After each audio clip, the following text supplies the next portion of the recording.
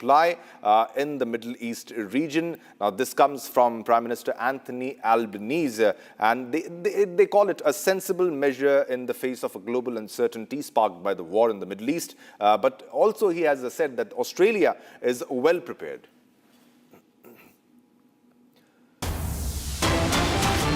We have another big breaking news coming in right now at this moment, Qatar's Ministry of Interior has released a statement saying civil defense has fully contained all fires in the Ras Laffan industrial area without recording any injuries, with cooling and securing operations continuing at the sites, while the explosives unit affiliated with the internal security force, that is Lekhwia, carries out its tasks in dealing with any hazardous parts. So this is another development, because Ras Laffan was the industrial area, the refinery area, which was targeted in the latest strikes. Now, Qatar's Ministry of Interior Ministry has released a statement saying that the civil defense has fully contained all the fire in the Ras Laffan industrial area, and there have been no injuries that have been recorded as of now, and with cooling and securing operations continuing at the sites, while the explosives unit is also there, affiliated with the internal security force, that is Lekhwia, and it's carrying out its tasks in dealing with any hazardous parts in that location.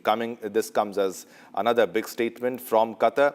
It has already condemned the strikes on Ras Laffan industrial area, the strikes conducted by Iran. IRGC has given a warning to all the states, all the countries around the Middle East region, that it will be striking oil facilities, and also have warned them against giving shelter to the US military, to the US Navy, to the US Air Force. Now, the war has escalated to a very different level, where oil refineries, oil facilities are being targeted, and definitely as an impact of it, the crude prices have shot up. Markets will also respond not positively, because there will be a dip because of this, because there's already a dip, I'm getting to know, because war tensions have rocked the markets, have shocked the market, because there is an impact, because the crude will be impacted when oil refineries will be targeted. The Sensex is going down as we speak, because there is an impact on what's happening in the West Asian region. Now, coming in this as a statement from Qatar, Qatar's Ministry of Interior has released a statement saying civil defense has fully contained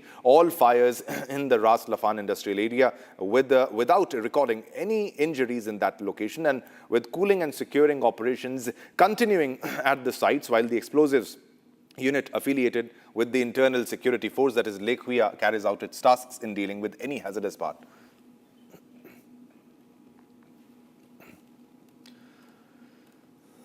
All right, viewers, after Saudi Arabia's emergency meeting of foreign ministers from Arab and Islamic countries in Riyadh, Saudi Arabia's foreign minister says the kingdom is not going to succumb to Iranian pressure. Take a listen to this. While a number of diplomats are meeting, I cannot see as coincidental. And I think that's the clearest signal of how Iran feels about diplomacy. It doesn't believe in talking to its neighbors. It tries to pressure its neighbors. And what I can say categorically, that's not going to work. The kingdom is not going to succumb to pressure. And on the contrary, this pressure will backfire. What I care about now is that the attacks on my country and on my neighboring countries that are not involved in this conflict end. That's all I'm interested in. And we're going to use every lever we have, political, economic, diplomatic, and elsewise, to get these attacks to stop. That's what I care about. Any re-engagement with Iran, this conflict, will end at some point. But I have to tell you, what little trust there was before has completely been shattered. All right, viewers, now tensions remain high along the Israel-Lebanon border, with fresh strikes hitting Beirut and smoke rising across towns in southern Lebanon. Civilians on both sides are facing fear and disruption as the conflict with Hezbollah intensifies. Here's a report on that.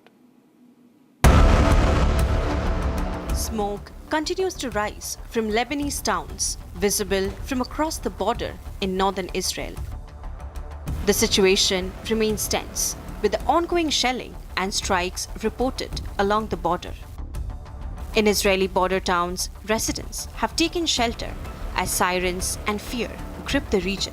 המצב בקריית שמונה רגוע בינתיים, אין אנשים, ברחו כולם בגלל האזעקות וזה. הרוב התפנו עצמאית, כאילו לא הרוב, כאילו מי שהתפנה התפנה עצמאית. בעיקר, יש כאלה שממש חרדתיים, ישנים במקלטים, אתה מבין מה אני אומר? המצב לא פשוט, העסקים לא צומחים, קשה, אין אנשים כמעט. כן, אבל בקריית שמונה מגיעים לזה תקופה, מגיעים לזה כבר מאוד 1970. Locals say uncertainty remains high as the conflict continues. Businesses remain shut and streets deserted as many residents have fled the area.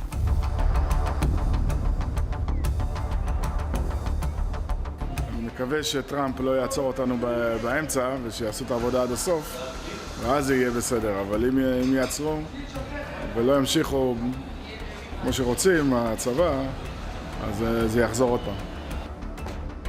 Residents say that daily life has come to a halt. The Israeli military said that it had branches of Al-Qad al-Hassan, a Hezbollah-linked microfinance institution that Israel says is being used to fund the group's military wing.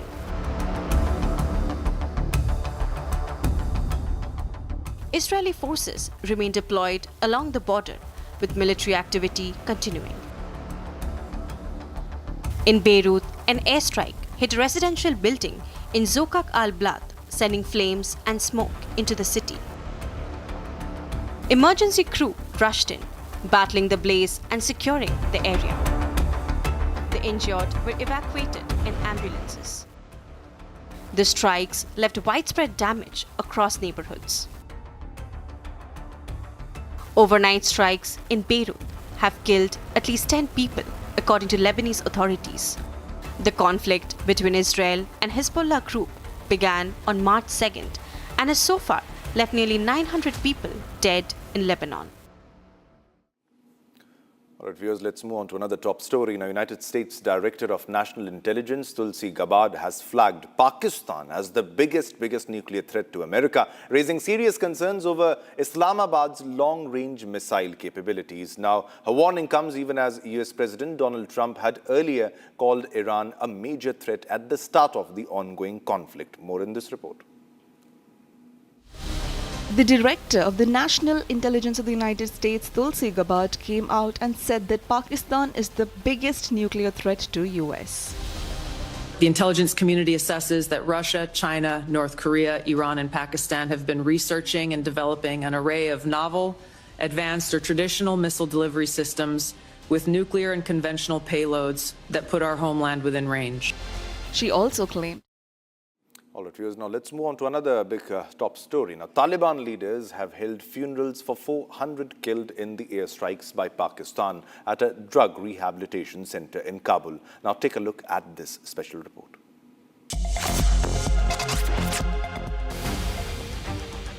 After Pakistan attacks on a Kabul rehabilitation center that killed 400 people, Afghan Taliban Interior Minister Sirajuddin Haqqani and other Taliban leaders gathered at a mosque for their funeral. Visuals show excavator machines digging graves for victims killed in the Pakistani airstrike. Family members, alongside other Taliban leaders, offered funeral prayers and carried coffins. The airstrikes marked a dramatic escalation of the conflict. A conflict that began late last month and has seen repeated cross-border clashes, as well as Pakistani airstrikes on innocent civilians inside Afghanistan.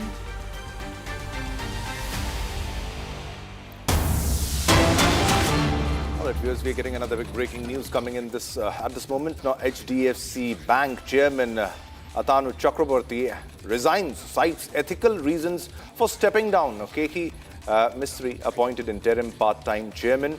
Now, HDFC Bank stock sinks 4% in just 15 minutes of market opening. So this news just came in. It's the biggest news that has just come in. HDFC Bank Chairman Atanu Chakraborty has resigned, and he has given reasons for that also, and he cites ethical reasons for stepping down. And also there is an update here. The KK Mistry has been appointed as interim part-time chairman in that context because the chairman has resigned. HDFC Bank Chairman Atanu Chakraborty has resigned, and this has severely impacted the stocks of HDFC also.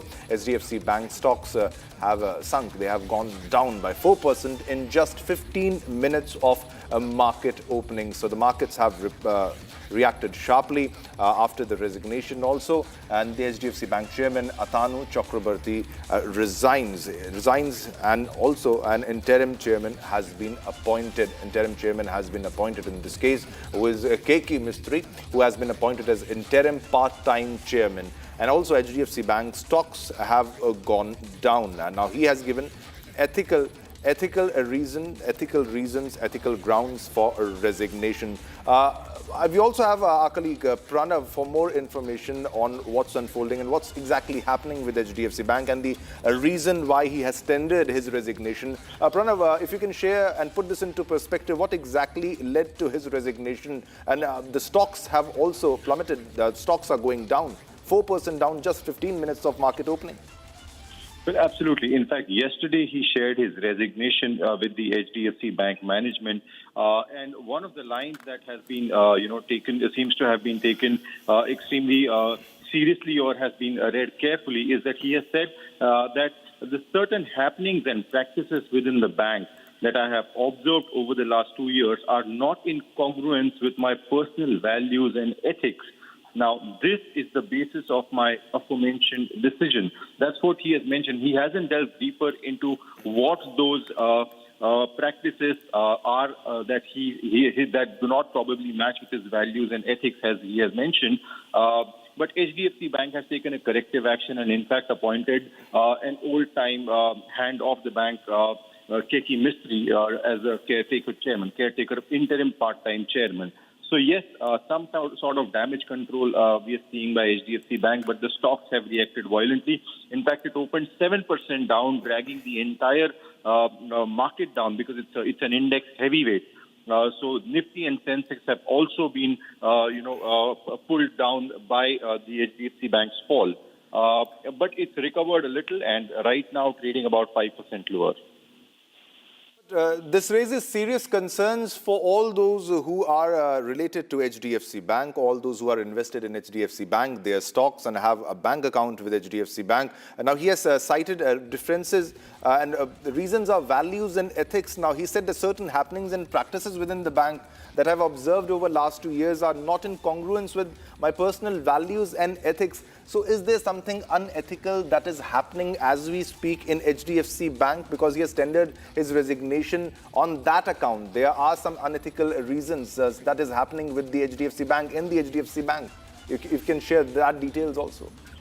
See, it is too early to say whether there are and what kind of unethical practices, if at all, as he is claiming there could be. It's early to share. But HDFC Bank approached the Reserve Bank of India, and after which KK Mistry was appointed. So there seems to be some kind of an interface interaction going on with the regulators as well as, decision makers.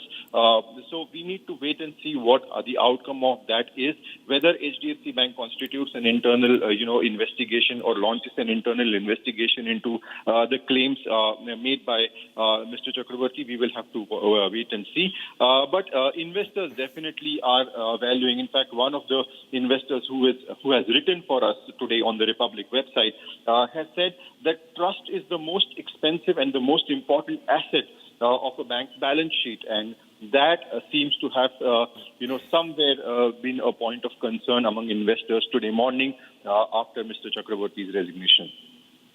All right, but he was a very senior official also, and now the KK Mistry has been appointed as interim part-time chairman for a period of nearly 3 months, what we are getting to know. The Reserve Bank also has taken the resignation, has been approved. We guess, what is the standard operating procedure in such cases when a senior official, a chairman of a bank, when he resigns? Pranav, if you can explain our viewers.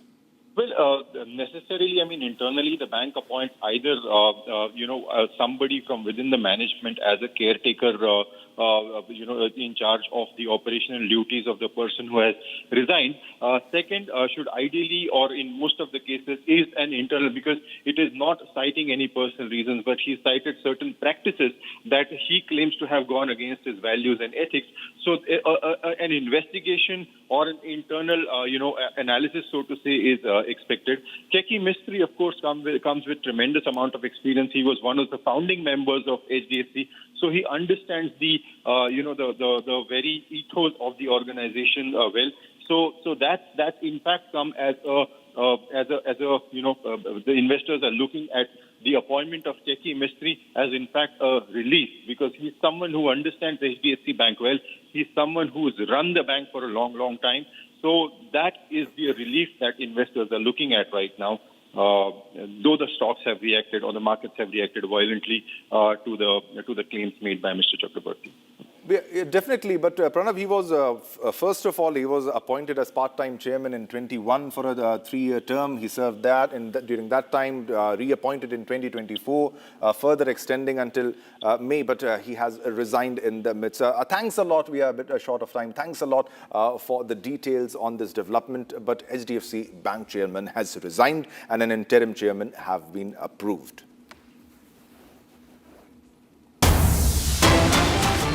We are getting another big breaking news. This is related to markets. Indian markets nosedive. Nifty down by 600 points as we speak, and Sensex crashes 1,600 points. Now, global oil worries hit investor sentiment. Markets run on sentiment, and there is global oil worries because of the West Asian conflict. Asian markets are also down. Japan's Nikkei down almost 3%.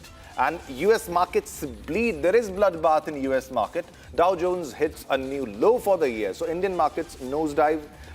There has been a negative impact as we speak because of the ongoing conflict in the West Asian region, especially the rise of the oil prices because of the Strait of Hormuz, and also the Iranian regime, the IRGC, is striking oil facilities, oil refineries in the Middle Eastern region. Qatar have been struck, and various other oil refineries are in target. And as a reaction, the sentiments are not good. So Indian markets have nosedived. Nifty 600 points down. Now Asian markets have also reacted sharply.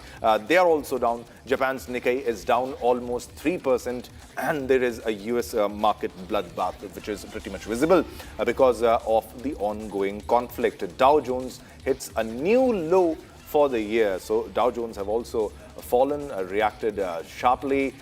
There's a bloodbath in the US markets also. The main primary reason for all of it is the global oil worries, which have hit investor sentiment. The Asian markets are down. Japan's Nikkei, which is down by 3%. So markets have reacted sharply because of what's going on. There is bloodbath because of the ongoing conflict. Sensex, as we speak, has gone down to a very to 1,600 points. Asian markets are also down as we speak. They are going down. All markets, all the world markets are reacting because of the West Asian conflict.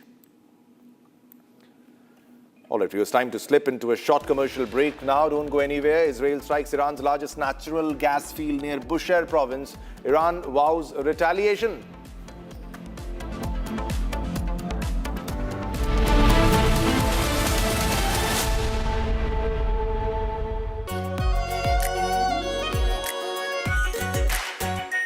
Our pure Shahi Paneer Masala.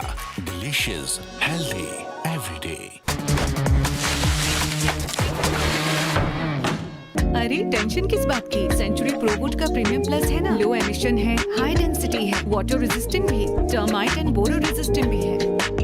यानी ये है जहां no tension वहां। Premium plus by Century Prowud. चमकी चाट से क्या बना है? सैंडविच, लस्सी और छाछ और हर घूंट में चमकी चाट। अब बताओ स्वाद आया? आया। असली स्वाद सिर्फ चमकी चाट।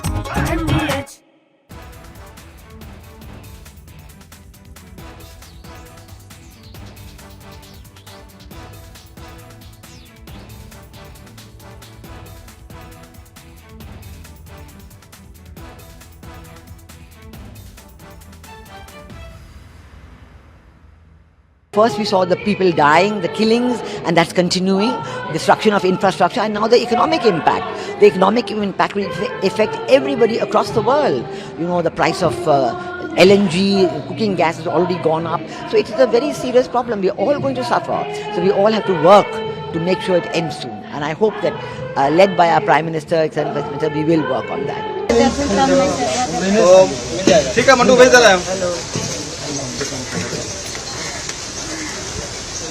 ठीक है ना भेज रहा मंटू नहीं था फोन तो करा जी आलू से नहीं होगा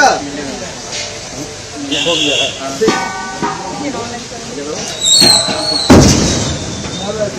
तुम तो कमाल किया तो नीचे अब तुम फिर गाड़ी ले पूर्ण वाला ना लोगों का गाड़ी में चला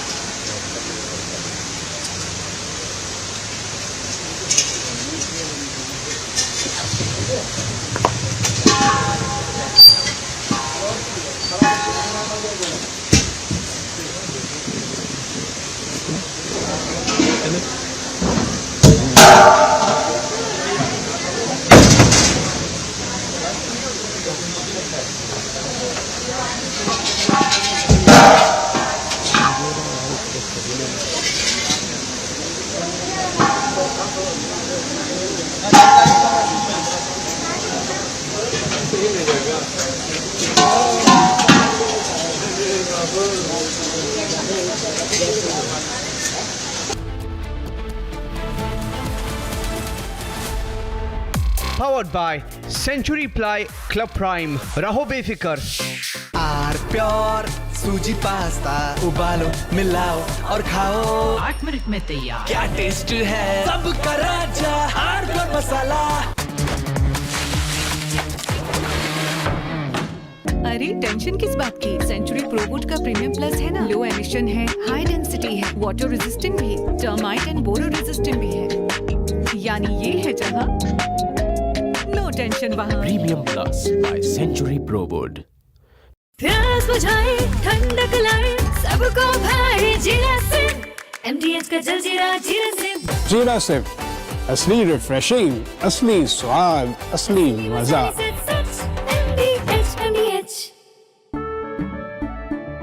केसरिया से मन जोगी हुआ रे दिल झूमे देखो मतवारा हुआ रे.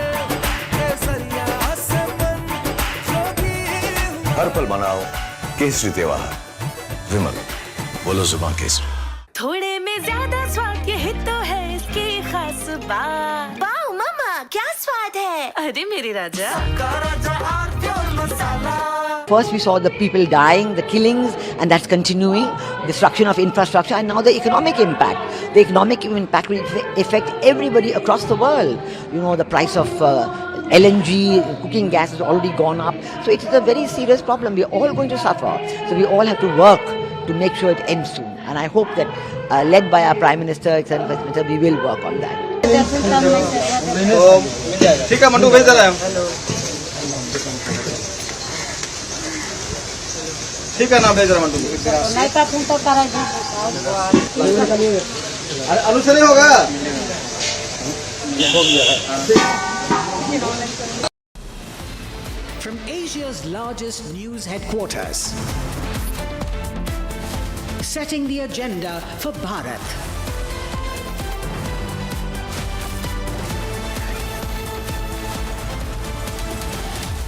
You're watching Republic.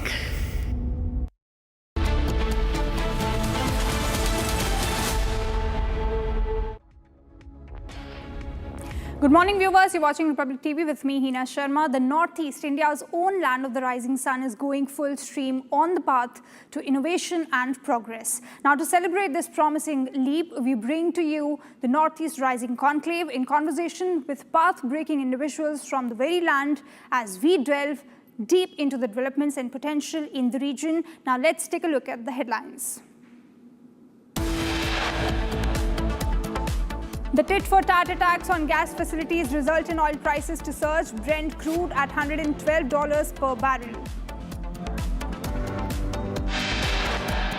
Gulf countries issues joint statement, condemn Iran's recent aggressions using ballistic missiles and drones targeting residential areas and civilian infrastructure.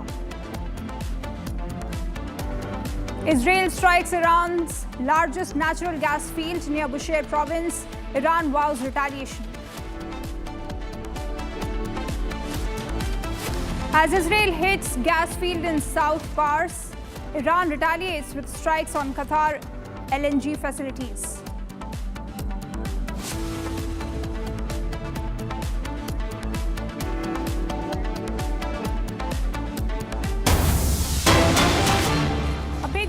That we are getting at this point in time, the IDF has identified that a short while ago the missiles were launched from Iran toward the territory of the State of Israel. Now, defense systems are operating to intercept the threat in the last few minutes. The Home Front Command has issued a preliminary directive directly to mobile phones in the relevant areas. The public is also requested to exercise responsibility and act in accordance with the directives. They save lives. One must enter protected spaces upon receiving the alert and remain in them until the new announcement. This was the announcement, in fact, that was made by Israel.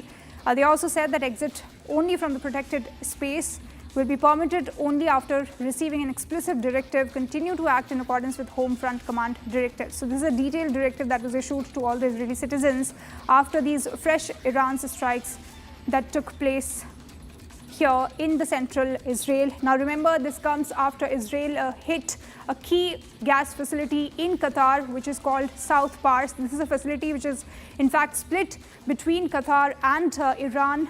Qatar's North Field and Iran's South Pars gas field we are talking about. So these latest strikes that we are seeing from Iran taking place in fact on Israel, these are the counter strikes or retaliatory strikes that are taking place by Israel. Now remember, United States has also issued a detailed statement saying that he was not aware of these Israeli strikes on the Qatar territory or the Iranian territory as well.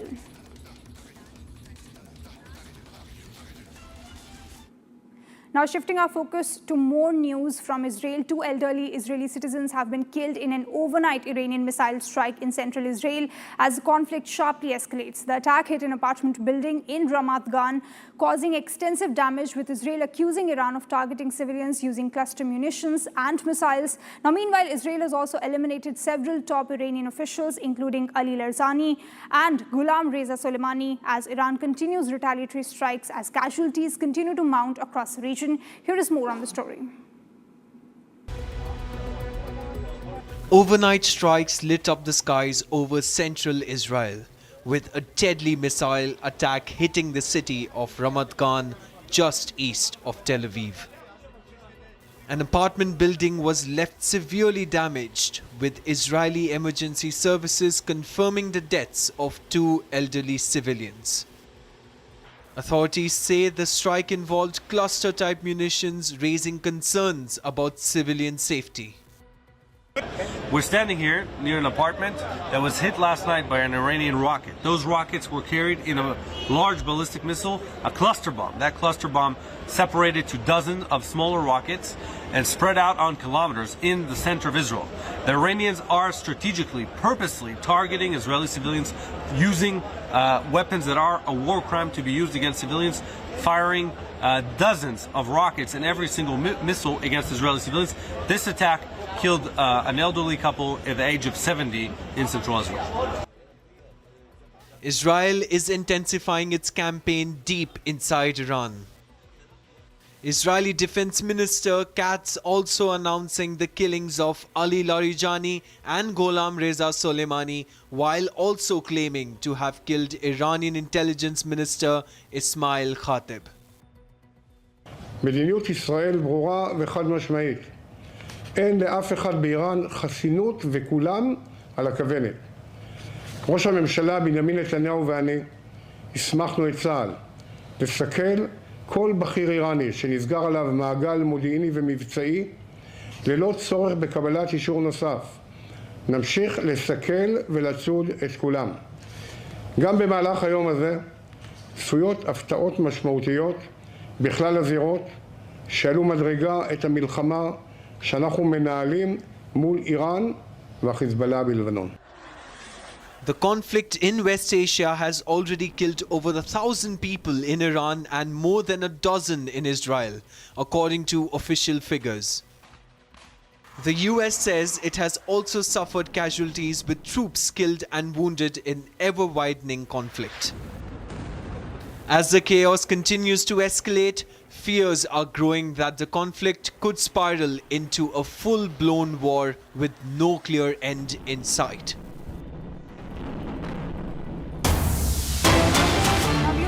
Another piece of big breaking news coming in at this point in time. Reports are suggesting that US officials detected unidentified drones above the Washington Army base, where Secretary of State Marco Rubio and Pete Hegseth were present. Now, officials have not yet determined where they exactly came from, but this is a serious escalation. If these are Iranian drones that we're talking about, this is a serious escalation in the West Asia war. Now, remember, we do not have any certainty as to who actually released these drones over the Washington base, Washington Army base we're talking about, where we had the presence of Defense Secretary Pete Hegseth and also State Secretary Marco Rubio. But this is a serious escalation. Now, military is, of course, monitoring. US officials have detected unidentified drones over the Washington Army base. Now, remember, earlier in the previous years, also we have seen how UAVs were sighted over America, though America, of course, refuted any sort of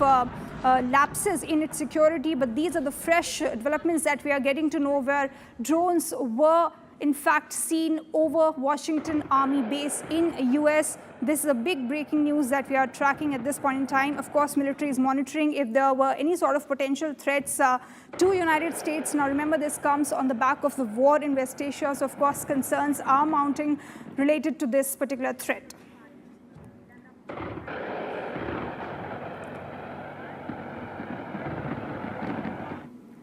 Now, viewers, Indian markets have nosedived. Nifty is down by 600 points. Sensex has crashed to 1,900 points. Global oil worries hit investor sentiments. Now, Asian markets are down. Japan's Nikkei is also down almost 3%. US markets bleed. Dow Jones hits a new low for the year.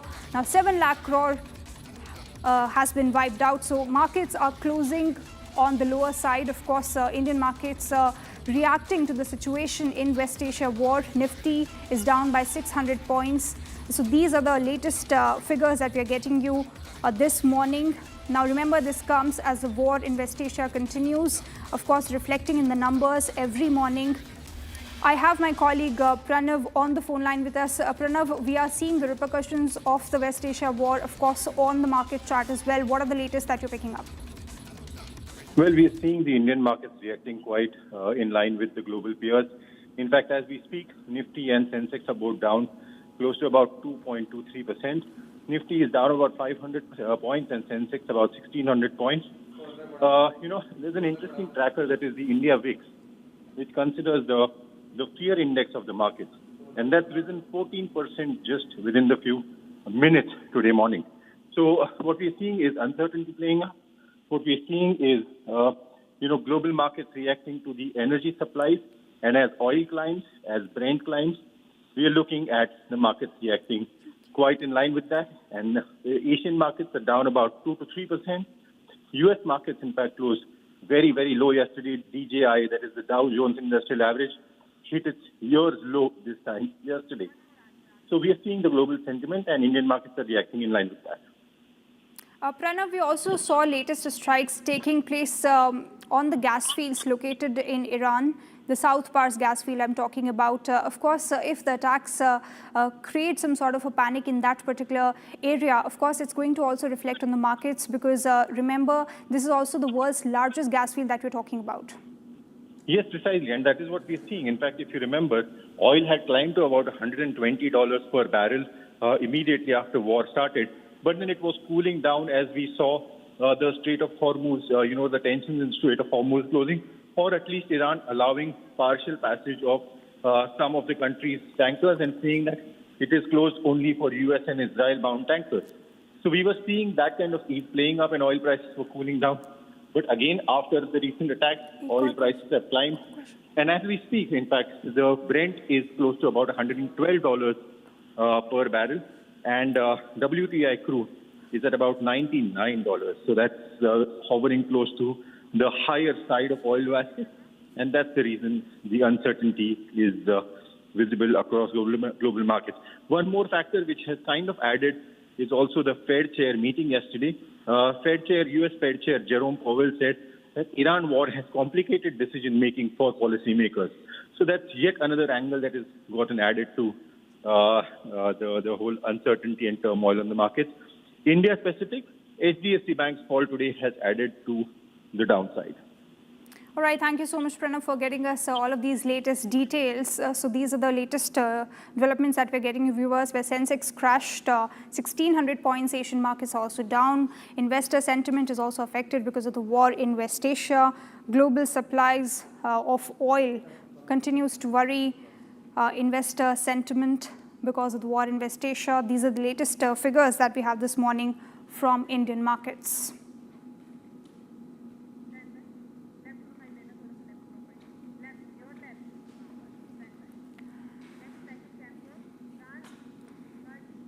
Now shifting our focus, India's energy supply lines are now facing the ripple effects of the escalating conflict in West Asia. More than 20 Indian flagships carrying crude oil and gas remain stranded in the Persian Gulf, unable to pass through the strategically crucial Strait of Hormuz. Now the government says that hundreds of Indian seafarers remain safe on board, even as authorities work to secure safe passage and maintain fuel supply stability back home. Now here is a full report on it.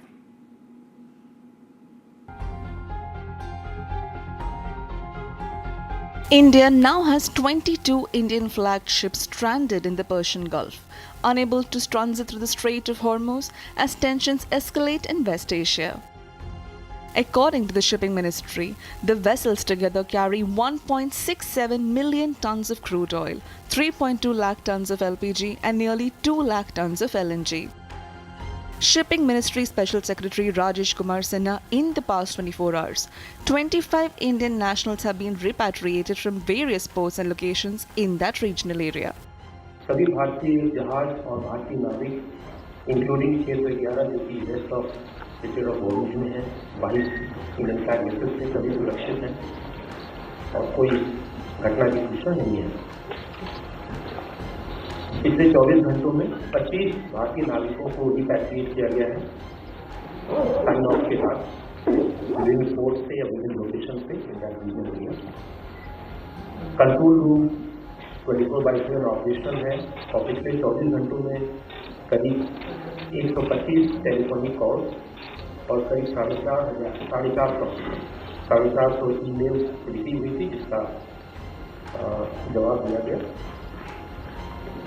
LPG carriers Shivalik और नंदा देवी से cargo discharge जैसा कि oil company के schedule के अनुसार अभी चल रहा है। Earlier, 28 Indian flagged vessels were present in the region when the conflict erupted following the US-Israel strikes on Iran. In the past week, 4 ships have managed to sail to safety, reducing the number of stranded vessels. The Strait of Hormuz, a vital global energy corridor connecting the Persian Gulf to the open ocean, has effectively been disrupted following Iran's retaliation against the US and Israel. Nearly 500 tanker vessels are currently confined to the Gulf, including crude oil, chemical and product tankers. Analysts say Iran may be allowing select vessels to pass after verifying their ownership and cargo. For India, the disruption is significant. Sujata Sharma, Joint Secretary, Ministry of Petroleum and Natural Gas, says there is an improvement in online booking. LPG के संबंध में स्थिति अभी भी चिंताजनक है। Online booking के अंदर there is an improvement. Now 93% of the bookings are online. परंतु इसके साथ ये भी सच है कि बहुत सारे डिस्ट्रीब्यूटरशिप पर लंबी कतार भी है। इस संबंध में हमारी रिक्वेस्ट सभी उपभोक्ताओं से है कि ऑनलाइन बुकिंग के बाद प्लीज वेट, आपका सिलेंडर आपके घर पर डिलीवर होगा, इसलिए डिस्ट्रीब्यूटर के पास जाने की आवश्यकता नहीं है। While the country imports around 88% of its crude oil, with a major share traditionally passing through the Strait of Hormuz, the Ministry of Petroleum and Natural Gas says no price increase has been done by the oil marketing companies. aviation turbine fuel. We have sufficient stocks of aviation turbine fuel, and no price increase has been done by the oil marketing companies. While alternative crude oil supplies are being explored, gas and LPG deliveries have already begun facing disruptions.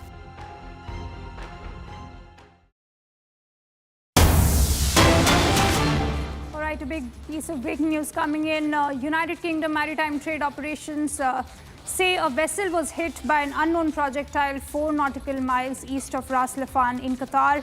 Now, all crew members were reported safe, and vessels have been advised to transit with caution as authorities investigate. So these are the latest developments that we're getting you, where in fact UK MTO, UK Maritime Trade Operations, in fact have issued a statement on an attack on a ship. Now remember, this is about 4 nautical miles from the Ras Laffan gas facility, which is located in Qatar. Now remember, earlier in an Iranian attack, the Qatar's Ras Laffan gas facility in fact came under attack, and after that we saw a detailed statement by Donald Trump. But now we have a statement from UK MTO as well, that a vessel in fact was attacked by an unknown projectile. So of course it is not clear whether it was an Iranian projectile or not. And another piece of breaking news coming in. IRGC commander says its forces are ready to deliver a deadly blow to any enemy who dares to invade Persian Gulf islands.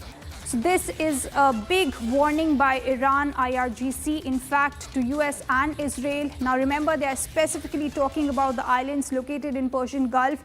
And this also comes after multiple attacks that we have seen on multiple islands located in Persian Gulf. We're talking about South Pars facility as well as the Kurg Island that came under attack earlier, where military bases, in fact military sites were in fact decimated by US and Israel in those strikes. So IRGC, of course, giving out a warning and talking about specifically the islands that are present on the Persian Gulf, saying that the consequences will be grave.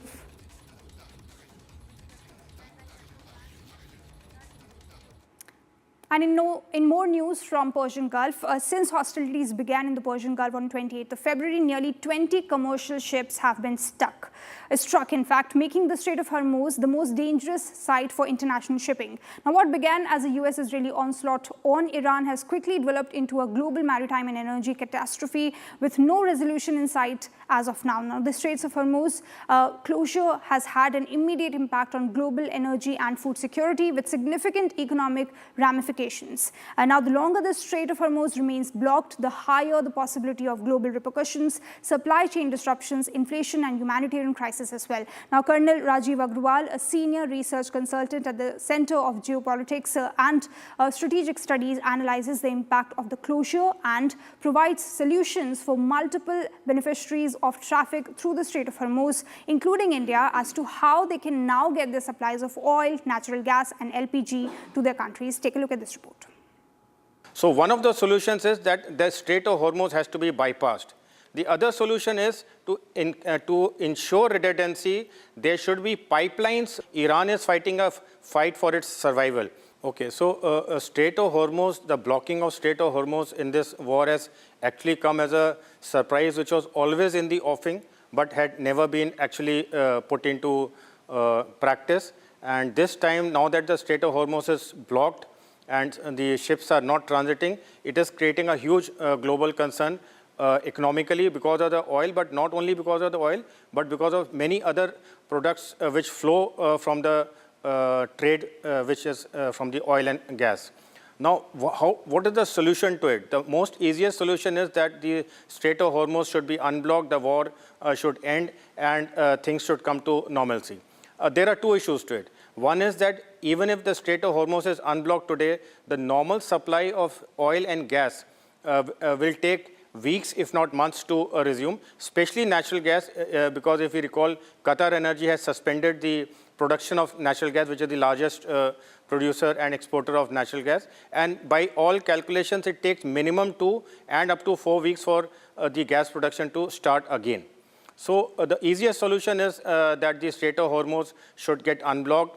Actually, it is not physically blocked. There's no mining activity just taken place. There's no military, obstacle kind of a thing that has taken place. It is just the fear that has been instilled by the Iranian and the IRGC that any tanker which transits the Strait of Hormuz or tries to cross the Strait of Hormuz will be put under fire, less the ships that have been permitted by it. And as you all know, India has got the permission. I think 3 or 5 tankers have already reached, or 3 have reached, and 2 are still in transit.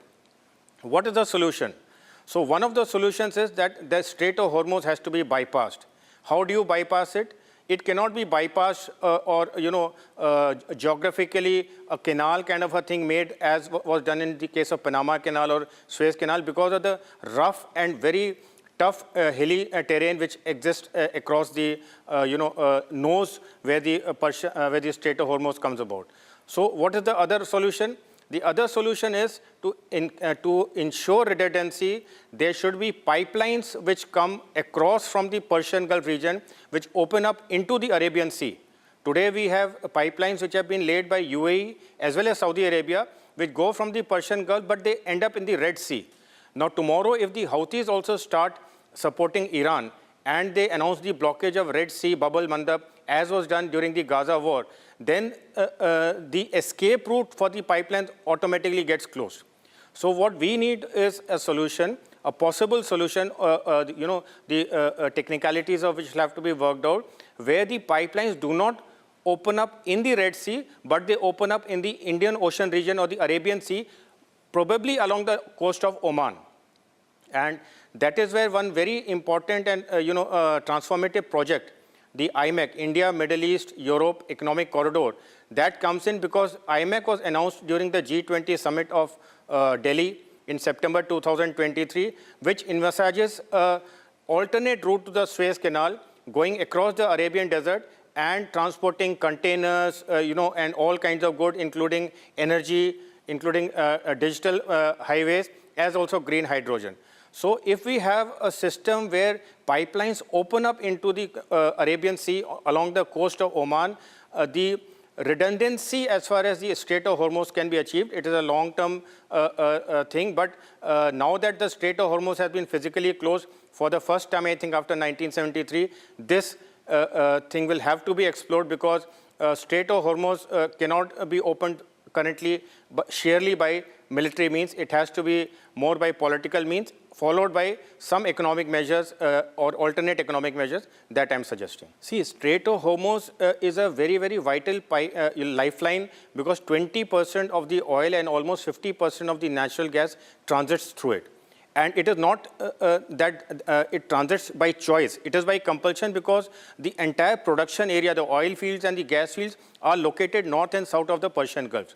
So there is no alternative to transiting this amount of oil and gas through any other region except for Strait of Hormuz, or you cross the strait, or you bypass the Strait of Hormuz either through physically having pipelines ending up in the Arabian Sea across the coast of Oman, or the pipelines, which some of them already exist from Saudi Arabia and UAE, which enter into the Red Sea. But Red Sea again has choke points at Bab el-Mandab, which have been proved that closure of Red Sea by the Houthis has been effective in the past and could again become a deterrent in case Houthis join this war in Iran. So Strait of Hormuz could open as early as within 24 hours, because the war has been going on for 18 days, and there is a definite requirement of an off-ramp both by the United States, Israel, as well as for Iran.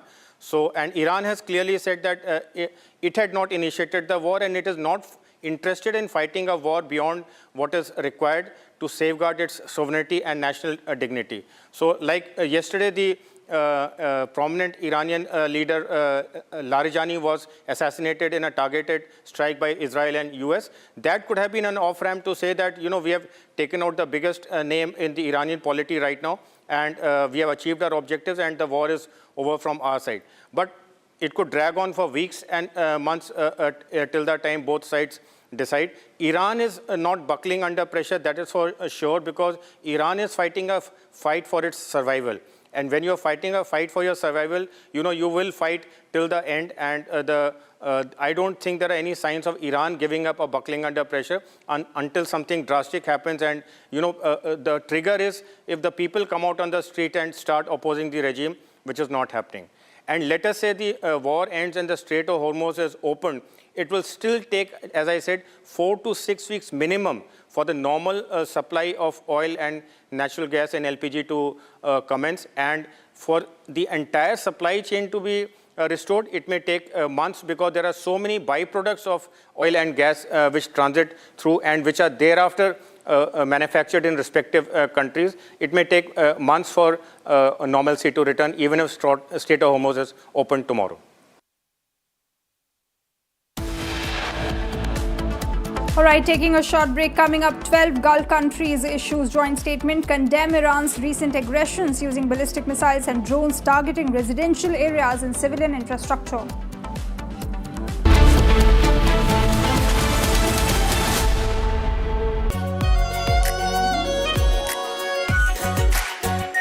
Our pure Shahi Paneer Masala. Delicious, healthy, every day.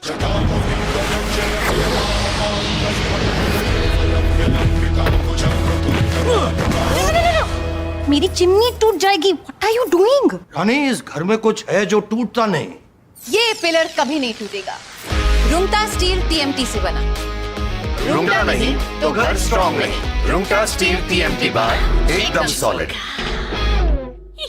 चमकी चाट से क्या बना है? Sandwich, लस्सी और छाछ। हर घूंट में चमकी चाट। ड्राई फ्रूट और दही बड़े। चमकी चाट से स्वाद बढ़े। असली स्वाद सिर्फ चमकी चाट।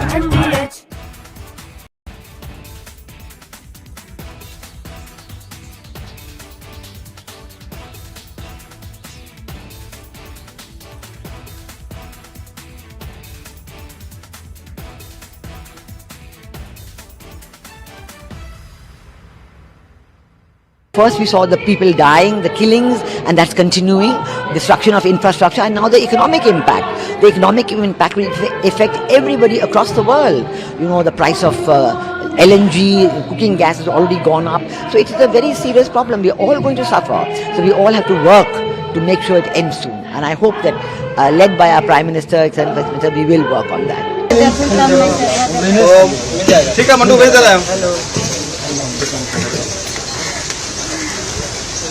ठीक है ना भेज रहा मंटू नहीं था फोन तो करा अरे आलू से नहीं होगा हो गया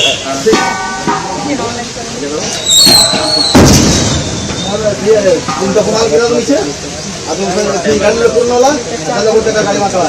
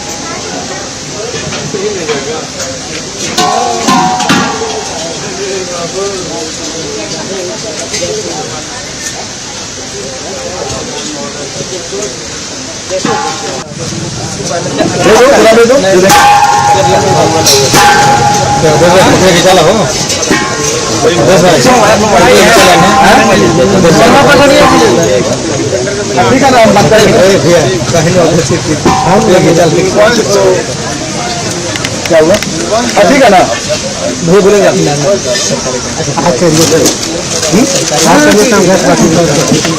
गाड़ी जा ही रहा है गाड़ी नहीं जा रहा है गाड़ी तो चार बजे निकला हुआ है आप बताए लोग ये FFCCS Foundry for Cooperative Society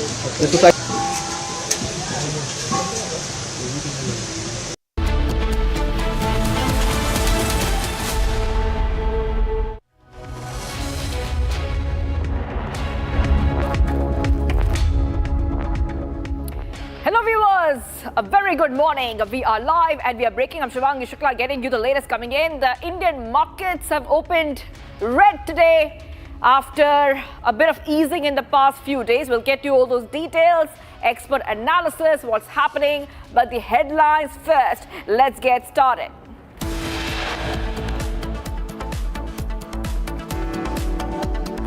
The top headlines as we're tracking right now.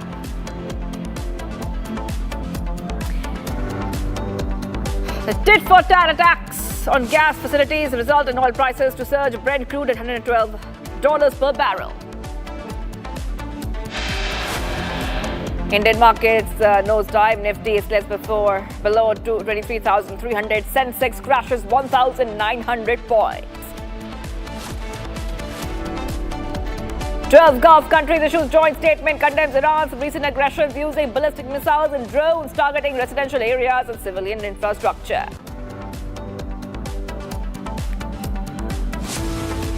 Israel strikes Iran's largest natural gas field near Bushehr province. Iran vows retaliation.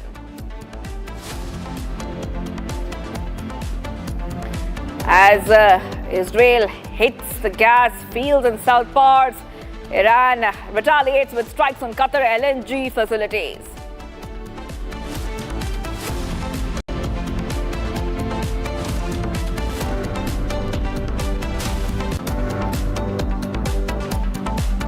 Starting off with the big breaking news coming in, the Indian markets have nosedived this morning. Big updates coming in here.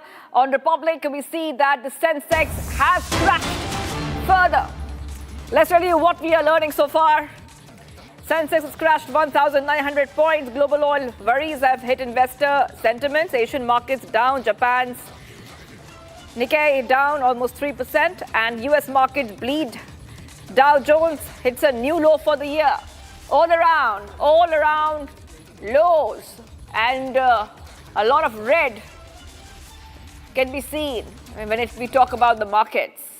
The markets are opening red. Sensex crashing 1,700 points. Nifty down 500 as oil crosses $110. Let's go straight across to Pranav from a Republic Business team. Pranav, global oil worries hit investor sentiments. Indian markets have been watching the crude oil prices very, very closely. The Sensex has crashed among the ongoing conflict. Pranav, markets are jittery. The Nifty and Sensex charts in front of me. Nifty is right now down about 500 points, and Sensex, which is the 30 pack Sensex, which represents the 30 big market cap companies on the Indian indices, is down about 1,600 points. Banks are down about 3%. FMCG stocks are down about 2%. IT stocks are down 2%. Metals 1.3%. Auto, PSU banks, energy, everywhere what you're seeing is red. In fact, India VIX, which is the fear index, which represents the fear on D Street, is up 14% within just 1.5 hours of trading. So yes, we are seeing oil jitters playing up. We are seeing energy worries playing up on the markets. Asian markets are down, global markets are down, and the US markets yesterday fell despite a reliever from Fed Chair Jerome Powell. Right. Okay. Pranav, stay on with us. Break this down simply for our viewers. Because, Pranav, what we see as the markets all over, they are looking very, very jittery. We see that India is also watching the global oil markets very closely. If you could help our viewers understand what is India doing to make sure that the Indian markets do not nosedive further. Well, India's energy basket is fairly well diversified. In fact, the government has already said that we are importing oil or crude from about 44 countries. In fact, they also issued a list of countries that India is importing oil from. So it is well diversified. In fact, it has consistently, government has maintained that we have enough stocks for the moment and that there is no panic or, panic buying is not required as far as LPG is concerned. So the government has taken its steps. But then at the same time, we also need to understand that even though oil flow has been ensured, that Iran has said that oil tankers going towards India will continue to pass through the Strait of Hormuz, insurance costs in the Strait of Hormuz have gone up, which has resulted in increasing the cost of oil. And oil, by virtue of being the input material for a lot of manufacturing or industrial products, that is what we are seeing right now. The margins are stretched and the input costs are going up, and that is primarily one of the reasons why the markets are jittery. Right. Very, very specific to India today, HDFC Bank tremors have kind of sent the indices in shock as well. Right. So, talking about oil specifically, if the war escalates, a panic selling will continue.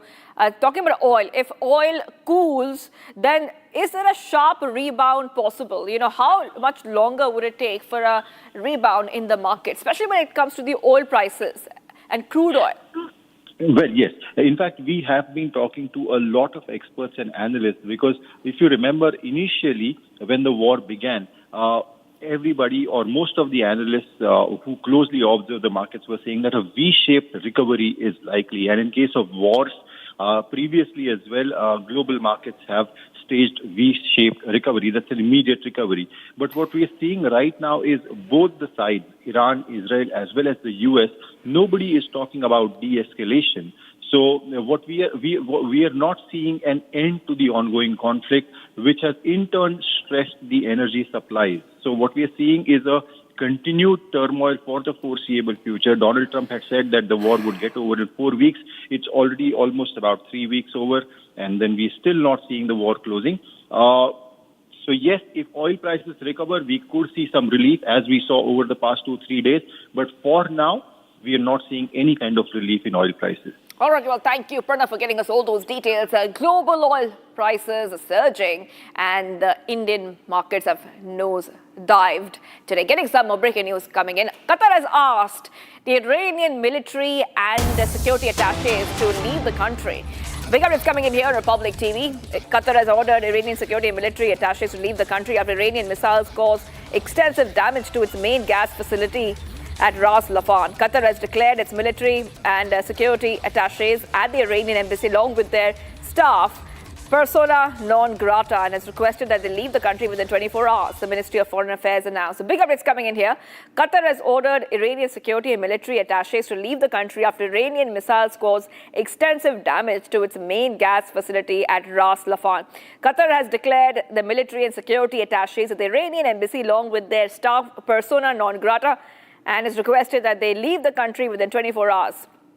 The Ministry of Foreign Affairs has announced this. So all these nations, in the Middle East and Gulf area, they're taking their own actions because the Gulf nations have been severely affected by the ongoing Iran, US and Israel conflict. Qatar has also been deeply affected, and they've asked the attaches, Iranian attaches, to leave. I repeat, to leave the country as soon as possible. Qatar is expelling Iranian military staff after missiles have hit very important and key hubs. Very important and key hubs, the gas hubs particularly. Qatar says that this is blatant aggression and warned of further action. So big updates coming in here.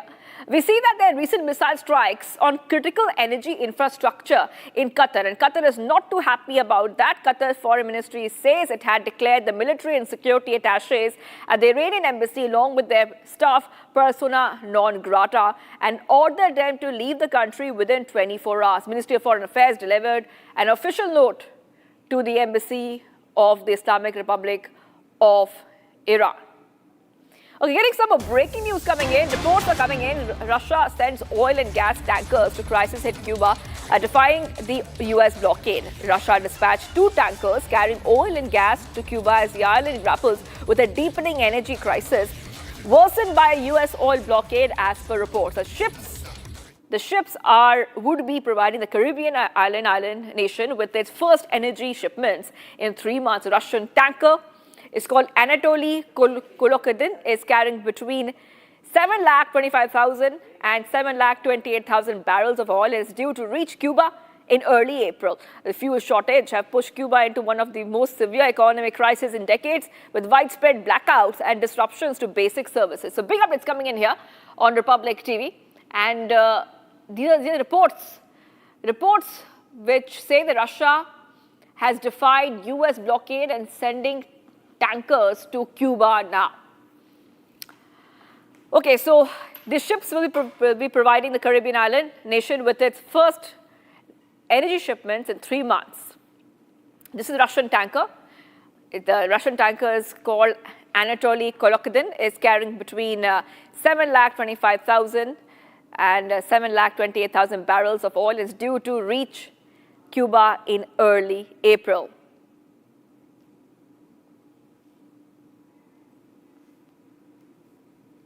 All right, let's move ahead, viewers, to some of the other stories we're tracking on Republic TV. Now, Saudi Arabia has also come out with a lot of statements. Remember that the Gulf nations like Qatar, Saudi Arabia have taken a firm stand when it comes to the ongoing conflict. Take a look at this report as we tell you the latest.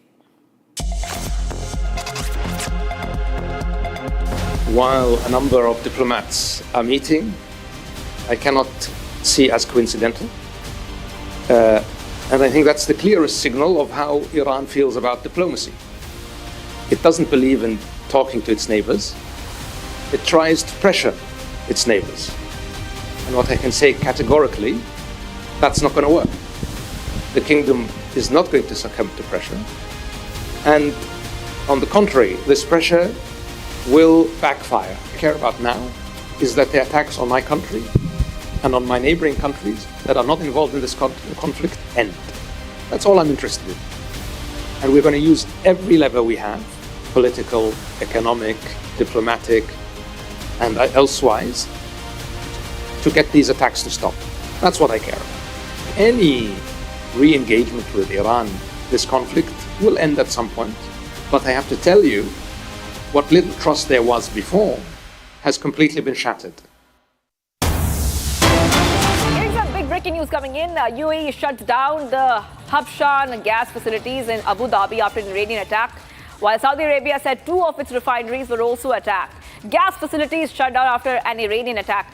It's very, very important for our viewers to understand that Iran is continuing to attack gas hubs and facilities in Qatar and Saudi Arabia. The gas facilities have been shut because in Saudi Arabia, like you can see, these are some pictures which have come from before of refineries which have been struck down. UAE has shut down the Hobart gas facilities. Multiple of these Gulf nations have been hit by Iran missiles. Iranian missiles are targeting the gas facilities all across the Gulf. Saudi Arabia, 2 refineries have been struck. So back-to-back updates coming in here, Republic TV. A lot of these countries have hit out and like for example, Qatar has expelled the Iranian military staff after the missile strikes have hit key gas hubs. And Iranian missiles are continuing to hit the main gas and energy areas in the Gulf region, like Saudi Arabia, like Qatar, like UAE.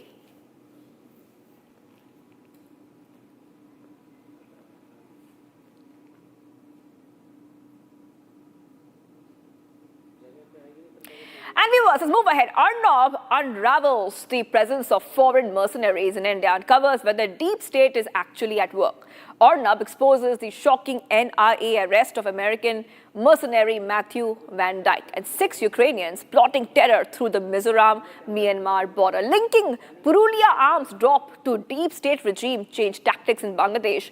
Arnab warns of foreign mercenaries training insurgents with drones in India's northeast Manipur, violence exposed as CIA back plot. What's left to be seen is US's answer to the question, who's behind this split India conspiracy? Listen in. There are 2 ways in which the American deep state and deep states of other countries whose ultimate agenda is trying to destabilize a country who they target. There are 2 ways in which this destabilization system happens. Ladies and gentlemen, this is not speculative information I'm putting out on the possibility of action by the deep state. This is reality. Deep states exist. intelligence agencies operate. Destabilization systems do happen. This is not speculative. And since this is happening on our soil, we need to pay even more attention. What am I talking about? I'm talking about fully armed mercenaries. American, Ukrainian, Western military mercenaries on our soil. Deep state operations happen in two ways. Remember what happened in Bangladesh? I'm sure you remember what I said about the deep state then. The deep state at that point of time used social media, fake information, to subvert a government that was not giving them what they wanted. What did the Americans want from Sheikh Hasina?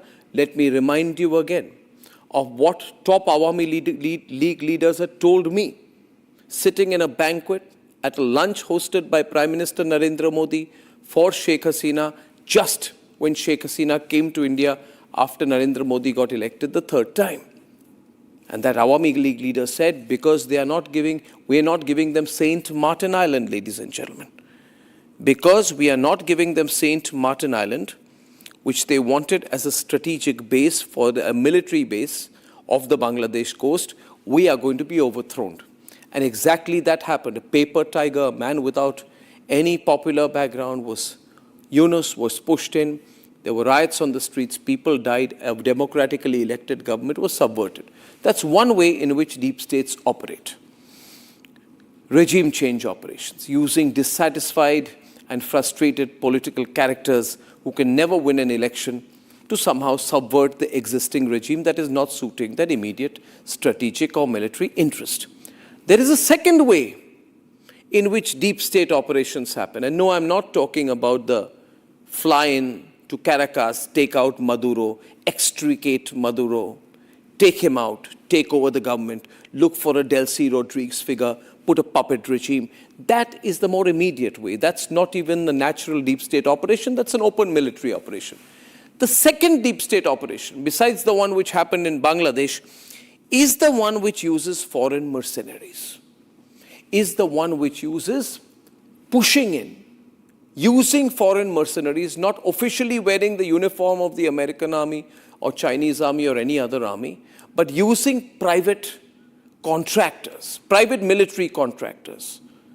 More obvious term for them being mercenaries, smuggling them in, using foreign mercenaries to train locals, building a private army, giving them military-grade capability, military-grade weapons, military-grade drones, military-grade systems, and then leaving them alone like a private paid army to fulfill strategic objectives. It's clearly killers for hire.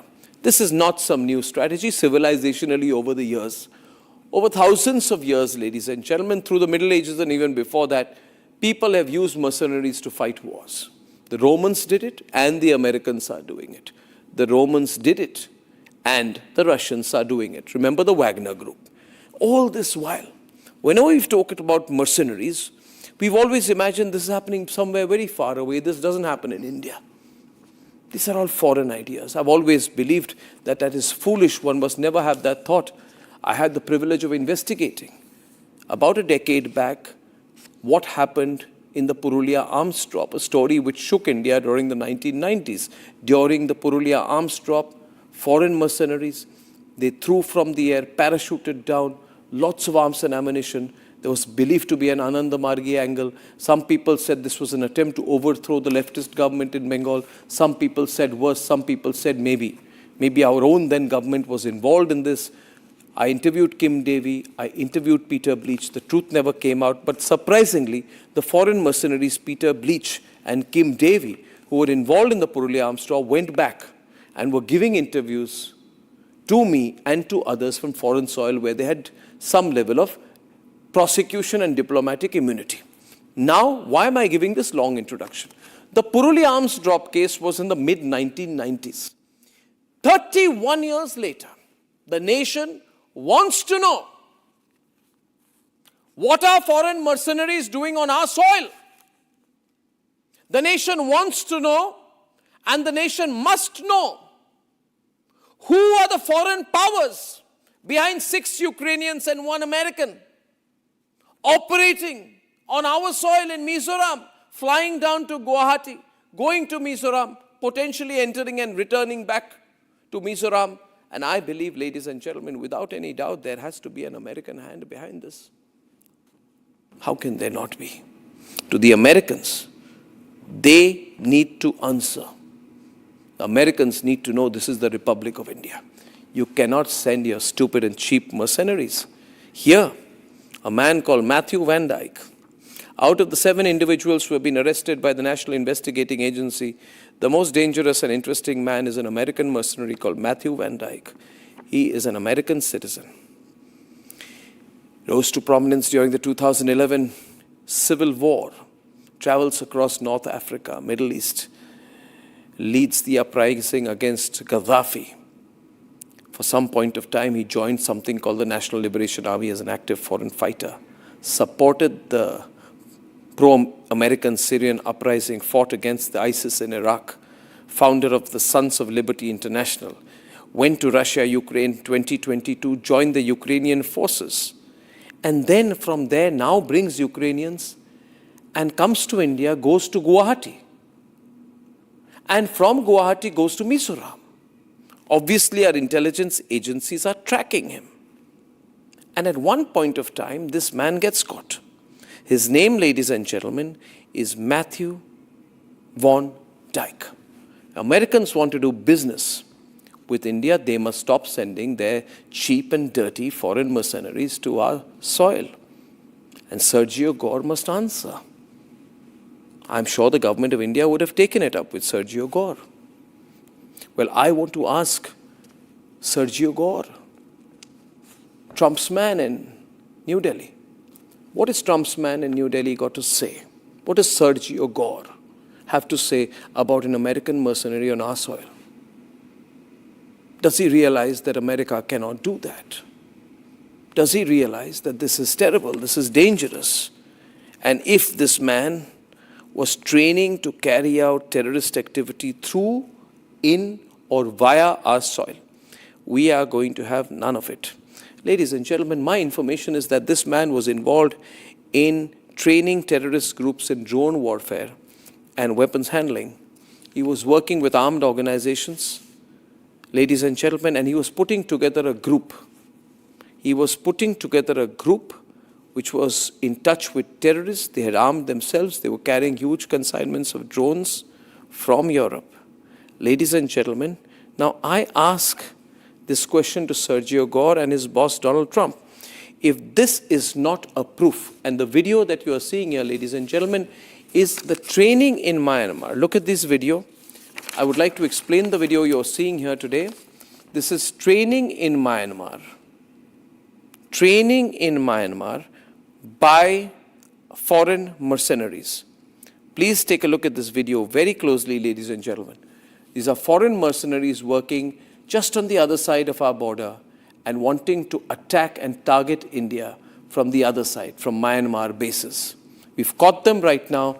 The fact is, American, Ukrainian, foreign nationals, Europeans are trying to target the northeastern part of India. If you're watching this today, ladies and gentlemen, then you need to link this back to what I had warned about the fact that America and several countries see Bangladesh, northeastern India as a zone of conflict. This is an extension of what the CIA man Muhammad Yunus said even on his last day. He kept referring to the Seven Sisters, not as part of the territory of India. He kept referring to the Seven Sisters almost like they were a separate part, like they were not part of India. This is a split India plot, and I'm showing you visuals tonight that the other media will not show you. This is the danger we face as a country. Foreigners are coming and training groups to target Indian soil, Indian territory, and India's sovereign interests. We are therefore already in a heightened state of battle, because in Myanmar you have the Chin National Army, the Chin Land Defense Force, the CNDF, who are fighting the military junta. Ladies and gentlemen, just look into the background of what is happening. Drone attacks have been increasing in Manipur. And I've always said that behind all of this, there are foreign powers. There are foreign powers who are behind the use of drone and behind the sudden increase in drone warfare in Manipur. And I was always told, no, Arnab, you're trying to get away from the real thing. And I've always said, please understand the threat that the Modi government is dealing with. The Modi government is dealing with foreign powers who are trying to create trouble in Manipur. And today I want to draw the attention back of those political parties who wanted to counter the democratically elected government of India on Manipur. What would they have to say today now that I have visuals of foreign mercenaries, now that the government of India has caught Americans and Ukrainians trying to play in troubled waters on our soil, that they've been arrested in Kolkata, in the northeast, trying to get out of India after their dirty operation, been brought back by the National Investigating Agency, presently in lockup. Ladies and gentlemen, if Donald Trump does not know about this, I'd be surprised. But there are a lot of things probably he doesn't know. If we give him the benefit of doubt, if Sergio Gore doesn't know about it, somebody should tell him. I hope our government is telling him. The arrest of 6 Ukrainians and 1 American national who are supplying arms and training to terrorists in Myanmar.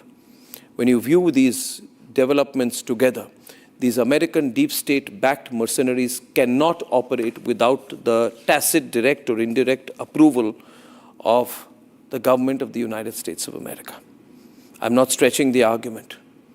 These groups, these individuals operate on the roles of governments that want to create a line of deniability.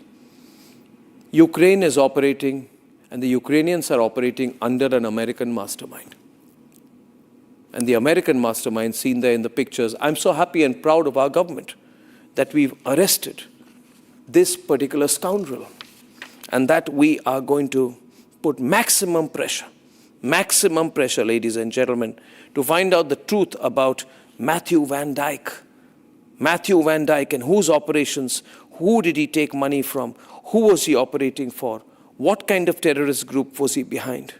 Ladies and gentlemen, I would like to remind you about one more thing. This man founded the Sons of Liberty International, a non-profit so-called focused on training Assyrian Christian terrorists, Christian militia. And through this group, SOLI, he was helping to build and train the Nineveh Plains Protection Units, a small Assyrian Christian militia defending their so-called homeland in northern Iraq from ISIS attacks. The NPU is one of several Christian groups formed to protect who they call are vulnerable individuals from mass executions in the Islamic State. But all of this, ladies and gentlemen, is not without operations. He's not a wild man, the man who's been caught here. Ladies and gentlemen, if I were to go even more specific, he's from the state of Baltimore. And he is a master's in security studies from a very famous university called Georgetown, which is supposed to be the center of the American strategic affairs thinking world, Georgetown University. And he's done a master's in security studies. Very educated man. He's not an individual player. He's playing for someone. Donald Trump. Tell the people of India because the nation wants to know. Donald Trump. Sergio Gore, if you're watching this, the nation wants to know. What was this American doing trying to create trouble on our soil? Who sent him? We'll find out anyway. Sergio Gore and Donald Trump will find out anyway. This is a big story.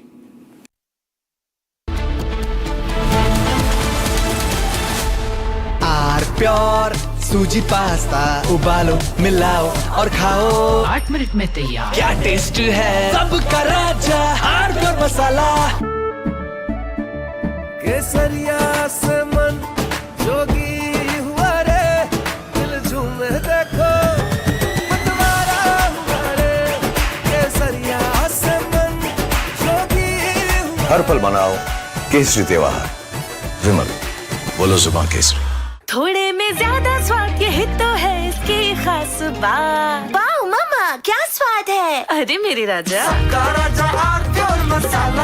First we saw the people dying, the killings, and that's continuing, destruction of infrastructure, and now the economic impact. The economic impact will affect everybody across the world. You know, the price of LNG, cooking gas has already gone up. So it is a very serious problem. We are all going to suffer. So we all have to work to make sure it ends soon. And I hope that led by our Prime Minister, we will work on that. ठीक है mandu भेज दे रहे हैं ठीक है ना भेज रहे मंडू आलू से नहीं होगा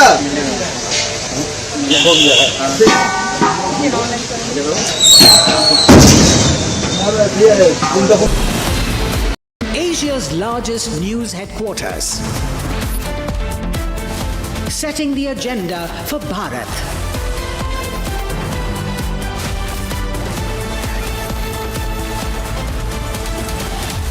You're watching Republic.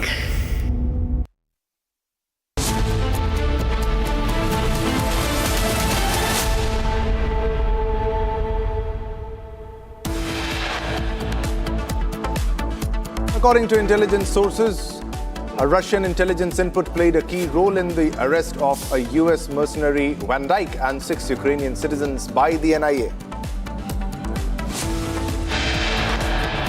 Donald Trump lambasts Israel for attacking the South Pars gas field in Iran without his approval or permission.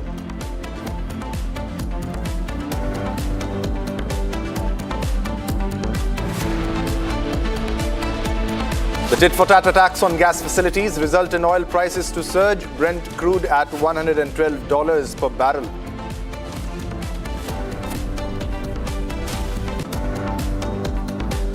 Twelve Gulf countries issue joint statement, condemn Iran's recent aggressions using ballistic missiles and drones targeting residential areas and civilian infrastructure.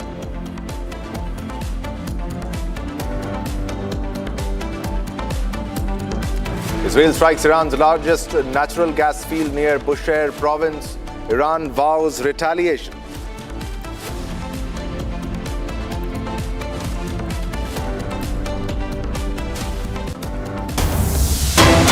All right, viewers, we are getting another big breaking news coming in right now at this moment. A Russian intelligence input played a key role in the arrest of the US national and 6 Ukrainian citizens by the NIA. Now, the Russian intelligence input flagged that a group of foreign nationals, including a US citizen, that is Matthew Van Dyke, was involved in training anti-government armed groups in Myanmar. The tip-off specifically pointed to their role in providing drone warfare training, including assembly, operation and jamming techniques. Now, it also indicated that equipment and expertise were being routed through India, raising serious concerns. Now, based on this input, Indian agencies tracked their movements, leading to coordinated arrests at multiple airports across India. Now, the accused include a US citizen, that is Matthew Aaron Van Dyke, along with 6 Ukrainian nationals, all picked up on March 13 from airports in Delhi, Lucknow and Kolkata. Now, investigators suspect the group had been frequently traveling to Myanmar since 2024, allegedly engaging with ethnic armed groups. Now, officials are now probing a larger network, including those who may have facilitated their movement within India and across the border. The 7 accused have been remanded to NIA custody till March 27 by a Delhi court. Now, authorities are also examining whether other members of the group, believed to be around 14 in total, are still in Myanmar or have exited through India. Have they left through India? That is the big question. So this is a very big development. This says that Russian intelligence input played a key role in the arrest of the US national and 6 Ukrainian citizens by the NIA. All right, we have Shambhavi with us for more details on the story. Shambhavi, if you can put this into perspective and share more details, the latest that we are learning is that this was because of the Russian help, the Russian intel that was provided to India, and that played a key role, and it definitely would be, because Russia is constantly in a war with Ukraine. So Ukraine is an enemy for Russia, and we are long-term allies since a very long time. Russia has always been helping India. Your take, and what details are you fetching as of the moment?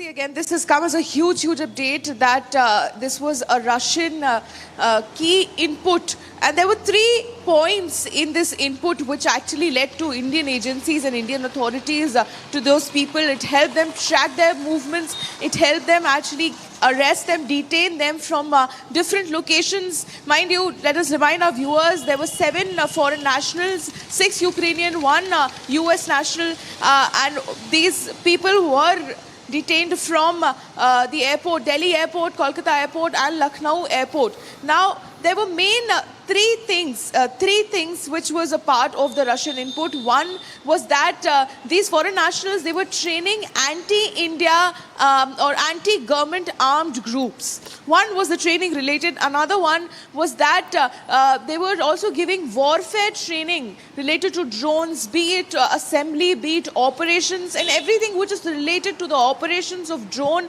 that was being given to those armed group. And what were these armed groups? So basically, India shares more than 1,000 kilometers of border with Myanmar, and Mizoram especially shares more than 500 kilometers of border, and especially with 2 states. And in that border, there are several ethnic armed groups, and those anti-government armed groups were being trained by these foreign nationals. Not only this, they were also trying to sneak in drones and also expertise through India, which was being bought from Europe, so which raises a lot of concerns. So this comes in as a huge breaking news that because of this Russian key tip-off, Indian agencies were able to track their movements, were able to track where they were coming from and nab them at 3 different locations. 7 foreign nationals, 6 Ukrainian, 1 American national, nabbed at 3 different locations: Delhi airport, Lucknow airport, and but the Kolkata question, airport. Shambhavi,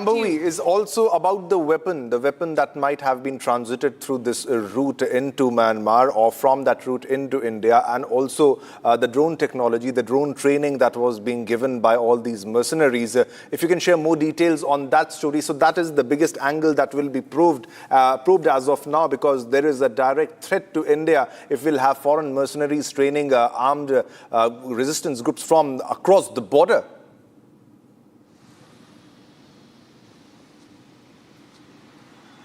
Shambhavi.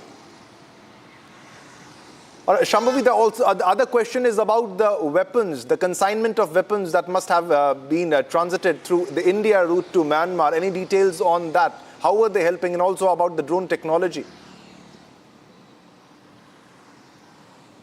See, we know that they were definitely using India as a route. What they especially did, they entered through tourist visa. They entered into Mizoram without the special permit, which is required by FRO for all the foreign nationals to enter Mizoram. And from there, they entered into conflict-hit Myanmar. What they were doing is they were trying to sneak in and make India a route through which they were getting in their drones and other equipments from Europe. So they were not only training the anti-government armed groups for a huge terror plot allegedly, but they were also trying to use India as a route to bring in equipments, to bring in drones from Europe for their terror plan. Shivam. All right. Thanks a lot, Shambhavi, for the details. Keep tracking this issue, and we'll come back to you as more details unfold. Thanks a lot, Shambhavi. All right, viewers. Now, after this story about the Russian intel that helped in arrest of the 7 mercenaries nabbed, let's move on to another big breaking news that we are getting right now. As per reports, Russia sends oil and gas tankers to crisis-hit Cuba, defying US blockade. Now, Russia, as per reports, I repeat, as per reports, Russia has dispatched 2 tankers carrying oil and gas to Cuba as the island grapples with a deepening energy crisis exacerbated by a US oil blockade, as per the reports. Now, the ships would be providing the Caribbean island nation with its first energy shipments in the 3 months. The Russian tanker Anatoly Kolodkin is carrying between 7,25,000 and 7,28,000 barrels of oil and is due to reach Cuba in early April. Now, fuel shortages have pushed Cuba into one of its most severe economic crises in decades. Now, with widespread blackouts and disruptions to the basic services, which can be seen now. These are the latest. It's exclusive big breaking news on your television screen, where Russia reportedly is helping Cuba in this crisis is sending oil tankers, oil and gas tankers to be precise, to help Cuba. So this is from Russia, help to Cuba amidst the crisis, and also because there is already tensions ongoing at this moment. Now, the ships would be providing the Caribbean island nation with its first energy shipments in 3 months. All right, for more details and for insight to speak on this issue, we have retired Major General Shashi Asthana with us. Thanks a lot for your precious time to come and speak on this issue. What will be your first take, if you can put this into perspective? Russia has emerged as the biggest supplier in case of a crisis when it comes, either it be Middle Eastern region or the latest is the crisis. Now also, these are latest reports we are fetching. It's defying the US sanctions that are in place. What's your take on this, sir?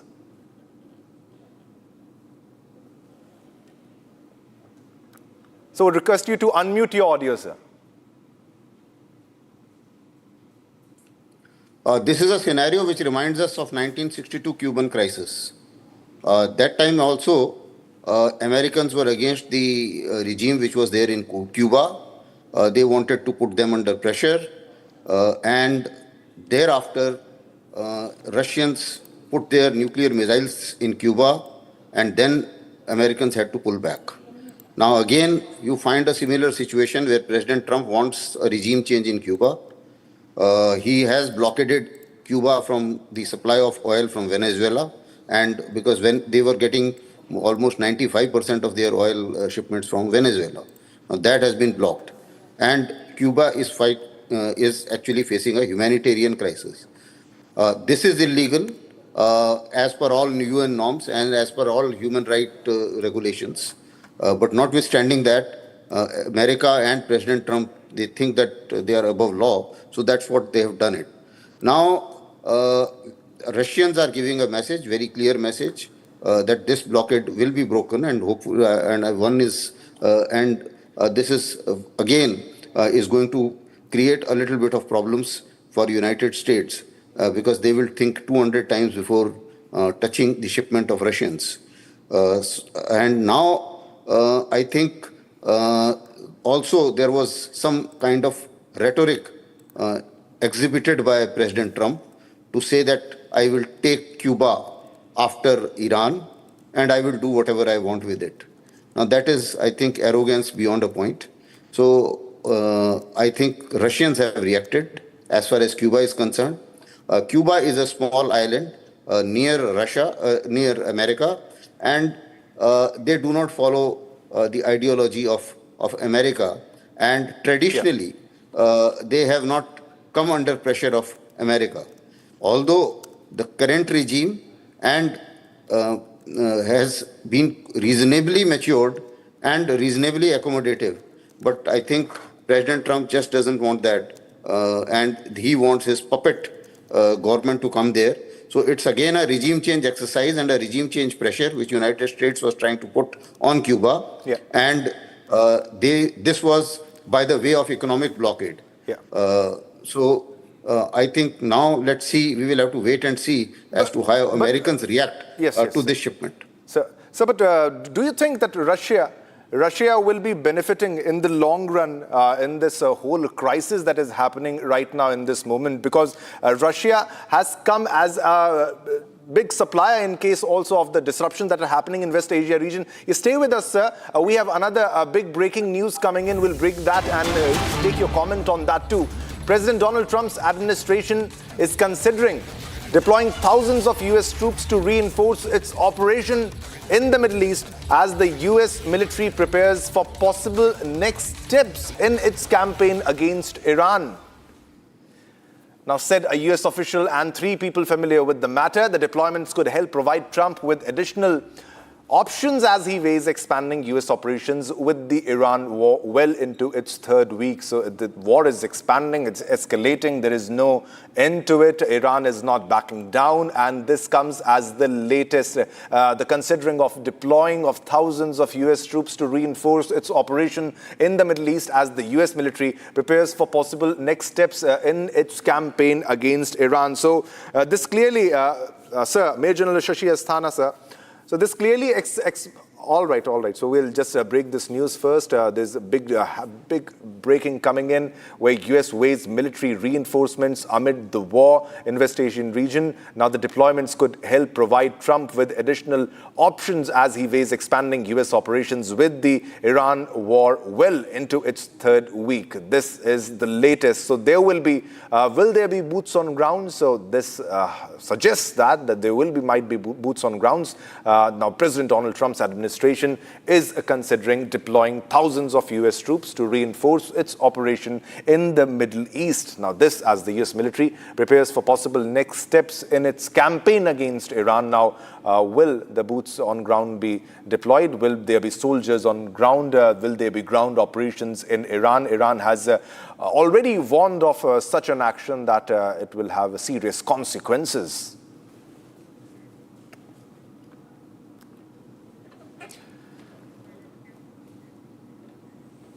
All right, let's move on to another top story. Now, India's energy lifeline is under pressure as 22 Indian-flagged ships carrying over 1.67 million tons of crude oil, LPG and LNG remain stranded in the Strait of Hormuz following the US-Israel strikes on Iran. While a few vessels have safely reached ports in India, the majority, including over 600 crew members, await clearance. Now, authorities are closely monitoring the situation as India works to secure the safe transit of vital energy supplies through this tense maritime corridor. More in this report.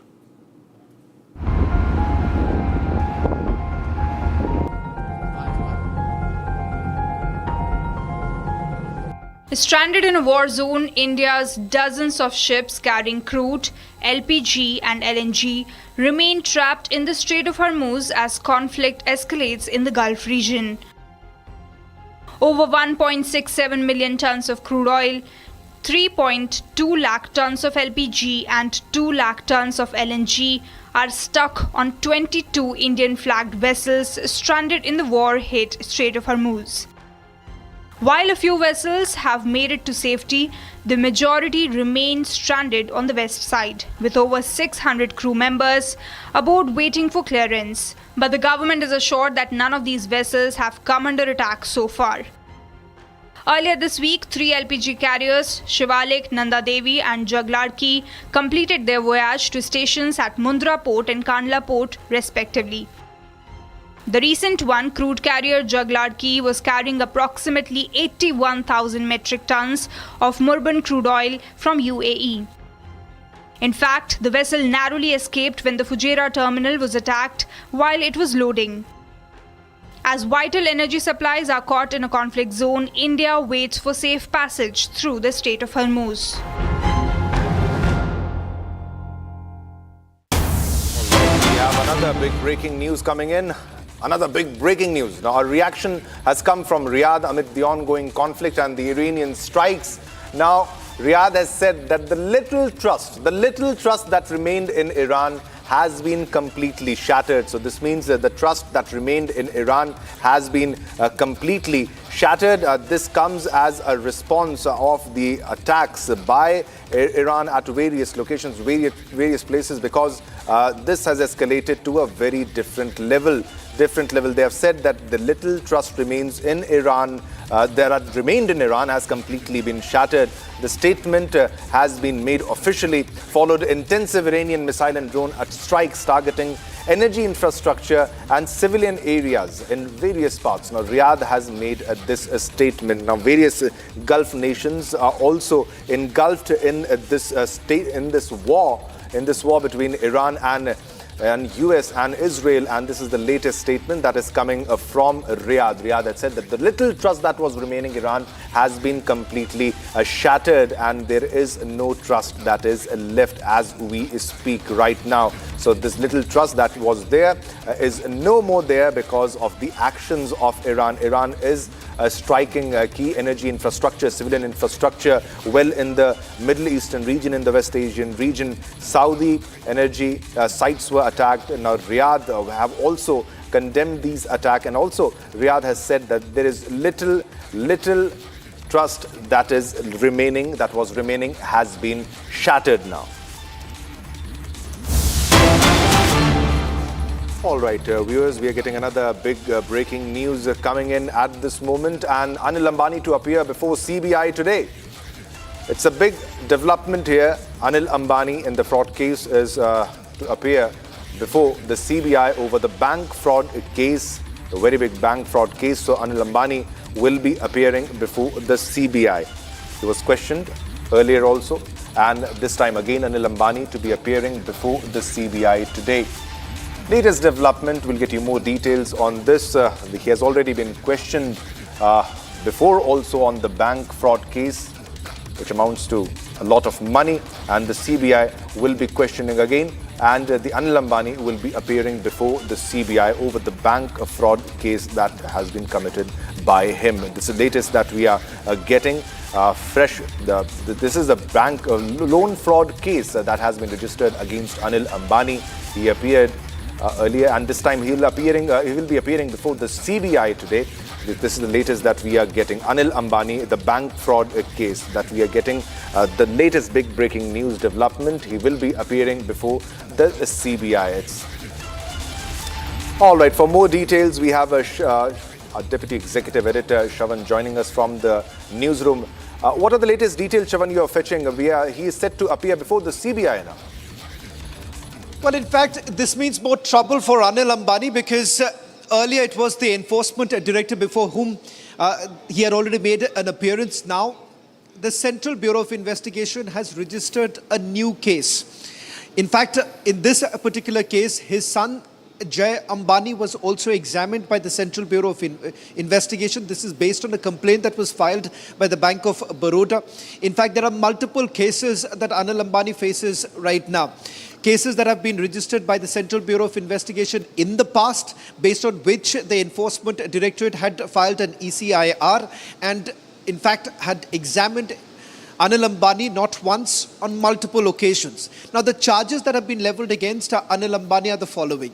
One, it is about a bank fraud case from a consortium of banks. In fact, two of his companies, the linked companies, had basically diverted funds that had come in from the bank. In fact, these loans that were taken for a particular purpose was basically diverted and wasn't used for the very purpose for which the loan was actually granted. It is also seen as some sort of an evergreening of loans that is being looked into by the central agencies. And they also suspect that this is a clear-cut case of diversion of funds. These are charges that have been perhaps refuted by Anil Ambani. In fact, Anil Ambani, in the examinations that have taken place so far, he has basically told the enforcement director that these are decisions that have been taken not by him alone, but in fact the board which is basically responsible. But some of the documentation that is available before the Republic TV, and which we have essentially perused, in which we have seen that multiple meetings that were basically conducted by Anil Ambani, particularly with those who were investors.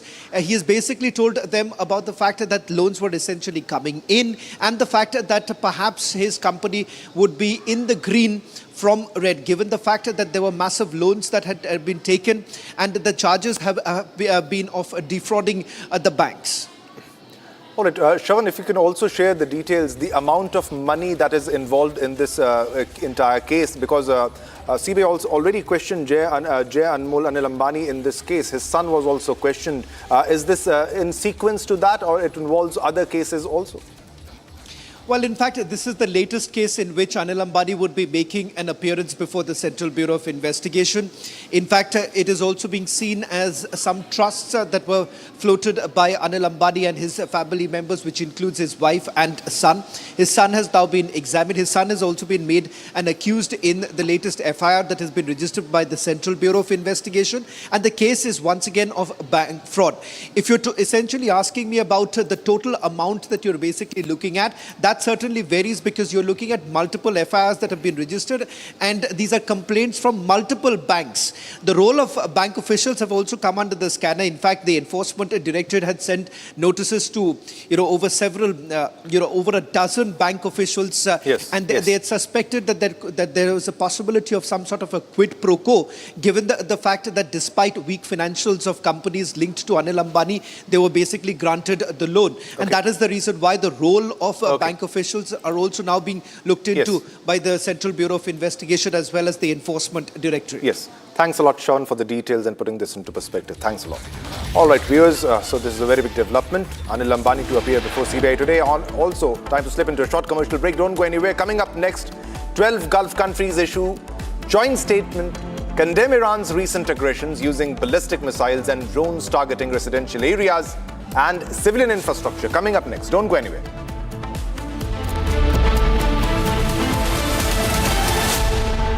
चमकी चाट से क्या बना है? आलू चाट या fruit चाट? स्वाद बनाए चमकी चाट।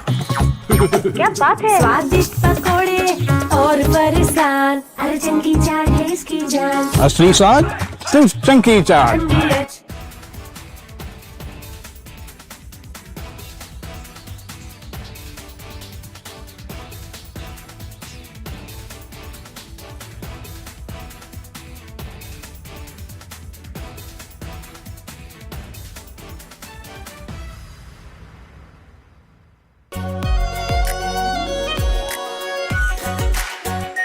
Our pure Shahi Paneer Masala. Delicious, healthy, every day. First we saw the people dying, the killings, and that's continuing, destruction of infrastructure, and now the economic impact. The economic impact will affect everybody across the world. You know, the price of LNG, cooking gas has already gone up. So it is a very serious problem. We're all going to suffer. So we all have to work to make sure it ends soon. And I hope that, led by our Prime Minister, etc., we will work on that. ठीक है mandu भेज दे रहे हैं ठीक है ना भेज रहे मंडू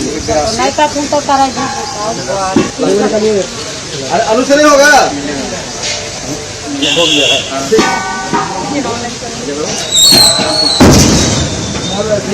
तुम तो कमाल गिरा दो नीचे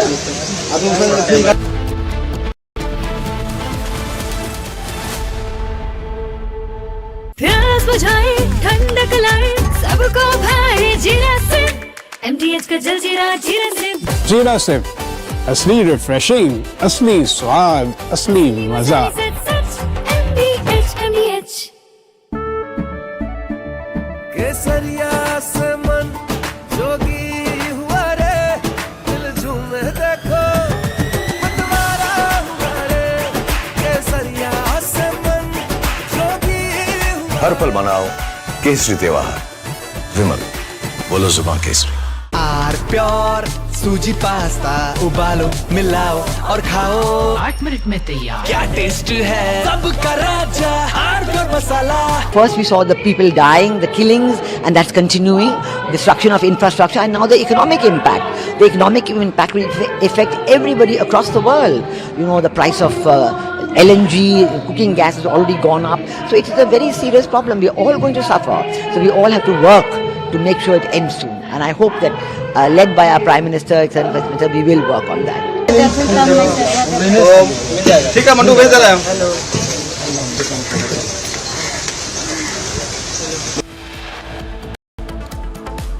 All right, viewers, coming up next, 12 Gulf countries issue a joint statement, condemn Iran's recent aggressions using ballistic missiles and drones targeting residential areas and civilian infrastructure. Coming up next.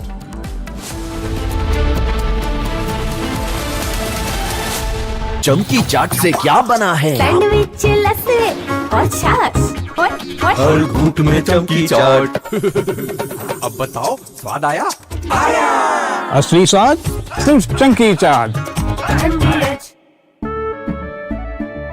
केसरिया से मन जोगी हुआ रे दिल झूमे देखो मतवारा हुआ रे केसरिया से मन जोगी हुआ। हर पल मनाओ केसरी त्योहार।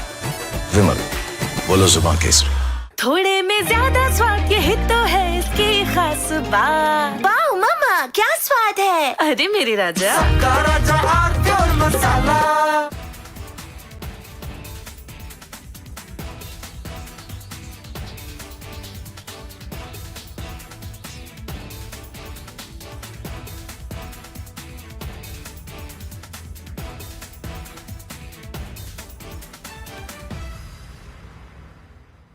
First we saw the people dying, the killings, and that's continuing, destruction of infrastructure, and now the economic impact.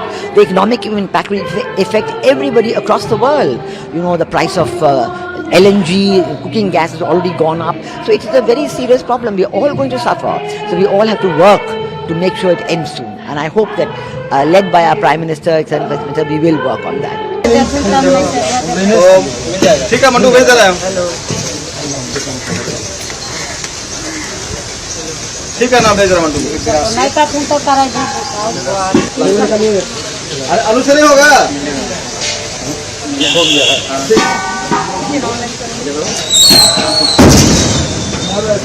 तुम तो कमाल गिरा दो नीचे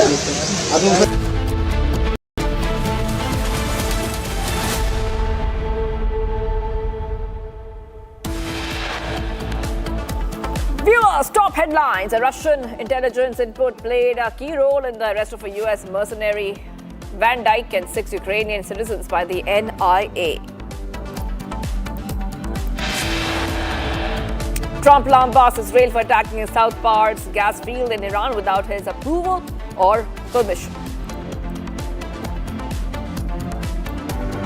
Tit for tat attacks on gas facilities result in oil prices to surge. Brent crude at $112 per barrel.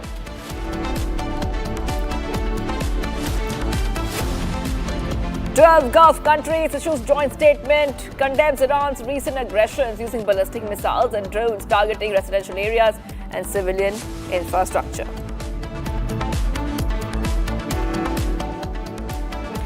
Israel strikes Iran's largest natural gas field near Bushehr province. Iran vows retaliation.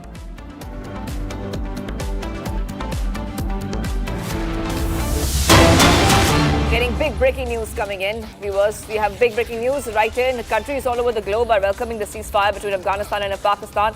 Jordan's Ministry of Foreign Affairs has also welcomed the temporary ceasefire between Afghanistan and Pakistan announced on location of Eid. The country expressed its support for peaceful solutions and praised the efforts of Saudi Arabia, Qatar and Turkey in facilitating the ceasefire. So big updates coming in here on Republic TV. And this is the ceasefire. I repeat, this is the ceasefire which has been announced. A lot of countries are welcoming the Pakistan-Afghan ceasefire. This is temporary ceasefire till Eid. And latest is that they've announced a temporary ceasefire in hostilities till Eid after requests made by Saudi Arabia, Qatar, Turkey. 3 countries have repeatedly urged for de-escalation after Islamabad and Kabul engaged in fighting in February. Big updates coming in here, Republic TV. Pakistan and Afghanistan have been seeing repeated cross-border clashes in the past few weeks and months, with tensions escalating after Taliban's takeover of Afghanistan. The conflict renewed on Feb 26, with Pakistan launching strikes against Afghanistan under Operation Ghazab-Lil-Haq. Islamabad has accused Afghanistan of providing shelter to militants who allegedly carried out attacks inside Pakistan. Post the ceasefire, these 3 countries have welcomed it.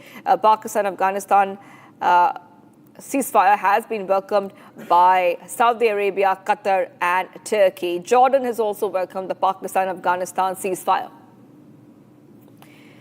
So big updates coming in here on Republic TV. Getting some more breaking news coming in. Let's go to the next set of breaking news we're getting for our viewers.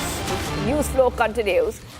And Syria's Ministry of Foreign Affairs said in a statement that it welcomes the temporary ceasefire between Afghanistan and Pakistan announced on the occasion of Eid, describing it as an important positive step towards reducing violence. Syria emphasized that regional coordination and dialogue are essential for peace and stability. So big updates coming in here. Temporary Pakistan-Afghan ceasefire announced. And as we keep getting our viewers more updates, Syria has also said it welcomes this temporary ceasefire between Afghanistan and Pakistan, which was announced till Eid.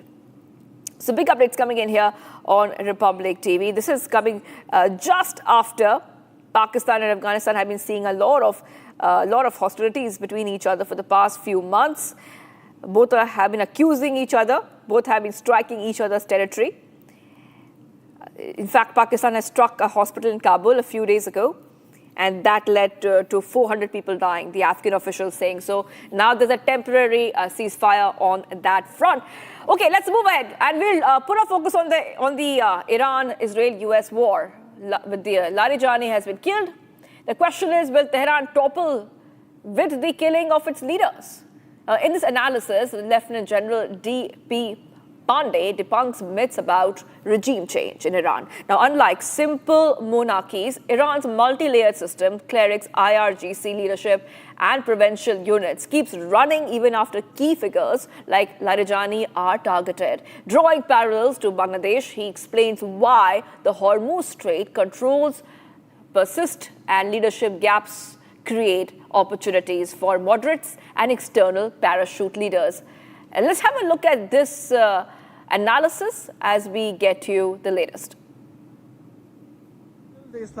In the world and in the strategic community, that when you talk of a regime change, you just kill few leaders and the regime is going to topple on its own. A regime may get weakened, and the meaning of regime technically comes out, especially in the concept of Iran. It is a multi-layered system which works, which involves the clerics, the leadership of IRGC, the political establishment, and such like elements. So it's not a very simple elitist monarchy kind of a system in which you just take out one head of the organization or a country and you will find that the entire regime is going to fall apart.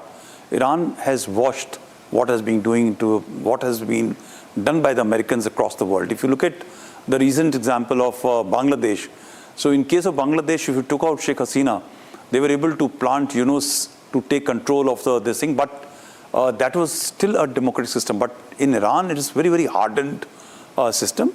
And having taken out Khamenei, a lot of people said that who's the next? And you certainly found that Larijani was there.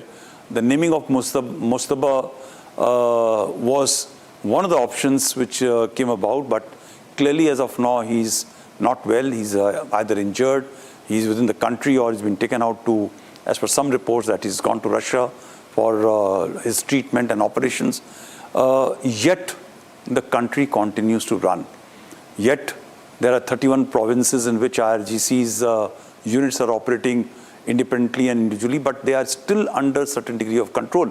I just want to give a simple example that in Hormuz, if the leverage was to control the tankers which are going to be passing through Hormuz, yet somebody is passing instructions and orders to allow one set of tankers belonging to particular countries, but not allowing differently flagged tankers. So there is a system which is working, but yet I'll go by one facet which is very important.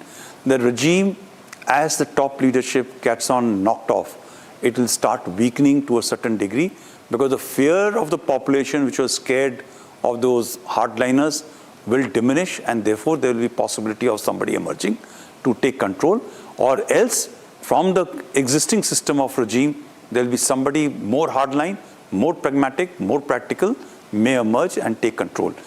Taking out of Larijani has got just a couple of implications, that he was possibly the only person who had an outreach and the deftness to talk to outside world, in which he could engage with them and carry out certain degree of dialogue. He also had the direct control on IRGC and various national security establishment. It's not very easy for a functional national security leader to be replaced so very quickly, but yet it may not be a perfect situation for Iran. It may function at a 60-70% efficiency, but it will continue to function. And I'm very sure that the Americans and Israelis have got somebody in mind to whom they can reach out and talk to and engage with. It can be Pezeshkian, the president. It can be also Aragachi. It can be some other alternative system which will be existing in the country. So not everything is down and dusted with Iran. I think they will continue to contest while they continue to be also get degraded in terms of leadership, in terms of nuclear capabilities, and also in terms of the ballistic missile capability. The best option will be not to parachute somebody from outside, somebody from within the country which may be moderate, more willing to listen to, because today with the kind of economic pressure, sanctions, even when you're saying that weaponization of Hormuz or oil has been done by Iran, it is also hurting Iranians, because eventually even their oil is not being sold. So the cost may jump, but yet the effect of sanctions over a period of time is affecting the people. The country has to continue to run. And therefore, they may emerge a much more saner voice who may be willing to change the course of Iran, which was actually trying to be, which projected itself for taking control of getting a nuclear capability, which was possibly not only by the Americans, but also by the regional countries. So there may be somebody who will come up and talk about it. And I will never advise, because anybody who's planted will actually start working from a back foot and will eventually get replaced, because every country is patriotic about their own decision taking and decision making. And Iran is not a new country like Pakistan or somewhere else where you can replace presidents and prime minister as well. It is a 5,000-year civilization, and they take great pride upon their civilizational connect, and they will not like to be getting their respective leaders to be ruled by somebody else by proxy.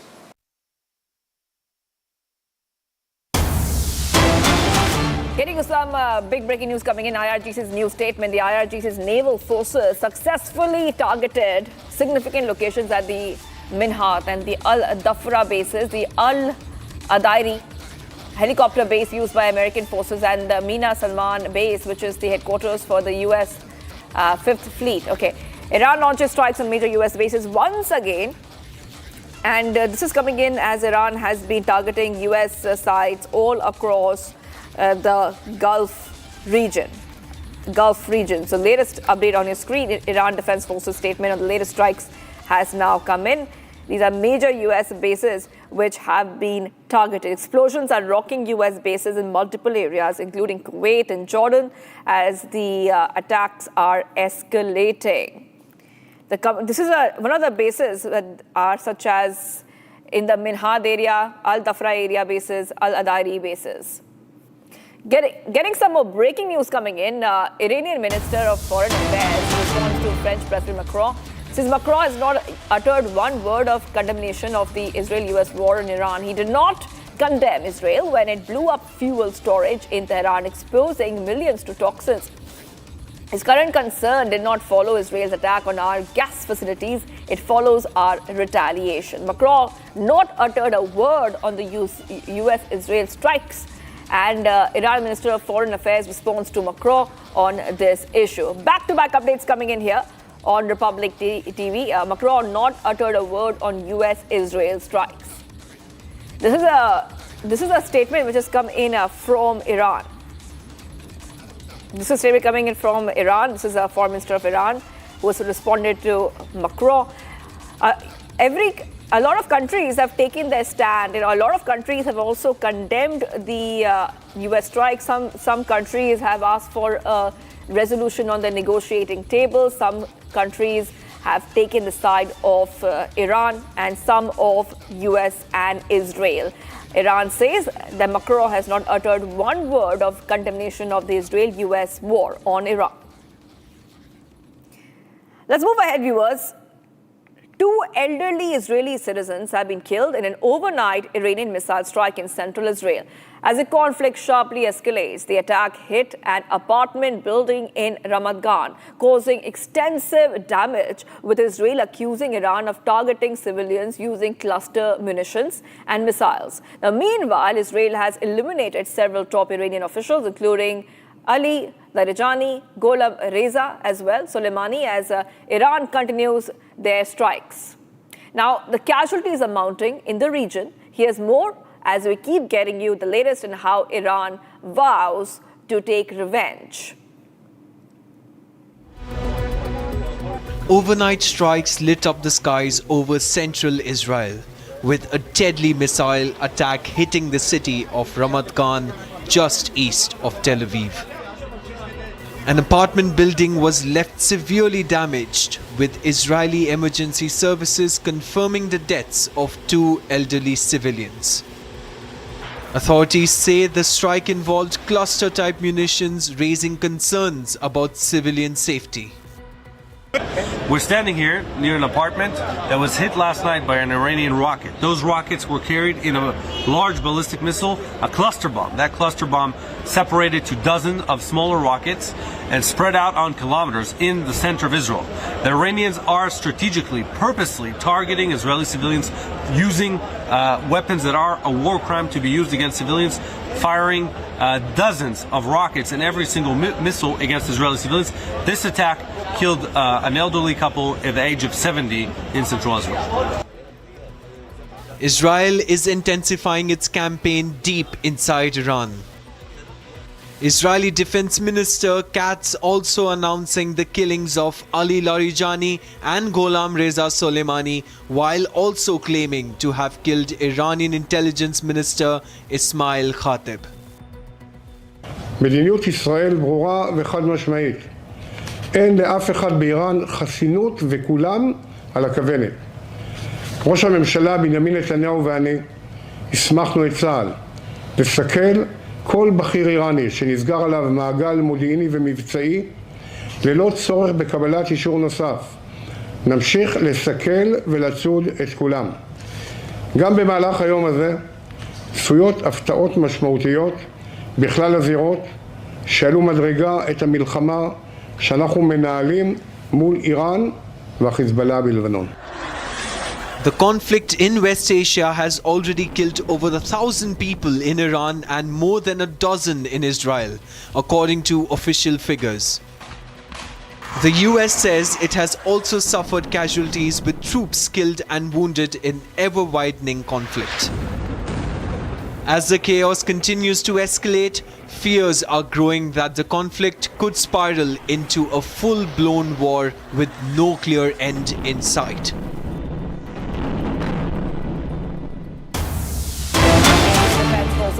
State-identified missiles launched from Iran toward the territory of the State of Israel. Defensive systems are operating to intercept these threats. In the past few minutes, the Home Front Command has sent a precautionary directive directly to mobile phones in the relevant areas. The public is asked to act responsibly and follow the instructions to save lives. Upon receiving an alert, the public is instructed to enter a protected space. This is a statement I'm reading out. So they're saying that to save lives, you need to enter a protected space. This is what Israel Defense Forces are saying. And they have asked the people to enter safe areas and remain there till there are any further notices on this matter. This is a directive which has been issued to the public, given the strikes which are continuing from Iran's side in multiple areas of Israel. So Israel Defense Forces are identifying missiles from Iran. Their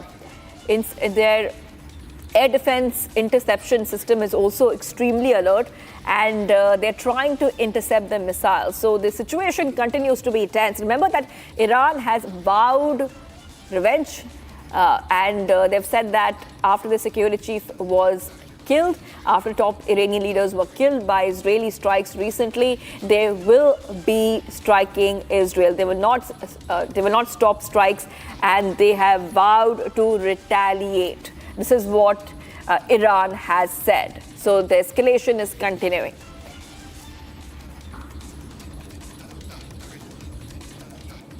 Saudi Arabia is holding some emergency meetings with foreign ministers, and we see that Saudi Arabia, including Saudi Arabia, Qatar, Jordan, many other of these Gulf and West Asian nations have said very clearly that they will not be succumbing to the pressure which has been pressed on them by Iran. Here's a report as Saudi Arabia, Qatar, Jordan, and other Gulf nations stand firm against Iranian aggression. While a number of diplomats are meeting, I cannot see as coincidental. And I think that's the clearest signal of how Iran feels about diplomacy. It doesn't believe in talking to its neighbors. It tries to pressure its neighbors. And what I can say categorically, that's not going to work. The kingdom is not going to succumb to pressure. And on the contrary, this pressure will backfire. What I care about now is that the attacks on my country and on my neighboring countries that are not involved in this conflict end. That's all I'm interested in. And we're going to use every lever we have, political, economic, diplomatic, and elsewise, to get these attacks to stop. That's what I care about. Any re-engagement with Iran, this conflict will end at some point. But I have to tell you, what little trust there was before has completely been shattered. Deputy Governor of Iran's Loristan province, 12 killed and 116 injured in an American-Israeli attack on residential areas in the Dorud in the west of the country. So more strikes are continuing. The Deputy Governor of Iran's Loristan province has said that 12 have been killed, 116 injured in an American-Israeli attack on residential areas in Dorud in the west of the country. So this is one more statement coming out from Iran, and Iran is talking about the damage to its multiple provinces. In this case, this is Iran's Loristan province, which has been struck by US-Israel strikes. Iran is saying, the Deputy Governor of Iran is saying, of Loristan province, that 12 people have been killed and 116 have been injured in the American-Israeli attack on residential areas in the Dorud area in the west of the country. Okay, and so tensions remain high. Tensions remain high, viewers, and this specifically talking about the Israel-Lebanon border, with fresh strikes hitting Beirut and smoke rising across towns in southern Lebanon. Civilians on both sides are facing fear and disruption as the conflict with Hezbollah intensifies. Here's a full report. Take a look. Smoke continues to rise from Lebanese towns, visible from across the border in northern Israel. The situation remains tense, with the ongoing shelling and strikes reported along the border. In Israeli border towns, residents have taken shelter as sirens and fear grip the region. המצב בקריית שמונה רגוע בינתיים, אין אנשים, ברחו כולם בגלל האזעקות וזה. הרוב התפנו עצמאית, כאילו לא הרוב, כאילו מי שהתפנה התפנה עצמאית. בעיקר, יש כאלה שממש חרדתיים, ישנים במקלטים, אתה מבין מה אני אומר? מצב לא פשוט, העסקים לא צומחים, קשה, אין אנשים כמעט. כן, אבל קריית שמונה מגיעים לזה תקופה, מגיעים לזה כבר מאוד 1970. Locals say uncertainty remains high as the conflict continues. Businesses remain shut and streets deserted as many residents have fled the area.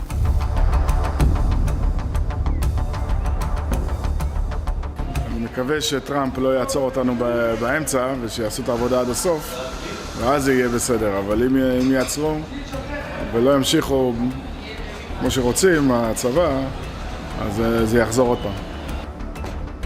Residents say that daily life has come to a halt.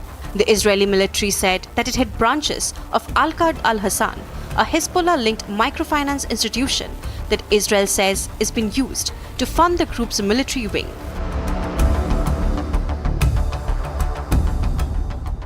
Israeli forces remain deployed along the border, with military activity continuing. In Beirut, an airstrike hit a residential building in Zokak al-Blad, sending flames and smoke into the city. Emergency crew rushed in, battling the blaze and securing the area.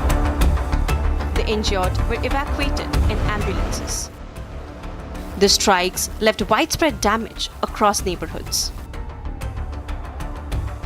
Overnight strikes in Beirut have killed at least 10 people, according to Lebanese authorities. The conflict between Israel and Hezbollah group began on March 2nd and has so far left nearly 900 people dead in Lebanon. But coming up on the other side, 12 Gulf countries issue a joint statement, condemn Iran's recent aggressions using ballistic missiles and drones targeting residential areas and civilian infrastructure. Israel strike Iran's largest natural gas field near Bushehr province. Iran vows retaliation.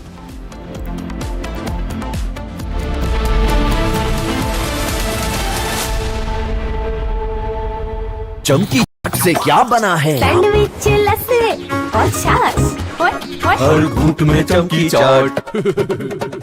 Dry fruit और दो ही बड़े। चंकी चाट से स्वाद बढ़े। असली स्वाद सिर्फ chunky चाट। रानी, इस घर में कुछ है जो टूटता नहीं। ये पिलर कभी नहीं टूटेगा। रुंगटा स्टील TMT से बना। रुंगटा नहीं तो घर स्ट्रॉन्ग नहीं। रुंगटा स्टील TMT बार एकदम सॉलिड।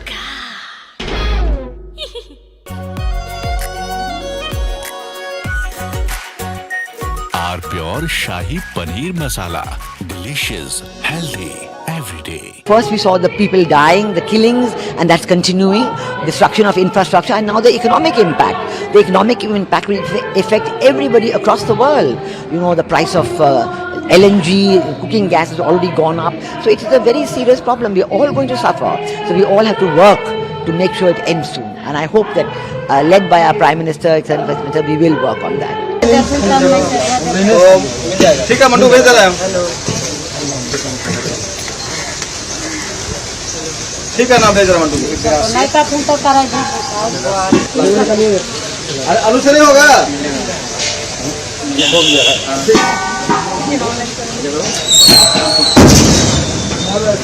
तुमको कमाल करा दो नीचे। अब तुम गाड़ी में पूर्ण वाला चलो बोलते का गाड़ी मारवा।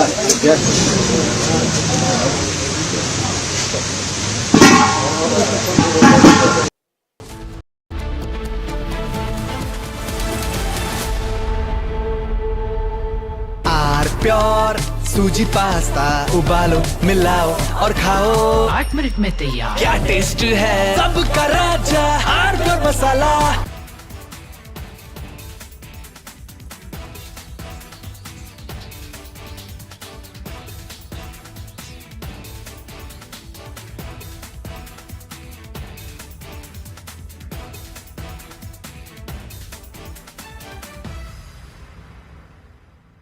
प्यास बुझाए ठंडक लाए सबको भाई जीरा से MTH का जलजीरा जीरा से।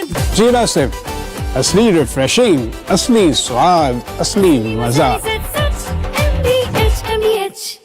First we saw the people dying, the killings, and that's continuing, destruction of infrastructure, and now the economic impact. The economic impact will affect everybody across the world. You know, the price of LNG, cooking gas has already gone up. So it is a very serious problem. We are all going to suffer. So we all have to work to make sure it ends soon. And I hope that, led by our Prime Minister, we will work on that. ठीक है mandu, भेज दे रहे हैं। ठीक है ना, भेज रहे हैं मंडू। आलू से नहीं होगा।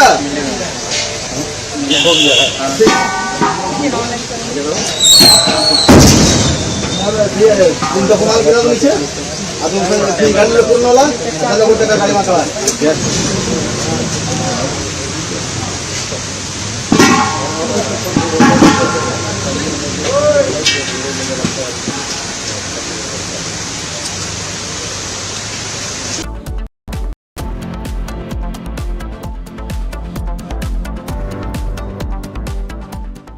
चमकी चाट से क्या बना है? आलू चाट या फ्रूट चाट, स्वाद बनाए चमकी चाट। क्या बात है, स्वादिष्ट पकोड़े और फरसान, अरे चमकी चाट है इसकी जान। असली स्वाद सिर्फ चंकी चाट। केसरिया से मन जोगी हुआ रे, दिल झूमे देखो मतवारा हुआ रे। केसरिया से मन जोगी हुआ। हर पल मनाओ केसरी त्योहार। विमल, बोलो जुबान केसरी। थोड़े में ज्यादा स्वाद, यही तो है इसकी खास बात। वाओ मामा, क्या स्वाद है। अरे मेरे राजा, First we saw people dying, the killings, and that's continuing, destruction of infrastructure, and now the economic impact. The economic impact will affect everybody across the world. You know, the price of LNG, cooking gas has already gone up. So it is a very serious problem. We are all going to suffer. So we all have to work to make sure it ends soon. And I hope that, led by our Prime Minister, we will work on that. ठीक है mandu, भेज दे रहे हैं। ठीक है ना, भेज रहे हैं मंडू। आलू से नहीं होगा।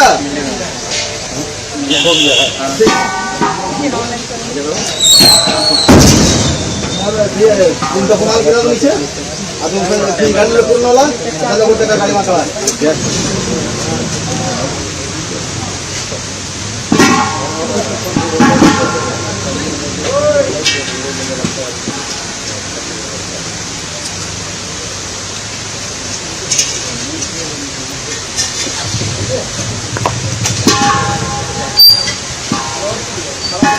India's largest new headquarters, setting the agenda for Bharat.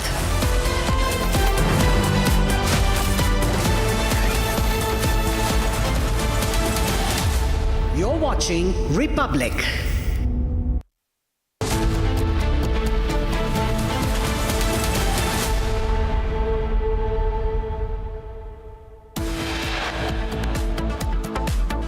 Russian intelligence input played a key role in the arrest of US mercenary Van Dyke and 6 Ukrainian citizens by the NIA.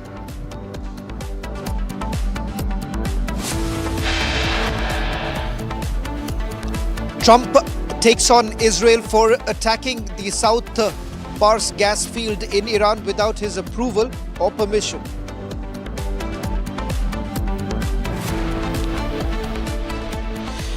Tit-for-tat attacks on gas facilities result in oil prices to surge, Brent crude at $112 per barrel.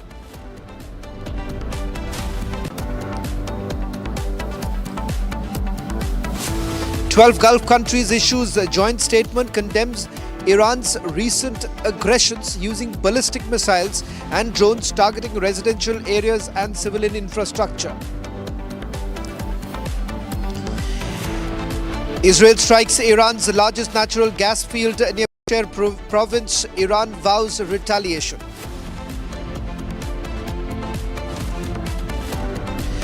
Anil Ambani to appear before Central Bureau of Investigation over FIR registered after complaint by Central Bank of India bank fraud case.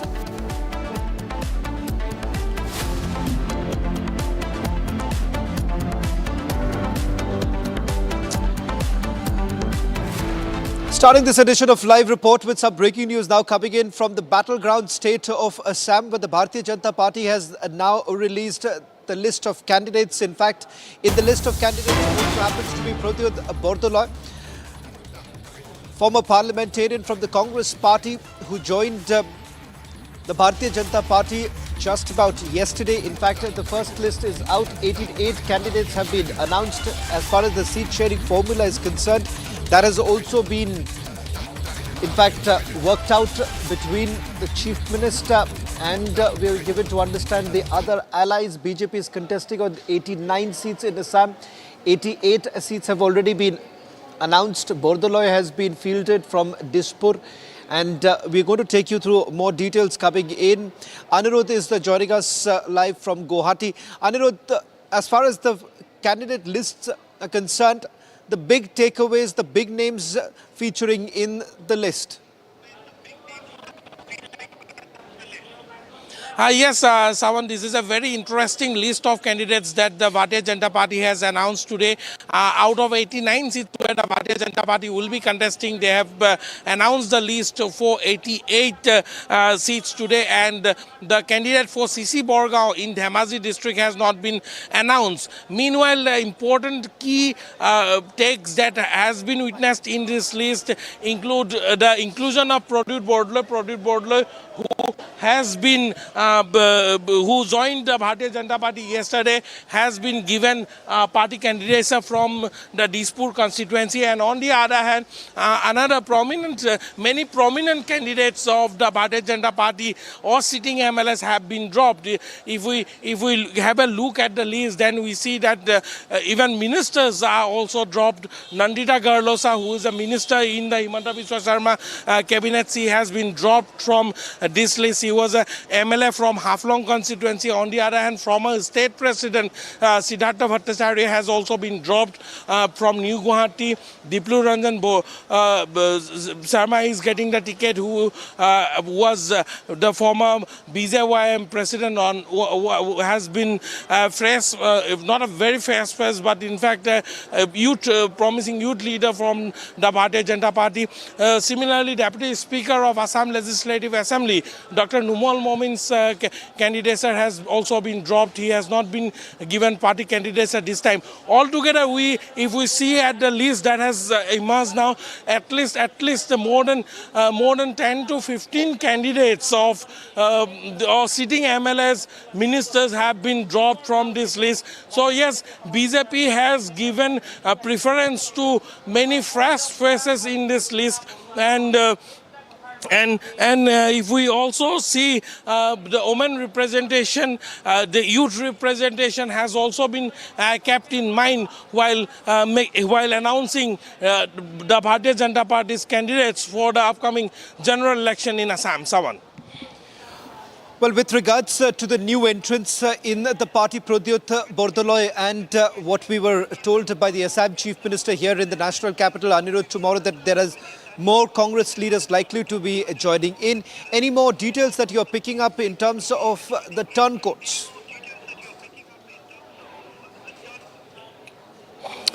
Yes, if we talk about there are many disgruntled leaders in the Congress party who are constantly in touch. The Congress is yet to announce its third list of candidates. They are expected to bring out the third list of candidates today, and it is expected that if many sitting MLAs of the Congress party is deprived, they might get in touch with the Bharatiya Janata Party. But yes, since the Bharatiya Janata Party has already came out with its 88 candidates today out of 89 seats where the Bharatiya Janata Party will be contesting, it is clear that there is no position. The party is not in position to accommodate more leaders from any other political parties as of now. But yes, the Bharatiya Janata Party's list has also surprised many political think tanks or many political analysts, because they never expected that such a surprise twist will be given by the Bharatiya Janata Party, particularly in regards of dropping the ministers and sitting MLAs. In some cases, the sitting 2 to 3 time MLAs, even former state presidents, also have been dropped from the Bharatiya Janata Party's list. Well, thank you very much, Anirudh, for getting us the latest from Guwahati. In fact, Himanta Biswa Sharma is going to be contesting from Jalukbari. Let me now shift focus to the impact of the war that is taking place in the Middle East. As far as oil prices are concerned, this morning, Brent crude prices have also now gone up. In fact, it's $112 per barrel. That's got a direct impact as far as crude oil is concerned here in India. In fact, as far as the arrangements that have been made by the government, in fact, the briefings that have taken place in the last few days, where the government has said that they've been able to cushion the prices for now. Let me bring in our business editor, Pranav, who's going to join us on this broadcast. 48%, that's the increase that we're looking at, Pranav, as far as crude prices are concerned. If it continues the manner it is right now, with oil refineries taking a hit. In fact, late last night, there were reports coming in from Iran as well as from Riyadh. It only seems that the situation is worsening with every passing day. What's the sense that you're getting in as far as the volatility in the oil market?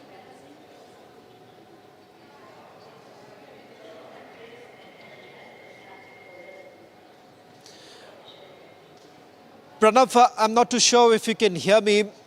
As far as the oil market is concerned, since the war began, 48% hike is what we are basically looking at. And if this basically continues, if the situation continues in the manner it is right now, it's going to be a tough time for the consumers in the days to come. Are there any steps that have been taken by the government in order to stabilize the crude oil prices? In fact, the government had said that India is sourcing energy from about 44 countries. So India's energy basket remains well supplied. In fact, they had also released a list of 44 countries from where we are importing oil and LPG. So as far as supplies are concerned, they are uninterrupted. The second thing is diplomacy seems to have paid off so far, because Iran has said that ships or tankers bound towards India will be allowed to pass through Strait of Hormuz. So we are not seeing a supply strain as such. The government has already taken a number of measures and already told people that they do not need to panic by LPG. So that is another measure that has been taken care of. But what we are seeing right now is increased oil prices playing up, and that's the concern that is reflecting across the Indian as well as global markets. Well, the Brent oil prices have zoomed past. In fact, it is over $100. In fact, this morning, as I understand, it's $112 per barrel. And in fact, you've already had an indication coming in from the oil-producing countries that they perhaps have to release more oil in the days to come, and that's the only way they could stabilize the situation. Is there anything that you're picking up from the international market in terms of how they're trying to perhaps continue with the damage control?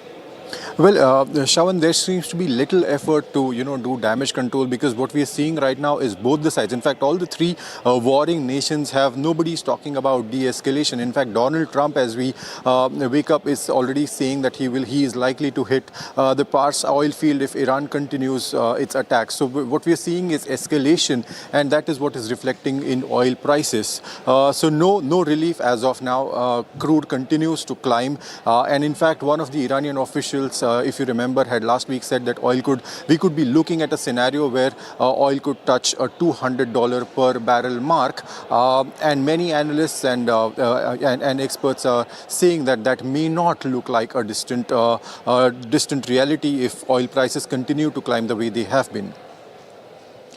Well, thank you very much, Pranav, for getting us the latest details. We'll keep a very close tab, as this has got a direct impact as far as consumers are concerned. And with the manner in which the price is basically increasing, it only seems that it is going to take perhaps some radical measures on the part of the government to try and stabilize the prices. Shifting focus now to the other exclusive story that we're getting to you this afternoon, coming in from Strait of Hormuz, which has become, as we have seen over the last few days, the battlefield right now. In fact, there is a direct repercussion of this current situation along the Strait of Hormuz, and in fact, Indian vessels have also been stuck at the Strait of Hormuz. In the last 48 hours, in fact, it seems that the number of interceptions that are taking place along the Strait of Hormuz has only increased. Now, I'm going to take you through some of the pictures that have been captured by the captain of an Indian vessel stuck at the Strait of Hormuz. And the first-hand account that we've essentially got by speaking to them is that in the last 24 to 48 hours, it has only increased. In fact, there was shelling that was taking place late last evening is what we are being told. Indian Navy has already moved their platforms to the Gulf of Oman so that several of these vessels can be escorted back to India. In fact, we have seen over the last few days at least 3 Indian vessels have already docked at various ports along the coastline. In fact, on your screens right now, we'll try and go full frame. Let's go full frame with these latest visuals coming in. These are exclusive images coming in from an Indian vessel. Can we have them full frame right now? On your screens, and also perhaps label this and put the details that this is from Strait of Hormuz. If we can just have it on our screens. On our screen, Strait of Hormuz written, coming in. In fact, this has been captured by a captain of an Indian vessel stuck in Hormuz. Now, I'm going to also show you another picture in a short while from now that was taken at night time. This was after dusk, where we saw the number of interceptions, a lot of interceptions taking place at the Strait of Hormuz right now. At least 11 tankers, remember, are stranded in that particular area. However, having said that, Iranians have essentially indicated, they've indicated that Indian vessels would be allowed to pass. It's only vessels linked to United States of America, European countries will not be allowed to pass through Strait of Hormuz. That has effectively now become the bone of contention between Iran and America. Pete Hegseth, Secretary of War, had indicated that steps would be taken by the United States of America to escort commercial vessels along the Strait of Hormuz, but it seems that hasn't really worked so far. We'll stay full frame right now as my colleague Shivam is also joining us on this broadcast. Shivam, I want to first start with the latest update now coming in with regards to Indian vessels struck along the Strait of Hormuz. And then perhaps we're also going to describe this for our viewers on your screens right now. These are Indian vessels at the Strait of Hormuz. Yes, these are the videos, which are videos and also images that have been shared by a seafarer, a captain indeed, and the images very much visible on the screen. It shows the ships that are stranded in the Strait of Hormuz. Now, there are many ships that are stranded in the Strait of Hormuz. And also, we would like to share the visuals of the missile trajectory, the missile, because there is an increase in, as per the latest report, there has been an increase in missiles. More shelling has been reported in the last 24 hours. Now, these are exclusive visuals on the screen. As you can see, there are many ships that are stranded as we speak in the Strait of Hormuz. And these are the latest visuals. Now, these visuals have been taken from the ship, inside the ship, on many seafarers who are stuck in that region. As we speak, 22 Indian ships are stuck in the Strait of Hormuz. And since the IRGC has put a sort of a virtual blockade in the entire region, and it has been targeting vessels which are linked to Israel and US, so it's a very critical situation for the seafarers also. And many LPG shipping vessels, tankers, crude oil tankers are also stuck in that region. And as you can see, this is from inside the ship, and this is the missile trajectory, which is also very much visible on the screen. As you can see, this possibly is a ballistic missile on the screen, as you can see, and it's possibly the Sigil missile, which is a ballistic missile, a long-range ballistic missile of 2,000 to 2,500 kilometer range. Here, hypersonic missiles are also being fired by the Iranian regime, by the IRGC, and the visuals show that there has been an increase in missiles being fired, and it's getting pretty difficult for the ships to cross that region. And especially there is a direct threat to the ships which are linked to US and Israel in this location, and also very critical for energy supply for India also, as many Indian ships are also stuck in that region, very critical for LPG supplies, LNG supplies, and many other ships, for crude oil also. And these show many ships which are stranded, and the complete sea is visible with many ships very close to each other, stuck in that region as we speak. And these are the visuals, exclusive visuals taken by a captain of a vessel stuck in that region, who has also reported that there has been a very much increase in shelling, firing of missiles by the IRGC, the trajectory of which can also be seen in the screen. And these are the vessels, large vessels which are stuck, possibly oil tankers, LPG tankers and oil vessels, crude oil tankers, large ships which are struck because it's quite dangerous to be moving right now in that region, because the IRGC is targeting vessels linked to US and Israel during this ongoing conflict. Now, this is from inside, from the deck and inside, from the captain's command. And also you can see, these are the visuals. No ship is moving. They're all stuck. They're all waiting for a go-ahead in that region. And constantly they are exposed to these missile launches. On the screen, as you can see, the sky, on the sky there are missile trajectory. The smoke can be pretty much seen in that region. Entire Strait of Hormuz is completely a war zone, and many ships are stuck, which are critical to oil supply, to LNG supply, LPG supply, for not just India, but also for other countries, including China and the other countries. Many countries depend on oil, LPG supplies from the Middle East region, and this is the only passage for the ships to pass, and many vessels which are stuck can be clearly seen in these pictures and the visuals that have been shared by the Indian seafarer, the captain of the vessel, who is struck in Hormuz. Now, shelling has also reportedly increased in the last 24 hours. This happens after Larijani was killed, and Iran has vowed retaliation. Iran is striking critical energy infrastructure in the entire Middle East. It has warned that it will strike more energy infrastructure in the entire Middle East. And as a reaction, many have halted production, shut down production in the entire Middle Eastern region. Over to you. Well, thank you very much, Shivam, for getting us the latest details. These are exclusive pictures and videos that have been captured by the captain of an Indian vessel stuck at the Strait of Hormuz. In fact, assurances have now been given by the Iranians that all possible support would be provided to India so that these vessels could reach their intended destination. Shift focus now to Israel, where civilian infrastructure has taken a massive hit. In fact, Iranians have once again indicated that they will take revenge for the killing of Ali Larijani. In fact, this was a declaration made by Mujtaba Khamenei. This was after Larijani was killed in an attack carried out by the Israelis. Now, this is a ground report coming in from Israel, which gives you a sense of what's really happening on the ground and how civilian infrastructure has taken a massive hit. Take a look.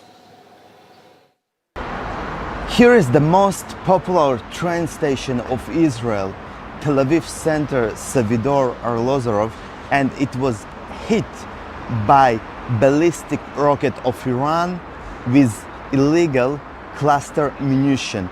You can see how vast is the damage to the train station. The rocket came through the roof and all the roof is gone, and the workers of the train working throughout the night to bring back the train station to its normal position as it was before, but it takes time. Right now you can see there is still a lot of damage, and all the trains that were here also hit by this rocket, and the Iran targeting, as you can see, civilians, civilian infrastructure, the cluster munition spreading throughout the country. Each rocket can spread in a radius of tens of kilometers, and usually they hit houses, cars, and this is the second time in one day that Iranian rockets hit popular train stations next to Tel Aviv. Nicole Yochin reporting specially from Tel Aviv, Israel. Nicole Yochin, Tel Aviv, Israel. Nicole Yochin reporting from Tel Aviv, Israel. Shift focus now to the other top story of the day, a story that was first broken by Republic TV. This is about foreign mercenaries in India, which includes an American mercenary and 6 Ukrainian mercenaries who were given to understand had crossed over to Myanmar to provide training to ethnic armed groups. It now turns out that Russian intelligence was basically provided to Indian central agencies, following which a massive surveillance was basically carried out for several months put together. They were under surveillance from the very time that they had landed in India, flew to Guwahati, and from there they had gone to Mizoram without taking adequate permissions and finally crossed over to Myanmar. On your screens right now, this is the first statement that has been issued by the Sons of Liberty International. In fact, a mercenary group that was basically founded by Matthew Van Dyke. In fact, Matthew Van Dyke's mercenary group, that's the Sons of Liberty, have now issued a statement in which they're basically indicating the following. One, that they are in touch with the US State Department. They're waiting for more information to come in from his attorney, and also hoping that there would be some sort of an intervention coming in from the United States of America. Let me go across to my colleague Shambhavi, who's been tracking the story very closely. Shambhavi, first with regards to the Russian intelligence that was given to this Indian central agencies, based on which we are being told that they were put under surveillance for several months put together. Any further details that you're picking up? Well, we know that there was this key Russian intelligence input regarding 3 points, 3 very major points on which the Indian agencies tracked and in a coordinated effort arrested 7 foreign nationals. First was they were training the armed groups, the ethnic armed groups which are mostly on the border that India shares with Myanmar, which ranges around more than 1,000 kilometers. There are ethnic armed borders there. So they were training those anti-government ethnic armed groups. The second one being that they were also training for warfare drones, which includes assembly, operations and also jamming them. So the whole entire package, everything in detail was being trained to these anti-government bodies, and they were also in connection with several insurgent organizations as well, and they were planning some huge terror plot. Apart from that, they were also allegedly trying to use India as a route to make sure that their equipments, their drones which they were bringing from Europe would be traveled through India and then taken to the conflict hit Myanmar. Back to you. Well, thank you very much, Shambhavi, for getting us the latest details. The story that we'll be tracking very closely as more developments are taking place. In fact, the foreign nationals are now in the custody of the National Investigation Agency till 27th of March. That's all that we could pack in this edition of Live Report. News and updates continue on the other side.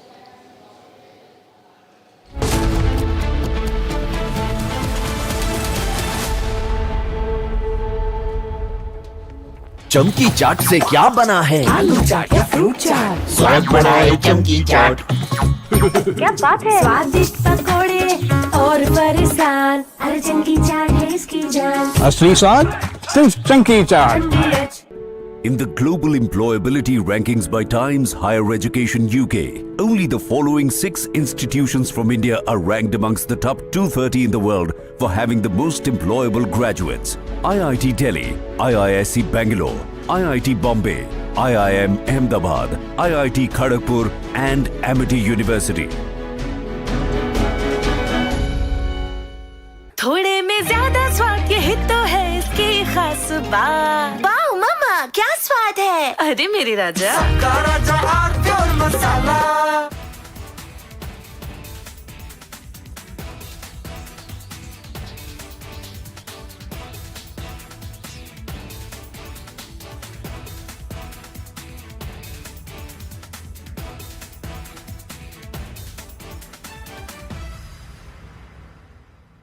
First we saw the people dying, the killings, and that's continuing, destruction of infrastructure, and now the economic impact. The economic impact will affect everybody across the world. You know, the price of LNG, cooking gas has already gone up. So it is a very serious problem. We are all going to suffer. So we all have to work to make sure it ends soon. And I hope that, led by our Prime Minister, we will work on that.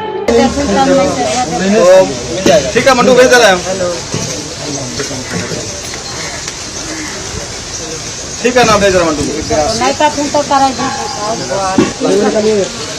आलू से नहीं होगा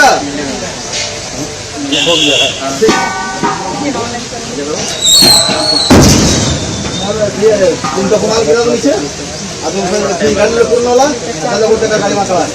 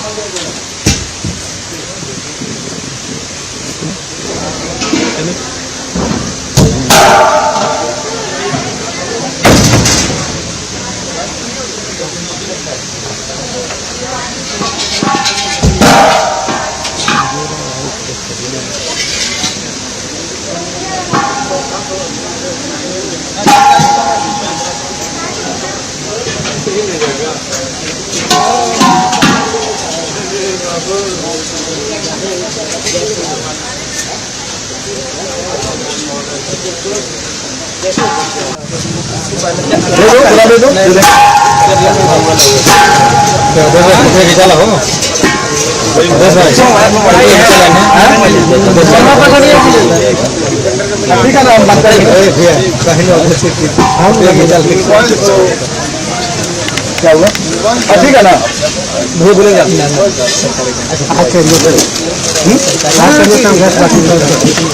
गाड़ी जा ही रहा है कौन सा गाड़ी नहीं जा रहा है गाड़ी तो 4 बजे निकला हुआ है आप पता है लोग ये FFCCS मतलब फाउंड्री फॉर कोऑपरेटिव सोसाइटी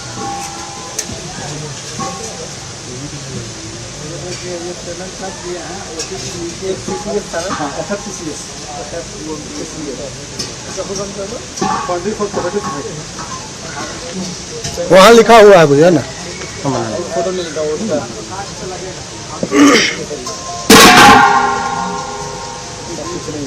आज केवल है गाड़ी आ जाएगा उसे खत्म अभी तो राकेश आया था हाँ राकेश आया था भाई कोई दिक्कत नहीं यार तुम दूसरा बाइक चलाना चला मुलाकात हुई थी राकेश हाँ बोला भाई वाईफाई बाइक से हमारा दोनों बाइक में कोई दिक्कत तो पीछे दिक्कत यहाँ जो कोर कंपनी मेंबर है वो HEC के एम्प्लॉई है बाहरी व्यक्ति नहीं रहते हैं यहाँ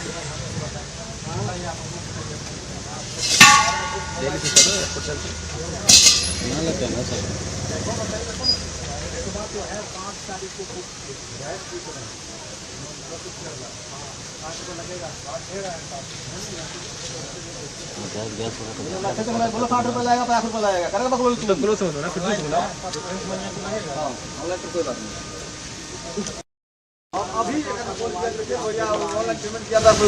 गाड़ी का बिल गाड़ी का बात कर लीजिए भाई वहाँ पे हाँ कहाँ लीजिएगा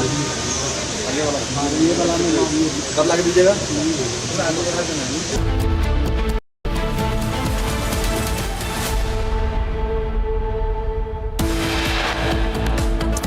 According to intelligence sources, a Russian intelligence input played a key role in the arrest of a US mercenary Van Dyke and 6 Ukrainian citizens by NIA. Fresh exclusive visuals from the Strait of Hormuz captured by the captain of an Indian ship struck in the region who reports that shelling has increased in the last 24 hours. The tit-for-tat attacks on gas facilities result in oil prices surging, Brent crude at $112 per barrel. 12 Gulf countries issue joint statement condemning Iran's recent aggression using ballistic missiles and drones targeting residential areas and civilian infrastructure.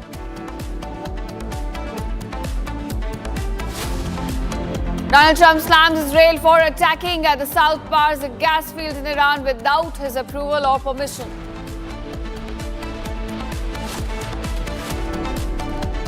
Anil Ambani appears before a CBI expected to be questioned today as well as tomorrow.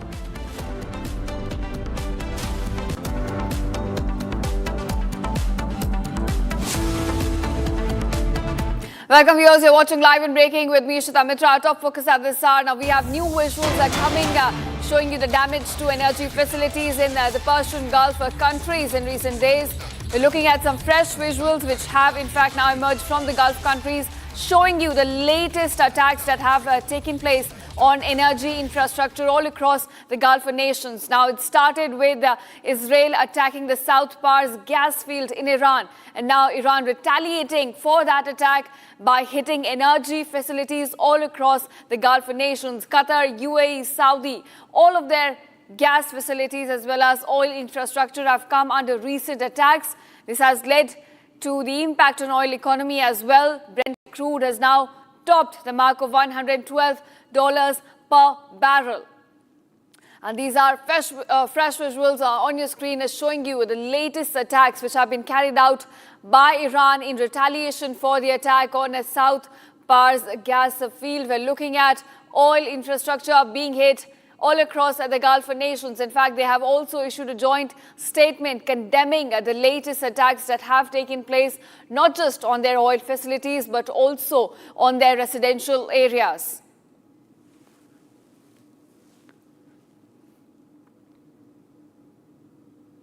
Now, viewers, moving on, Iranian Foreign Minister Abbas Araghchi has now slammed French President Emmanuel Macron, saying that Macron did not utter one word of condemnation of the Israel and US war on Iran. He further says did not condemn Israel when it blew up fuel storage in Tehran, exposing millions to toxins. Now, his current concern did not follow Israel's attack on our gas facilities. It follows our retaliation. That is sad. Now, that's a statement coming in from Abbas Araghchi, Iran's foreign minister, on the recent concerns which have been expressed by the French President Emmanuel Macron on the latest attacks carried out by Tehran on oil facilities all across the Gulf nations.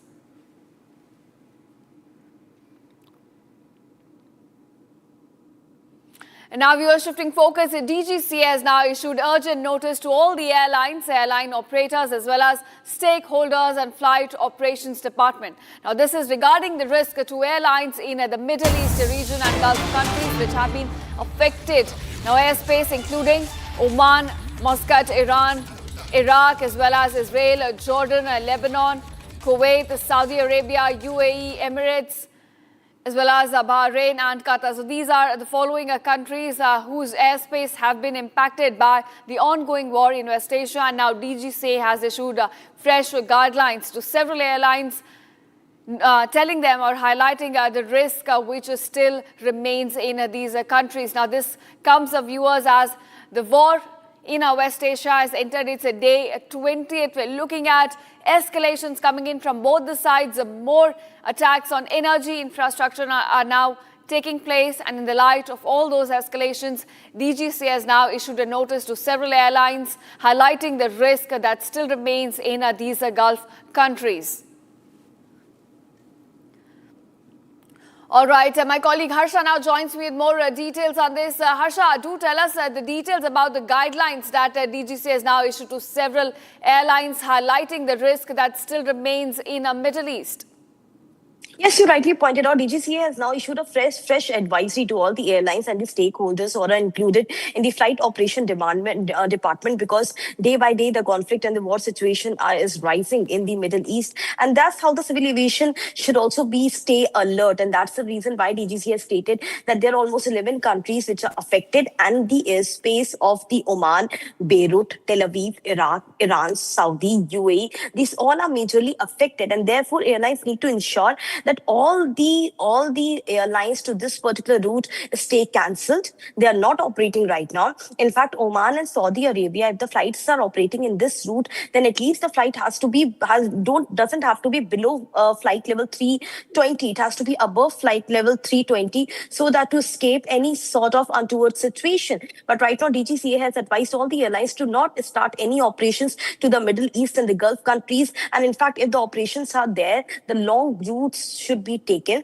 The rerouting of the airlines should be done. They should not go through those airspace which are banned and those airspace which are highly impacted because of the war. Therefore, it has been written that how Beirut, Lebanon, Tel Aviv, Iraq, Iran, Saudi, UAE, and Emirates, Oman, Bahrain, Tehran, these all are the affected airspace. And majorly conflict and the tensions seem to be rising in this airspace. So all the Indian airlines and the stakeholders need to stay put and alert till the time the situation doesn't get normal. They have to reduce their flight operations, and majorly they have to ensure that there's no operation right now to this particular airspace. Back to you. Right, Harshan. In the light of these concerns which have been highlighted by DGCA, we're certainly looking at these flights now taking longer routes or rerouting, because of which we could also expect a surge in airfares.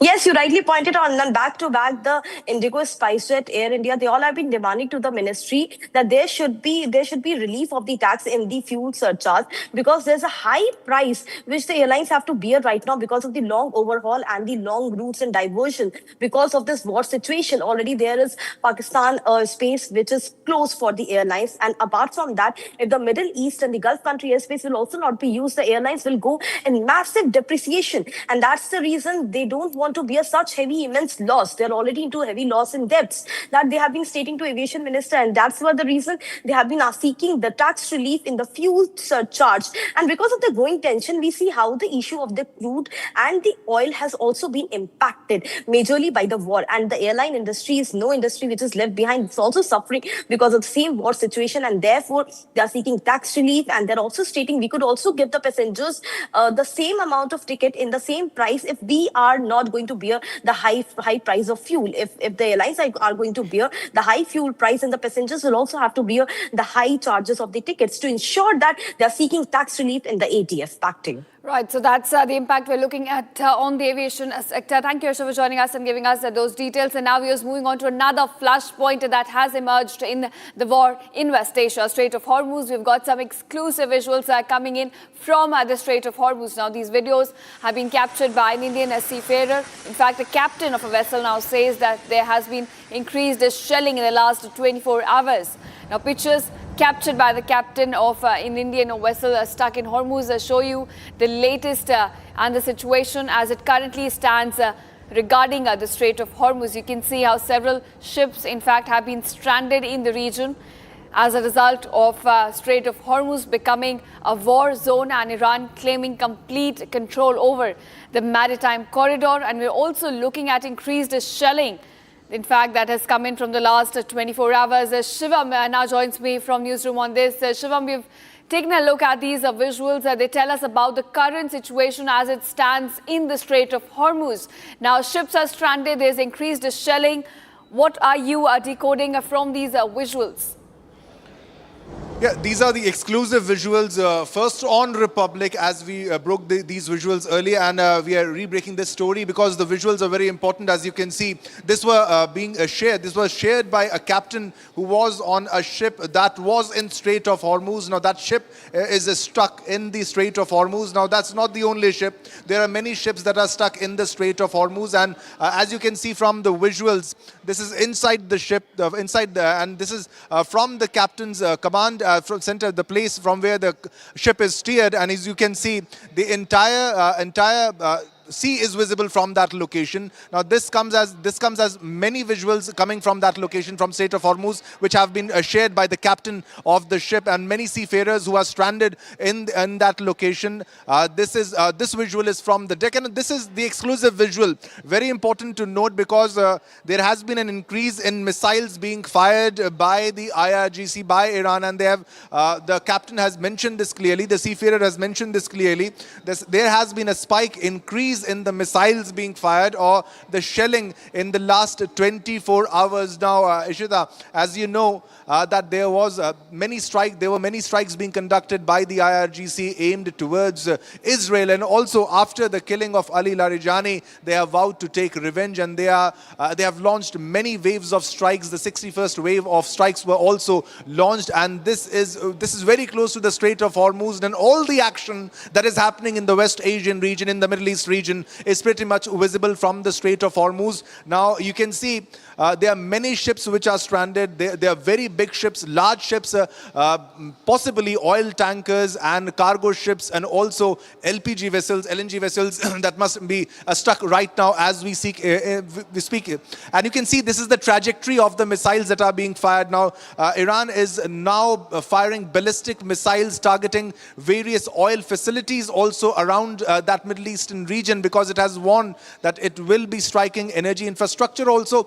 Earlier, there were no such statements by Iran, but there is clear warning, and there has been a comment from the Middle East countries also condemning the attacks which are being conducted by the IRGC, by Iran. Now, especially there has been a spike in the strikes being conducted by the IRGC after the death of their top leaders, also the top leadership of the besieged forces, and also Ali Larijani, who were killed in the latest strikes. And these visuals are from the Strait of Hormuz. There is a virtual blockade in place by the IRGC in the Strait of Hormuz. Now, IRGC is known to conduct strikes using not just the kamikaze drones, but also suicide boats, which can wreak havoc on these ships. And this could prove to be a fatal misadventure if you travel in this location. Now, as you can see, the ships are stuck. They are anchored. They are not moving as we speak because there is too much threat on traveling in that location, in that path, in that route, and the entire Strait of Hormuz is a war zone. These are the exclusive visuals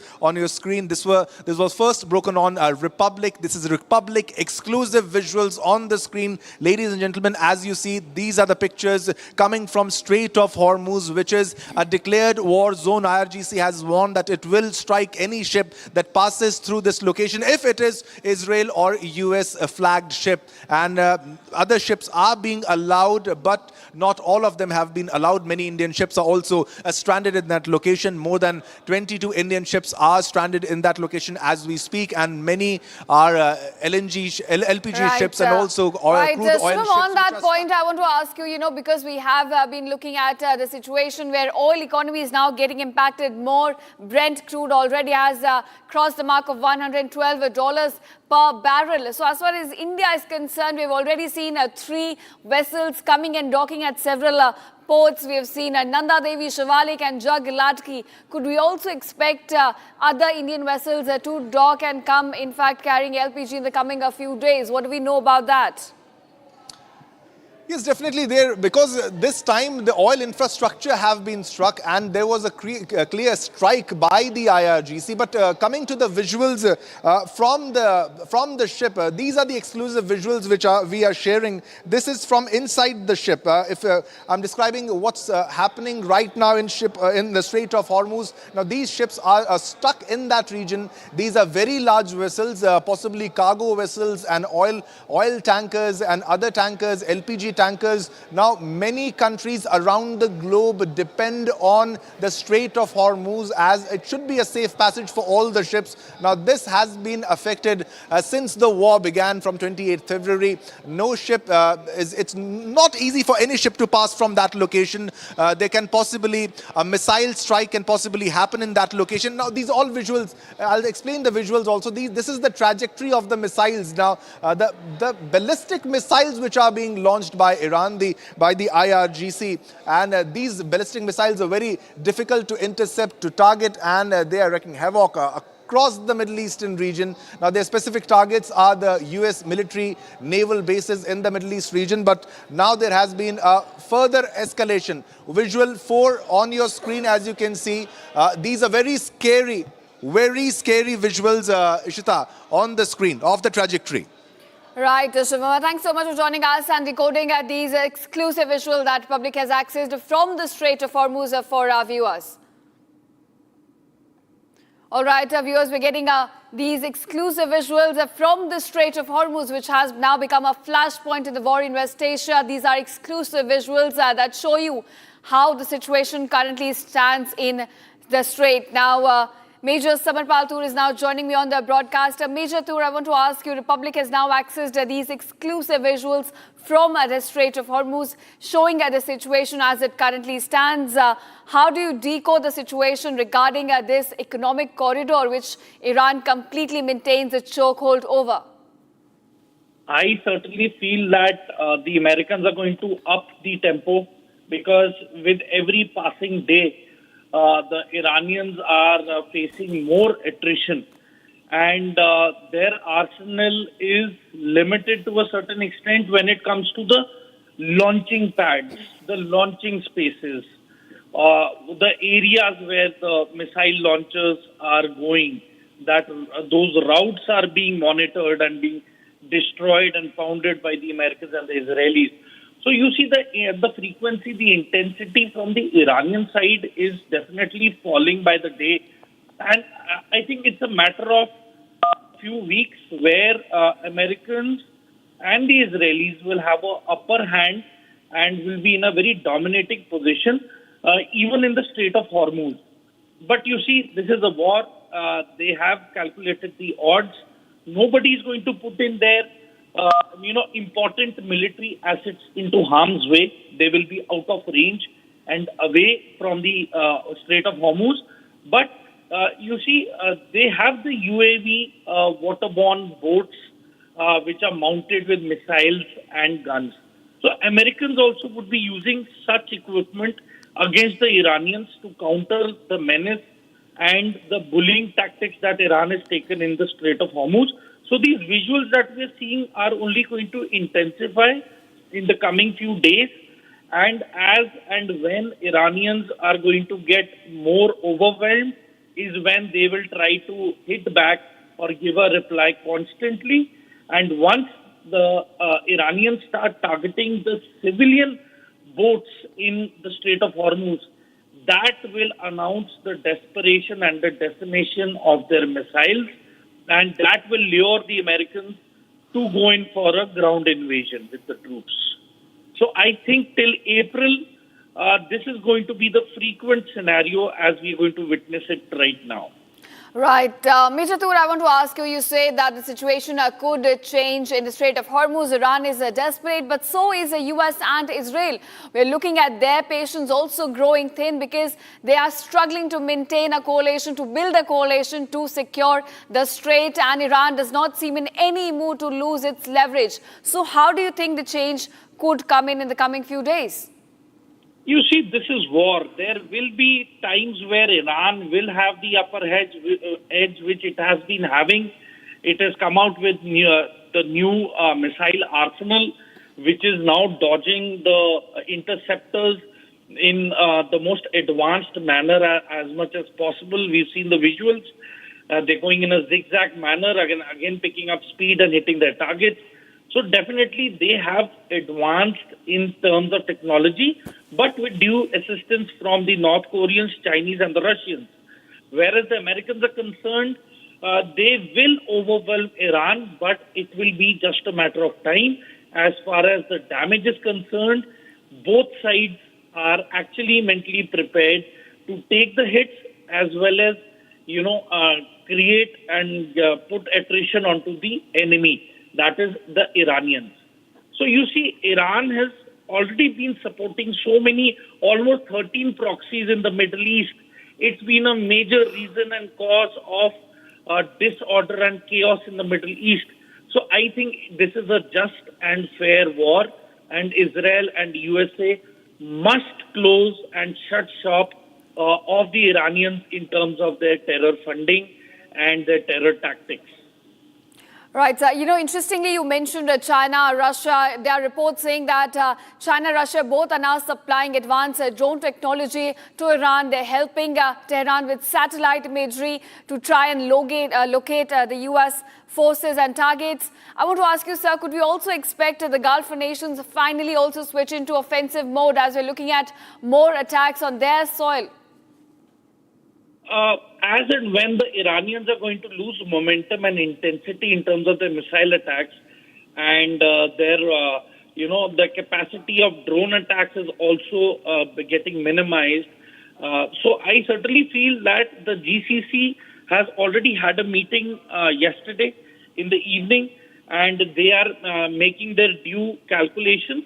And see, they have not ruled out a military action. Military action is bound to take place by the GCC, but right now they need to curb and stop the intensity of the missile attacks so that when the GCC moves in with its military operations into Iran, the attrition to be caused to the friendly nations and the allies should be a bare minimum. So keeping that in mind, I am very certain that in coming few weeks, we will see the ground offensive forces also enter and invade Iran and occupy key areas where peace can be enforced.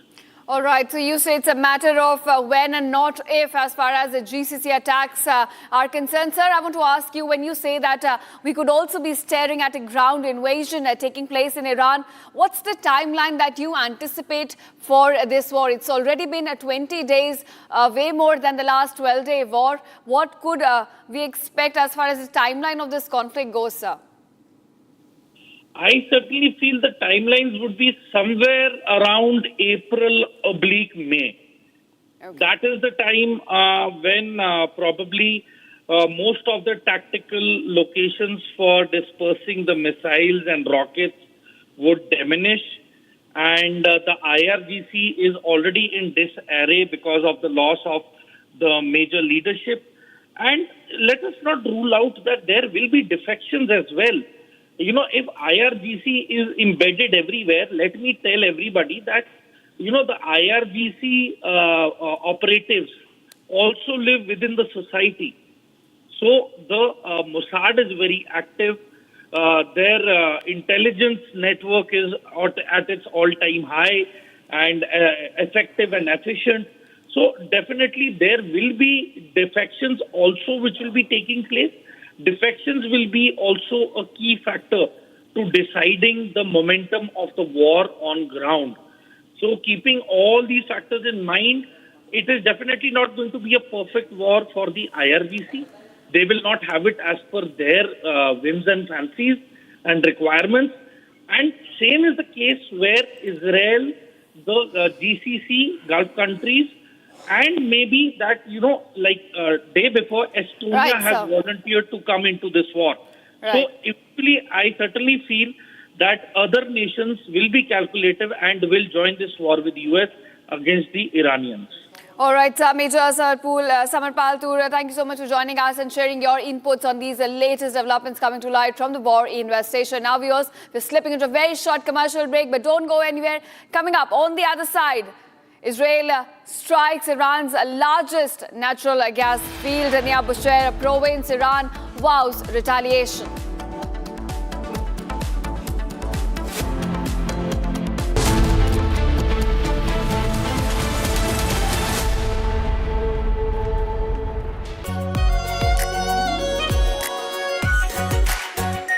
Our pure Shahi Paneer Masala.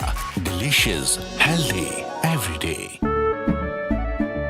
केसरिया से मन जोगी हुआ रे दिल झूमे देखो मतवारा हुआ रे केसरिया से मन जोगी हुआ हर पल मनाओ केसरी त्योहार विमल बोलो जुबान केसरी प्यास बुझाए ठंडक लाए सबको भाए जीरा से MTH का जलजीरा जीरा से जीरा से असली रिफ्रेशिंग, असली स्वाद, असली मजा.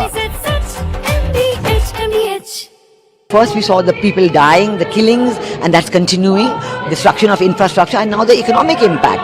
The economic impact will affect everybody across the world.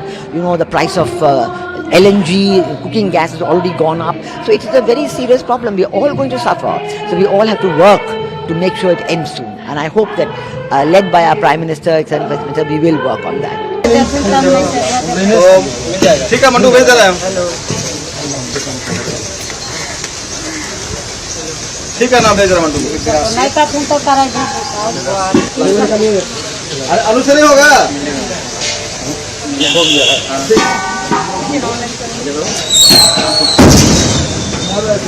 तुम तो कमाल गिरा नीचे अब तुम गाड़ी में पूर्ण वाला दादा बोलते का गाड़ी मारता है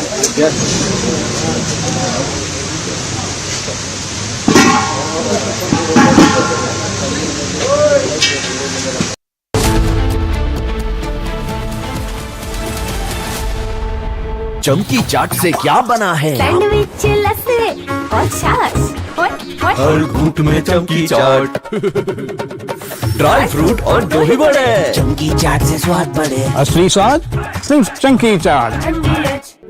In the global employability rankings by Times Higher Education UK, only the following 6 institutions from India are ranked amongst the top 230 in the world for having the most employable graduates. IIT Delhi, IISc Bangalore, IIT Bombay, IIM Ahmedabad, IIT Kharagpur and Amity University. Pure सूजी pasta उबालो मिलाओ और खाओ 8 minute में तैयार. क्या taste है सबका राजा आर प्योर मसाला.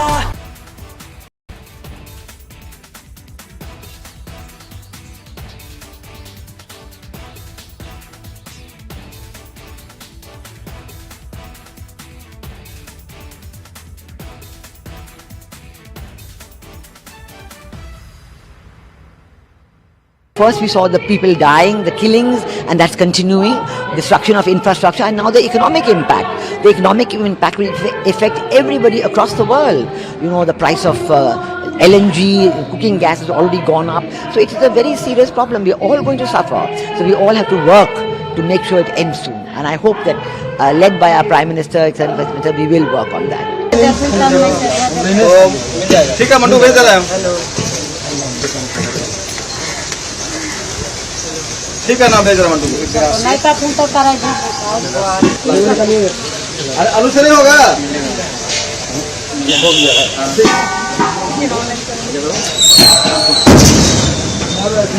तुम तो कमाल गिरा नीचे अब तुम गाड़ी में पूर्ण वाला दादा बोलते का गाड़ी मारता है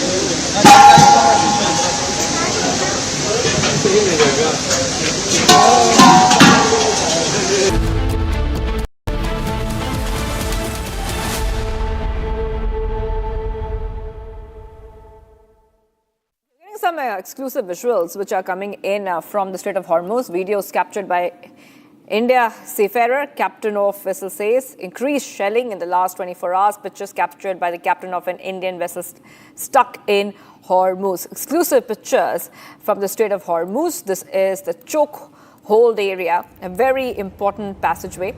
And this is exclusive video captured by the Indian seafarers. Now this video and the information that we have for you is that in the past 24 hours, there has been increased shelling which has been reported. So back-to-back updates coming in here on Republic TV. And this is coming as some 90 ships have already crossed the Strait of Hormuz. Some Indian vessels are around that area already. And these are some pictures first on Republic TV of the exclusive visuals from the Strait of Hormuz. There seems to be some shelling according to the latest updates that we have for you. There seems to be shelling near the Strait of Hormuz. These are pictures which have been captured by the captain of an Indian vessel stuck in Hormuz. Staying with these exclusive pictures that we are getting for you on Republic TV, there are some Indian vessels which are still around the strait. There are some India-bound ships. And the exclusive pictures coming in as India has also been seeking a safe passage for its vessels across the Strait of Hormuz. So this video has been captured by an Indian seafarer, showing you that area is being struck. There's multiple shelling in that area, so that is not stopping. Exclusive pictures coming in from Strait of Hormuz. We put out that picture earlier of the skies where you can see that there's a trail of smoke indicating that the shelling is continuing. Now, 11 Indian ships are still stuck around that area, the Strait of Hormuz, and shelling has increased in the past 24 hours. So back-to-back updates coming in here on Republic TV. And this is coming in the backdrop of the strait which has been closed amid the escalating tensions. A lot of the Indian vessels which were deployed in the Gulf region under Operation Sankalp are maintaining a constant watch and protecting the India-bound vessels passing through the key passages. So there is a lot of movement there. There is a presence of India in that area, in the Strait of Hormuz as well. So back-to-back updates coming in here, viewers on Republic TV.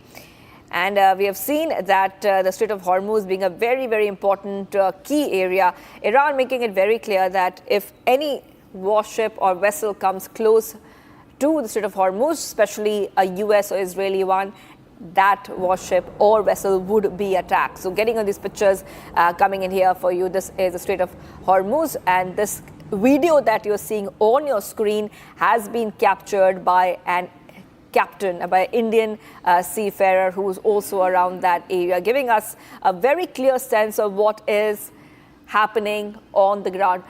Major Tour is joining us on the phone line. Major Tour, Strait of Hormuz. On our screens, these are exclusive pictures. Now, we have hardly got any image of the Strait of Hormuz. But now, on Republic, on our screens, we have the exclusive pictures. What do you see there? Because we see a trail of smoke. And according to the information, the shelling has increased there in the past 24 hours. See, with time, the intensity will increase from one of the sides. That is mainly what I foresee. It is going to be the Americans and the Israelis who are going to up the tempo, who are going to up the momentum, and who are going to actually be mercilessly pounding the Iranian, positions along the Strait of Hormuz, so that, there is no threat. Kharg Island, they have already decimated their boats, their static artillery gun positions, and their military barracks, and the airstrip that would be used against the American naval boats. So that they have achieved, but they have not touched any oil infrastructure. So it is a clear-cut message, and I certainly feel that, it is the duty of the Iranians, all the countries which are in good terms with Iran must tell Iran that they should now come onto the table for talks, because the end is definitely, it's going to be a very decisive battle. The Americans and the Israelis have moved in with all the calculations and the best of expertise and analysis that they have. So definitely this war is not going to halt just in between like this, but there can be, a tactical halt, or, the Iranians, if they are not showing any signs of talks or negotiations, then these visuals are going to only increase. And I am telling you, they have plans, the allied forces have plans to go to war with full intensity till the end of April. Now the big question is, for how long can Iran keep countering the Americans and the Israelis? The aspect number two, how many of the Iranian well-wishers or those countries which are taking a neutral stand but are dependent on the Iranian energy can put pressure on Iran to actually stop going on? Because you see, I certainly feel that the Iranians are on a suicidal course. They know it, that if they are not going to survive this war, they will ensure they take everything along with them and perish. So they are going to target their own oil reserves. They will destroy that. They will ensure that if they are losing, they will not leave anything for the allied forces as well. But if that is the mindset, then I certainly feel GCC is going to move in, and other allied forces like Estonia volunteered to join this war. So you see, these are very critical and crucial times, because I certainly see a fracture in the NATO and the American relations. NATO has not volunteered to join in, assist or help the Americans. They have kept quiet about it, and now they have publicly said it is not their war. So you see, slowly and steadily, whichever country will opt out from not helping the Americans, eventually they will never get assistance in the coming times from the Americans perhaps. And I am telling you, this war is going to be won by the Americans and the Israelis, and no war has taken place and been decided in a matter of few days or weeks. It is going to take time. Desert Storm took, 2 presidents to get over with. So this is the situation in Iran, which has been developing since the last 47 years, because of which, 13 proxy terrorist organizations rose up in the Middle East and kept creating chaos. So it is high time. The GCC has also realized, the Gulf Cooperation countries have realized that they have to cut the head of the snake, and probably that is one of the major reasons why they all accumulated yesterday for a meeting and to take a call as to how they are going to now move in militarily and tackle Iran. So it is just a matter of few weeks. Major Tour, we're also highlighting here that India's naval warships deployed in the Gulf region under Operation Sankalp are maintaining a constant watch and protecting the Indian-bound vessels passing through these key passages. This video has been captured by an Indian seafarer. However, I want to ask you that this place is quite risky. How risky is this Strait of Hormuz right now for our Indian seafarers who are still in that area? See, risk is imminent. I mean, there can be an error because you see, the Americans have had blue on blue. They have mistaken each other's aircrafts, and probably Kuwait has shot them down by mistake. So you see, a possibility of error is very high because it is a public thoroughfare in international waters. You really do not know whether the person behind the certain weapon system can mistake an Indian boat and can target it, assuming it is a Western countries or a Western allied naval ship. So you see, the chances of error are real. We cannot say that if we have been assured by the Iranians that we have a safe passage. It doesn't guarantee that. Number two, there are a lot of players right now, including the Western countries, which might carry out false flag operations just to gather more support on their side. And we saw the example that happened in Azerbaijan and Armenia, where the drones went in. The drones even went into Turkey. But that has been investigated, and none of these countries have actually volunteered to get into a war with Iran.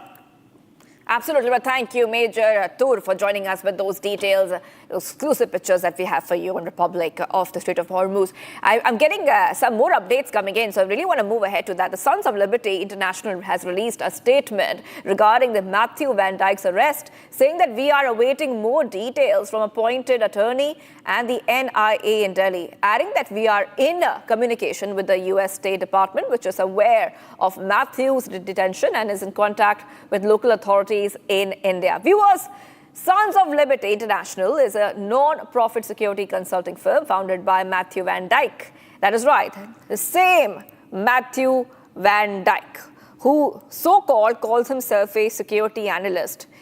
But what we have learned is he is a shadowy figure, a figure with very, very nefarious links. The arrest of this American national in India has uncovered many crucial leads in high-level investigation encompassing national security angles. Matthew Van Dyke was among the 7 foreigners who were arrested 2 days earlier in connection with an alleged conspiracy hatched against India. Putting out some of these pictures, which we have got for you and information. This is, who is Matthew Van Dyke? Yes, American citizen Matthew Van Dyke, becoming the focus of a significant investigation by our Indian security agencies after the NIA arrested him with 6 Ukrainian nationals. Case involves allegations of drone warfare training, illegal border crossings, and connections to armed groups operating near India's northeast. So who is he? That is his picture, you can see. We also have some visuals which are coming in of Matthew Van Dyke, where he was training, with pictures of him training with some suspicious groups that you can see on your screen.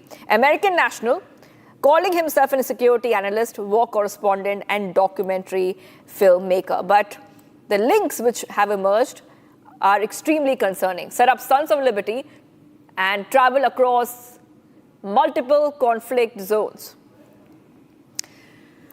Okay, let's go straight across to my colleagues. I think we have Shambhavi, Sarthak, Anirudh, and Lin Thoy who are joining us. Let's go first to Shambhavi, and I think we have Anirudh as well. Let's go first to Shambhavi. Shambhavi, NI is looking at links, at Matthew Van Dyke's links. It's very, very concerning. He has established the organization as Sons of Liberty International, which offers military training and strategic advice to local armed groups in conflict zones worldwide. Basically, the pictures that we are seeing on our screen, this is what Sons of Liberty does. They give so-called military training to very suspicious groups. Yes, Shambhavi, go ahead. See, definitely, and this new piece of information will definitely help NIA in establishing more links, because this Van Dijk calls himself a security analyst, and his experience would definitely have helped him into entering India and then crossing into conflict-hit Myanmar. Now, Sons of Liberty is saying that they are constantly in touch with the team, with the legal team, with the NIA, and also they're in touch with the US Department as well. And the government knows that Van Dijk is in detention. He's been arrested, and they are in talks with the Indian authorities. So they will be doing everything in their power to make the situation better for him. But let us tell our viewers one more time that he is one of the 7 nationals who were arrested from 3 different airports after a special intel from Russian intelligence. He is one of those people who were involved into training ethnic armed groups on the border of Myanmar. And India, he was the one who was responsible, who was a part of the team which was training, giving training to the militants, to the armed groups of warfare training, which includes not just assembly, but assembly operations, jamming of the drones.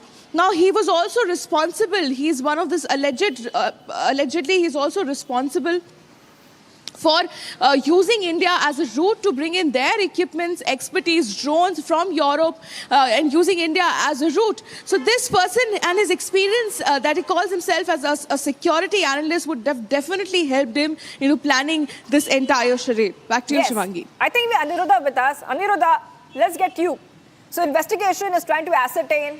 Aniruddha, if you're there, let's go to Aniruddha. He's covering the story and he's getting us the northeast angle, because the northeast was a very, very key passage for Matthew Van Dijk.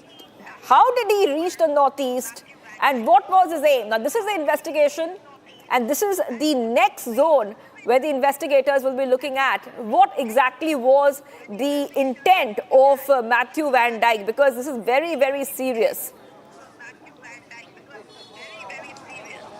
Yes, what we are getting to know from the investigation details that has been revealed, it is seen that Matthew Van Dijk and other mercenaries who traveled to Mizoram and Manipur, they took the route via Guwahati itself, and they made it to through interiors of Manipur.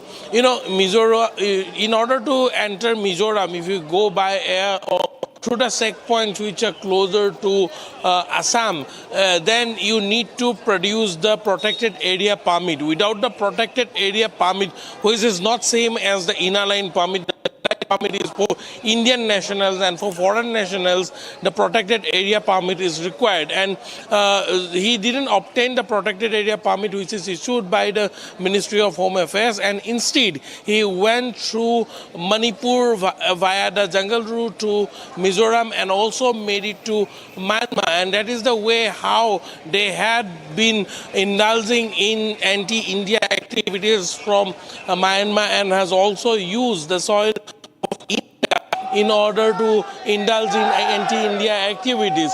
And this entire nexus had been operating sometime under the guise of missionaries, sometime under various NGOs, and also sometimes they used to portray themselves as journalists or documentary filmmakers while approaching the ethnic groups, or just to showcase or to portray that they are not linked to any, but the ethnic areas, the ethnicity dominated areas, then they show their true colors. Yes. What videos that have emerged from Myanmar, we have seen that the mercenaries have been indulging in... Aniruddha, hold on for a second. Lintoy is joining us live. Lintoy, agencies are checking whether Matthew Van Dijk tried to, have any contact with these insurgent outfits, with these armed groups. Because like Aniruddha is telling us, he's so-called a documentary maker, he's so-called a journalist, but trying to contact some groups, some armed groups, trying to do it without permission, that is what the investigation agencies will be looking at. Yes, Lintoy. Yes, that is the very concern that the investigation agency should investigate thoroughly. And once again, that serious concerns are also emerging from Northeast, with inputs suggesting that foreign nationals were allegedly involved in providing training to armed ethnic groups operating in Myanmar. So while this development, raises significant questions on cross-border insurgencies, like the government and the security agencies have maintained a studied silence so far, which they have to clear, clarify. Thank you, Menthol, for getting at those details. We have some exclusive visuals. I really want to come back to the story later on. I want to put out these pictures that came in earlier. Exclusive visuals coming in from the Strait of Hormuz. The videos captured by India seafarer will be on your screens. A captain of a vessel says increased shelling in the last 24 hours. The pictures are captured by the captain of an Indian vessel stuck in Hormuz. Okay, let's put out those pictures which have come in for you. This is the Strait of Hormuz. Okay, we have our senior executive editor, Abhishek. Abhishek, putting on these pictures which are coming in for you. India's naval ships are guiding the vessels through the Strait of Hormuz. But these pictures tell a very different story about increased shelling. Over to you, Abhishek. Well, obviously the situation is fluid and tense, and if you go by this account by one of the captains of the Indian merchant vessel stuck in the strait, shelling has increased over the last 24 hours, and it's obviously empirically also proved with the kind of strikes that have been happening on both the sides. If you look at the dismay with which President Trump posted how Israel did not inform him about the targeting of the South Pars gas field in Iran. And then we have Iran also retaliating, targeting Ras Laffan, for example, the LNG terminal and the industrial complex which supplies LNG to many nations around the world, including India. That's been hit and shut. So obviously we are looking at escalation. We are looking at a crisis insofar as energy supplies are concerned around the world. And in that context, the increased shelling, as reported by the captain of the Indian merchant vessel, that seems to be suggesting that both sides are not in a mood or in any mood to pull back. And these pictures adding to the tense moments that those on board would be having. Despite the fact that Indian Navy also has increased its deployments by about half a dozen warships, the fact remains that they are on the east of Hormuz. They are not going inside the water channel, and they are only going to be effective only after those ships or merchant vessels and oil tankers stuck on the west side of the Hormuz are able to come out, and that happens only after the back channel talks that are as we speak succeed. Yes. Remember, we Abhishek, I think we have the captain of the Indian vessel, an Indian seafarer, joining us live, and I think you can go to him now. Yes, go ahead, Abhishek. Tankers and 3 crude tankers come out of the Hormuz over the last 72 hours and dock at Indian ports, but over.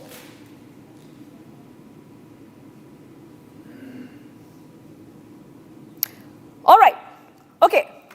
Okay, let's go to the, okay, we have a guest who's joining us live. The captain is live with us, captain of the Indian vessel stranded in the Strait of Hormuz.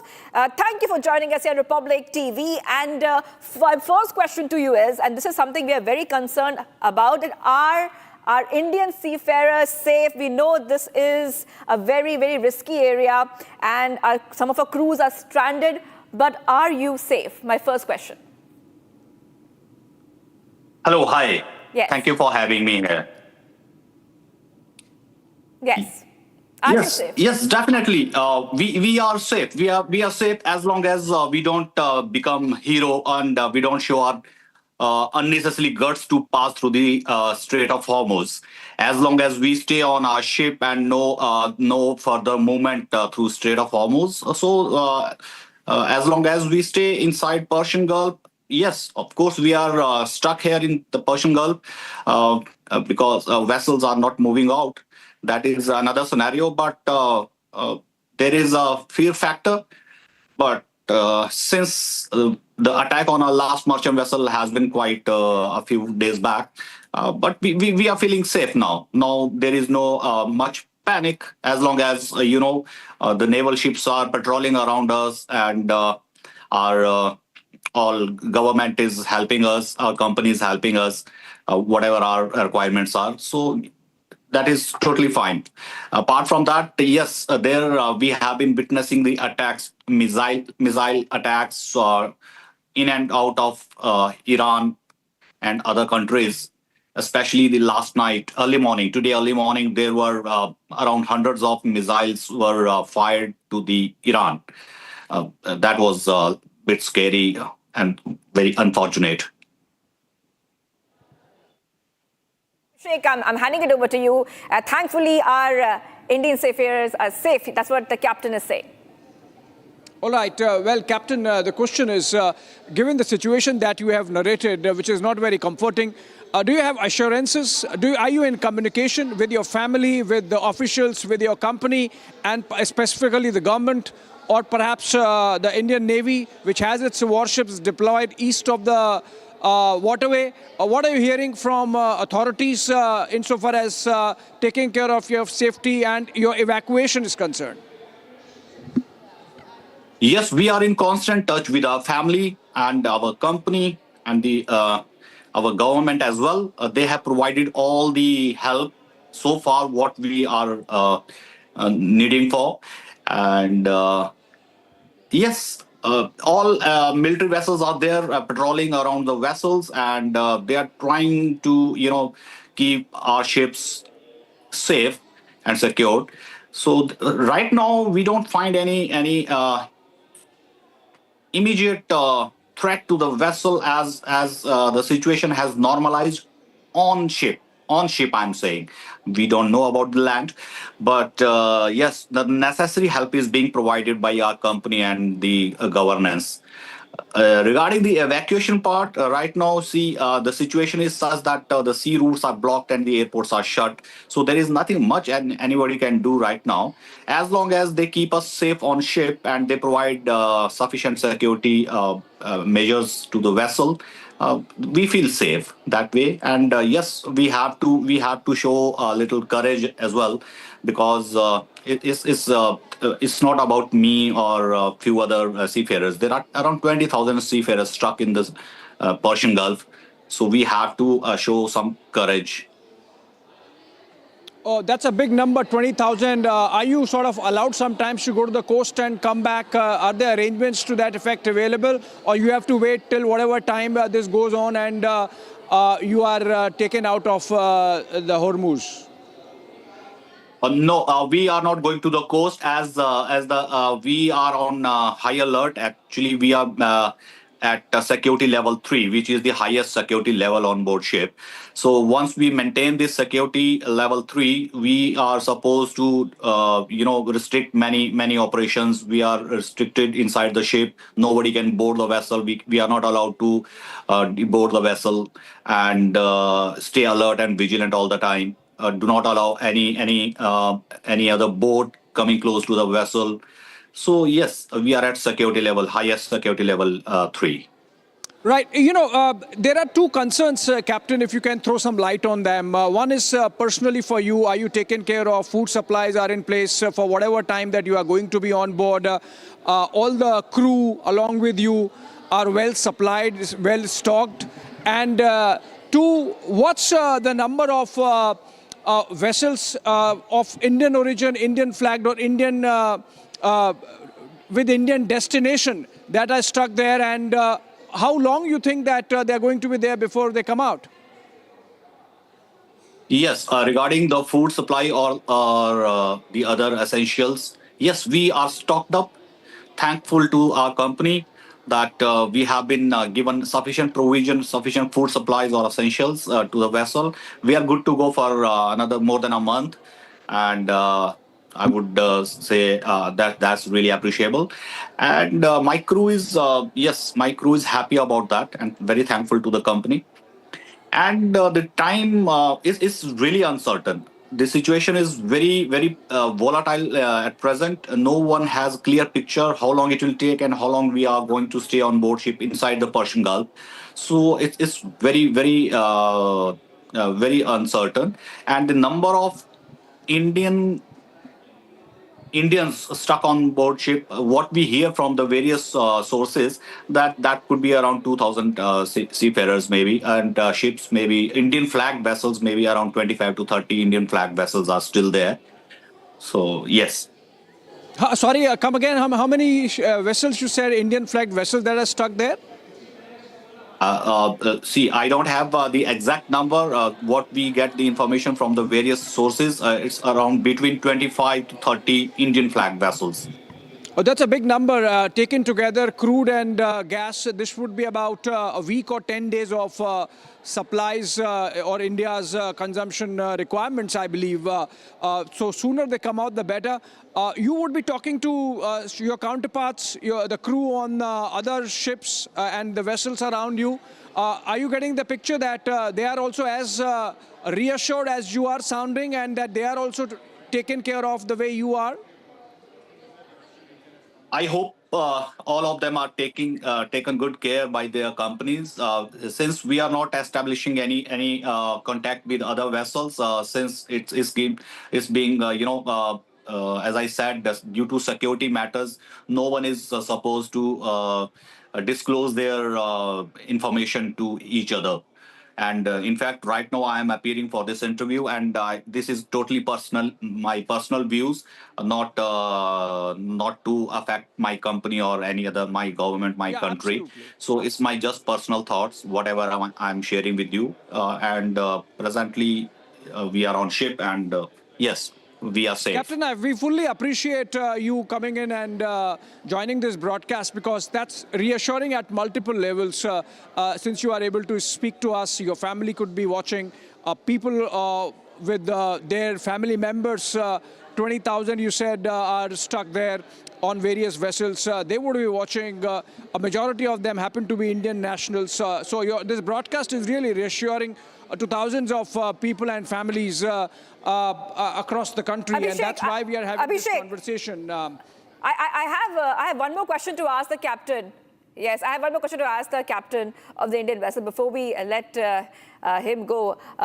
Captain, because you are right there, and we saw those pictures, and you have been there for a while now. You have been on the seas. You have so much of experience. So what you saw and what we see on our screens, did you see something unusual there? Because we see a lot of pictures which are coming in. What is unusual in the Strait of Hormuz? What do you see differently here? Our viewers can understand when they look at these pictures. Yes, so we have passed this Strait of Hormuz maybe 100 times earlier as well. But what is the different this time is only the war scenario and the panic situation. The missiles are flying over our head, and that's the unusual stuff. Basically, what we can witness staying on board ship. That's the only difference what we could see.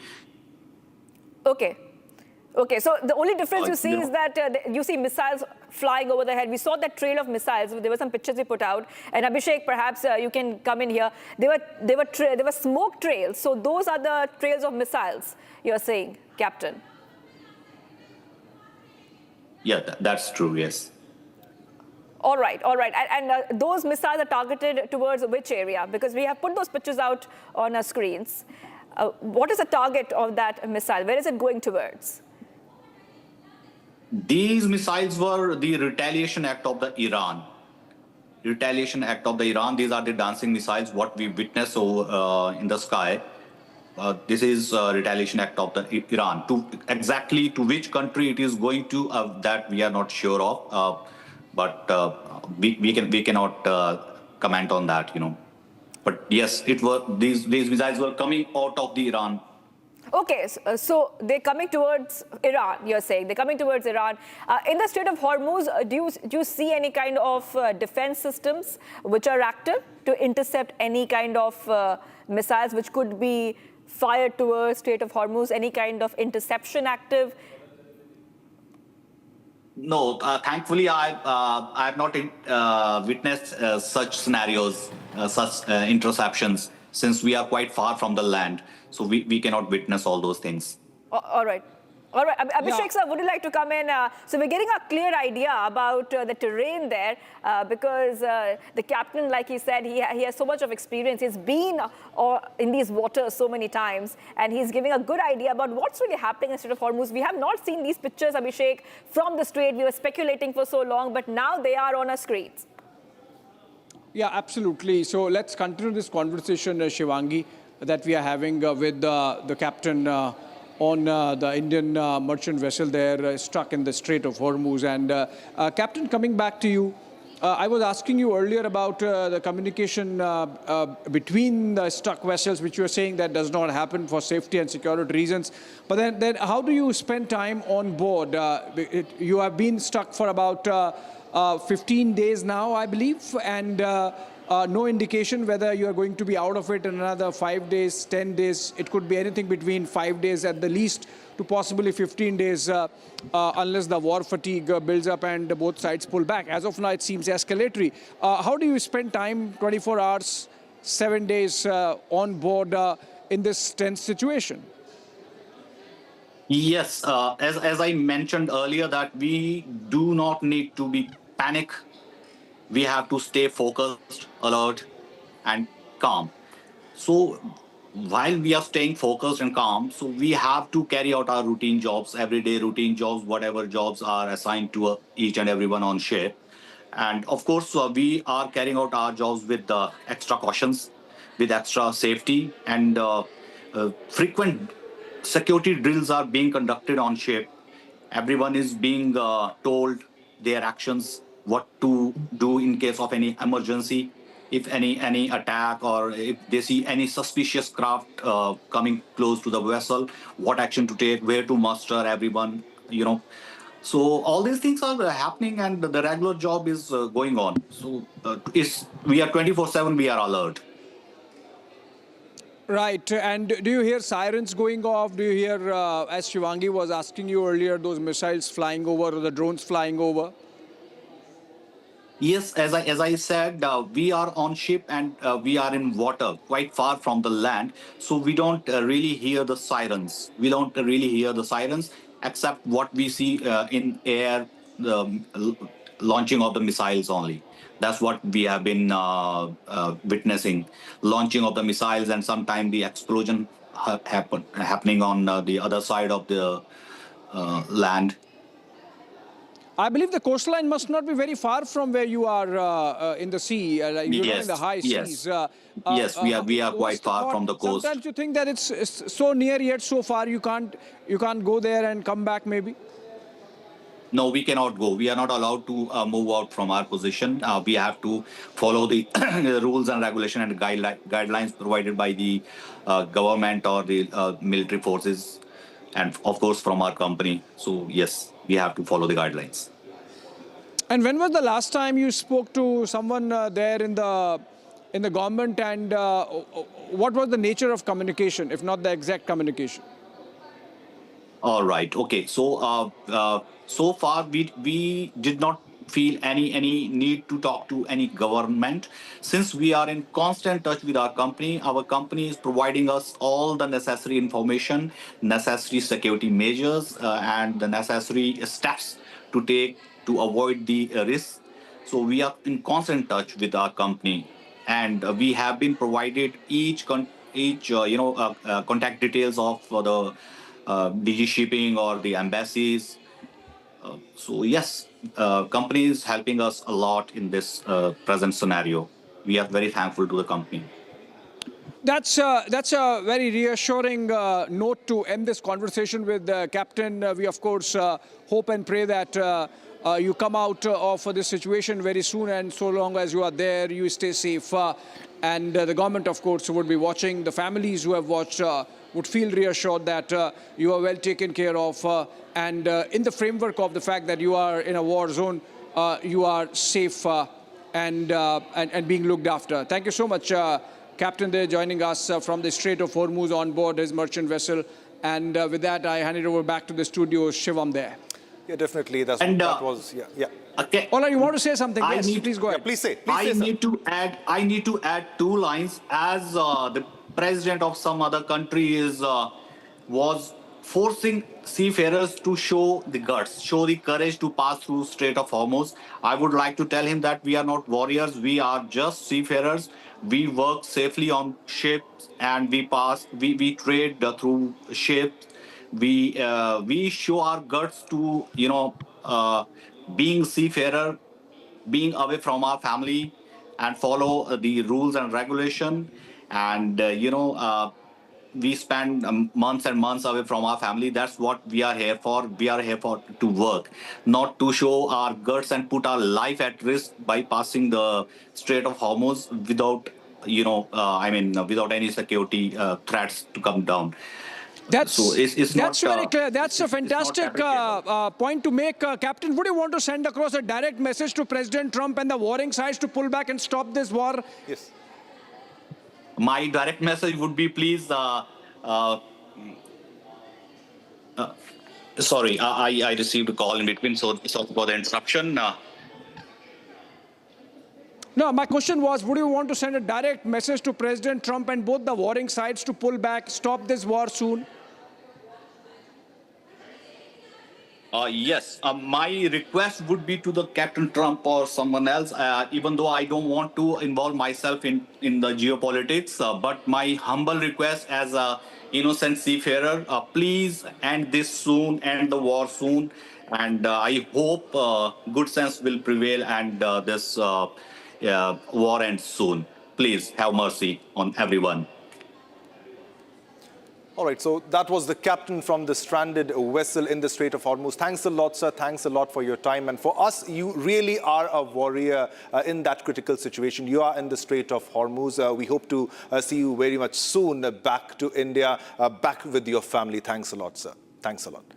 All right, viewers, now let's move on to other top stories. Now, since hostilities began in the Persian Gulf on February 28, nearly 20 commercial ships have been struck, making the Strait of Hormuz the most dangerous site for international shipping. What began as a US-Israeli onslaught on Iran has quickly developed into a global maritime and energy catastrophe with no resolution in sight. Now, the strait's closure has had an immediate impact on global energy and food security, with significant economic ramifications. The longer the strait remains blocked, the higher the possibility of global repercussions, supply chain disruptions, inflation, and humanitarian crisis. Colonel Rajiv Agrawal, a senior research consultant at the Center for Geopolitics and Strategic Studies, analyzes the impact of the closure and provides solutions for multiple beneficiaries of traffic through the Strait of Hormuz, including India, as to how they can now get their supplies of oil, natural gas, and LPG. So one of the solutions is that the Strait of Hormuz has to be bypassed. The other solution is to ensure redundancy, there should be pipelines. Iran is fighting a fight for its survival. Okay, so Strait of Hormuz, the blocking of Strait of Hormuz in this war has actually come as a surprise, which was always in the offing, but had never been actually put into practice. And this time, now that the Strait of Hormuz is blocked and the ships are not transiting, it is creating a huge global concern economically because of the oil, but not only because of the oil, but because of many other products which flow from the trade, which is from the oil and gas. Now, what is the solution to it? The most easiest solution is that the Strait of Hormuz should be unblocked, the war should end, and things should come to normalcy. There are two issues to it. One is that even if the Strait of Hormuz is unblocked today, the normal supply of oil and gas will take weeks, if not months, to resume, especially natural gas, because if you recall, Qatar Energy has suspended the production of natural gas, which is the largest producer and exporter of natural gas. And by all calculations, it takes minimum 2 and up to 4 weeks for the gas production to start again. So the easiest solution is that the Strait of Hormuz should get unblocked. Actually, it is not physically blocked. There's no mining activity just taken place. There's no military, obstacle kind of a thing that has taken place. It is just the fear that has been instilled by the Iranian and the IRGC that any tanker which transits the Strait of Hormuz or tries to cross the Strait of Hormuz will be put under fire, less the ships that have been permitted by it. And as we all know, India has got the permission. I think 3 or 5 tankers have already reached, or 3 have reached, and 2 are still in transit. What is the solution? So one of the solutions is that the Strait of Hormuz has to be bypassed.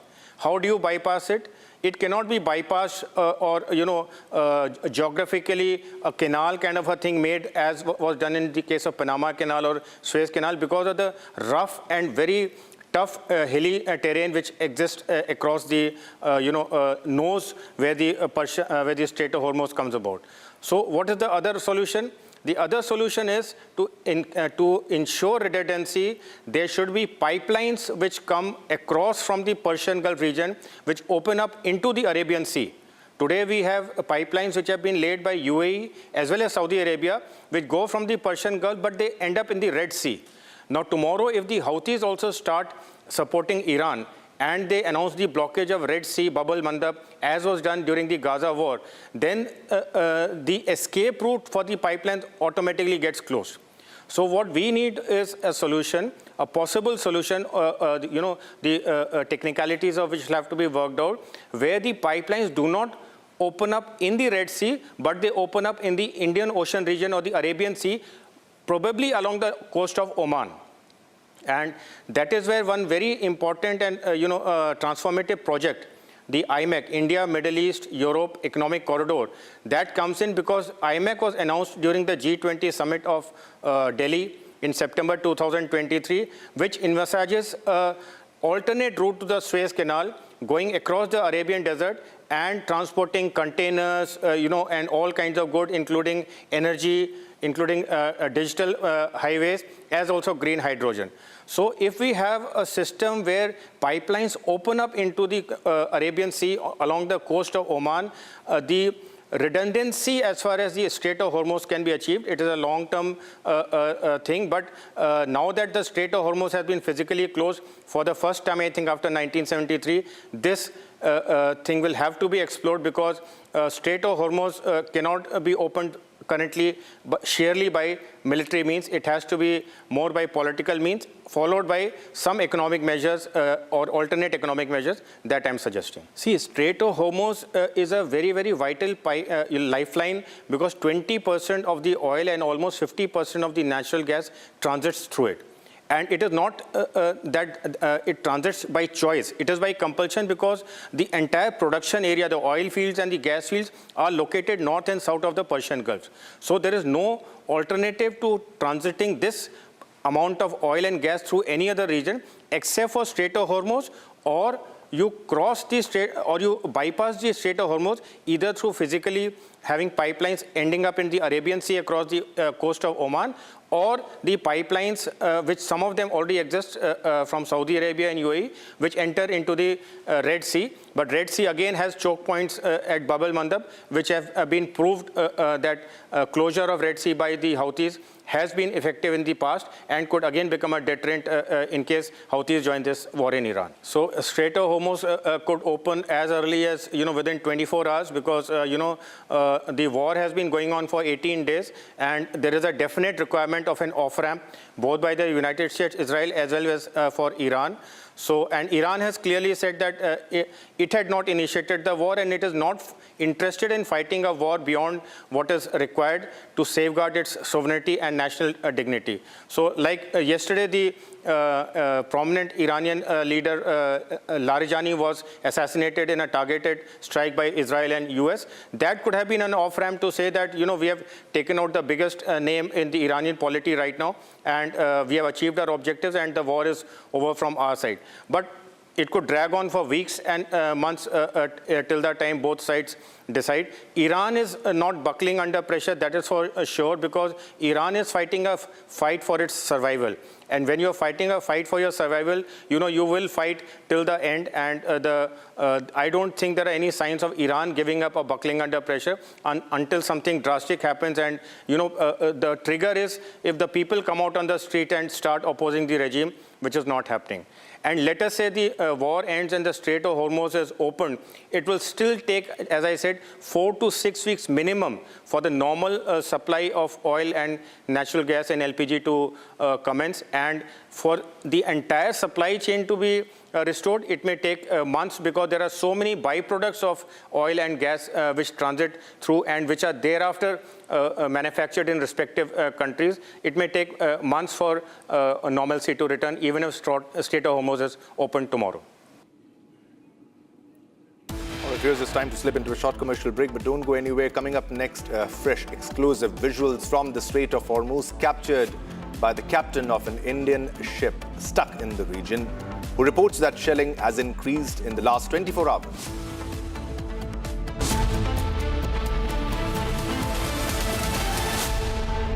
थोड़े में ज्यादा स्वाद यही तो है इसकी खास बात। वाओ मामा क्या स्वाद है। अरे मेरे राजा सबका राजा और मसाला केसरिया से मन जोगी हुआ रे दिल झूमे देखो मतवारा हुआ रे केसरिया से मन जोगी हर पल मनाओ केसरी त्योहार। विमल, बोलो जुबान केसरी। चमकी चाट से क्या बना है? सैंडविच लस्सी और छाछ हर घूंट में चमकी चाट। अब बताओ स्वाद आया? आया। असली स्वाद सिर्फ चमकी चाट। First, we saw the people dying, the killings, and that's continuing, destruction of infrastructure, and now the economic impact. The economic impact will affect everybody across the world.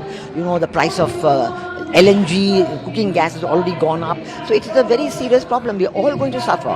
So we all have to work to make sure it ends soon. And I hope that, led by our Prime Minister, we will work on that. ठीक है मंटू, भेज दे रहे हैं हम। ठीक है ना, भेज रहे हैं मंटू। आलू से नहीं होगा।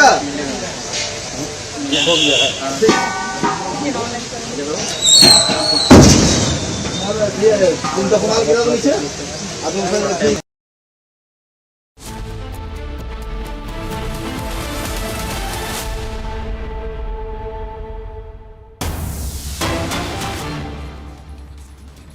All right, viewers, we're getting a big breaking news right now. Now the Israeli forces say that more than 20 Hezbollah operatives were killed during ground operations in southern Lebanon, with troops from the 36th Division and airstrikes involved.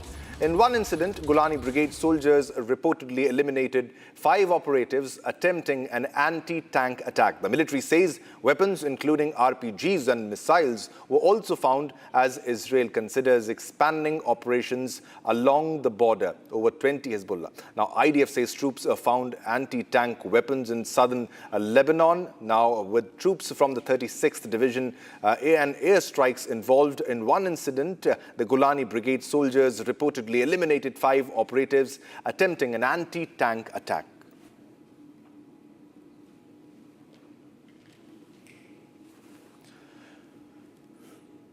Well, it viewers, now after Saudi Arabia's emergency meeting of foreign ministers from Arab and Islamic countries in Riyadh, Saudi Arabia's foreign minister says the kingdom is not going to succumb to Iranian pressure. Take a listen to this.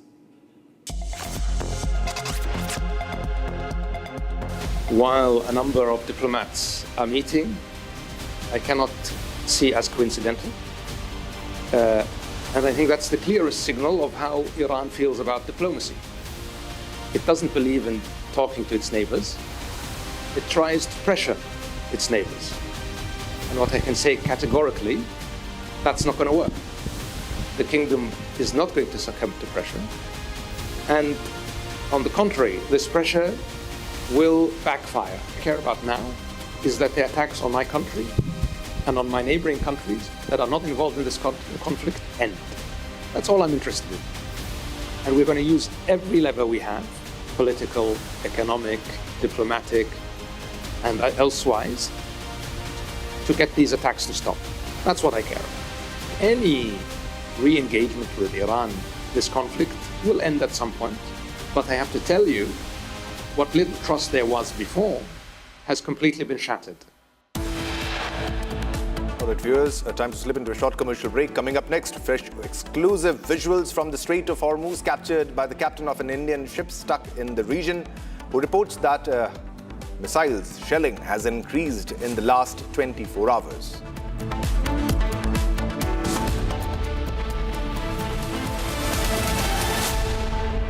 प्यास बुझाए ठंडक लाए सबको भाई जीरा से MDH का जलजीरा जीरा से जीरा सिर्फ असली रिफ्रेशिंग, असली स्वाद, असली मजा। MDH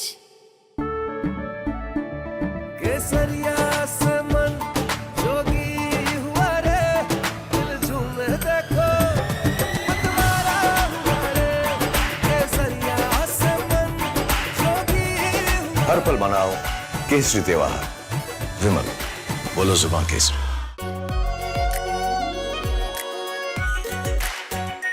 are pure shahi paneer masala, delicious, healthy every day.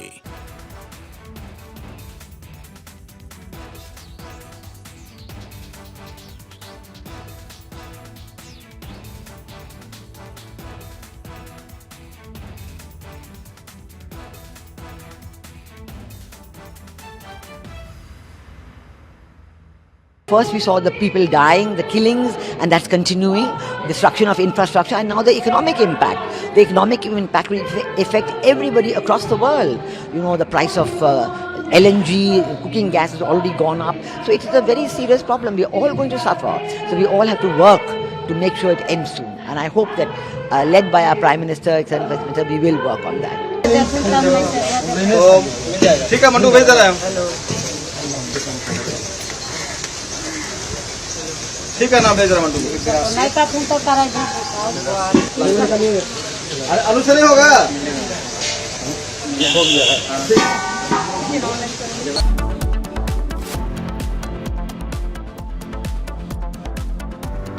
In the global employability rankings by Times Higher Education UK, only the following 6 institutions from India are ranked amongst the top 230 in the world for having the most employable graduates: IIT Delhi, IISc Bangalore, IIT Bombay, IIM Ahmedabad, IIT Kharagpur and Amity University.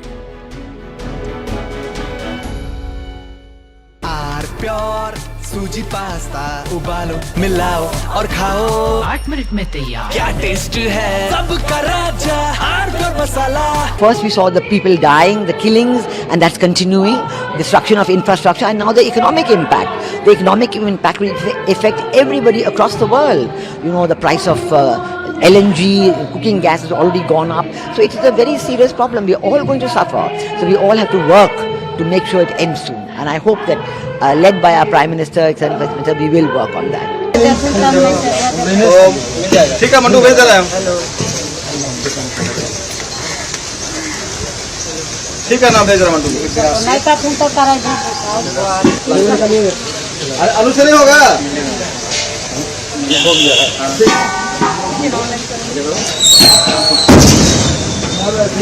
तुमको कमाल गिरा दो नीचे। अब तुम गाड़ी में पूर्ण वाला, चलो वो तेरा गाड़ी में चला।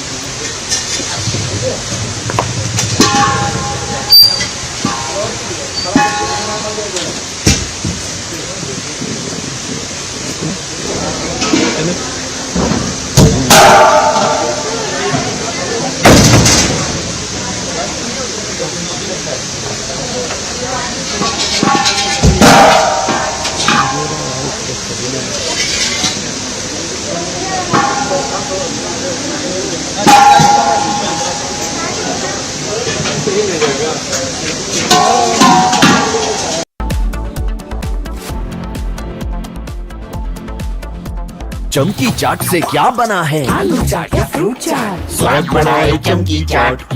क्या बात है? स्वादिष्ट पकोड़े और फरसान, अरे चमकी चाट है इसकी जान। असली स्वाद सिर्फ चमकी चाट।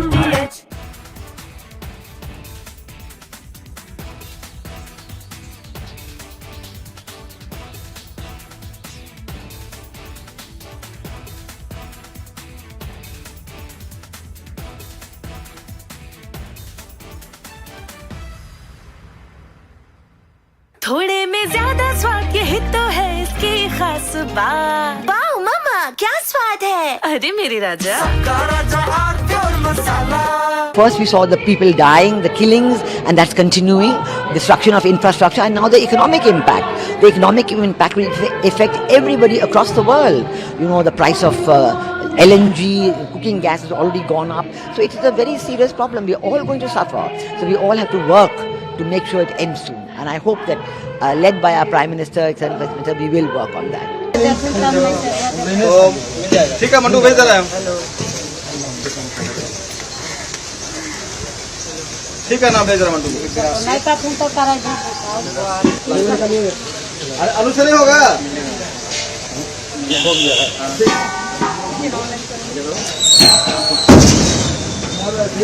तुम तो कमाल किया तो नीचे अब तुम गाड़ी में पूर्ण वाला ना लोगों का गाड़ी में चला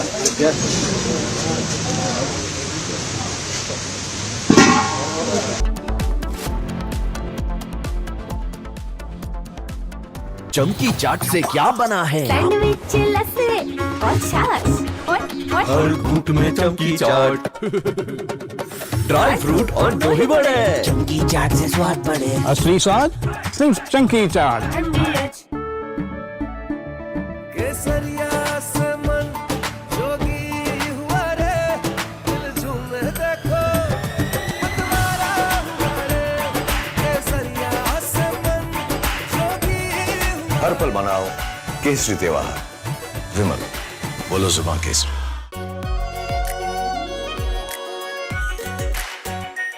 are pure shahi paneer masala delicious healthy everyday First, we saw the people dying, the killings, and that's continuing. Destruction of infrastructure, and now the economic impact. The economic impact will affect everybody across the world. You know, the price of LNG, cooking gas has already gone up. So it is a very serious problem. We're all going to suffer. So we all have to work to make sure it ends soon. And I hope that, led by our Prime Minister, we will work on that. ठीक है mandu भेज रहा है ठीक है ना भेज रहा मंडू अरे आलू से नहीं होगा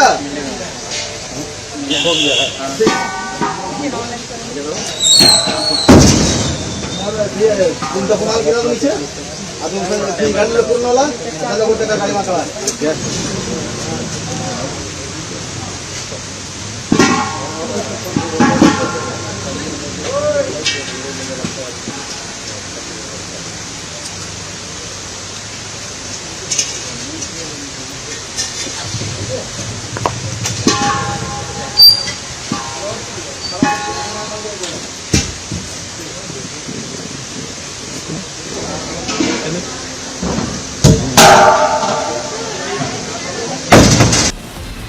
From Asia's largest news headquarters, setting the agenda for Bharat.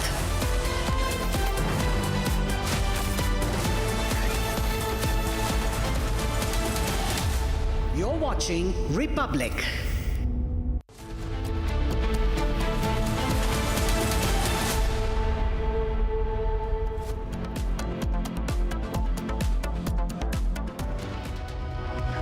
Very warm welcome. You're watching Republic TV. I'm Gesu Bharadwaj, and viewers, we're getting you a lineup of stories from West Asia, from the war to all the details of the NIA probe that's ongoing after 7 foreign mercenaries were nabbed in India over a terror plot. We're getting you all the details, but first, here's a check on your headlines that we're tracking at this hour.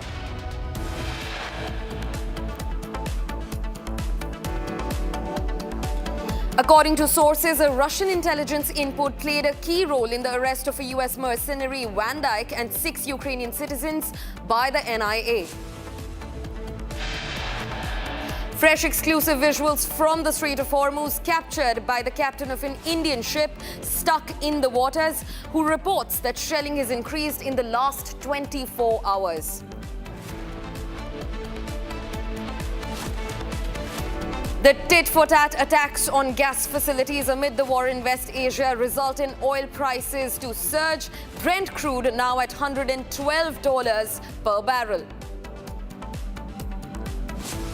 12 Gulf countries issued joint statement condemn Iran's recent aggression using ballistic missiles and drones targeting residential areas and civilian infrastructure.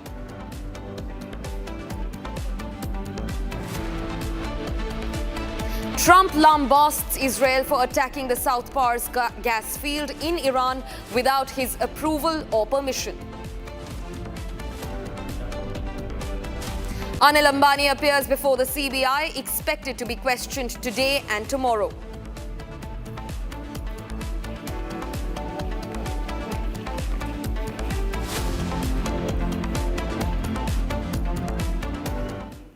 Now, viewers, quickly shifting focus to a fresh breaking development that we're tracking from Tamil Nadu. Now, Thalapathy Vijay's recent film, Jana Nayagan, is facing significant release delays in 2026 over a prolonged CBFC standoff over its political content and sensitive dialogues. Now, the movie is yet to be rewatched by the Election Commission over the request raised by the CBFC. Now, also remember, the accusations include influencing voters during the upcoming election cycle in the state of Tamil Nadu. The case involved multiple legal battles that went through the Madras High Court and even the Supreme Court, with the makers currently attempting to get a clearance via the revising committee, which has now once again said that the Election Commission will rewatch the film that was initially out to be released on the January in 2026. Now, in fact, the film will be allowed to release nonetheless in theatres, but only after election results in Tamil Nadu are through on the 4th of May. That's the latest that we're getting in.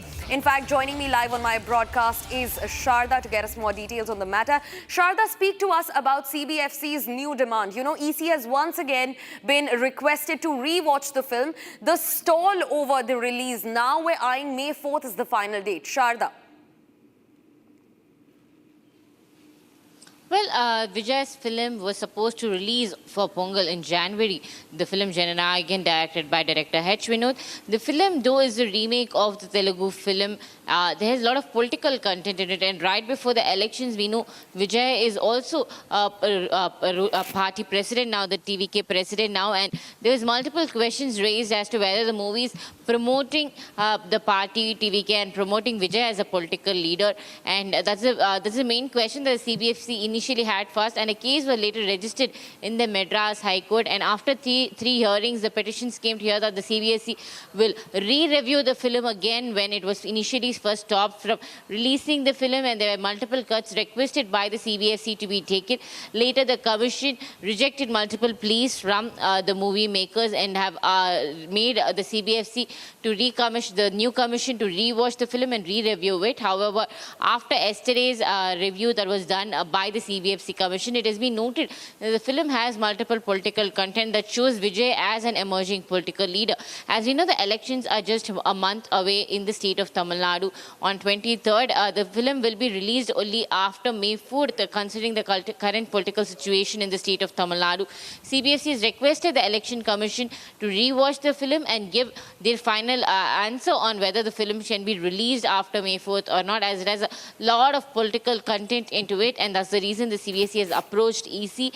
Yesterday, the sources said that the EC will be watching the film, and today it has been confirmed that the CBFC has taken the film to the Election Commission, and it is now yet to be watched by the Election Commission. The final decision whether Vijay's film Jana Nayagan will be released in the state of Tamil Nadu as a film or not lies in the hands of Election Commission. Right, Sharda. In fact, also speak to us about, you know, what this means, not just for the film, but also what are the dangers that the Election Commission and the CBFC are eyeing when it comes to the release of this film. We spoke about the fact that, you know, Vijay is being shown as a key political leader in the film, but also talk to us about other allegations that have surfaced against the film. One, and the most important one, being the fact that it is going to influence voters in Tamil Nadu, as the state elections are slated very close. Just May 4th is the date.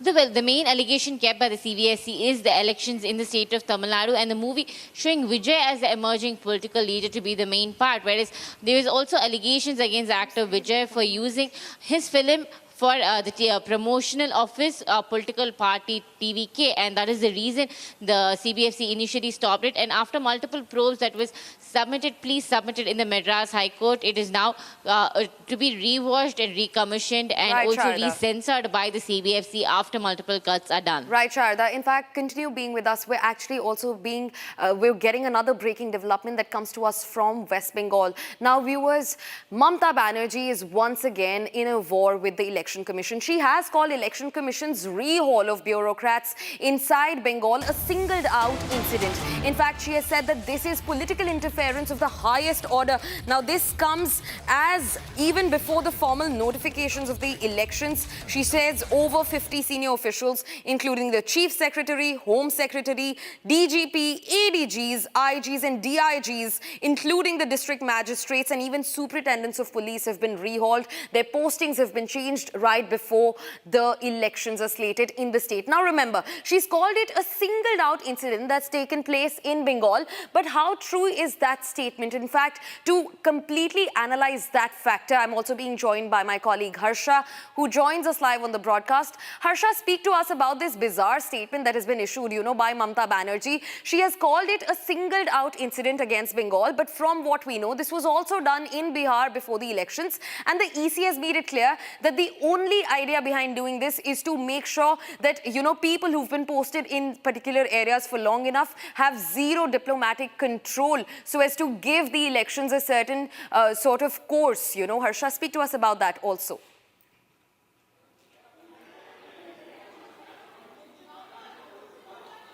Yes, you rightly pointed out, this is a normal procedure which Election Commission follows every time whenever there are the election commissions to be held in the several part of the state. It is not only the West Bengal, but earlier in Bihar it was also seen. And this time also, along with West Bengal, there were states like Kerala, Assam, Tamil Nadu. The changes of the officials were done by Election Commission in those states as well. But yes, in West Bengal, the number of transfer postings are a bit higher than the other states. And the reason being that the seats in the West Bengal are much higher than the other states, which will be going to poll on 9th of April and Tamil Nadu on 23rd of April along with West Bengal.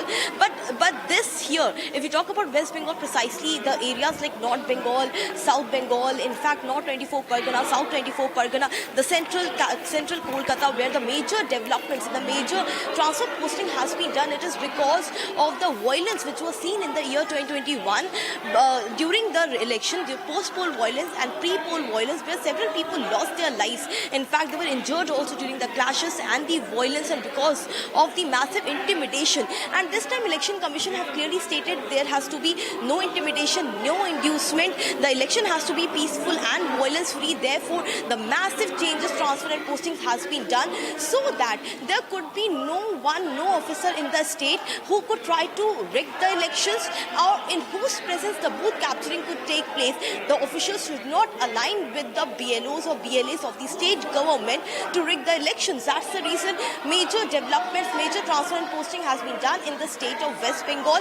In fact, that was the reason why Chief Election Commissioner Gyanesh Kumar also sought a list of police officials in whose presence in 2021 the elections, there were violence which interrupted, and also departmental inquiry didn't take place at that time. Right, and Election Commission was stating those officials will not be deployed this time in the elections. That was the reason why there was major reshuffling and transfer and postings. But yes, Mamata Banerjee hitting out at Election Commission. This is not the first time since the time SIR process commenced. From that time to till now, multiple times Mamata Banerjee has hit out at Election Commission. All right. Thanks for getting us those details, Harsha. We will closely keep tracking the case. Now, viewers, shifting focus. We're talking about one major terror conspiracy which was foiled just in time by the National Investigation Agency. Now, sources have revealed that Russian intelligence played a vital role. The Russian tip-off on the 6 Ukrainians that have been nabbed, including one US citizen, Van Dyke, who was nabbed, has helped the National Investigation Agency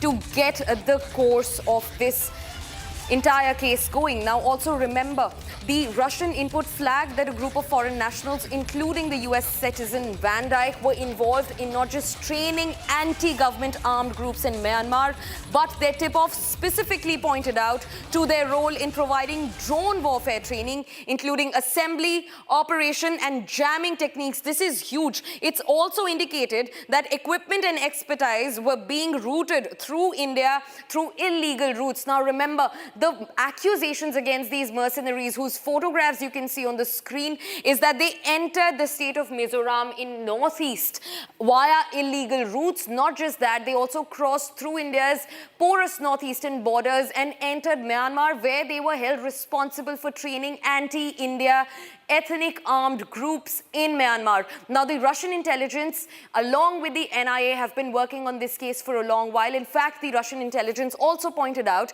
that these mercenaries, the 7 who've been nabbed, 6 Ukrainians and 1 US citizen, have been going to Myanmar since 2024. In fact, the NIA has been working on the case, working in Mizoram and on the porous borders with Myanmar for 3 months, after which the arrests were finally made on the 13th of March. Now, we're also being joined by my colleague Shambhavi to get us more details into the matter. Shambhavi, a close coordination between the Russian intelligence forces and the Indian National Investigation Agency, and after which they have been able to nab these 7 foreign mercenaries. Talk to us about the details of the case. See, again, this is a very crucial piece of information that Indian agencies got from the Russian intelligence, where they pointed out three very main points which helped Indian agencies to track their movements, and not only track their movements but also in a coordinated effort help them nab at 3 different airports all the 7 foreign nationals, although it is being said that allegedly there are 14 members of this team. So NIA is still investigating that part of the point. But the Russian intelligence, which gave information that there is a group of foreign nationals which is giving military training to anti-government armed groups. Now, these armed groups are usually found the border of India and Myanmar. They share a border of more than 1,200 kilometers. And in that border, there are a lot of ethnic armed groups. So they were training those anti-government ethnic armed groups. They were not only training them, they were also in connection with several insurgent organizations as well. Apart from that, they were also giving drone wartime training, which includes the assembly as well as the operations and the jamming of the drone. So these were very crucial piece of information that Indian agency got from Russian intelligence, would help them nab the 7 foreign nationals. Back to you. Right, Shambhavi, thanks for getting us those details. In fact, viewers, we have more breaking developments in the same story. Now, this one is about the National Investigation Agency's probe, which has widened across areas in the northeast, including in Mizoram, where now they are probing local support, they are probing local logistical support, false identity providing cases, and also a safe passage that may have been provided by sympathizers or by local supporters of the mercenaries that have been nabbed by the National Investigation Agency. Now, in fact, they've also pointed out that these foreign mercenaries visited Andhra Pradesh. Now, this looks like a huge cycle that's been ongoing, and the NIA is currently probing logistical support, the safe passage, or even false identities that may have been provided by sympathizers or local support to the 7 mercenaries who've been nabbed. Now, these mercenaries have been in touch with local contacts all across Manipur, Mizoram, and also in Myanmar. Now, these foreign mercenaries also visited Andhra Pradesh. Also remember, the NIA is all set to probe sleeper cells in broader northeastern areas as the news comes in. The Russian intel has flagged that, these people have been visiting Myanmar since 2024, and since the intel has come in, the NIA has now upped its probe in the larger northeastern region, Mizoram and Manipur being in main focus for trying to gauge the local support and sympathizers who may have given these mercenaries logistical support, safe passage, and false identities. In fact, we're also being joined by my colleague Linthoi, straight from Imphal, to get us more updates on the matter. Linthoi, we saw the state government's, we saw the Chief Minister's statement. He said that law will take its own course. But now the NIA has started probing local support and sympathizers in Manipur and in Mizoram. Speak to us about the actions that are taking place in the state right now. So there is no such actions right now in Manipur, and we are trying to get some information regarding these 7 foreign nationals. But however, the state government and the security agencies are not willing to speak up on this, and actually, this is a very serious development coming in right now, and the NIS is also significantly widening the scope of its investigation.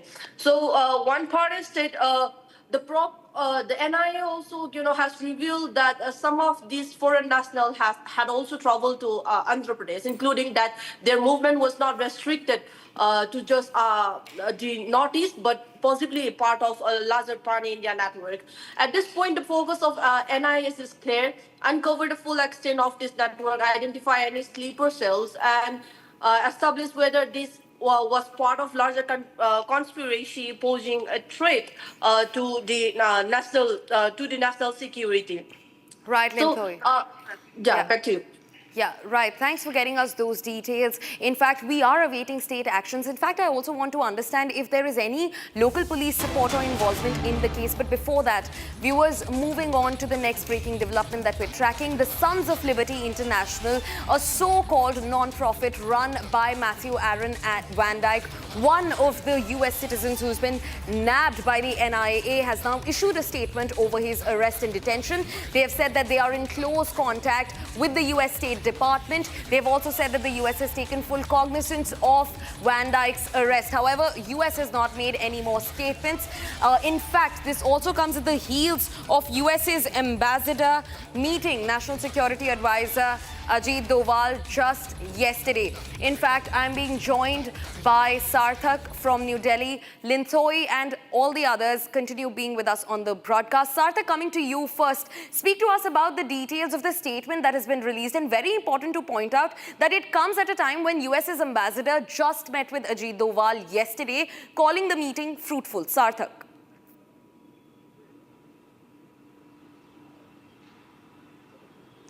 Yes, absolutely.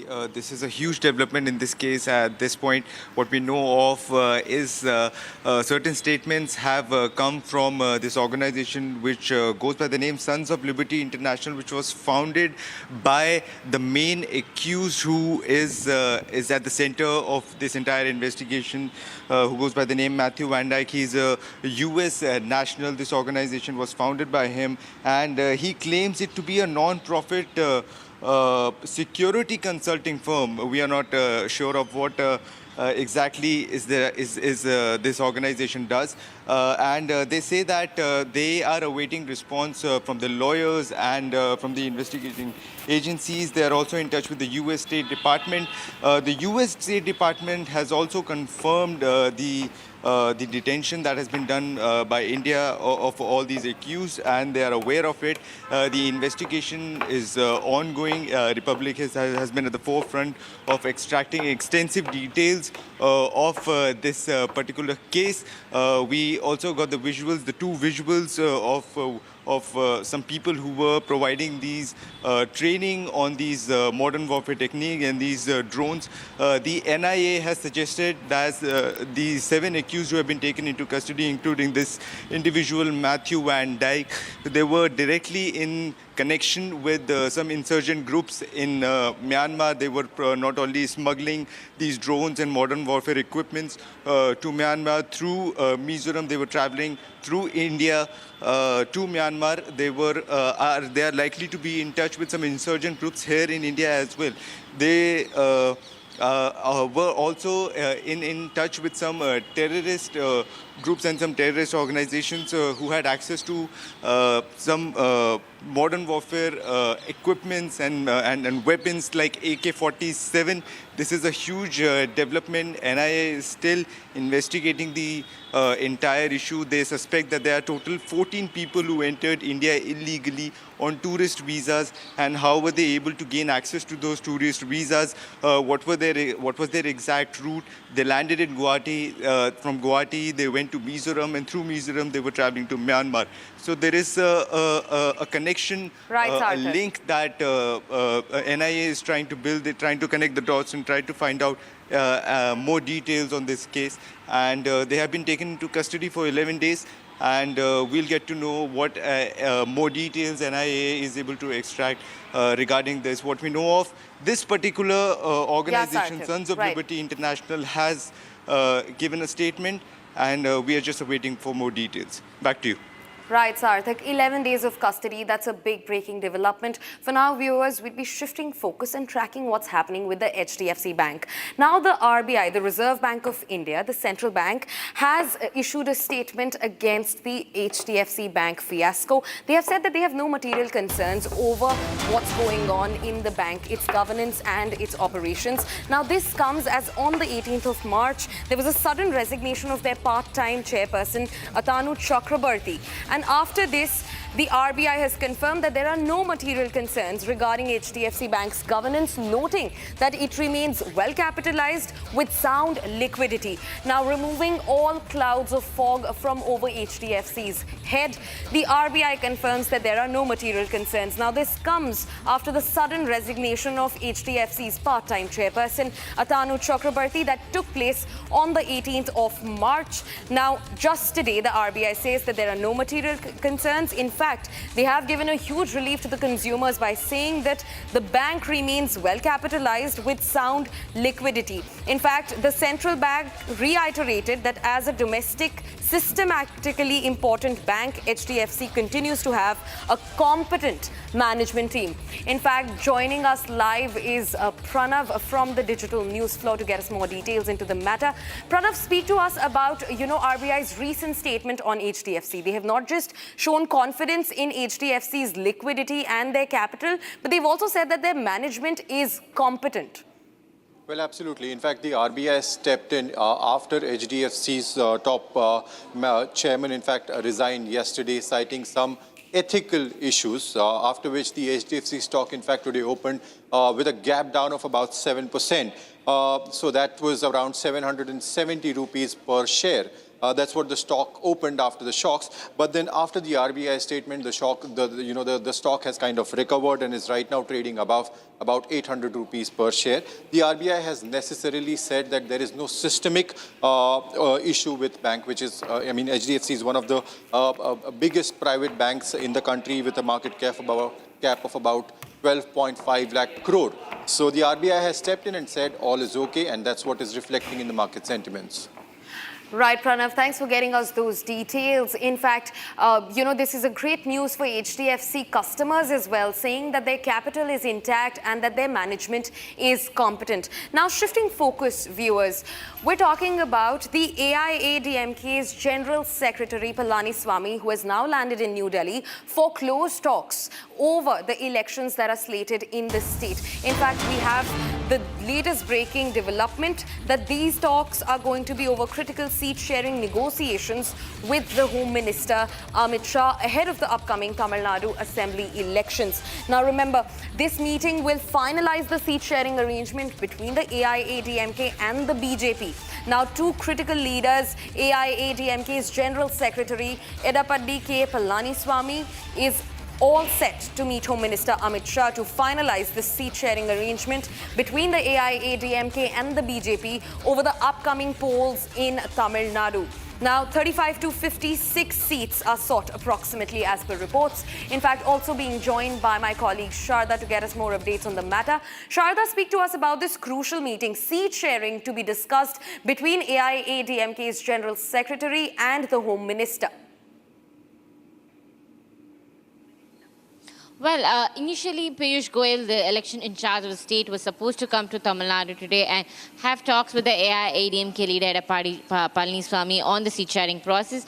The BJP is said to have asked for 32 seats in the upcoming elections under the NDA. However, the rumors and also the sources from the party state that the AIADMK is ready to give 29 seats for the BJP to contest in the state of Tamil Nadu for the upcoming elections. While Piyush Goyal meeting has been postponed and delayed for 2 more days, Edappadi Palaniswamy immediately travelled to Delhi today, and he is yet to meet the Home Minister Amit Shah, and is expected that the talks is getting crucial. Yesterday evening there were talks between Edappadi Palaniswamy and the BJP state president Naina Nagendran on the seat sharing. While the final decisions have been made, the AIADMK's leader is set to talk to the Home Minister Amit Shah, saying that the maximum number of seats that they would be able to give to the BJP under NDA is 29 and not 32, and this is what the meeting is going to be. Top sources from both the parties have been telling us that the seat sharing has been officially going on for a very long time, but it's only the announcement that is left. With the elections date nearing, only the NDA is left to make the seat sharing finalized, whereas the DMK with the India Alliance have almost completed the seat sharing talks, and the nominations for the process are set to begin on March 23, and this meeting is coming at that crucial time. Right, Sharda, thanks for getting us those details. In fact, viewers, that's all that we could fit in this edition of the News Bulletin. But don't go anywhere. On the other side, news and updates continue on Republic TV. Now, also in the war that's ongoing in West Asia, Iranian Foreign Minister Abbas Araghchi has issued an explosive statement after Pentagon has requested a fund of $200 billion. What is US's isolation in the West Asia war, and what is the statement made by Foreign Minister Araghchi? That and a lot more after this short break.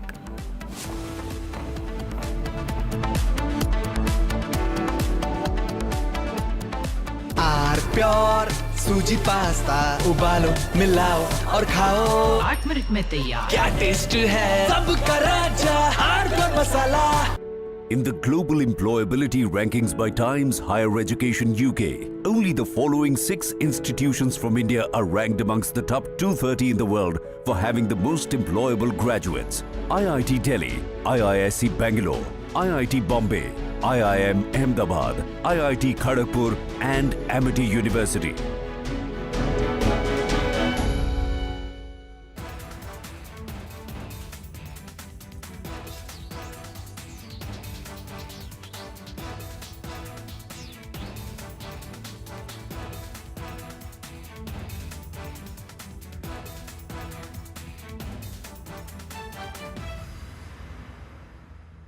First we saw the people dying, the killings, and that's continuing, destruction of infrastructure, and now the economic impact.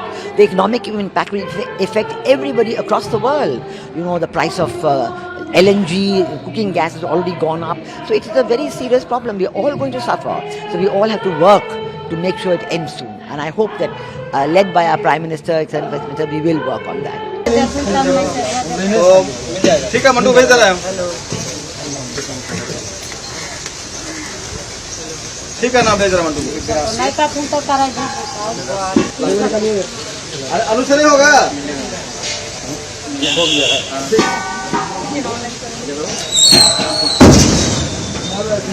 तुम तो कमाल किया तो नीचे अब तुम गाड़ी ले पूर्ण वाला ना लोगों का गाड़ी मार रहा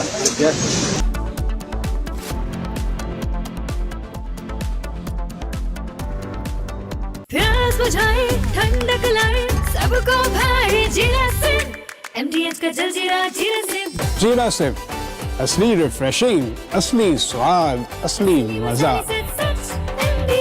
MDH केसरिया से मन जोगी हुआ रे दिल झूमे देखो मतवारा हुआ रे केसरिया से मन जोगी हर पल मनाओ केसरी त्योहार. विमल बोलो जुबान Kesari.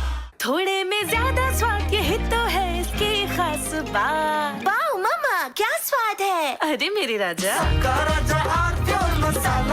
First we saw the people dying, the killings, and that's continuing, destruction of infrastructure, and now the economic.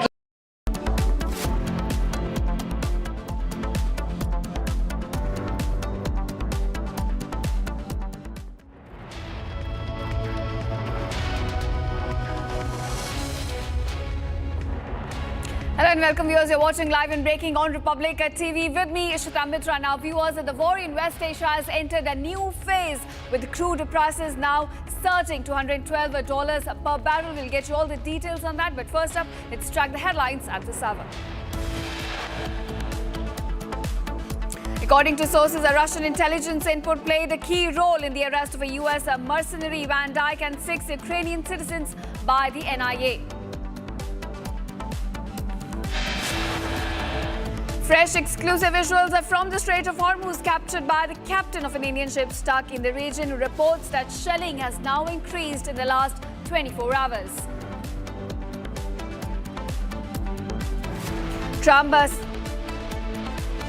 The tit-for-tat attacks on gas facilities that lead to surge in oil prices. Brent crude now at $112 per barrel. 12 Gulf countries issue joint statement condemning Iran's recent aggression using ballistic missiles and drones targeting residential areas and civilian infrastructure. Donald Trump slams Israel for attacking the South Pars gas field in Iran without his approval or permission.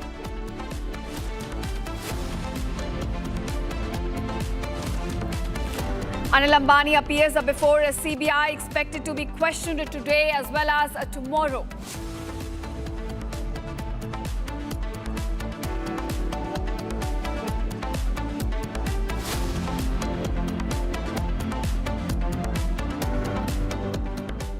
Welcome viewers, our top focus at this hour. Now, Israeli forces say they have struck over 20 Hezbollah operatives that were killed during the ground operations in southern Lebanon.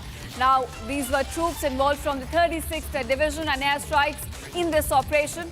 In fact, Golani Brigade soldiers have been reportedly eliminated.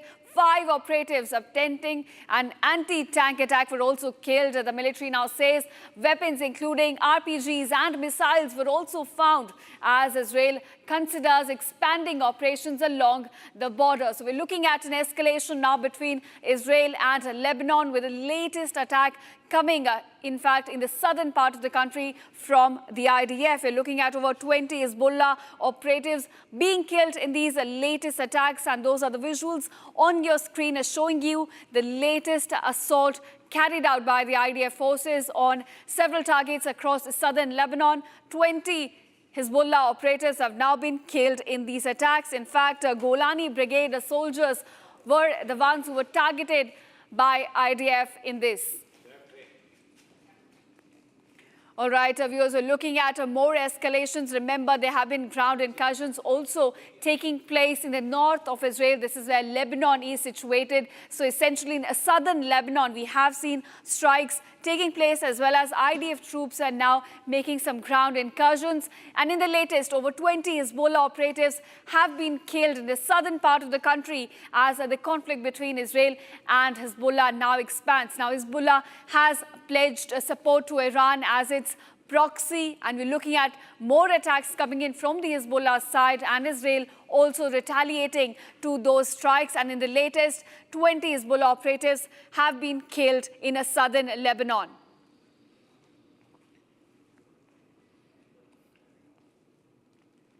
All right, viewers, now shifting focus, we've got some satellite imagery from March 17th, which shows at least 5 oil tanks were destroyed at the Karaj Shahid Dolati oil depot in Karaj in Iran. So we had seen several visuals coming to light on March 17th. Several oil depots had come under repeated attacks from the US and Israeli side, and now more exclusive visuals, satellite imagery, in fact, has been accessed by Republic, showing you how these sites were targeted in these attacks on oil depots in Karaj of Iran. Now, viewers, those are the exclusive satellite images on your screen that Republic has accessed, showing you the attacks that took place on oil infrastructure in Iran on the March 17th. Now, those are the visuals showing you the highlighted areas which have been targeted in these attacks. Now, as you can see on your screen, these are the areas highlighted ones which were targeted. 5 oil tankers were in fact hit in these strikes by Israel. And now these exclusive satellite images have been accessed by Republic, showing you the assault that took place on Iran's oil infrastructure on March 17th. Viewers, we have seen an escalation in oil targets and now becoming more and more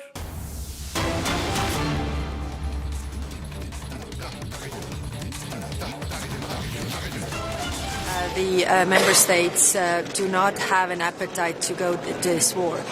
For the Iranian people, we have always supported the Iranian people, the civil society, so that they can decide for their own future. Of course, the regime has been very oppressive. There's a lot of human suffering for the Iranians, but it has to be Iranians that are able to decide for their own future. Thank you very much.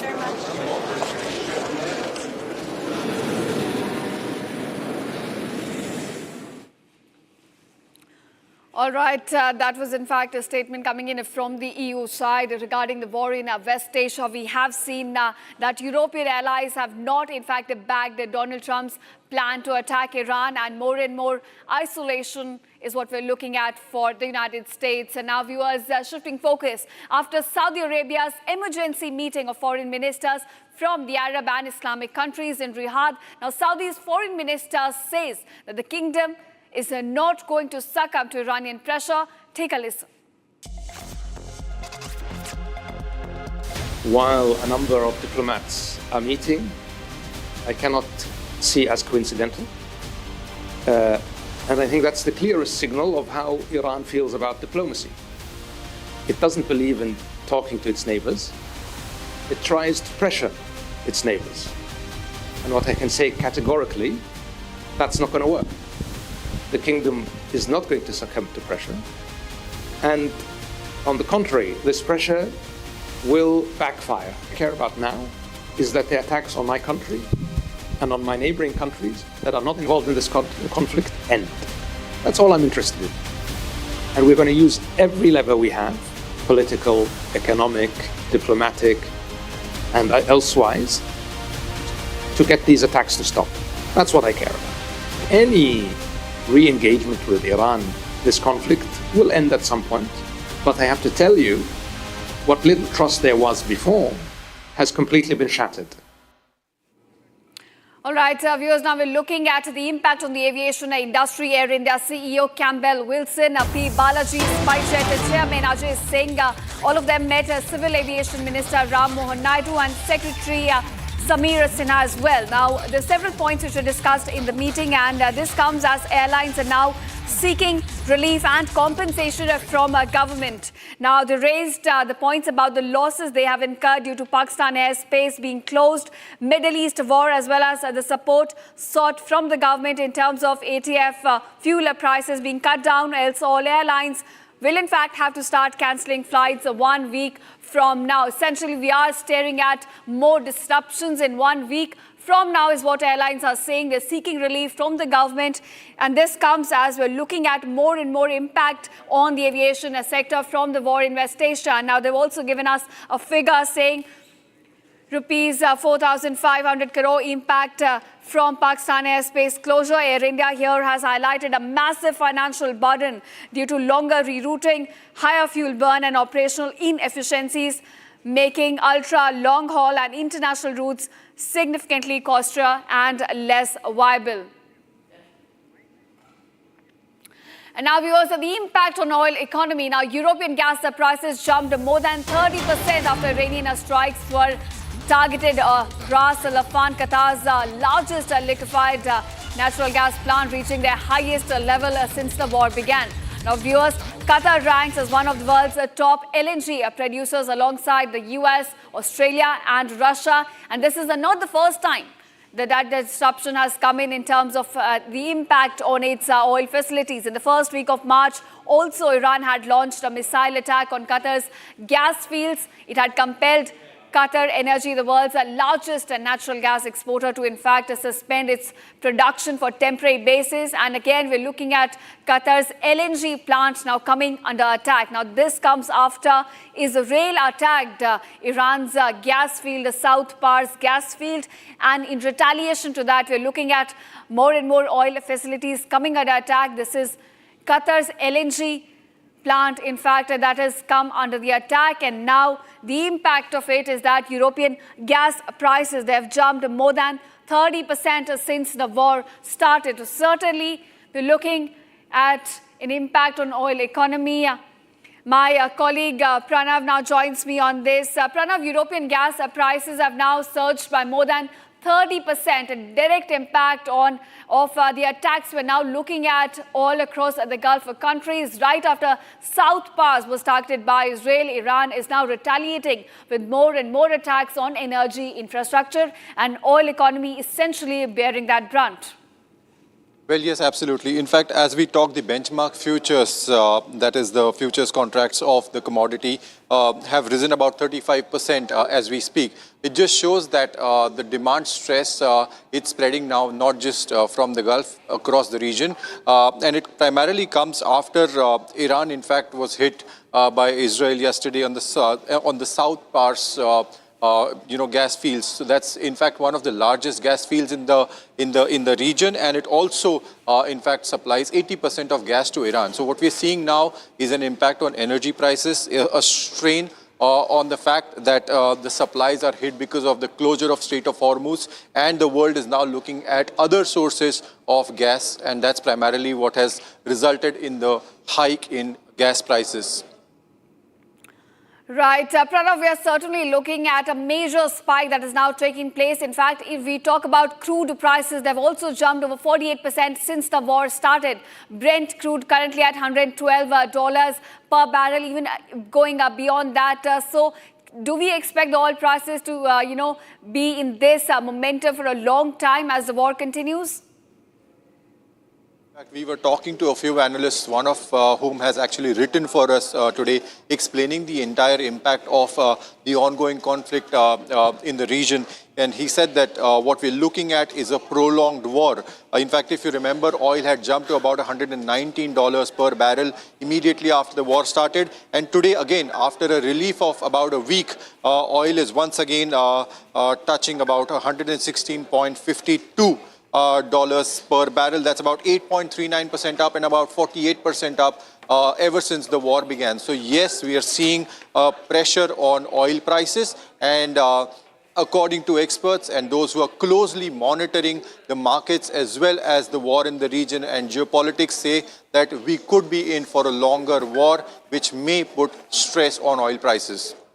All right. Thanks, Pranav, for joining us and giving us those perspective on these developments. And now, viewers, shifting focus, we've got another breaking news coming in. Crude oil prices, they've jumped sharply to nearly $115 as the Middle East conflict now escalates. In fact, Brent crude has now climbed to about $114.15 per barrel, and this while the US, the West Texas Intermediate rose to about $97.13. Back in India, crude oil prices on the multi-commodity exchange also went up by more than 1%, reaching rupees 9,099 per barrel. Now, US national debt has also surged, going way beyond $39 trillion just weeks into this war in Iran. So certainly, oil economy here bearing the brunt of the war in West Asia. We're looking at Brent crude now surging way beyond $115.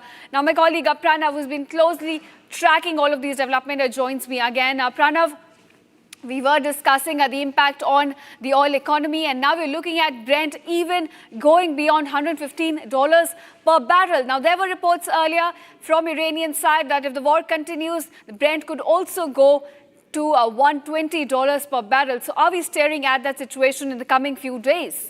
We are already seeing that. In fact, we are right now, as we speak, it is trading at about $116.52 dollars per barrel. So it is already hovering near the price that it touched about 2 weeks ago. And if you remember, one of the Iranian officials about 2 weeks ago had said that oil could be touching about $200 a barrel. So it is just showing that there is tremendous uncertainty in the region, which is reflecting on the supplies of oil as well as crude. In fact, what also probably shows the severity of the energy imbalance right now is, in fact, yesterday after Israel hit South Pars gas field of Iran, Donald Trump, in fact, reacted aggressively, saying that the US was not aware. He got angry. So it just shows that there is, targeting the oil and gas infrastructure in the region is having multiple impacts, and that is reflecting in prices across the world. Right. Pranav, I also want to ask you about the Indian markets. Certainly it also takes a hit when oil prices surge across worldwide. How are Indian markets reacting today? Earlier we saw they did not open really well, even Asian markets. What's the current situation? The Indian markets are on a bloodbath today. In fact, as we speak, markets are down about 3%. That's the highest fall that the Indian markets have witnessed ever since the war began. In fact, the highest daily fall with one session fall that we are seeing right now. Nifty is down almost about 3%. 30-pack Sensex is down about 3%.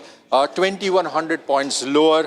Banks, FMCG, IT, metals, auto, PSU banks, everything is in red, and the fear index on the markets is rising. In fact, what has also added fuel to the already falling markets is the reports related to HDFC Bank. So it's a combined effect, despite the fact that the Fed chair yesterday kept the rates unchanged. So that relief hasn't really calmed the markets. Global markets, European markets, all are down right now. Right. Thanks, Pranav. Here on Republic, we'll continue to track the impact on markets as well as oil prices. Thank you so much for joining us and giving us the latest on this. And now, viewers, on the Iran-Israel-US war, with Larijani now getting killed, will Tehran topple with all the killings of its leaders? Now, in this analysis, Lieutenant General D.P. Pandey debunks the myths about regime change in Iran. Now, viewers, unlike simple monarchies, Iran's a multi-layered system. Clerics, IRGC leadership as well as provincial units, they keep running even after key figures such as Larijani have been killed. Now, drawing parallels to Bangladesh, he explains why the Strait of Hormuz controls persist, leadership gaps create opportunities for moderates, and external parachute leaders would fail in this 5,000-year-old civilization under sanctions pressure. Take a listen. There is a perception in the world and in the strategic community that when you talk of a regime change, you just kill few leaders and the regime is going to topple on its own. A regime may get weakened, and the meaning of regime technically comes out, especially in the concept of Iran. It is a multi-layered system which works, which involves the clerics, the leadership of IRGC, the political establishment, and such like elements. So it's not a very simple elitist monarchy kind of a system in which you just take out one head of the organization or a country and you will find that the entire regime is going to fall apart. Iran has watched what has been done by the Americans across the world. If you look at the recent example of Bangladesh, so in case of Bangladesh, if you took out Sheikh Hasina, they were able to plant Yunus to take control of this thing, but that was still a democratic system. But in Iran, it is very, very hardened system. And having taken out Khamenei, a lot of people said that who's the next? And you certainly found that Larijani was there. The naming of Mujtaba was one of the options which came about, but clearly as of now, he's not well. He's either injured, he's within the country, or he's been taken out to, as per some reports, that he's gone to Russia for his treatment and operations. Yet the country continues to run. Yet there are 31 provinces in which IRGC's units are operating independently and individually, but they are still under a certain degree of control.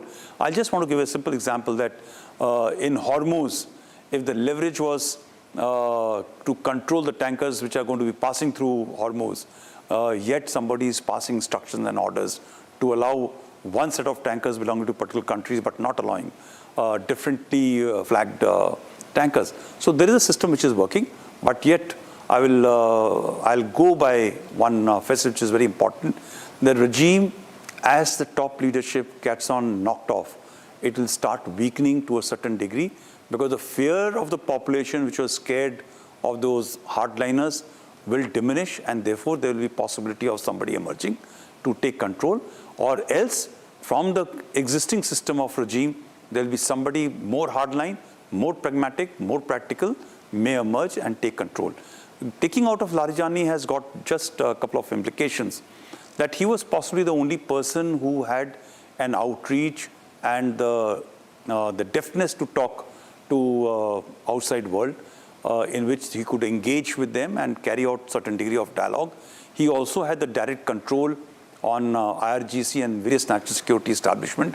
It's not very easy for a functional national security leader to be replaced so very quickly, but yet it may not be a perfect situation for Iran. It may function at a 60-70% efficiency, but it will continue to function. And I'm very sure that the Americans and Israelis have got somebody in mind to whom they can reach out and talk to and engage with. It can be Pezeshkian, the president. It can be also Aragachi. It can be some other alternative system which will be existing in the country. So not everything is down and dusted with Iran. I think they will continue to contest while they continue to be also get degraded in terms of leadership, in terms of nuclear capabilities, and also in terms of the ballistic missile capability. The best option will be not to parachute somebody from outside, somebody from within the country which may be moderate, more willing to listen to, because today with the kind of economic pressure, sanctions, even when you were saying that weaponization of Hormuz or oil has been done by Iran, it is also hurting Iranians because eventually even their oil is not being sold. So the cost may jump, but yet the effect of sanctions over a period of time is affecting the people. The country has to continue to run, and therefore they may emerge a much more saner voice who may be willing to change the course of Iran, which was actually trying to be, which projected itself for taking control of getting a nuclear capability, which was possibly not only by the Americans, but also by the regional countries. So there may be somebody who will come up and talk about it. And I will never advise, because anybody who's planted will actually start working from a back foot and will eventually get replaced, because every country is patriotic about their own decision-taking and decision-making. And Iran is not a new country like Pakistan or somewhere else where you can replace presidents and prime minister as well. It is a 5,000-year civilization, and they take great pride upon their civilizational connect, and they will not like to be getting their respective leaders to be ruled by somebody else by proxy. Now, viewers, moving on to another breaking development. We've got a new high-resolution satellite imagery obtained from March 18th showing you the aftermath of the massive blaze that took place at Tehran's Shahran oil depot in Iran. Now, on your screen, you can see, in fact, the massive fire that took place in the aftermath of it at Shahran oil depot in Tehran. Now, this took place yesterday on 18th of March. And now we've got some exclusive satellite imagery showing you the aftermath of the attack on oil depot in Iran. Now, this is from Shahran oil depot. This is exactly how it was set on blaze by the US and Israeli attack. And the satellite imagery also showing you the aftermath of that massive attack. Now, remember, Iran's oil infrastructure has come under repeated attacks by US and Israel, to which it is now retaliating. We're looking at more attacks taking place all across the Gulf nations. And these are the exclusive satellite imagery visuals that we have accessed on Republic, showing you the aftermath of the attack on Shahran oil depot in the capital city of Iran. Now, this is, in fact, the visual of the attack, and we'll try and get you two windows as well, showing you the attack visuals as well as the aftermath of it. But right now on your screen, you can see the aftermath, the satellite imagery, which shows you how the oil depots across the capital city of Iran were, in fact, attacked.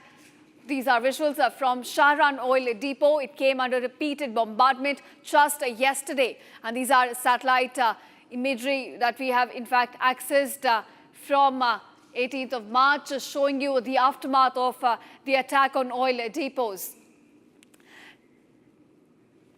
All right, Major General G.D. Bakshi now joins us on the broadcast. Major General, thank you for joining us on Republic. Sir, I want to ask you, we're looking at tit-for-tat attacks on oil infrastructure all across the Gulf nations. Iran's South Pars gas field was attacked, and now we've seen Qatar's LNG plant being attacked, and several attacks are taking place all across UAE. Sir, how do you gauge these latest developments? Look, Iran had clearly warned that if you hit our gas and oil facilities, we will repay that compliment back instantly by attacking Saudi Arabian oil facilities, Qatari, Oman, Iraq, Kuwait, all over. Every single oil facility in the Gulf will burn. $20 million will be taken, $20 million worth of oil barrels will be taken off the table for the globe. That would cause a global economic disaster and oil shock of a magnitude that has been not seen till now, unprecedented. Despite this, it is amazing that Israel went ahead and attacked the Gulf, the Pars oil field, which is the largest oil field, gas field in the world. And, underwater, this gas field is linked to the Qatari gas field, Yes, sir. And immediately, Iran retaliated against the Qatari oil field. It is actually the same, not oil field, the gas field. It is the same gas field. Then we saw a tweet from Donald Trump saying that we did not know of this attack on the Pars oil field. Israel never informed us. And they have gone and attacked that oil field. They have killed Larijani, who was the nuclear negotiator. If any negotiation had ever to be undertaken, it was Larijani who would be the negotiator. Oh, he has been killed. He has been murdered.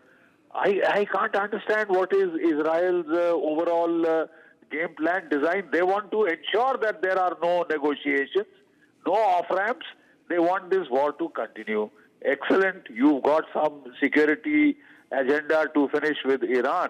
But can Israel be impervious to the shattering impact on the rest of the global economy?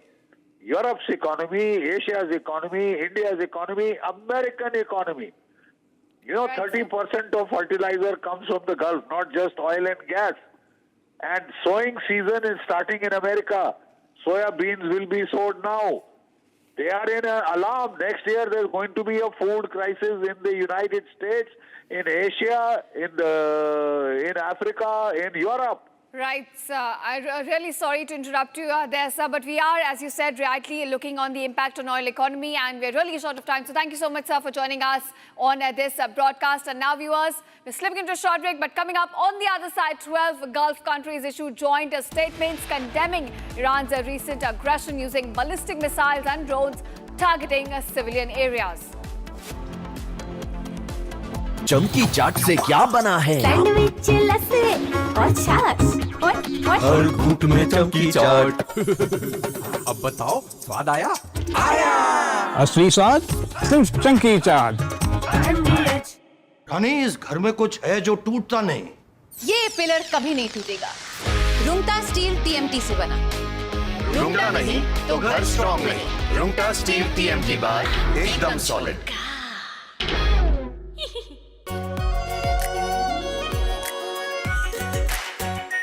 Are pure shahi paneer masala, delicious, healthy every day.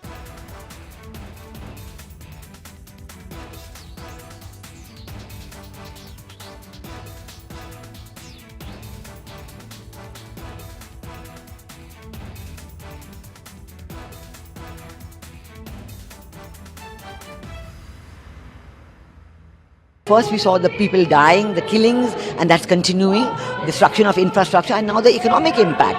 The economic impact will affect everybody across the world.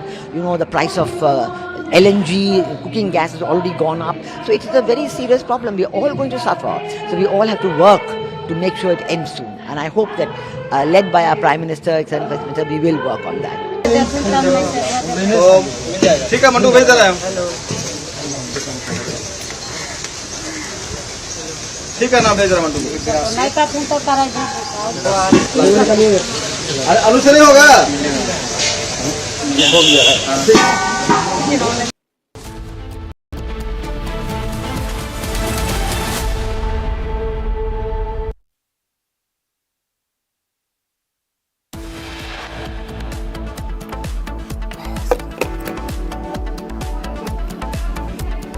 Played a key role in the arrest of a US mercenary Van Dyke and 6 Ukrainian citizens by the NIA.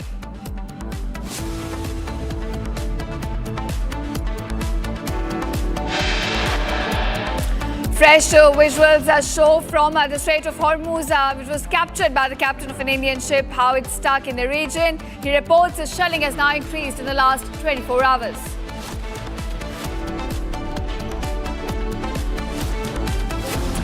The tit-for-tat attacks on gas facilities lead to surge in oil prices. Brent crude over $115 per barrel now.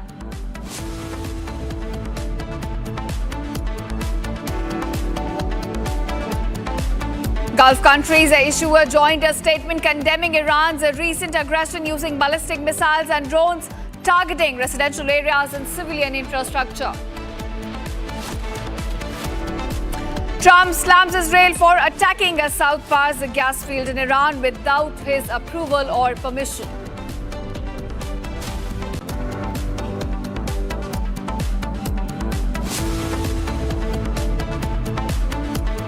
Anil Ambani appears before a CBI, expected to be questioned today as well as tomorrow.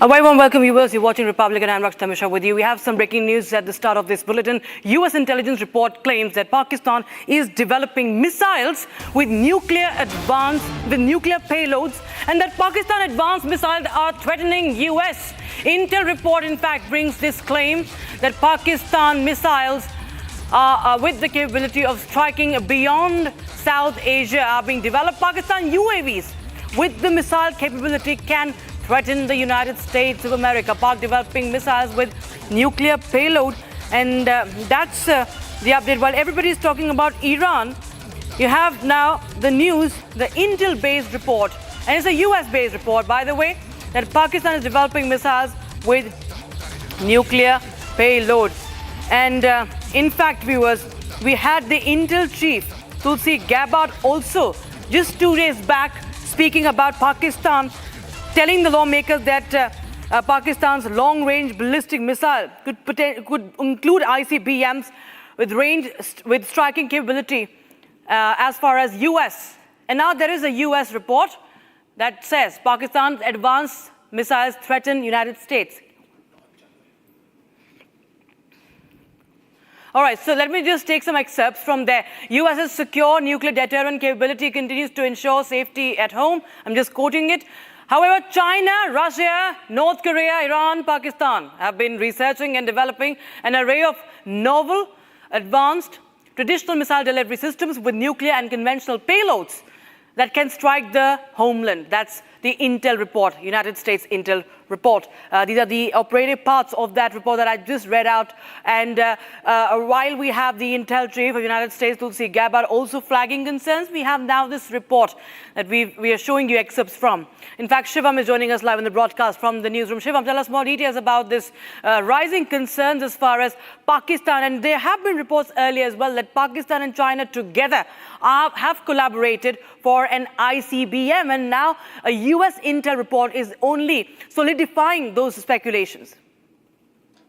Yes, definitely. This is a very big development because there's an annual threat assessment of the U.S. intelligence community, which has clearly mentioned the following lines, where the U.S. Intel report clearly suggests that Pakistan is developing missiles with nuclear payload. And as per the US report, the Pakistan has advanced missiles which threatens the United States of America. Now, this was something which goes along what Tulsi Gabbard had already said. Already there's a mention of this, that Pakistan is a greater threat when it comes to the United States of America, while the present focus was on Iran, which was not such a big threat. Now, this proves that Pakistan is developing missiles with nuclear payload to an extent which is now a threat for the United States of America, which means the distance those missiles can cover will pose a big threat for United States of America. Now, this intel suggests the Pak missiles have the capability of striking beyond South Asian region. So it can travel across the South Asian region and can strike. So that is the imminent threat. That's what the report suggests now. And the report also mentioned that Pakistan UAVs with missile capability can be a threat to US. So this clearly mentions that Pakistan cannot be trusted, even though they show that they have good relations with the United States of America and they show like they are good partners. But clearly, the report mentions, it is a threat assessment report. Clearly, it mentions that Pakistan missile systems can target beyond South Asia, and also it could stress US missile defense systems. US was already in a war with Iran, and now this threat assessment report points fingers towards Pakistan and the threat that Pakistan is presently posing even to United States of America. So Pakistan cannot be trusted. That is the main reason. Pakistan will continue to prioritize advanced missiles that can threaten the United States. So the development and focus of missiles of such a long range that could pose threat to the United States of America, what exactly is the requirement for Pakistan to do so? So that is the bigger question here. The reason why Pakistan is developing, this has come in the intel report that Pakistan is developing far-reaching missiles that could even reach United States of America. Now, also, various mentions have been done of the UAVs that will be functioning that will have missile-like functions here.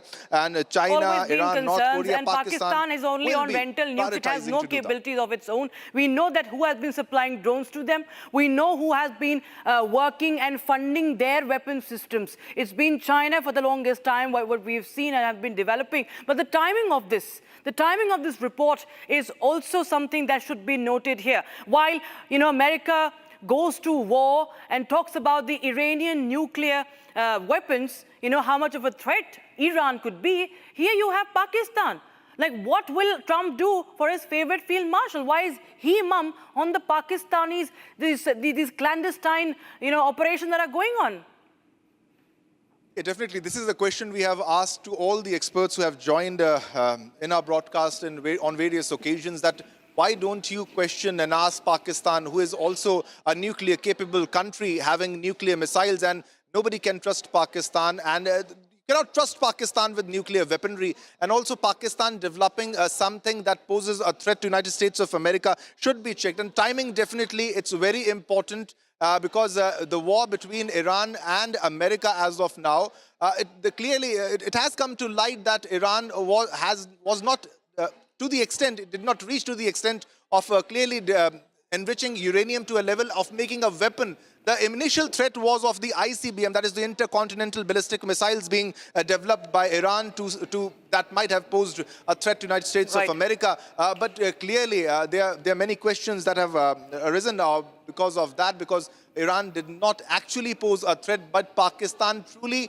the timing definitely is crucial. Pakistan truly is a threat to the United States of America. This is what the threat assessment report is suggesting. Right, many thanks, Shivam, for joining us with those details. Let's just get you, viewers, the intel report, the operative parts of this intel report, viewers. This, of course, shows that how Pakistan, in collaboration with several other powers, has been developing these ICBM. Pakistan continues to develop, I'm just quoting, Pakistan continues to develop increasingly sophisticated missile technology that provides its military the means to develop missile systems with the capability to strike targets beyond South Asia. And if these trends continue, ICBMs that would threaten the United States. That's one part of it that's very, very important when we talk about ICBMs. What is ICBM? That's intercontinental ballistic missiles. And yes, when we talk about ICBMs, the range could be something that could reach United States of America. Pakistan continues to develop these sophisticated missile technologies, and that's what has been mentioned in this US intel report. And just a few days back, as I mentioned,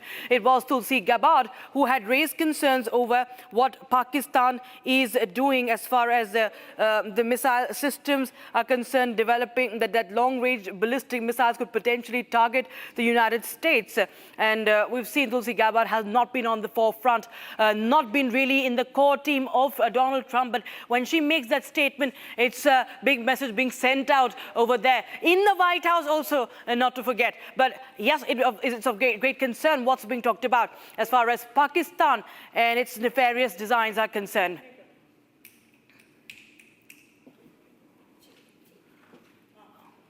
All right, shifting focus now, viewers. The oil briefing press conference right now underway. Let's take a listen in.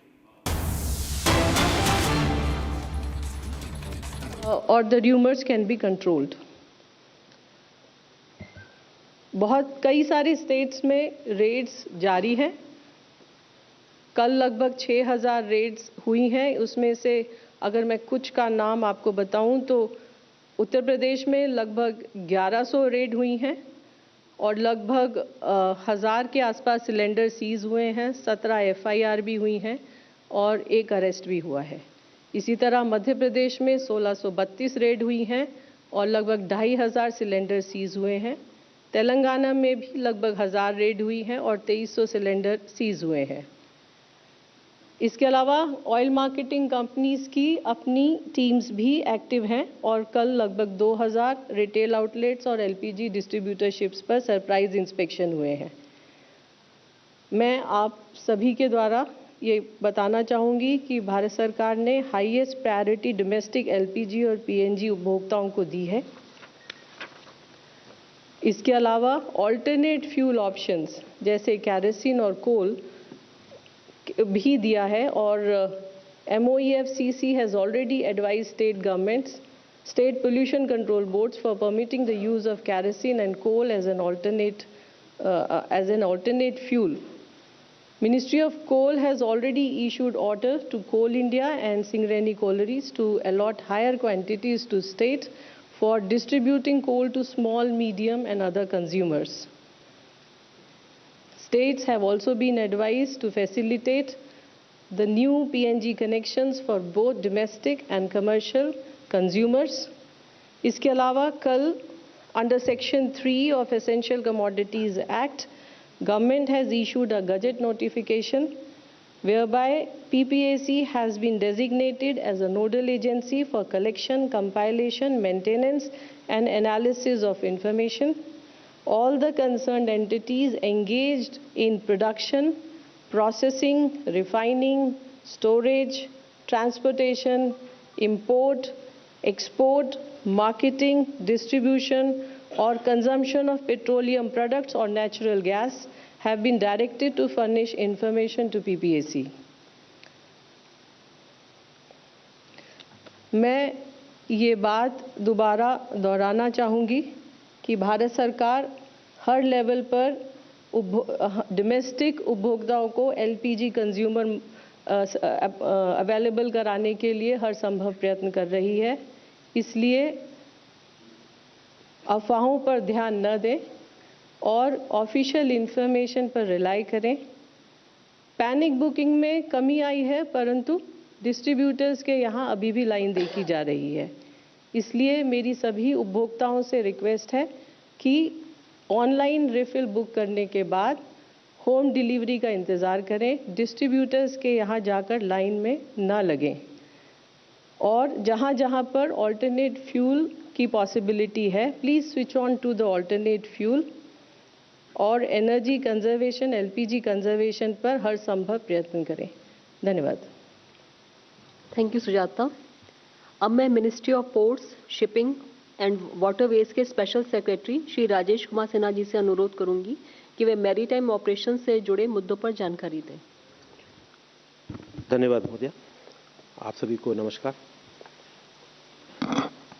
भारतीय flag के जहाज और नाविक सभी सुरक्षित हैं और उस क्षेत्र में गल्फ रीजन में पिछले 24 घंटों में कोई भी समुद्री घटना की सूचना नहीं है.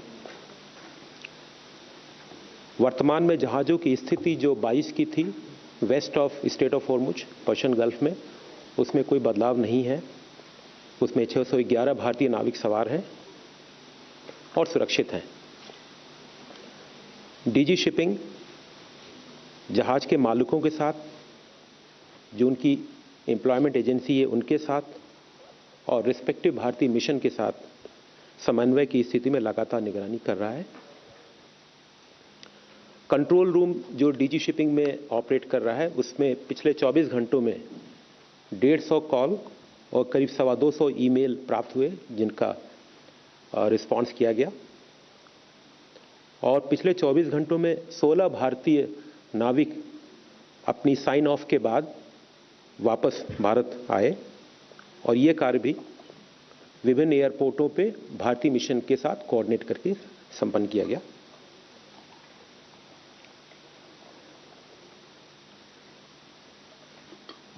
मिनिस्ट्री रेगुलरली कोऑर्डिनेट कर रही है स्टेट मैरीटाइम बोर्ड्स के साथ, जहां पे कि अदर देन मेजर पोर्ट्स हैं, प्रोमिनेंटली जैसे मुंद्रा है गुजरात में, महाराष्ट्र में कुछ पोर्ट्स हैं, जो हमारे मेजर पोर्ट्स हैं। उसके अलावा भी पोर्ट्स के साथ कोऑर्डिनेट करने के लिए गुजरात, महाराष्ट्र, गोवा, केरला, आंध्रा, पुदुचेरी और उनके साथ भी समन्वय, कोऑर्डिनेशन का वर्क और रेगुलर इंटरेक्शन कर रहे हैं, और किसी भी जगह से कोई कंजेशन का रिपोर्ट नहीं है। इसी संदर्भ में मैं आपको पोर्ट ऑपरेशंस के संदर्भ में मैंने पहले आपको 3-4 पोर्टों के विषय में बताया था। Jawaharlal Nehru port, VO Chidambarnath port Tuticorin, Visakhapatnam port authority और मुंद्रा पोर्ट के विषय में मैंने कल बताया था। आज मैं आपको दीनदयाल पोर्ट अथॉरिटी कांडला के विषय में बताऊंगा। दीनदयाल पोर्ट अथॉरिटी ने एडिशनल स्टोरेज स्पेस की कैपेसिटी वहां क्रिएट की है, और करीब 54 एकड़ का लैंड, एडिशनल लैंड स्टोरेज के लिए मुहैया कराया है। उसके साथ साथ चार्जेस और ऑपरेशनल सपोर्ट, चार्जेस का वेवर, कुछ चार्जेस का वेवर भी है, और ऑपरेशनल सपोर्ट के लिए भी कुछ कदम उठाए हैं। दीनदयाल पोर्ट ने 17 मार्च की सर्कुलर के द्वारा जो पोर्ट यूजर्स हैं उनको 50% का डिस्काउंट दिया है, जो कि आज जो चार्जेस एप्लीकेबल थे उसमें 50% का रिबेट या कंसेशन दिया है, जिससे कि वो पोर्ट के जो क्रेन्स हैं, हार्बर मोबाइल क्रेन्स होते हैं जो कार्गो को ऑपरेट करने के लिए, उनके यूज पे 50% का रिबेट दिया है।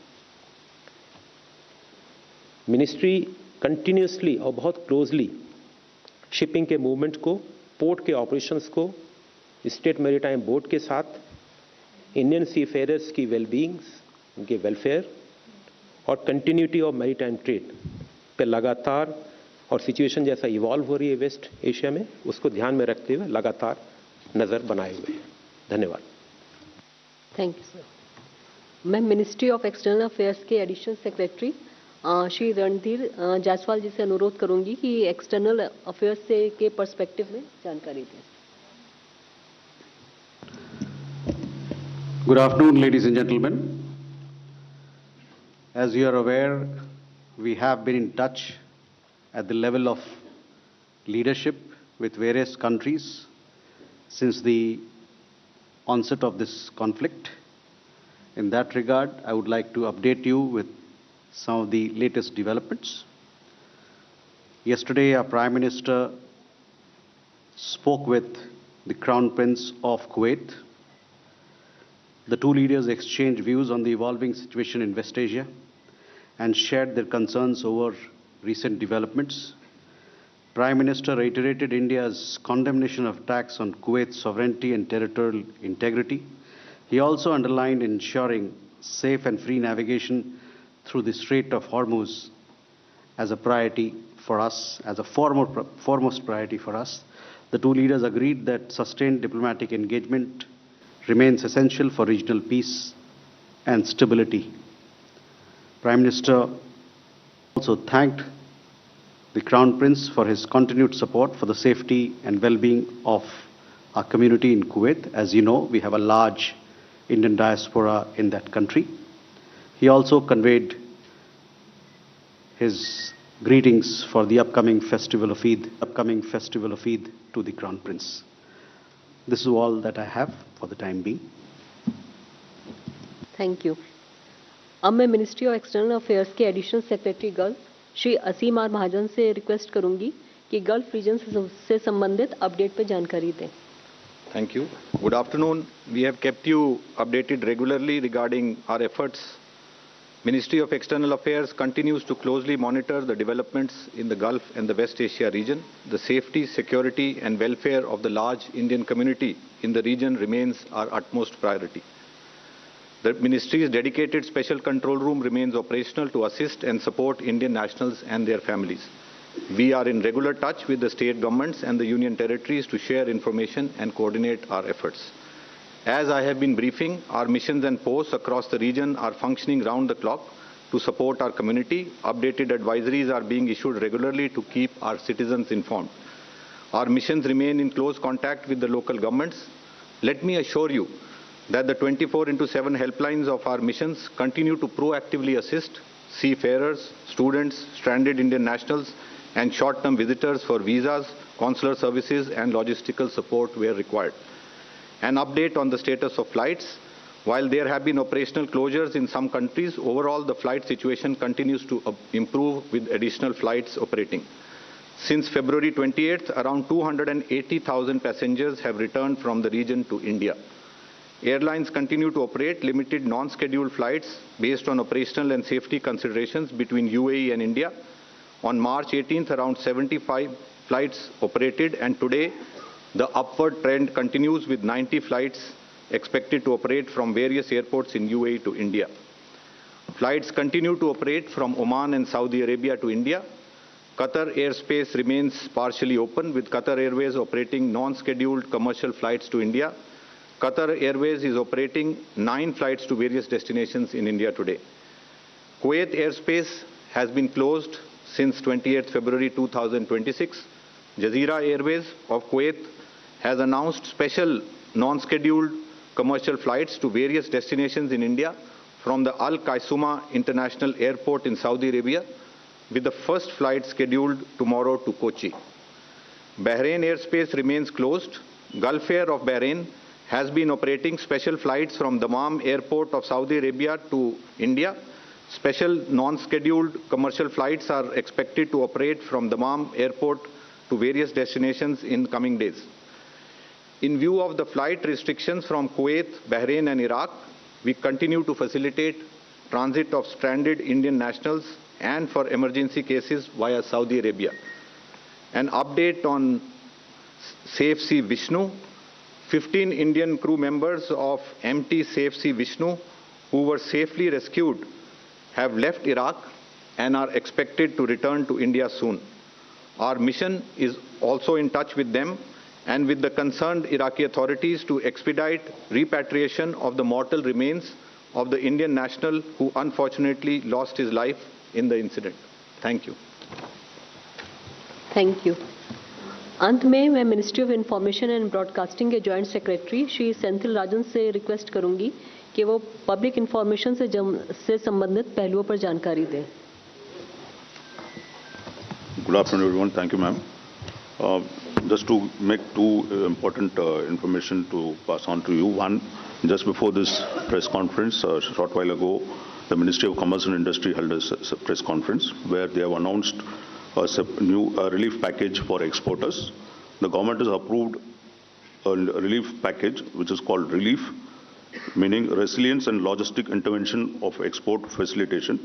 It is an intervention under the Export Promotion Mission to support exporters amidst West Asia logistics disruptions. It is being undertaken under the Flexible Export Promotion Mission framework. The approval of relief reflects the government's commitment to respond swiftly to external disruptions affecting India's trade flows. As you are all aware, the government had set up an interministerial group on supply chain resilience, which was operationalized on March 3, 2026 to monitor the situation and coordinate facilitation measures. The interministerial group has been meeting daily and taking review meetings, and following the review and the different meetings that they've had, these measures have been announced. The relief package will be implemented through the Export Promotion Mission, and it has a total financial outlay of 497 crores. A very detailed press release has been uploaded on PIB website. You may look at it, and it gives you details of the scheme and the components which it will be covering for your information. The second thing that we have already flagged, this is for the general citizens. There are a lot of efforts of cyber frauds which are still continuing in the digital space. हम लोग सभी नागरिक से ये निवेदन करते हैं, आप लोग बहुत जानकारी रखें और इस तरह का साइबर और डिजिटल स्कैम से बच के रहें। आप लोग का मोबाइल फ़ोन पे कुछ फाइल्स भेजा जाता है जिसमें लिखा जाता है gas bill update APK files, और अगर आप उस फाइल को डाउनलोड करते हैं उस पर आप लोग का बैंक अकाउंट्स और बाकी डिटेल्स मांगते हैं और उसके थ्रू साइबर और डिजिटल फ्रॉड्स हो रही है। इसको आप लोग सभी लोग इससे बच कर रहें, और अगर इस तरह का आपको मोबाइल फ़ोन में कोई नंबर से आती है वो ज़रूर आपका पुलिस से कंप्लेंट करें और हमारा कंप्लेंट नंबर्स में भी आप इन्फॉर्म करें, और इस तरह का जो डिजिटल फ्रॉड्स हो रही है इससे आप लोग बच के रहें। Thank you. We will now take few questions from the media.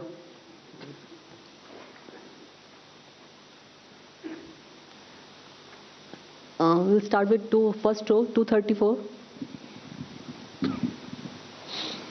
Hi, I have a couple of questions for Sujata ma'am. Ma'am, first of all, about this Gazette notification that was issued, seeking data from various stakeholders, where PPAC will be compiling it and assessing it. What was the requirement for this? Didn't the government earlier not have access to this data? Because PPAC in any case was compiling industry data. It has been doing that for a long time. So what was the specific need of this order? That is one. The other is with regard to the attack on Ras Laffan Industrial City in Qatar. Although we understand that there is a force majeure in place and Qatari LNG was anyway not coming to India, but considering that the facilities have been hit and the damage seems to be extensive as per Qatar Energy, what does this exactly mean for our LNG supplies even in a post-war scenario? Has there been any assessment that has been done at the ministry's level or at the level of Petronet, LNG, GAIL, etc.? Thank you. 67. Sapna ji. Thank you so much. Sapna Das from CNBC TV 18. Two questions. Basically, Brent is also now nudging $120 a barrel, and our own basket is about $145. So, wanted to understand how the price pressures are being felt by various stakeholders. Of course, domestic users are protected so far, but what could be the breaking point, so to speak. Second, also the same question that our colleagues have asked in terms of the hit on LNG, basically after the escalation in attacks on energy assets in West Asia.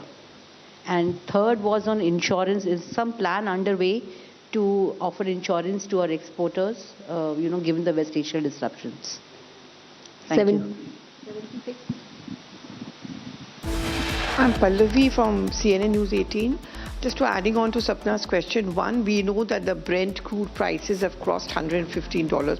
प्यास बुझाए ठंडक लाए सबको भाई जीरा SIM MDH का जल जीरा जीरा सिम जीरा सिम असली रिफ्रेशिंग, असली स्वाद, असली मजा। MDH केसरिया से मन जोगी हुआ रे, दिल झूमे देखो मतवारा हुआ रे, केसरिया से मन जोगी हुआ। हर पल मनाओ केसरी त्योहार। विमल, बोलो जुबान केसरी। आर प्योर सूजी पास्ता उबालो मिलाओ और खाओ 8 मिनट में तैयार। क्या टेस्ट है सबका राजा R pure masala. First we saw the people dying, the killings, and that's continuing, destruction of infrastructure, and now the economic impact. The economic impact will affect everybody across the world. The price of LNG, cooking gas has already gone up. So it is a very serious problem. We are all going to suffer. So we all have to work to make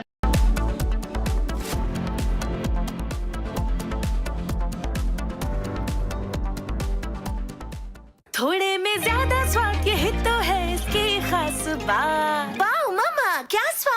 अरे मेरे राजा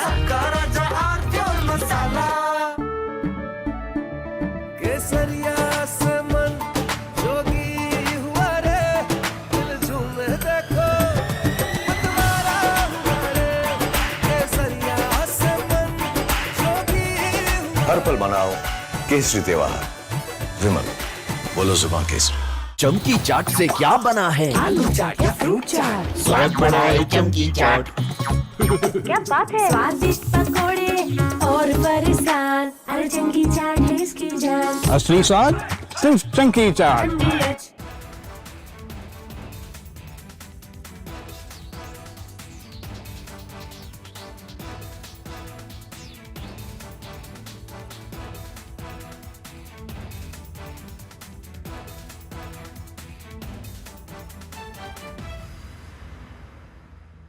First,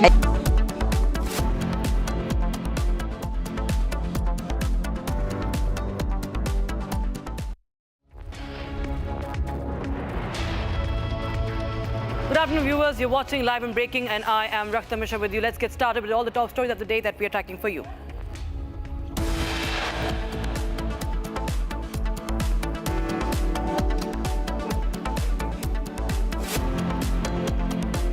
According to sources, a Russian intel input played a key role in the arrest of the US mercenary Van Dyke and 6 Ukrainian citizens by the NIA.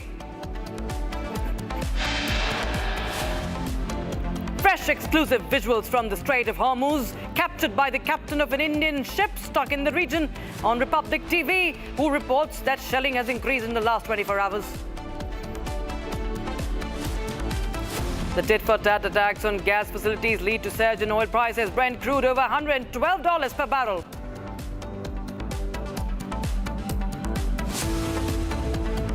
Twelve Gulf countries issue a joint statement condemn Iran's aggression using ballistic missiles and drones targeting residential areas and civilian infrastructure.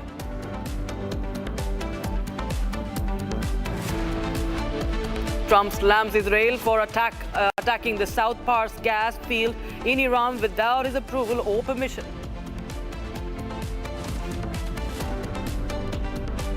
And Anil Ambani appears before CBI, expected to be questioned today and tomorrow.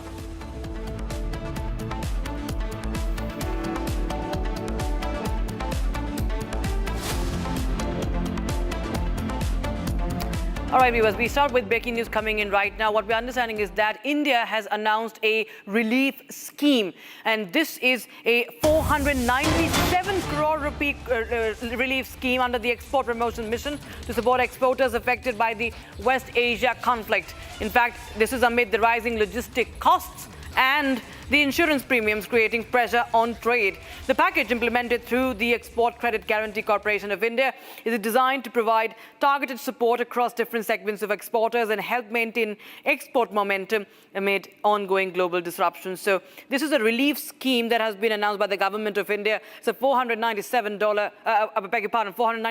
crore rupee relief scheme under the Export Promotion Mission. As there has been an impact on trade, on the exports, so to support the exporters that have been affected by the war in West Asia. The rising logistic costs and the insurance premiums have created pressure on trade. So that is, in fact, my colleague Pranav is joining us live on the broadcast from the business desk. Pranav, tell us more details. Explain to us what sort of an impact this relief scheme could have. Well, just to give you a perspective on this one, I would just tell you, besides the fact that the reliefs have been announced, the Indian exports to the Middle East have been affected, not just because of the ongoing energy crisis, but because of the tariffs as well. Since February, in fact, the Indian exports were down. The Strait of Hormuz, in fact, witnesses about $57 billion worth of exports to the Gulf nations from India. So given that the textile industry, which is one of the major exporters to this region, has been under threat, the government has now come out with this particular package. it's a 497 crore relief scheme for exporters that have been hit by the conflict. It will primarily be, supporting those exporters who face high logistics costs and insurance premiums. Remember, the insurance premiums in the region have gone up, and logistics costs have started climbing because of the price of oil. So keeping in mind these important elements which serve as the inputs for the export industry, the government has taken this step. Thank you, Pranav. But stay on with us. In fact, we have some more breaking news coming in. This is about the markets today. We're getting an update that the Sensex has crashed over 2,298 points today. And Pranav, if I go across to you on this, this is, of course, something that we witnessed today.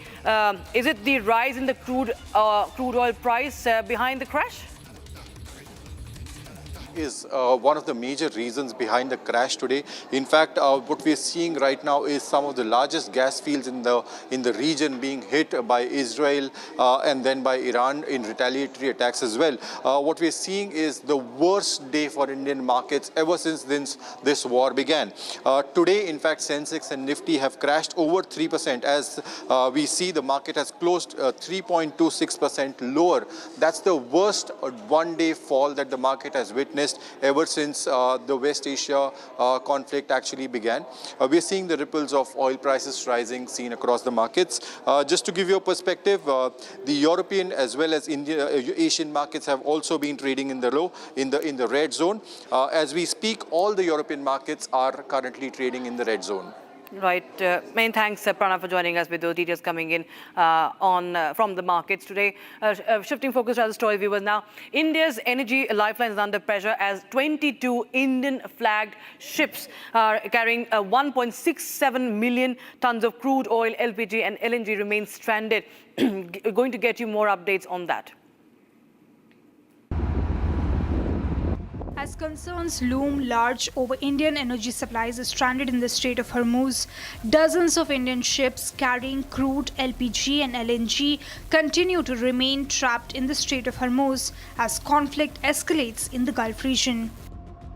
And in the midst of this, adding on to the resultant global energy crisis, fresh visuals emerge from the Strait of Hormuz. These exclusive visuals, captured by Indian seafarers, show the stranded vessels placed along the sea. One captain aboard a stranded vessel goes on to make a claim. He says shelling has reportedly increased in the past 24 hours. While a few vessels have made it to the safety, the majority remain stranded on the west side with over 600 crew members aboard waiting for clearance. But the government is assured that none of these vessels have been struck so far. Earlier this week, 3 LPG carriers, Shivalik, Nanda Devi and Jagladki, completed their voyage to stations at Mundra Port and Kandla Port respectively. All right, we have some breaking news coming in now. The European Union chief has given a statement on the Strait of Hormuz, on the condition right now. What we know is that the policy chief, EU foreign policy chief, says that EU is working with the UN to find safe passage for ships through the Strait of Hormuz. That's the breaking news we have right now. The European Union is working with the United Nations to help the ships stranded get a safe passage from this Hormuz.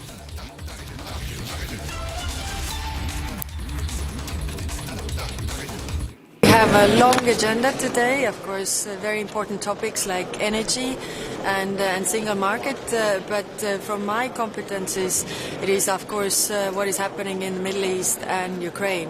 So first on Middle East, the Iran's attacks on Qatar energy infrastructure create further chaos, and it's clear that we need an exit from this war, not escalation. And that's why I've been also doing the diplomatic outreach to Iran to find different solutions. To be very clear, I talked to the minister before the execution of the Swedish citizen, so I was not able to raise that, but in my future calls I will definitely do that, also raise all the issues that we have. We have United Nations here today, and we are also working closely with them to find a safe passage for the ships via the Strait of Hormuz, because it's really a problem for especially Asia as well as Africa, that the oil, gas, but also fertilizers and food does not move from the Strait of Hormuz because it's not safe at the moment. We have a long agenda today, of course, very important topics like energy and single market, but from my competences, it is, of course, what is happening in the Middle East and Ukraine. So first on Middle East, the Iran's attacks on Qatar energy infrastructure create further chaos, and it's clear that we need an exit from this war, not escalation. And that's why I've been also doing the diplomatic outreach to Iran to find different solutions. To be very clear, I talked to the minister before the execution of the Swedish citizen, so I was not able to raise that, but in my future calls I will definitely do that, also raise all the issues that we have. We have United Nations here today, and we are also working closely with them to find a safe passage for the ships via the Strait of Hormuz, because it's really a problem for especially Asia as well as Africa, that the oil, gas, but also fertilizers and food does not move from the Strait of Hormuz because it's not safe at the moment. Breaking news coming in right now. Amidst the escalating war, another refinery has been hit. And this time it's the Samref that has been hit in the Red Sea port city of Yanbu. Saudi Arabia has said that a drone has struck the Samref refinery in the Red Sea port city of Yanbu. And authorities confirmed that a damage assessment is currently underway. In fact, the attack comes amid wider regional tensions, with reports of drones and missile strikes also hitting oil and gas facilities in Kuwait, Qatar, UAE, further escalating concerns over energy security and global oil supply routes. So Saudi Arabia claims that the Samref refinery has been hit in the Red Sea port. It's a drone strike that Saudi Arabia claims has taken place. That's the breaking news we have right now. I think the location, the purpose of this Google map, I think, is to show that where it has been hit. So we've seen that time and again the oil facilities have been hit by Iran. This one, another claim made by Saudi Arabia.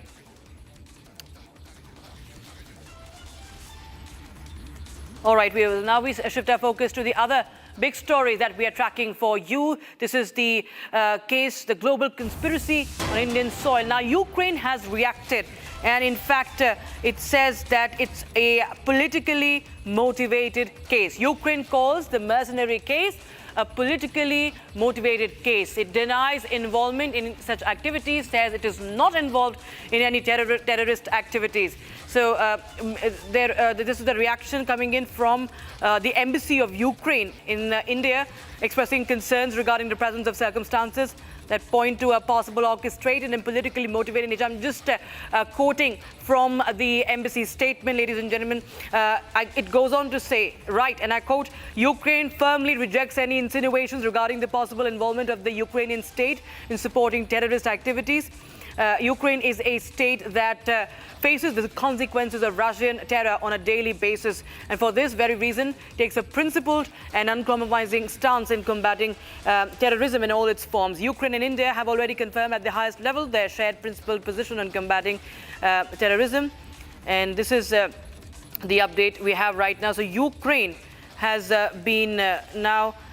Ukraine's embassy has now reacted. It's issued a statement in this regard, and this is pertaining to the case how 6 Ukrainians have been arrested, 1 American mercenary and 6 others, and those are Ukrainians who are in NIA custody for this conspiracy case, for this case pertaining to the violations on Indian soil, and how there could be a possible hand as far as behind those that violence in Manipur is concerned. My colleague Shambhavi joins us live on the broadcast for more. Shambhavi, tell us more details about what I'm picking up. Ukraine now has reacted, denying any involvement of the state of Ukraine. Well, let us tell our viewers what exactly has Ukraine said. The Ukraine has said that there are many reports in the media where they're alleging that out of the 7 arrested foreign nationals, 6 of them, they are Ukrainians, and that they were involved in some terror-related activities. Now, Ukraine has come out and said that there are media reports regarding it, but Ukraine itself is a victim of terrorism, so it would never support any terror-related activity. This is what Ukraine has said. Apart from this, it has said that this entire case where those 7 arrested, 7 foreign nationals arrested by NIA, and there has been talks about how they were using India as a route to bring their drones as well as their other equipments from Europe. Everything seems to be politically motivated and orchestrated, and has also appealed to India to make sure that a fair and transparent proceeding takes place, that all the legal process is followed, and has completely come out and denied any allegation which is related to terror. Now, it was being said since past couple of days, since the 7 foreign nationals were arrested by NIA from 3 different airports in a coordinated effort by NIA after a special input from Russian intelligence, where they've said that they were involved into military training. They were military training the armed groups which are found in border of India and Myanmar. And Ukraine has said that they do not associate themselves from anything. They don't relate to this, and they said that they completely deny that the 6 Ukrainians were involved in terror-related activities because they themselves are a victim of terrorism. Back to you, Rakshita. They are, insinuating that this is an attempt to malign Ukraine. As much as even going on to say that this is a politically motivated case. We clearly see how it's trying to pinpoint at what Russia is doing. This is it says that it is already fighting against the Russian forces, and the fact that this is only an attempt to malign Ukraine. But the fact remains that these 6 people are Ukrainians for a fact. There has been no comment on those individuals. In this statement, if you see, there has been no mention about these individuals. They are not even saying that, no, these are not Ukrainians, or we do not know about them, or we are going to take anything into account. Are we going to investigate or not? Nothing of that sort has been mentioned by Ukraine in this statement. All they are talking about is that we will never be involved in any such terrorist activity. Exactly. It comes as a very umbrella statement, we can say, because they're not, as you very rightly point out, they're not pinpointing to any of such incident. They've just said that they do not associate themselves with terrorism because they themselves are a victim of it. And also, when you look at their statement, they have stressed on the India and Ukraine's strong relations. And they've also said that India should make sure that a fair and legal and transparent process is undertaken to make sure that nothing of such sorts gets associated with Ukraine's name. So basically what Ukraine has been doing is Ukraine is dusting its hand off with relation to anything related to terrorism, saying that it itself is a victim of terrorism, so it would never associate itself, it would never propagate any such terrorist activity. Right. Stay on with us, Shambhavi. Also, I'm being joined by my colleague Ishita from the newsroom. Ishita, if you can hear me, Ukraine calls this case motivated. This case is politically motivated. If you could just take us through those important parts of this statement, the first one that is coming in right now from Ukraine on this case. Right, of course, we've got first a written statement from the Embassy of Ukraine on the mercenary case that has been going on in India. We saw 6 Ukrainians were arrested by NIA. They are still in custody till 27th of March. And now Ukraine has come out making big allegations, saying it's a politically motivated case and no allegations of terrorism should be leveled against Kyiv without verified facts. Now, it also says it is Russia, in fact. Now, we know that there was intelligence provided by Russia, due to which the crackdown crackdown was triggered. But now Ukraine says it is an attempt on the part of Russia to, in fact, try and create a divide between India and Ukraine. So those are big allegations that have now been leveled by Kyiv against Ukraine. We are looking at Russia versus Ukraine now spilling over the NIA arrests that have been made in the mercenary case. Now remember, these 6 Ukrainians, they have been involved in transiting drones through India to Myanmar. They were in contact with local networks in Manipur and Mizoram. So now the interrogation is currently on to try and find out their motives, and it seems that there's a larger network as well. There are 14 members who are part of this group, and now Ukraine coming out, it's releasing its first statement saying that these allegations cannot be made without verified facts, transparent procedures and full intergovernmental cooperation. In fact, I'll also read out a few other sentences that have been that are part of the statement. Ukraine emphasizes the necessity of ensuring objectivity, transparency and impartiality in the investigation of this case. They also express their principled readiness for active cooperation between Ukrainian authorities and their Indian counterparts going forward. So we're certainly looking at, as the interrogation continues, the Ukrainian officials also now offering their participation in this probe, which they call is a politically motivated one. Stay on with us, Ishita. I also have with me former diplomat, Ambassador Deepak Vora, joining us on the broadcast. Ambassador Vora, this is the Embassy of Ukraine issuing a statement saying that this is just an attempt to malign Ukraine and that this case is a politically motivated case. While it has been found that these are Ukrainians who have violated the law of entry and the training they were providing, how they embedded themselves in the ethnic group, and there's a larger conspiracy even against the state of India, the government of India, that is being now probed. How do you see this reaction from Kyiv? Well, thank you very much. Can you hear me? Yeah. Yes, sir.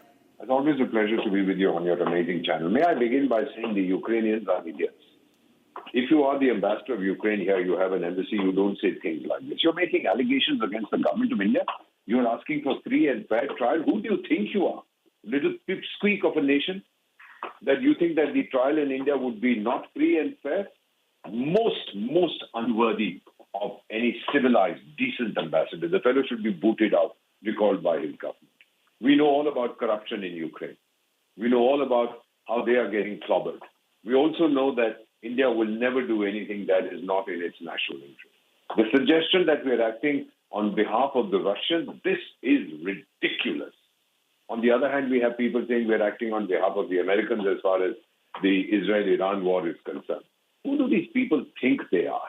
I think the chap has lost his balance. I'm using harsh words.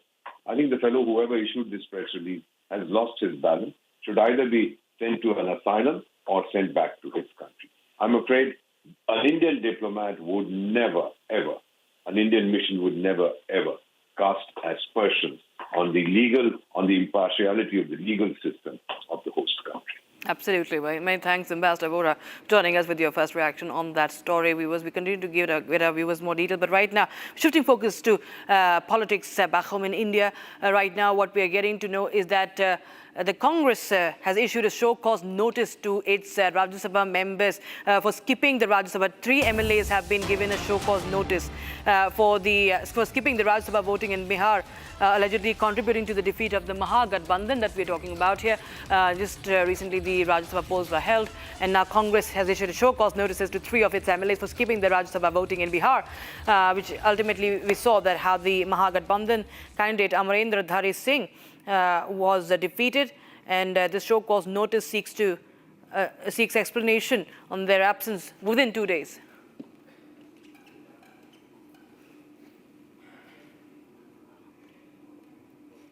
आपके media के साथी के साथ भी बोलेगा आप सम्मान से बड़ा कुछ नहीं होता है, और जब हमारे दल का नेता का ही चुनाव में कहीं कोई भागीदारी नहीं थी तो हमको लगा कि हमारे दल के नेता के साथ और हमारे जैसे हम भी एक वोट का अधिकारी थे, मगर हम लोग के साथ भेदभाव किया गया था, इसलिए हम वोट गिरा, सम्मान पे ठेस पहुंची इसलिए वोट गिराने नहीं। जवाब में जो सच्चाई है, जो पूरा चुनाव में देखने के लिए मिला, वो हम जवाब बना के दे रहे हैं, और हमारे दल का नेता स्वतंत्र है, उसका जो भी गाइडलाइंस है कि उसको मानेंगे। और बात नहीं तो आप देखिए ना श्रीमान, पूरा चुनाव के दरमियान में प्रत्याशी से लेके प्रत्याशी चुनाव के दरमियान में हमारे दल के कोई नेता को इस चुनाव में अनदेखी किया गया था। हम लोग दल से बंधे हुए लोग हैं, दल का सम्मान चाहते हैं। कल कई लोगों से बैठ के हम लोग की बात हो रही थी, ये महत्व। And we were shifting focus to Afghanistan, where a funeral for those people who were killed in the strikes conducted by Pakistan has been held. It's a mass funeral. More than 400 had lost their lives in the cowardly attack by the Pakistanis. The civilian death toll has risen. We'll get you more on this report. After Pakistan attacks on a Kabul rehabilitation center that killed 400 people, Afghan Taliban Interior Minister Sirajuddin Haqqani and other Taliban leaders gathered at a mosque for their funeral. Visuals show excavator machines digging graves for victims killed in the Pakistani airstrike. Family members, alongside other Taliban leaders, offered funeral prayers and carried coffins. The airstrikes marked a dramatic escalation of the conflict. A conflict that began late last month and has seen repeated cross-border clashes, as well as Pakistani airstrikes on innocent civilians inside Afghanistan. So is the gas crisis going to just snowball? That's what we're going to tell you about on the other side of this very, very short break, as the tit-for-tat attacks continue on oil facilities, gas facilities, leading to the surge in oil prices as Brent crude goes over $112 per barrel. In the global employability rankings by Times Higher Education UK, only the following 6 institutions from India are ranked amongst the top 230 in the world for having the most employable graduates: IIT Delhi, IISc Bangalore, IIT Bombay, IIM Ahmedabad, IIT Kharagpur and Amity University.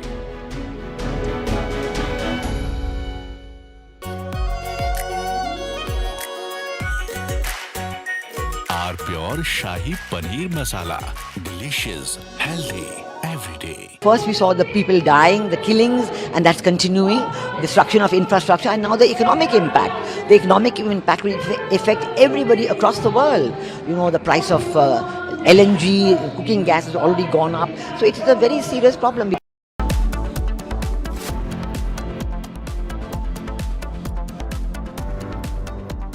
Pure सूजी pasta उबालो मिलाओ और खाओ 8 minute में तैयार। क्या taste है सबका राजा प्योर मसाला। रानी, इस घर में कुछ है जो टूटता नहीं। ये पिलर कभी नहीं टूटेगा। रुंगटा स्टील TMT से बना। रुंगटा नहीं तो घर स्ट्रॉन्ग नहीं। रुंगटा स्टील TMT बार एकदम सॉलिड। थोड़े में ज्यादा स्वाद, यही तो है इसकी खास बात। वाओ मामा, क्या स्वाद है। अरे मेरे राजा, सबका राजा प्योर मसाला।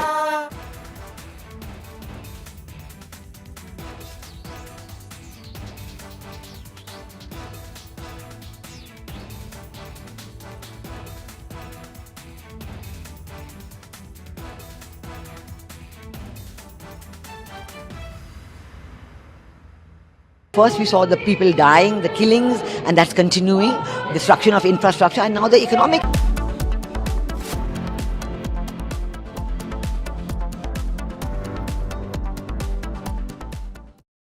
चमकी चाट से क्या बना है? सैंडविच, लस्सी और छाछ और हर घूंट में चमकी चाट। ड्राई फ्रूट और दही बड़े। चमकी चाट से स्वाद बढ़े। असली स्वाद सिर्फ चमकी चाट। केसरिया से मन जोगी हुआ रे, दिल झूमे देखो मतवारा हुआ रे। केसरिया से मन जोगी हुआ। हर पल मनाओ केसरी त्योहार। विमल, बोलो जुबान केसरी।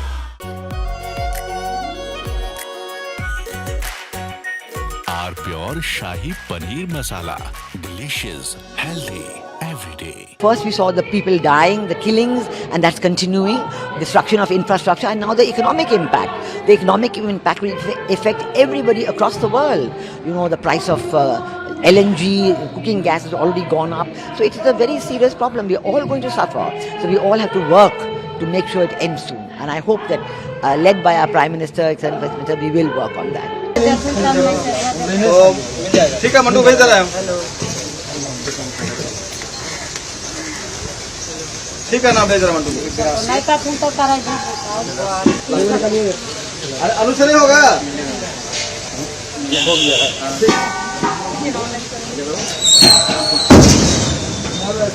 तुमचा कुणाला केला नीचे अजून गाडीला पूर्ण होला त्याला बोलते का गाडी माकळा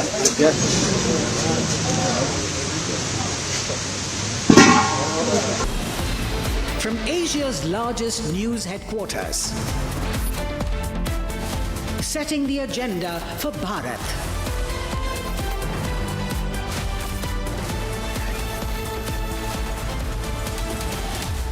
You're watching Republic.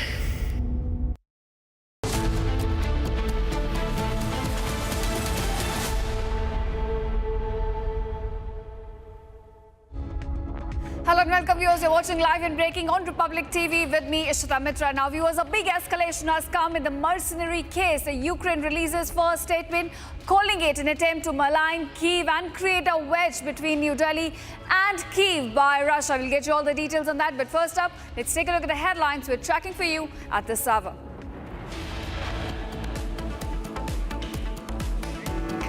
According to sources, a Russian intelligence importer played a key role in the arrest of a U.S. mercenary Van Dyke and 6 Ukrainian citizens by NIA.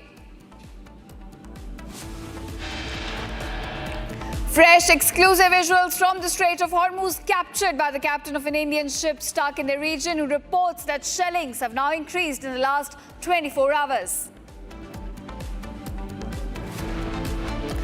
U.S. intelligence reporter claims Pakistan developing missiles with nuclear payload and Pak advanced missiles now threaten U.S.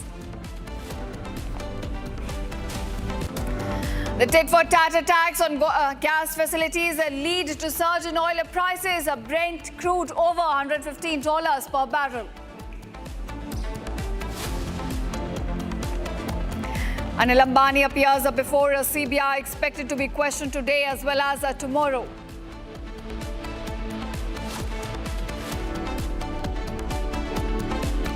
Sensex closes at 74,465, down by over 2,200 points, marking a nearly 3% slump, whereas Nifty 50 crashes over 705.35 points.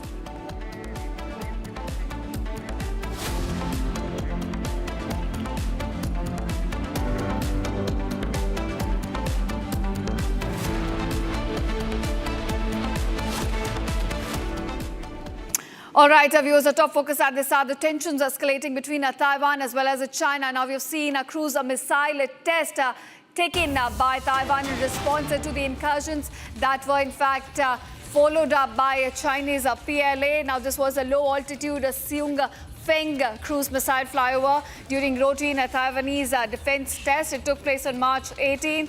It's a primary longer-range land attack cruise missile. It's capable of striking deep inside the Chinese mainland. And now, in fact, the test was designated to validate the low-altitude penetration profile against potential invasion fleets or high-value targets. Now, remember, timing is key here. The test comes after there were incursions reported by PLA planes. Let's take a look at these visuals which show you how the test was conducted. In fact, it's been captured from a beach. Let's take a look.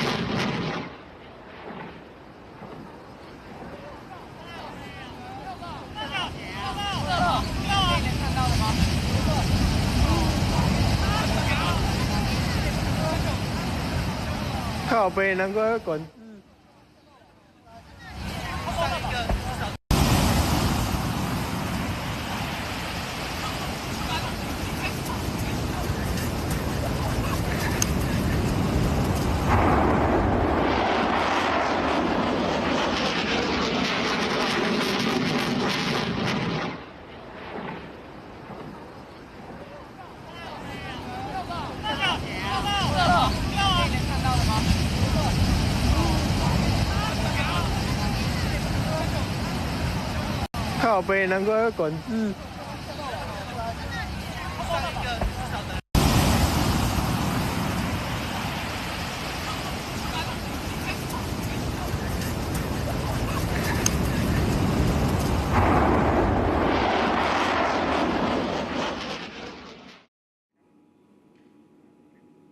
And now, viewers, on this, we've got some more breaking developments coming to light. Now, according to Taiwan's National Defense Ministry, there were 12 PLA aircraft, 9 planned vessels, and 2 official ships that were operating around Taiwan. As per Taiwan's ministry, 5 out of 12 sorties even crossed the median line and entered Taiwan's northern, central, and southwestern part.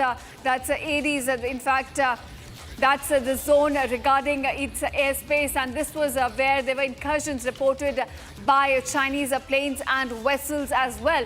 Now remember, there were several incursions which were reported before the missile test, and some have now been reported even after. There were 5 Chinese sorties that even crossed the median line. So that's the bigger question at this hour. Are we looking at the conflict that's emerging in West Asia, as well as the conflict between Afghanistan and Pakistan? Are these conflicts now emboldening China to also be more aggressive as far as Taiwan is concerned? That's the big question we need to be asking at this point. My colleague Ishana joins me with more details. Ishana, do tell us about the test that's now been conducted by Taiwan, as well as the Chinese incursions that have now taken place. We have seen Chinese vessels as Chinese planes now crossing into Taiwan's territory as well. Absolutely. This particular test is of the HF-2E missile. Now, the HF-2E missile is a low-altitude cruise missile specially designed for warfare against Chinese vessels that have been incursions. Now, the Chinese have this unique capability that they have designed, wherein they have started using civilian vessels apart from their PLA vessels to get into the Taiwanese waters and do penetration testing. And by penetration testing, I mean that they will see at which point Taiwan triggers the defensive response. Now, this is what we call the air defense identification zone. So China has been strategically sending their military aircraft into Taiwan's air defense identification zone, wherein they will be providing and looking at the defensive response by the Taiwanese military. And this is what showcases the response of the Taiwanese by developing such cruise missiles as a response to these Chinese incursions. This HF-2E missile is a very special missile. It has been designed to be launched from ground against sea-based targets, and it can also be used to penetrate into China up to 2,000 kilometers. It is a very long-range, very low-flying, stealthy missile that has been developed by the Chinese military. Now, there is a large order that has been placed for these missiles. Approximately 1,000 of these missiles are currently being manufactured, and this order has been placed by the Taiwanese government in early 2025. And the fulfillment have started. And we can see that some of the testing is also being conducted as these are being inducted into the Taiwanese military. And this will be providing a secure defense net to prevent a large-scale invasion against a lot of marine traffic that is being generated by this militia of the Chinese Navy, or PLAN. This militia is basically civilian ships that are designated to provide support to the military in case of an invasion of the Taiwanese island takes place. Now, this is a large-scale exercise that took place on 13th of March, where approximately 1,000 boats of this militia had accumulated near the coastline of Taiwan in a formation that simulated a blockade of the island. And we saw that on 15th of March also there were around 16 aircraft that entered into the Taiwanese air defense identification zone, whereas 10 other aircraft were also in the vicinity, with 7 vessels looking into what the Taiwanese response is. And a few days later, we can see that Taiwan has tested this missile, which showcases this capability of Taiwanese military to respond against the Chinese threat. And this can be seen as clear escalation in the matrix. Back to you, Ishita. All right, Ishana, do continue to stay with us on this. We're also being joined by Lieutenant General Asit Mistry on a phone line. Sir, I want to ask you a quick question on the kind of developments we're now looking in Asia. We have seen Taiwan testing a cruise missile, and this comes right as there were several incursions reported into its territory. We have seen Chinese vessels as well as Chinese aircraft reportedly incursioning into its territory. So I want to ask you, sir, with what we're looking here, US's actions on Iran, is China being emboldened to become more aggressive as far as Taiwan is concerned? Yes, the indications are very much there. You know, some time back, about 10, 15 years back, the US was to follow a policy of pivot to Asia, that is Asia-Pacific, Indo-Pacific region. But because the US has got so badly stuck and mired in the Middle East that it is not able to extract itself from there and pivot to Indo-Pacific as should have been or was their policy, a strategic policy about 10, 15 years back. So this is definitely, emboldening China. It is giving confidence to China, and the assertiveness that is being practiced under the Xi Jinping regime is getting greater and greater day by day. And in Asia will have to look for themselves, for their own security, own safety. And therefore you see these developments in Taiwan. You see similar kind of reach out by Philippines and Indonesia. They want to purchase equipment, our BrahMos missile, which is also a version of a cruise missile. Right, sir. All right, so I want to ask you, we have seen these simulations of blockade around Taiwan before, these incursions as well. But are these incursions a little bit different this time? Could we see further escalation between China and Taiwan? Well, this is a game that has been going on for quite some time. I do not think that they will cross any kind of Rubicon. This little bit of, showing off and scaring each other off will continue for some time. It's like playing chicken, and then hopefully things will quieten down. It will not cross the Rubicon, in my view. Right. Sir, also if you could talk a little more about the cruise missile test. Now, this missile is capable of hitting mainland China as well, according to its long-range capabilities. So if you could just talk more about this missile test. Yes, a cruise missile, by its definition and its basic nature, is supposed to fly at a very, very low altitude. Unlike a ballistic missile, which, exits the Earth's atmosphere and then re-enters the Earth's atmosphere, a cruise missile continues to travel at a lower trajectory along the surface and thereby evading the enemy radars. And thus, very, very difficult to find any kind of defense against a cruise missile. You see the kind of success our BrahMos missiles had during Operation Sindoor, and similarly the success of the Tomahawk cruise missiles of the US. So this is inherent capability of cruise missiles of being very, very difficult to detect and therefore very, very difficult to counter or to protect against. Right, so all right, Lieutenant General Asit Mistry joining us on Public. Thank you so much, sir, for joining us and sharing these inputs on these latest developments while now looking between China as well as Taiwan.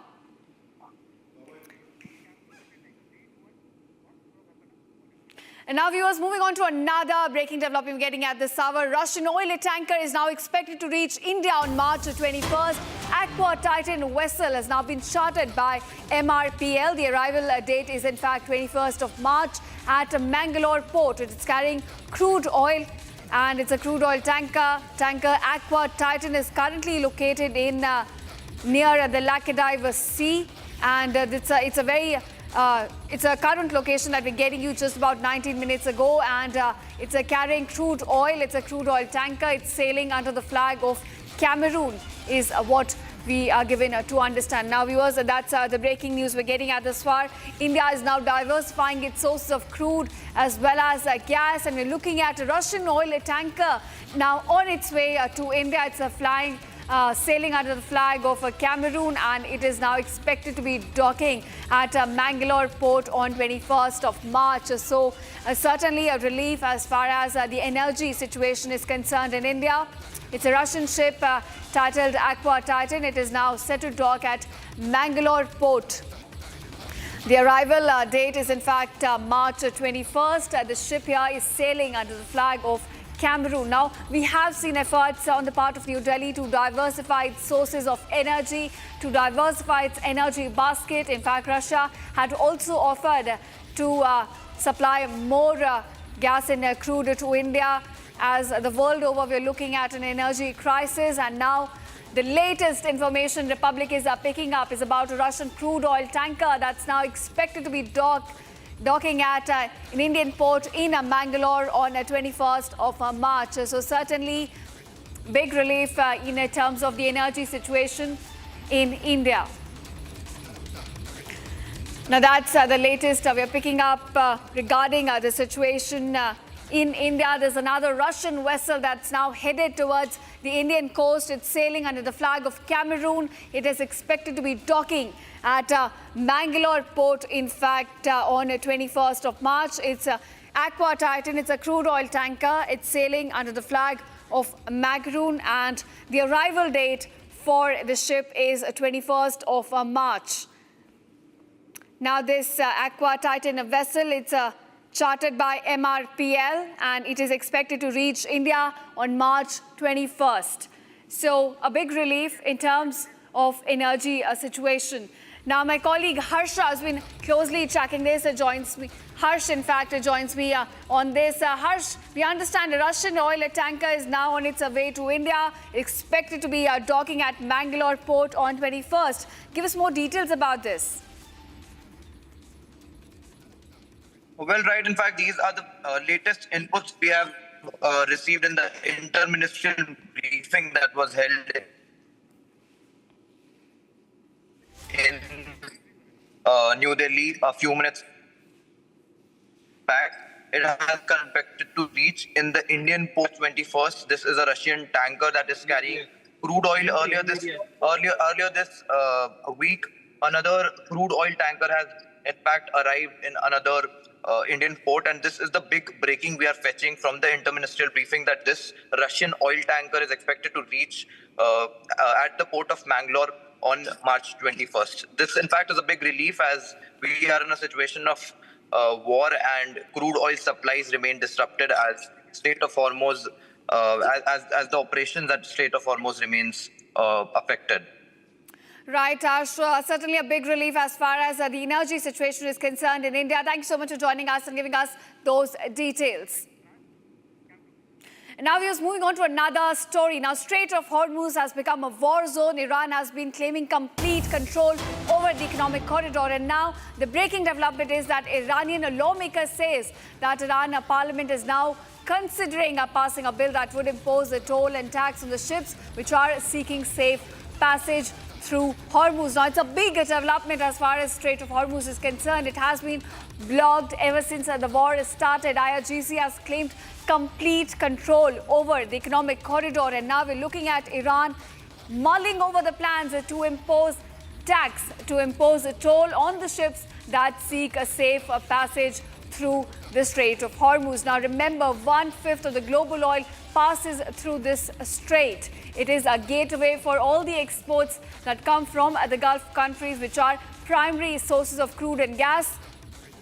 And now Iran, in fact, looking to maintain complete control over it. It has been leveraging its control through the blockade, but now it seems to be going a step ahead, saying it will be imposing a tax and a toll if a safe passage is allowed to any ship through the Strait of Hormuz. Now, it's still a plan that's under consideration. An Iranian lawmaker, in fact, has now spoken on this plan to impose toll and tax on the ships which, in fact, seek safe passage through the Strait of Hormuz. So a big impact on energy sector is something that could be expected.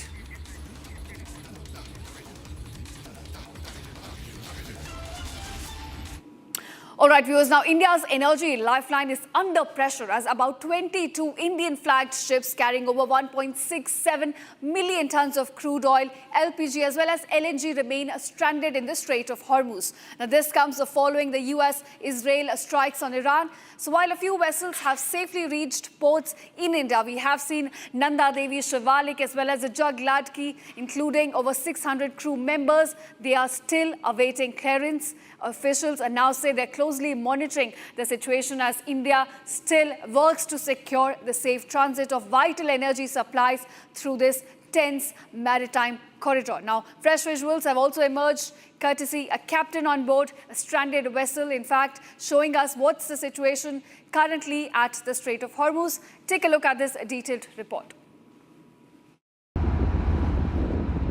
As concerns loom large over Indian energy supplies stranded in the Strait of Hormuz, dozens of Indian ships carrying crude, LPG and LNG continue to remain trapped in the Strait of Hormuz as conflict escalates in the Gulf region. And in the midst of this, adding on to the resultant global energy crisis, fresh visuals emerge from the Strait of Hormuz. These exclusive visuals, captured by Indian seafarers, show the stranded vessels placed along the sea. One captain aboard a stranded vessel goes on to make a claim. He says shelling has reportedly increased in the past 24 hours. While a few vessels have made it to the safety, the majority remain stranded on the west side with over 600 crew members aboard waiting for clearance. But the government is assured that none of these vessels have been struck so far. Earlier this week, 3 LPG carriers, Shivalik, Nanda Devi and Jagladki, completed their voyage to stations at Mundra Port and Kandla Port respectively. Now, viewers, after Saudi Arabia's emergency meeting of foreign ministers from Arab and Islamic countries in Riyadh, Saudi's foreign minister now says the kingdom is not going to succumb to Iranian pressure. Take a listen as to the latest response that's coming from Saudi as Iran escalates its attacks on the Gulf countries. Take a look. While a number of diplomats are meeting, I cannot see as coincidental. And I think that's the clearest signal of how Iran feels about diplomacy.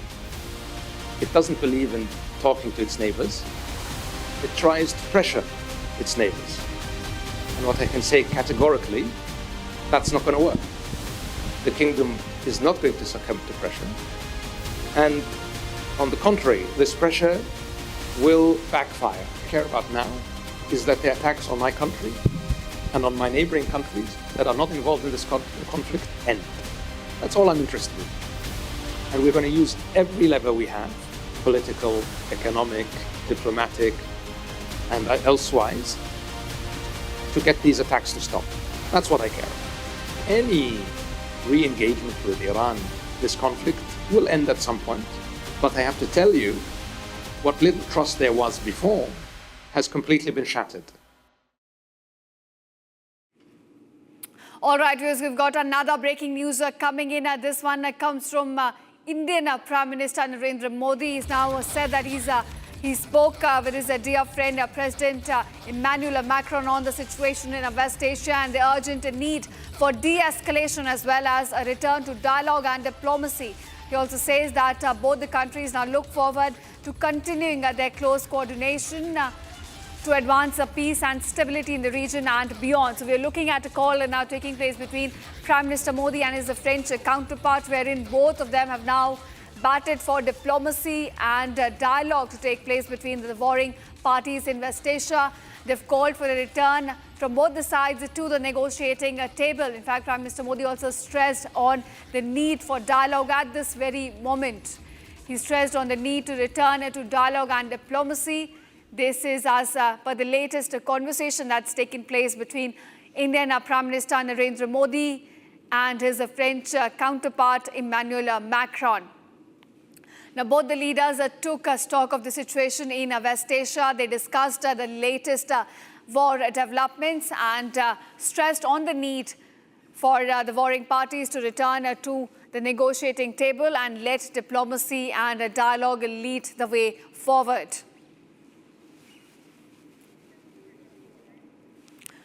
All right, my colleague Abhishek Kapoor now joins me in more details on this. Abhishek, it seems that India continues its engagement with several partners, and not just in Gulf, but also from Europe, to bat for diplomacy as the war in West Asia escalates. Well, these are very significant phone calls that the Prime Minister has made. Remember, Prime Minister has been engaged in very intense diplomatic dialogue, first to take care of India's own interests in the geography, particularly energy security and the diaspora, and then, of course, to make sure that the conflict does not widen. And in that context, Oman and France become very important, and it seems that there is pressing on the paddle happening insofar as bringing an early end to the war is concerned. Because remember, Oman has played a mediation role between Iran on one side and the United States and Israel on the other. And in fact, we had Omani foreign minister claim that just before the war started, things had tapered off and it seemed like a deal is at hand.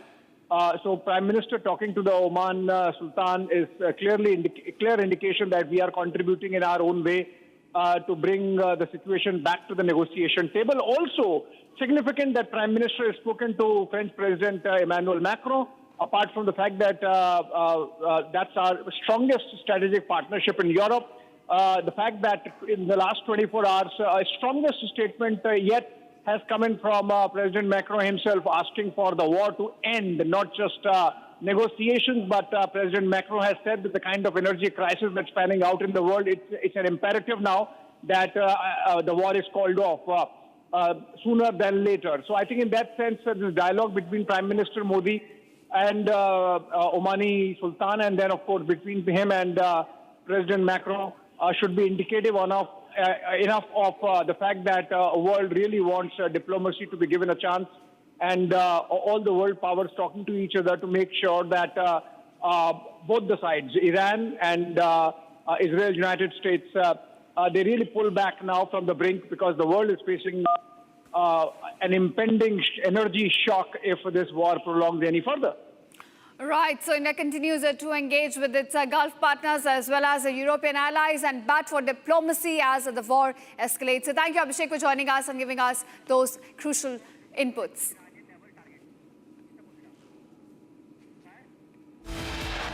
All right, viewers, coming up on the other side, the US CENTCOM releases a new video showing the targets it has hit in Iran's capital city.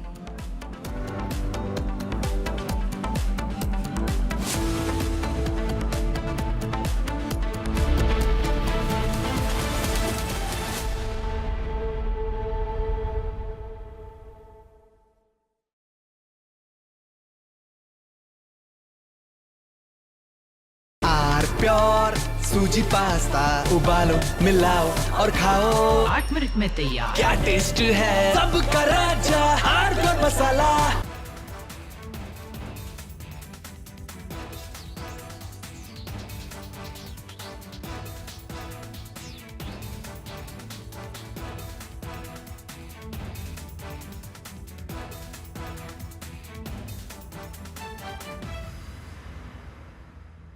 First, we saw the people dying, the killings, and that's continuing, destruction of infrastructure, and now the economic impact. The economic impact will affect everybody across the world. The price of LNG, cooking gas has already gone up. So it is a very serious problem. We're all going to suffer. So we all have to work to make sure it ends soon. And I hope that, led by our Prime Minister, etc., we will work on that.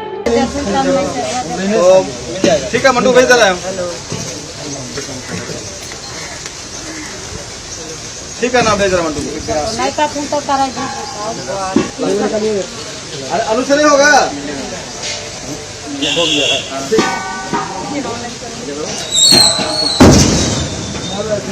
तीन तो कमाल किया तो नीचे अब फिर गाड़ी ले पूर्ण वाला ना लोगों का गाड़ी मार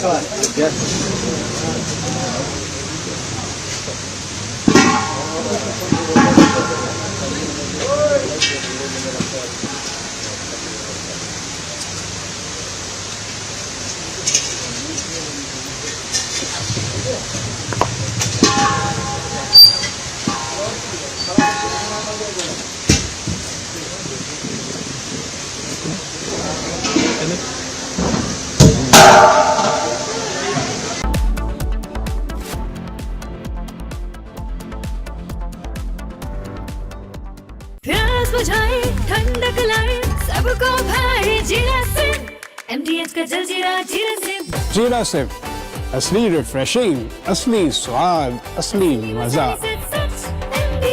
MDH केसरिया से मन जोगी हुआ रे, दिल झूमे देखो मतवारा हुआ रे। केसरिया से मन जोगी हुआ। हर पल मनाओ केसरी त्योहार। विमल, बोलो जुबान केसरी। थोड़े में ज्यादा स्वाद, यही तो है इसकी खास बात। वाओ मामा क्या स्वाद है, अरे मेरे राजा। First we saw the people dying, the killings, and that's continuing, destruction of infrastructure, and now the economic impact. The economic impact will affect everybody across the world. You know, the price of LNG, cooking gas has already gone up. So it is a very serious problem. We are all going to suffer. So we all have to work to make sure it ends soon. And I hope that, led by our Prime Minister, we will work on that. ठीक है mandu भेज दे रहा है। ठीक है ना भेज रहा मंडू। अनु से नहीं होगा।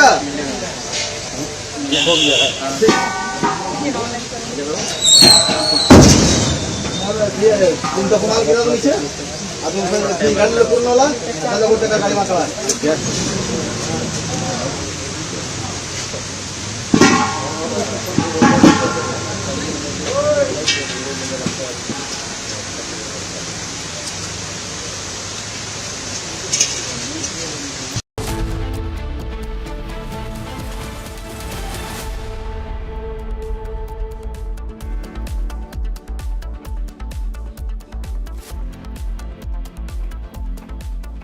Hello and a very warm welcome. You're watching Republic TV. I'm Gesu Bharadwaj, and viewers, now at least 22 Indian vessels remain on standby in the contentious Strait of Hormuz. Now this comes even as India has been given a green signal from the Iranian aggression to take their vessels through the contentious strait. Getting you all the information on that and a lot more. But first, here's a check on your headlines for the hour. Take a look. According to sources, a Russian intelligence input played a key role in the arrest of a US mercenary, Van Dyke, and 6 Ukrainian citizens by the National Investigation Agency. Ukraine issues statement on NIA arrest of foreign mercenaries, denies charges, calls it politically motivated. US intelligence report claims Pakistan is developing missiles with nuclear payload and that Pakistan advanced missiles threaten the US. The tit-for-tat attacks on gas facilities lead to surge in oil prices. Brent crude over $112 per barrel now. Anil Ambani appears before CBI, expected to be questioned today and tomorrow.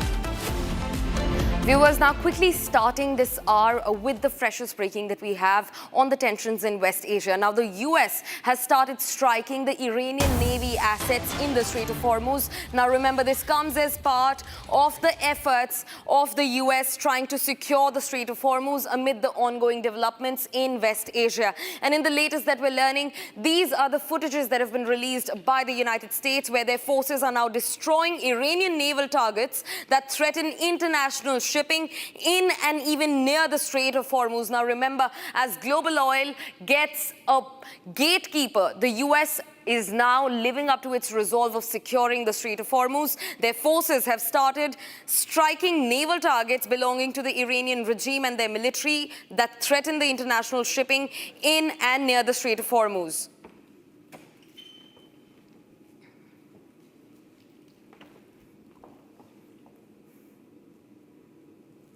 Now, viewers, meanwhile, as the war rages on in West Asia, a larger, wider conflict looms large. Now, UAE has been struck once again. At least 7 ballistic missiles have been dealt with, and 15 drones incoming from Iran have been downed by the UAE air defenses.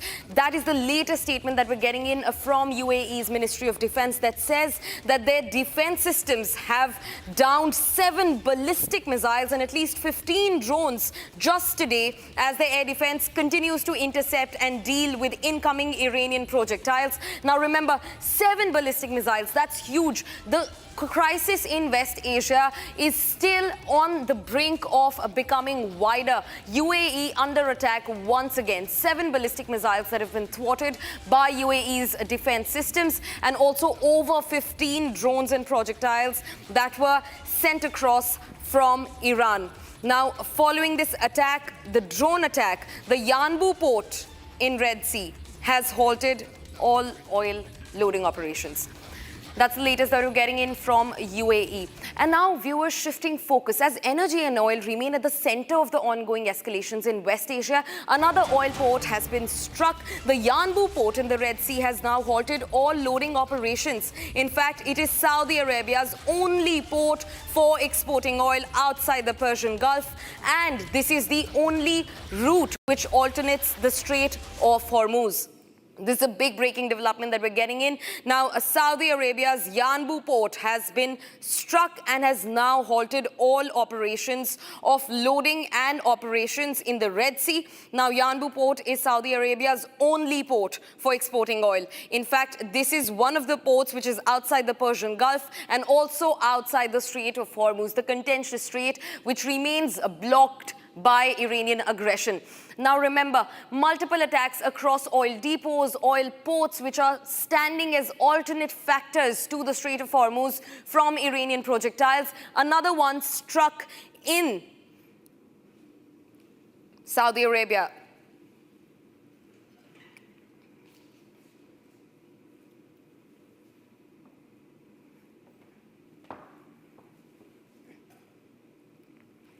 Viewers, now as Iran, Israel and the United States continue to exchange strikes and counterstrikes, the Iranian government has raised fresh alarms, saying that their judicial complex was struck by Israeli and US projectiles. Now, this has happened in Lorestan, which has resulted in the deaths of at least 14 people, including 2 judges and 10 civilians. A judicial complex in Lorestan in Iran, which has now come under attack.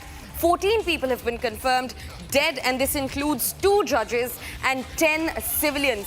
A major development in the war's aggression as the war continues to batter civilian infrastructure across borders. Now, this is the latest that we're learning in. A spokesperson from the Iranian government has spoken over the matter. In fact, they have confirmed that 14 people have been killed, including 2 judges and 10 civilians.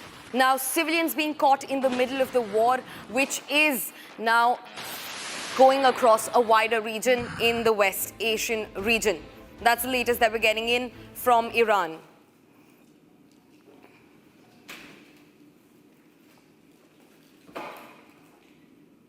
Now, viewers, as energy infrastructure, civilians, oil remain at the center of the war, Iran has now issued a stern statement against its energy infrastructure coming under attack. Now, that's the latest statement that we're getting in from Iran. A spokesperson for the IRGC's Khatam al-Anbiya central headquarters has said that Iran's response to attacks on its energy infrastructure was not yet finished. Also, drawing a line and telling the US and the Israel forces that the Iranian forces will continue to strike back and strike hard when their energy infrastructure comes under attack. Now, the spokesperson also added that if attacks on Iran's energy infrastructure were repeated, the response will be far more severe. Now, remember, Israel and the US have struck the largest gas field in Iran, and after that, after South Par came under attack, Iran retaliated by striking energy sectors across the Gulf nations, including in Qatar and UAE. And now Iran has said that in case these attacks on their energy infrastructures do not stop, do not come to an end, they will continue to mount attacks on energy infrastructure across the Gulf region. That's the latest that we're picking up from the war so far.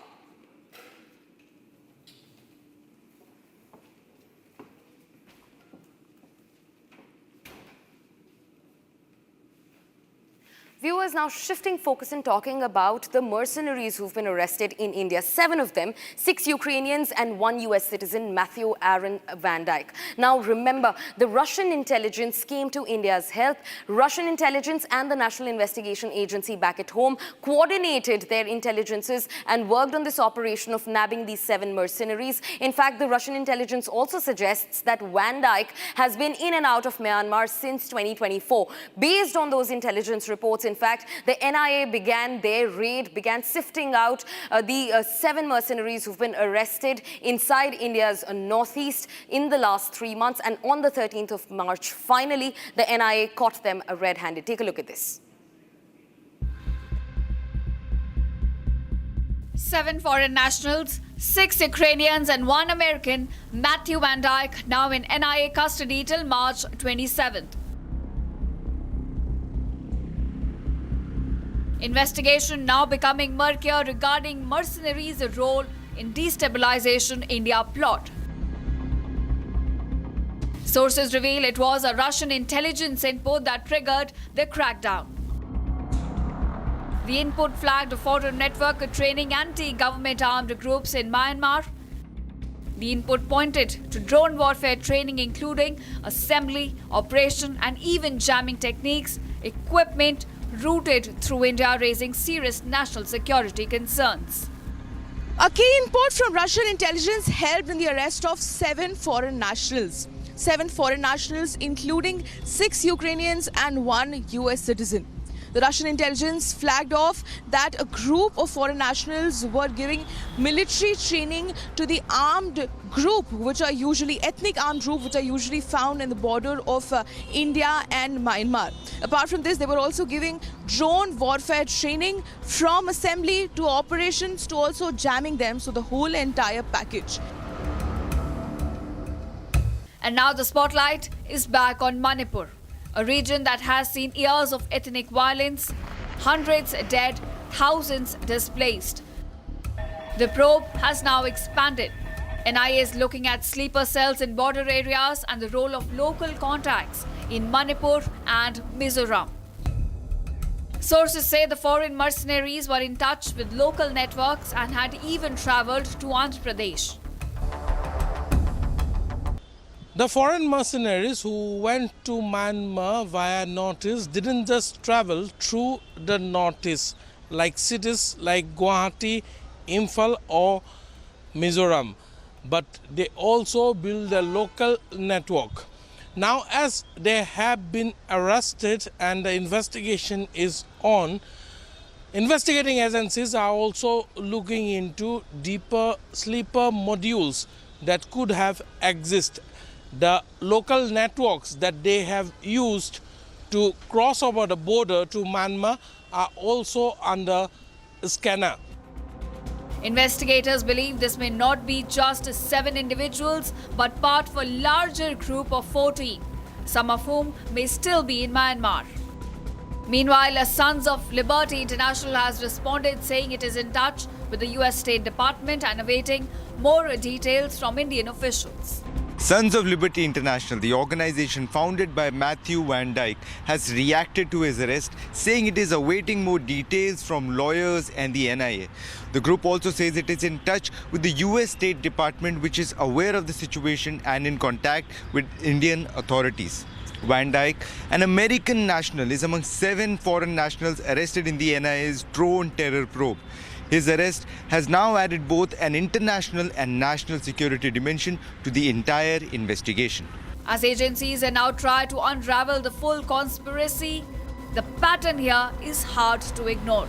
Foreign operatives routing weapons through local networks in India. The question now, is this just an isolated module or part of a much larger global destabilization plot targeting India?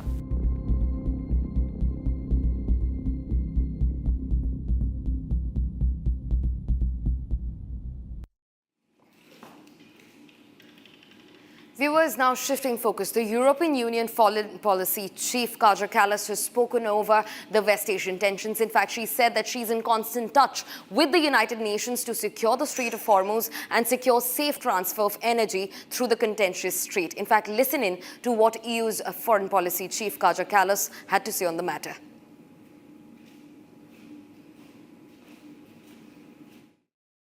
We have a long agenda today, of course, very important topics like energy and single market, but from my competencies, it is, of course, what is happening in the Middle East and Ukraine.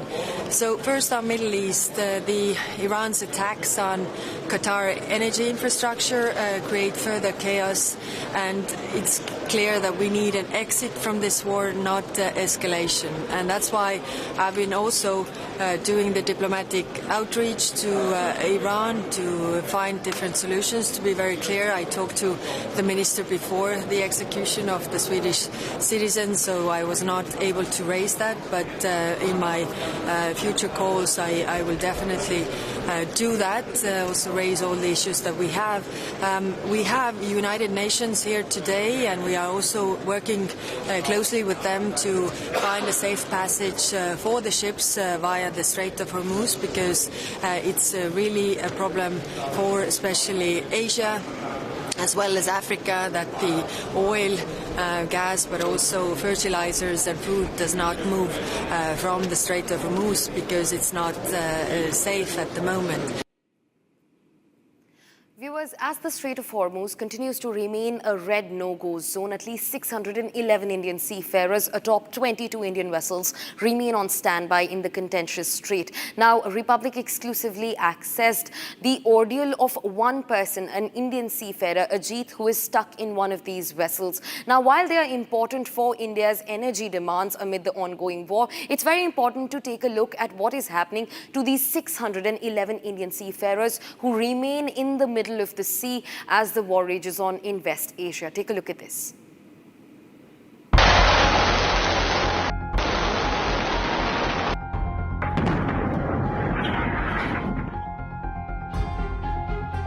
The war between US, Israel and Iran has resulted in the Strait of Hormuz being weaponized. While Indian ships had permission to cross the strait, at least 22 Indian vessels remained stuck in the contentious waters.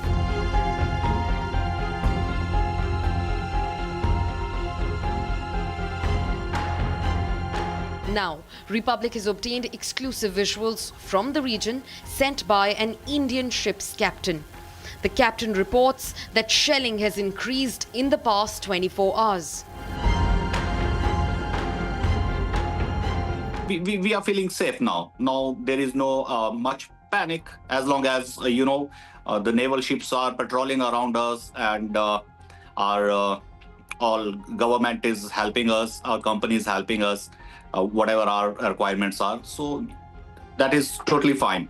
Apart from that, yes, we have been witnessing the attacks, missile attacks in and out of Iran and other countries. Especially the last night, today early morning, there were around hundreds of missiles were fired to the Iran. That was a bit scary and very unfortunate.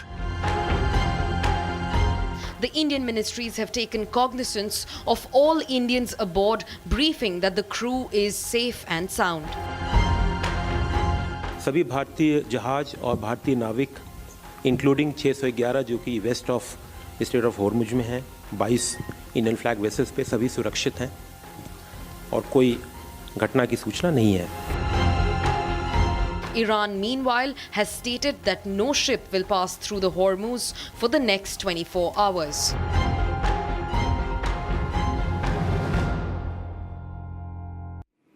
Viewers, this constant attack on oil and energy infrastructure has sent the global markets in a complete frenzy. Now, as Iran continues to retaliate against the attack on its gas fields, oil prices, on the other hand, have surpassed the $100 per barrel level. Now, in fact, take a look at what the markets are like as they continue to turn volatile as the war has now entered its third week.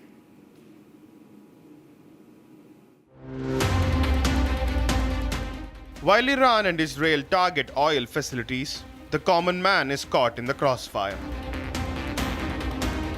Since the war began on the 28th of February, the oil prices have been continuously rising and show no signs of sliding down.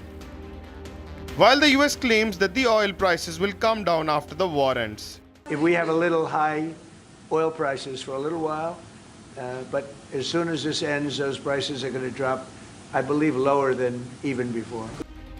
This, even as European gas prices also surged nearly 30%.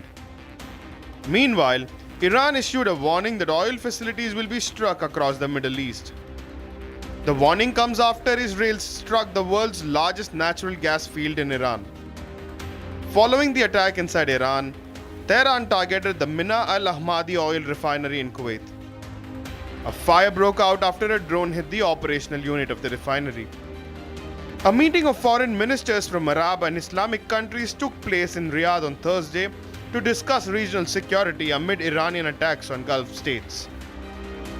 Previously during the war, Iran had targeted oil reserves across the Middle East.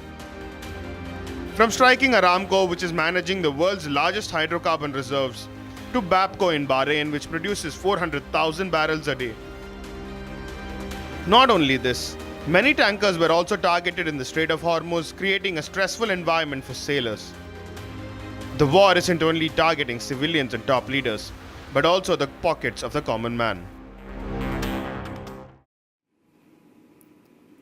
Viewers, now the European Union has, after sending humanitarian aid, held a meeting condemning the strikes in West Asia. At the forefront of this is the French President Emmanuel Macron, who has condemned the reckless escalations that are ongoing in West Asia. In fact, this happened right before he entered a roundtable meet with other EU chiefs. Now remember, this comes at the heels of the European Union also sending about $545 billion of humanitarian aid to Iran, and also after the EU completely rejected Donald Trump's demand for entering the wider war. Now Macron has condemned the escalation that's been ongoing in West Asia, calling it reckless. Listen into what the French president said.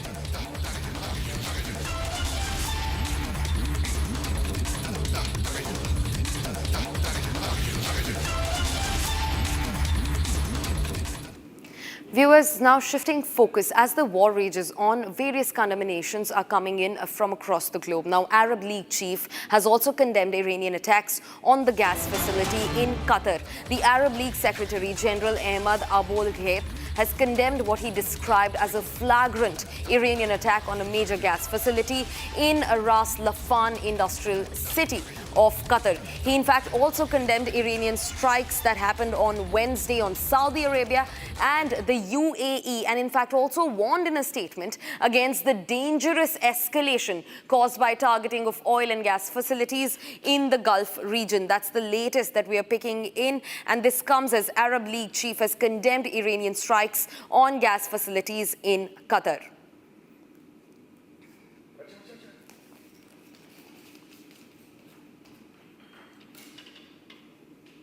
Viewers, now after Saudi Arabia's emergency meeting of foreign ministers from Arab and other Islamic countries in Riyadh, Saudi Arabia's foreign minister says that the kingdom is not going to succumb to Iranian pressure. Listen into this.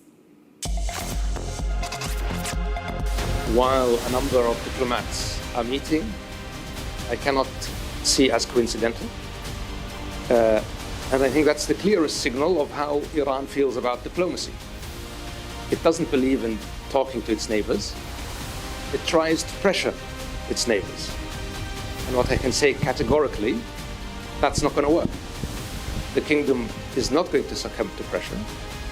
And on the contrary, this pressure will backfire. What I care about now is that the attacks on my country and on my neighboring countries that are not involved in this conflict end. That's all I'm interested in.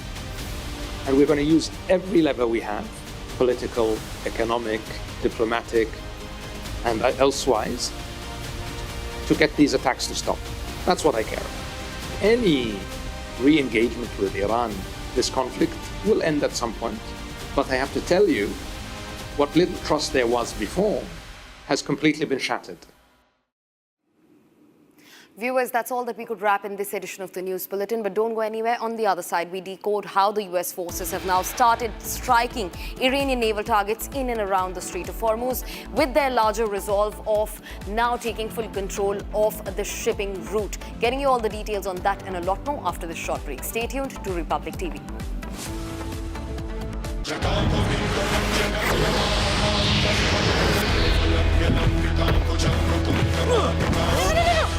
मेरी chimney टूट जाएगी। What are you doing? रानी, इस घर में कुछ है जो टूटता नहीं। ये पिलर कभी नहीं टूटेगा। रुंगटा स्टील TMT से बना। रुंगटा नहीं तो घर स्ट्रॉन्ग नहीं। रुंगटा स्टील TMT बार एकदम solid.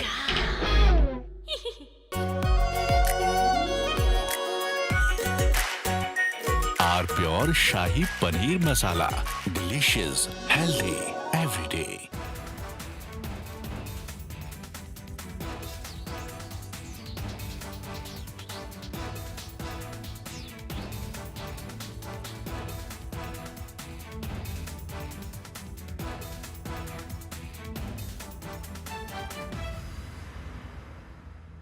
First, we saw the people dying, the killings, and that's continuing, destruction of infrastructure, and now the economic impact. The economic impact will affect everybody across the world. You know, the price of LNG, cooking gas has already gone up. So it is a very serious problem. We are all going to suffer. So we all have to work to make sure it ends soon. And I hope that, led by our Prime Minister, we will work on that. ठीक है mandu, भेज दे रहे हैं। ठीक है ना, भेज रहा मंडू। अनु से नहीं होगा।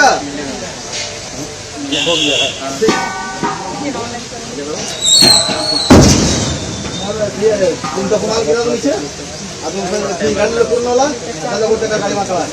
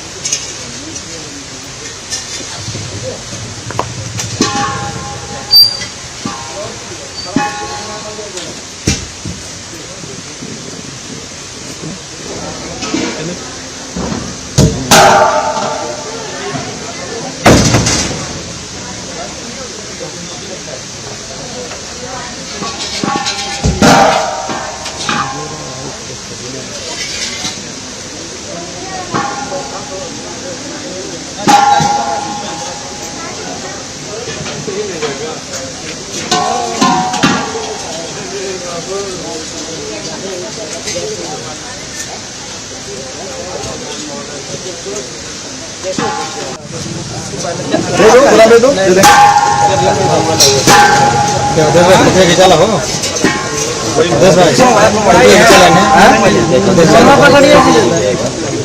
ठीक है ना, हम बात करेंगे। क्या हुआ? ठीक है ना, भैया बोलेंगे आप करिए।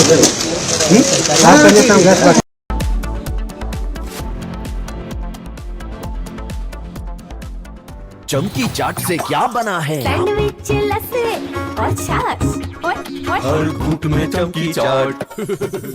अब बताओ, स्वाद आया? आया। असली स्वाद सिर्फ चमकी चाट। केसरिया से मन जोगी हुआ रे, दिल झूमे देखो मतवारा हुआ रे। केसरिया से मन जोगी। हर पल मनाओ केसरी त्योहार। विमल, बोलो जुबान केसरी। आर प्योर सूजी पास्ता, उबालो, मिलाओ और खाओ। 8 मिनट में तैयार। क्या टेस्ट है सबका राजा, R pure masala. First, we saw the people dying, the killings, and that's continuing, destruction of infrastructure, and now the economic impact. The economic impact will affect everybody across the world. You know, the price of LNG, cooking gas has already gone up. So it is a very serious problem. We are all going to suffer. So we all have to work to make sure it ends soon. And I hope that, led by our Prime Minister, we will work on that. ठीक है mandu, भेज दे रहे हैं। ठीक है ना, भेज रहा मंडू। आलू से नहीं होगा तीन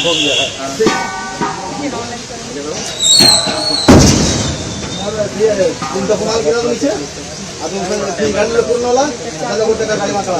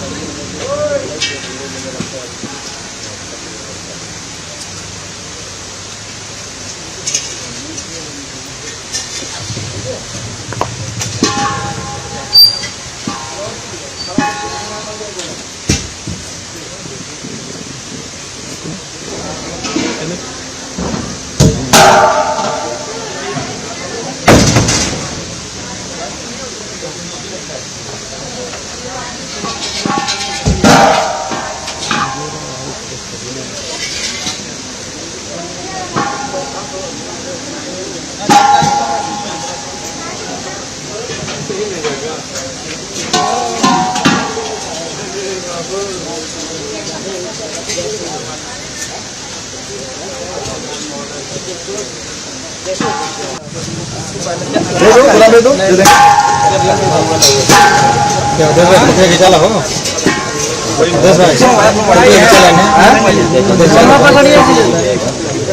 ठीक है ना हम बात करेंगे कहीं क्या हुआ ठीक है ना भैया बोलेंगे आप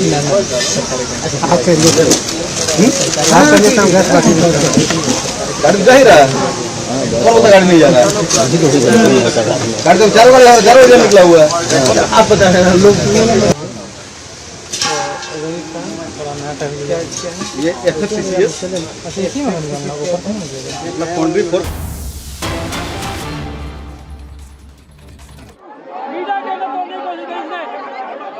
Visuals from Palam where Aam Aadmi Party's Saurabh Bharadwaj is meeting the victims of the Palam fire. Remember, Aam Aadmi Party has been criticizing the fire department's response following the massive blaze in Delhi's Palam area that has claimed the lives of at least 9 individuals. And you have Saurabh Bharadwaj there. You can see there are a lot of people also that have gathered. There is anger against the system as well. If you see what has happened, that tragic loss of lives, youngest surviving son oblivious of the 9 family members. There's elderly, 3 generations in fact have been affected in this building that housed a shop as well in the basement, and the family lived on the upper floors, and 9 people were killed in this fire. And Aam Aadmi Party leader meeting the victims there. A lot of commotion, what we can capture on our cameras right now live on your screens. And there were frantic rescue attempts, and what we know is that Delhi government has also announced ex-gratia of victims. The fire broke out in a residential building in Sadnagar area of Palam, allegedly due to a short circuit in the wee hours on Wednesday. And this is there is in fact the Prime Minister had also announced on Wednesday an ex-gratia of 2 lakh to the next of kin of each deceased in the Palam residential building fire. And this is the update that we're getting in from Delhi. And the fire broke out in Sadnagar area of Palam. This is a residential building allegedly due to a short circuit. And the Delhi Fire Services, National Disaster Response Force, police and other agencies were engaged in relief work. And 33-year-old, 39-year-olds, 35, 70-year-old, 22-year-old, minors aged 15, 6 and 3 have also were declared dead in the Manipal hospital. Now, let's just get you what Saurabh Bharadwaj is saying. Saurabh Bharadwaj has said that the fire brigade opened the hydraulic lift, but it broke down, that the fire brigade could not rescue the people, and the fire kept spreading, that people tried to break the rear wall, but the 2nd Fire Brigade team arrived about an hour late. So he's raising questions on the firefighters, the fire department, saying that the 2nd Fire Brigade team arrived about an hour late, and by the time they reached, the damage had already been done. And he urges people to ask questions, that if people do not ask questions, such fires can occur in anyone's homes. So this is the update from Palam, Sadnagar, where Saurabh Bharadwaj has visited the site and trying to meet the people there. And you can see there's security deployment, police deployment also. 9 people have been killed in this tragedy. And in fact, there are questions being raised by the Aam Aadmi Party leaders as far as this incident, this tragedy is concerned in Palam. And he's raising questions on the timing of the help that came in. There is the fire brigade, and 9 members of a family, including 3 children and a 70-year-old woman, have been killed in this devastating fire that tore through the building. And now the Delhi government and the Prime Minister even has announced the compensation for the fire victims, but questions continue to be raised as to what really led to this fire, and why was there any delay as far as the help that was rushed, as far as the firefighters, fire brigade that was supposed to be there.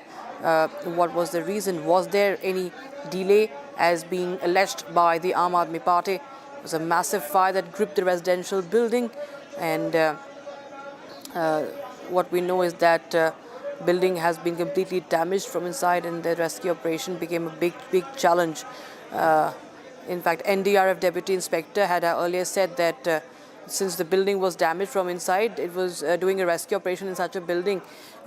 It was a big challenge, and our colleague Gesu joins us live on the broadcast for more. Gesu, well, this is a tragedy that has happened in the national capital. 9 people have lost their lives, including children and an elderly woman. But now protests are being held at Palam, and Aam Aadmi Party upping the ante against the firefighter for the fire department.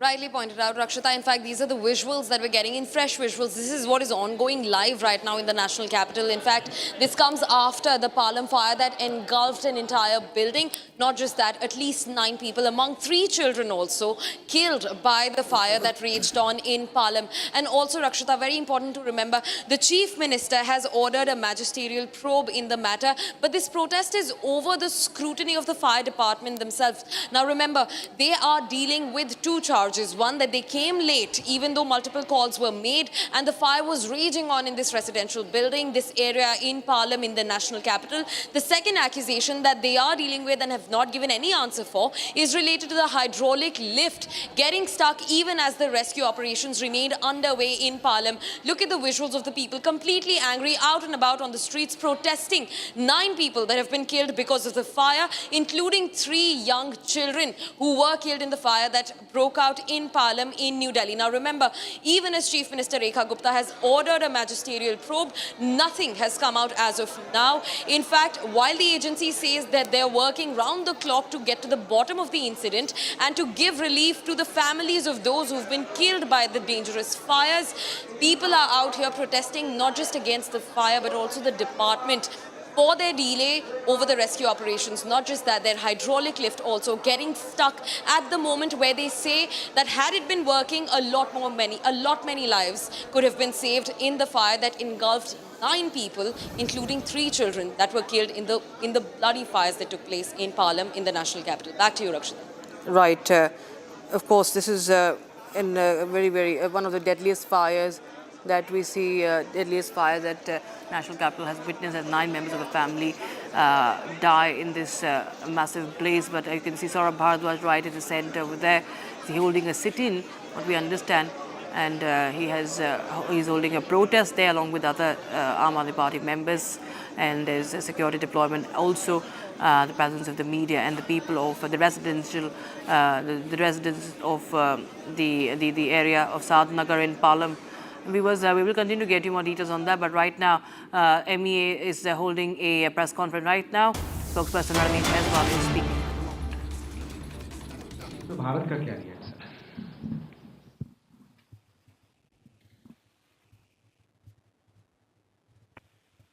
So let me first take these questions. First, your question. There is a lot of, obviously, you all know about the case, and we are also aware of the case. As you know, that this is a legal matter. The relevant GOI agencies are investigating it presently. We had a related question from Keshav as to whether we have received consular access request. Yes, we have received consular access requests, and these will be addressed keeping in mind the legal requirements that are involved in this particular case. Your second question regarding Chabahar, I had commented and remarked on this particular issue earlier as well, so I would repeat what I had said before. The US side has given a guidance extending the conditional sanctions waiver for Chabahar port until 26th of April 2026. The government remains engaged with all concerned in order to address the implications of these developments. So that is what we have. On the ongoing crisis in West Asia, we've made several statements as to where we stand, what is our position, how we look at it. We've called for restraint, we've called for de-escalation, we've called for dialogue and diplomacy so that there can be early end to this particular conflict. So that is where we are on the West Asia crisis. Siddhant, your question regarding over the last several days or so, we've seen strikes from Pakistan into Afghanistan. We have condemned these strikes because they have targeted civilian infrastructure and they have caused a lot of misery to people. You would have seen our statement. We once again unequally condemn these barbaric airstrikes from Pakistan into Afghanistan. Obviously, it vitiates the atmosphere in the region. It is not helpful at all. Keshav, on your consular access bit, I just responded. About energy, we have received requests from several of our neighboring countries, and I had spoken about it earlier as well. We have received requests from Bangladesh, from Sri Lanka, from Maldives, and some other neighboring countries. As I had indicated earlier, India has been supplying diesel to Bangladesh since 2007 through various modes of transportation. We are continuing to assist Bangladesh and our other neighbors even currently. This is being done factoring in our own requirement, our refining capacity, and our diesel availability. Akhilesh ji, किन किन देशों से मदद की मांग आई है? मैंने कहा बांग्लादेश से, श्रीलंका से, मालदीव से हमारे पास अनुरोध आया है कि हम उनकी मदद करें। बहुत सारे देशों के साथ हमारे पहले से ही ऊर्जा के क्षेत्र में साझेदारी चल रही है, तो वो साझेदारी चल रही है और अभी के परिप्रेक्ष्य में उन्होंने मांगा है मदद, उस पर हम लोग बांग्लादेश के जैसे बताया हमने कि उनकी पूर्ति की जा रही है और अन्य देशों का जो भी अनुरोध है उसको हम लोग एग्जामिन कर रहे हैं।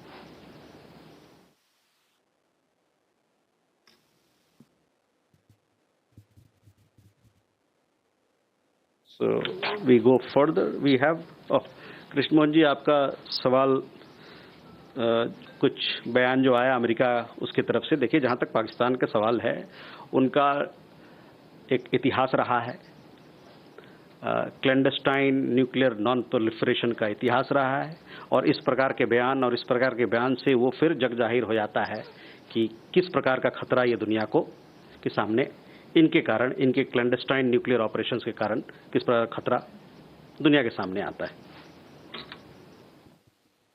Ayushi. So this is Ayush Iqbal from ANI. My question is regarding the recent meeting between our National Security Advisor and US Ambassador to India yesterday. Could you share the topics that were discussed and how much was West Asia situation discussed as well? Ayushi? Yeshi, sorry. This is Yeshi Seli from Business India. I have two questions. The Deputy Prime Minister and Foreign Minister of UAE had spoken with Dr. Jaishankar. What was the nature of conversation? Were they asking for India's opinion or were they asking them to join the discussions that they have?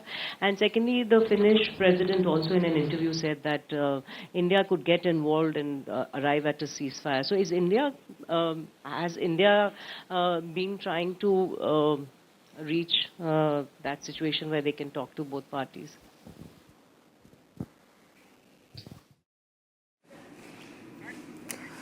All right, now we are going across to the latest breaking news that we have from Bengal. The BJP has released its latest list of candidates, 111 candidates for the upcoming elections in Bengal. Second list from the BJP is out, and going to just share more details on that as we track each and every detail in the run-up to this the crucial polls.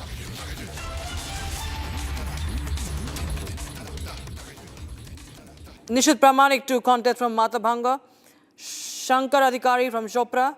All right, my colleague Harsha is joining us live on the broadcast for more. Harsha, tell us more details as far as the second list is concerned. Yes, you rightly pointed out major names in this list of the Bharatiya Janata Party. This is a second list, and if we see major faces like Priyanka Tibrewal, as you were mentioning, Mr. Roop as well, and similar faces like Rajesh Kumar and Hiran Moy, these are the major faces who have been fielded in this second list. We can clearly see some of the seats have also been changed. If you see the actor Hiran Moy in 2021, he contested from Kharagpur seat, but this time Kharagpur seat has been given to Dilip Ghosh, and this time the ticket to Hiran Moy, the actor, has been given from Shampur, making lot of changes this time by BJP. Surely tells that they have done a lot of ground research, keeping in mind the home constituency, keeping in mind the groundwork, keeping in mind the strategy which will work in favor of them in the West Bengal election. Earlier, 144 candidates list was announced by BJP, and this is the 111 candidates list announced by BJP. In total, 255 candidates announced till now. One more list is expected to come next week, but it's very important that how BJP has ensured that the candidates they are fielding are from the constituency where the chances of winning is more than is above 60%, and that's the reason few of the candidate seats have also been changed. Priyanka Tibrewal, who was working a lot in Asansol, but she has not been contested or given a seat from Asansol. She has been given from Entali because of being a non-Bengali face, and now her impact could majorly be seen in the Entali constituency, and this is what we are seeing right now in the second list of BJP. Until now, we can say that 255 candidates have been announced by Bharatiya Janata Party. Soon, Rakshita, the candidates will file the nomination, and soon we'll see the high-octane nomination and the star campaigners of the BJP arriving in West Bengal. We are also expecting that Prime Minister Narendra Modi's rally will also be planned in the first week of April. And after this list, it is being stated that the manifesto of BJP will be launched in the this week of Navratri itself, before Navratri concludes. And this week only, expected that the manifesto now of BJP will be out on 27th or 28th. This is what BJP top sources tell us. And also, likewise, the star campaigners will start arriving in the West Bengal from 1st of April, when the nomination will be filed by all the star candidates. Major faces will be seen during the nominations as well. So the second list of the BJP is out, making lot of noise, exactly how the strategy has been worked out by BJP. Back to you. Right, many thanks, Harsha, for joining us with those details coming in on that story. Shifting our focus back to the case regarding the mercenaries on Indian soil. Now, new developments have emerged in this case, and what we are getting to know is that the arrest was in fact led by, or rather one could say that the Russian intelligence inputs had helped in the arrest of these 6 Ukrainians and the American mercenary, and to which, of course, Ukraine calls it a it is called a politically motivated move. The NIA is right now investigating the case, but we'll tell you more details also as to how the agencies had reached these mercenaries and arrested them. 7 foreign nationals, 6 Ukrainians and 1 American, Matthew Van Dyke, now in NIA custody till March 27th. Investigation now becoming murkier regarding mercenaries' role in destabilization India plot. Sources reveal it was a Russian intelligence input that triggered the crackdown. The input flagged a foreign network training anti-government armed groups in Myanmar. The input pointed to drone warfare training including assembly, operation and even jamming techniques, equipment, routed through India, raising serious national security concerns. A key input from Russian intelligence helped in the arrest of 7 foreign nationals. 7 foreign nationals, including 6 Ukrainians and 1 US citizen. The Russian intelligence flagged off that a group of foreign nationals were giving military training to the armed group, which are usually ethnic armed group, which are usually found in the border of India and Myanmar. Apart from this, they were also giving drone warfare training from assembly to operations to also jamming them, so the whole entire package. And now the spotlight is back on Manipur, a region that has seen years of ethnic violence, hundreds dead, thousands displaced. The probe has now expanded. NIA is looking at sleeper cells in border areas and the role of local contacts in Manipur and Mizoram. Sources say the foreign mercenaries were in touch with local networks and had even travelled to Andhra Pradesh. The foreign mercenaries who went to Myanmar via Northeast didn't just travel through the Northeast, like cities like Guwahati, Imphal or Mizoram, but they also built a local network. Now, as they have been arrested and the investigation is on, investigating agencies are also looking into deeper sleeper modules that could have existed. The local networks that they have used to cross over the border to Myanmar are also under scanner. Investigators believe this may not be just 7 individuals, but part of a larger group of 14, some of whom may still be in Myanmar. Meanwhile, Sons of Liberty International has responded, saying it is in touch with the US State Department and awaiting more details from Indian officials. Sons of Liberty International, the organization founded by Matthew Van Dyke, has reacted to his arrest, saying it is awaiting more details from lawyers and the NIA. The group also says it is in touch with the US State Department, which is aware of the situation and in contact with Indian authorities. Van Dyke, an American national, is among 7 foreign nationals arrested in the NIA's drone terror probe. His arrest has now added both an international and national security dimension to the entire investigation. As agencies now try to unravel the full conspiracy, the pattern here is hard to ignore. Foreign operatives routing weapons through local networks in India. The question now, is this just an isolated module or part of a much larger global destabilization plot targeting India?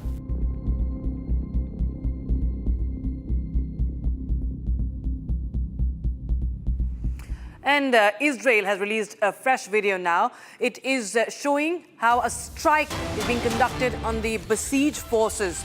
Now, first they eliminated the commander, the chief of besieged, but now they are saying that that throughout Operation Roar of the Lion, the Air Force is conducting a systematic and ongoing effort to strike the forces of the besieged unit and its infrastructure. The idea of operating forcefully against the regime's forces, it says, including the besieged unit, when on the day before last Tuesday, besieged soldiers operating at more than 10 different positions deployed throughout Tehran were attacked. The IDF continues to monitor, locate and strike the regime's forces, including the besieged unit, wherever they operate. So this is the breaking news. You have right now on your screens the visual of those strikes that have been now released by the Israeli Defense Forces. This is after Soleimani, Ghulam Raza Soleimani had been eliminated in an Israeli strike.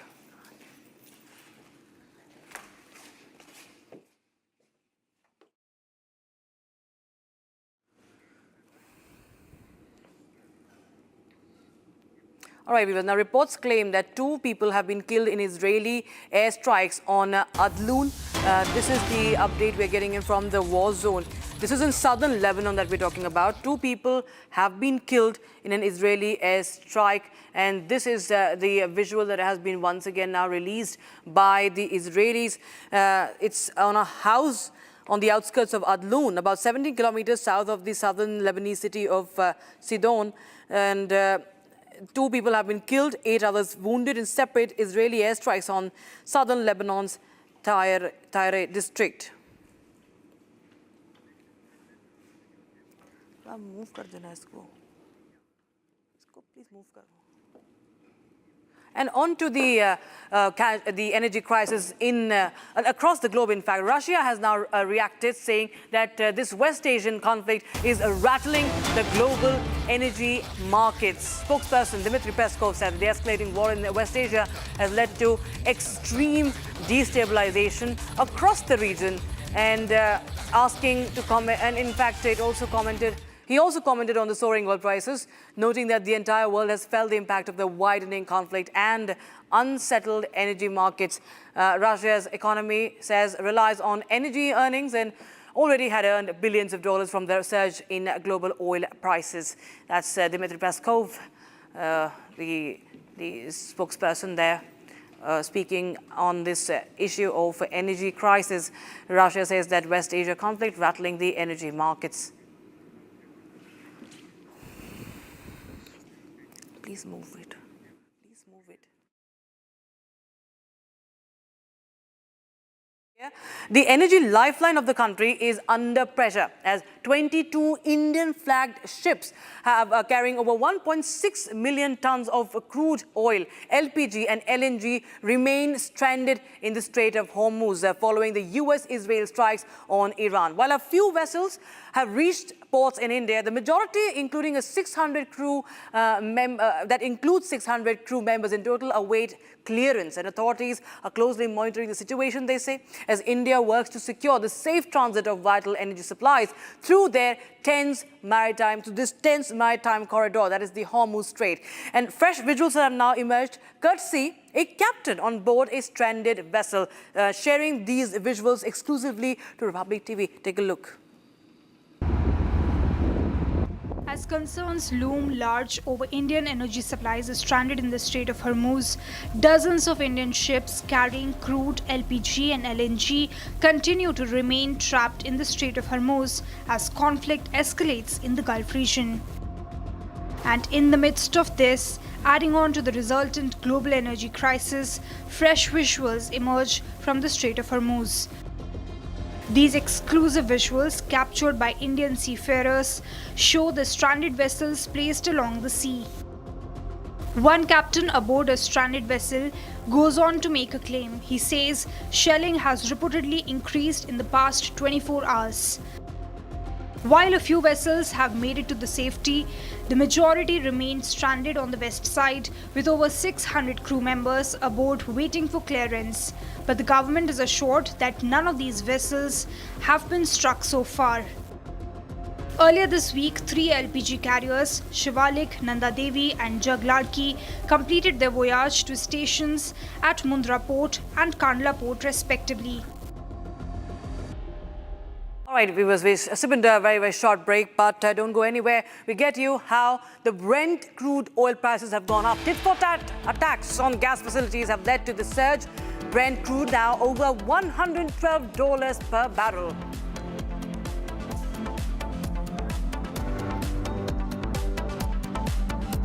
चमकी चाट से क्या बना है? आलू चाट या fruit चाट, स्वाद बढ़ाए चमकी चाट। क्या बात है? स्वादिष्ट पकोड़े और बरसात, अरे चमकी चाट है इसकी जान। असली स्वाद सिर्फ चमकी चाट।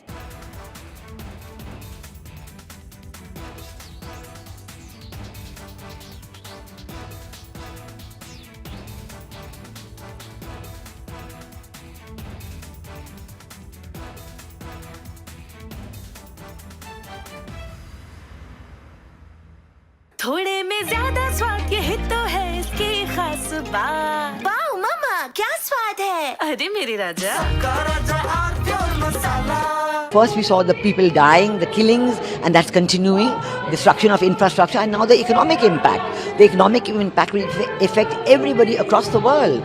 You know, the price of LNG, cooking gas has already gone up. So it is a very serious problem. We're all going to suffer. So we all have to work to make sure it ends soon. And I hope that, led by our Prime Minister, we will work on that.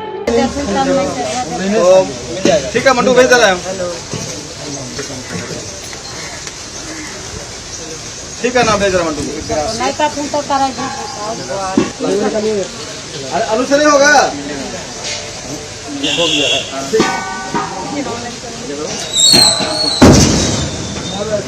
तुम तो कमाल किया तो नीचे अब तुम फिर गाड़ी में पूर्ण वाला चलो बोलते का गाड़ी मार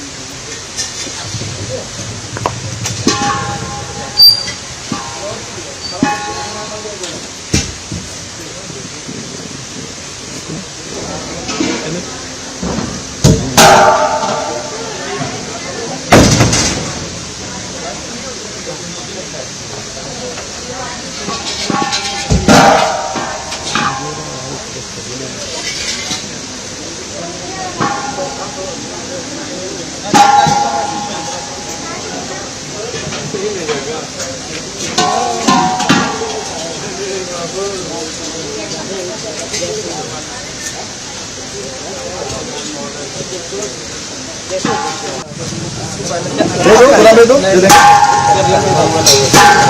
क्या देखो चला हो 10 भाई ठीक है ना हम बात करेंगे भैया कहीं उधर से हम लेके चल क्या हुआ ठीक है ना भैया बोलेंगे आप कहिए गाड़ी जा ही रहा है कौन सा गाड़ी नहीं जा रहा है गाड़ी तो 4 बजे निकला हुआ है आप बता रहे हैं लोग ये FFCCS मतलब foundry for cooperative society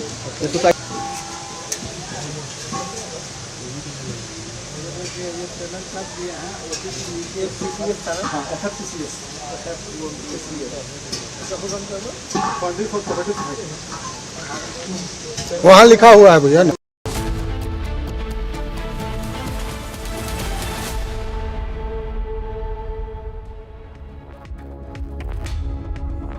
A very good evening, viewers. You're watching Live and Breaking. I am Rakta Mishra with you, getting you all the latest updates from the war that's right now escalating in West Asia, the impact of the energy crisis, and also the latest inputs on the mercenaries plot on Indian soil. First, the headlines.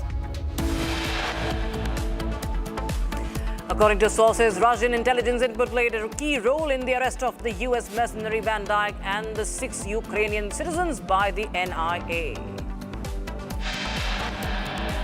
Ukraine issues statement on NIA arrest of foreign mercenaries that includes the Ukrainians, denies charges, calls it politically motivated. US intelligence report claims Pakistan is developing missiles with nuclear payload and that Pakistan advanced missiles threaten the United States.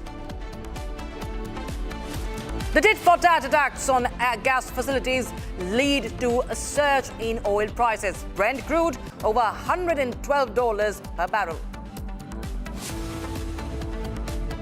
Anil Ambani appears before CBI, expected to be questioned today and tomorrow.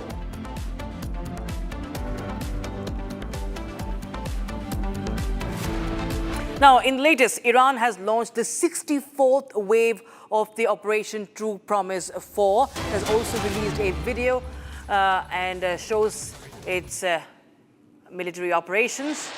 The video released by Iran, the 64th wave of the operations. So clearly, Iran trying to send out a message that it is not going to step back, that even the elimination of Ali Larijani or Ghulam Raza Soleimani is not going to deter Iran. And the message being sent out via this video from the IRGC from Iran is that Iran will continue to fight, that it is not even seeking a ceasefire, is not going to come on the negotiating table. That's what Iran has maintained on all along. Meanwhile, the tit-for-tat attacks on the energy infrastructure continues, but and so do the wars. The new wave of missile being fired at Israel in the Gulf, and I'll try and get you more updates on that. So, meanwhile, Iran's South Pars gas field in Persian Gulf, that's world's largest known gas field, was under attack by Israel, post which retaliatory strikes have been launched by Iran on Israel. The Israeli strikes on the South Pars gas facility in Iran also drew condemnation by the United States. Take a look at this detailed report. South Pars gas field, world's largest known gas field, was struck by Israel in the latest wave of strikes. This was a major escalation in the West Asia war. Why? Because this gas field in the Persian Gulf covers about 9,700 square kilometers and holds about 51 trillion cubic meters of gas, supplying 2/3 or more of Iran's gas supply. South Pars is shared between both Iran and Qatar. Iranian South Pars makes up about 1/3 of it, while the rest of Qatari side, also called North Field.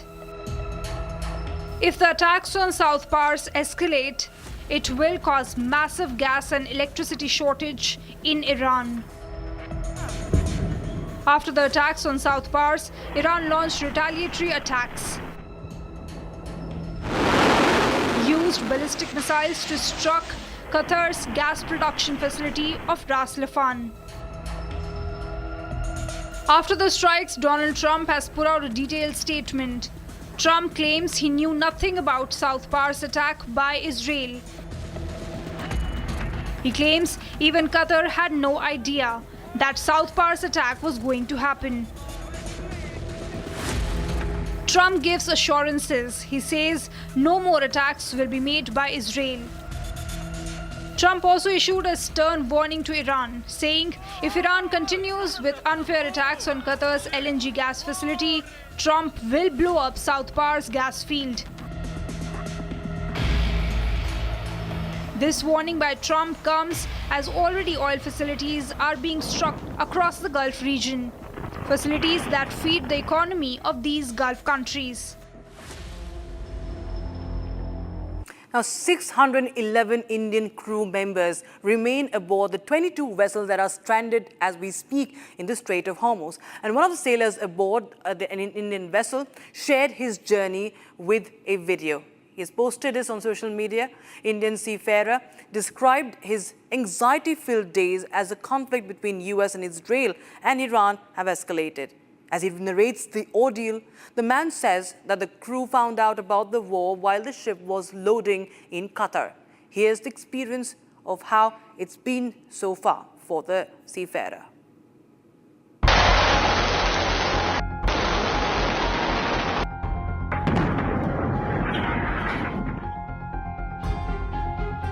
The war between US, Israel and Iran has resulted in the Strait of Hormuz being weaponized.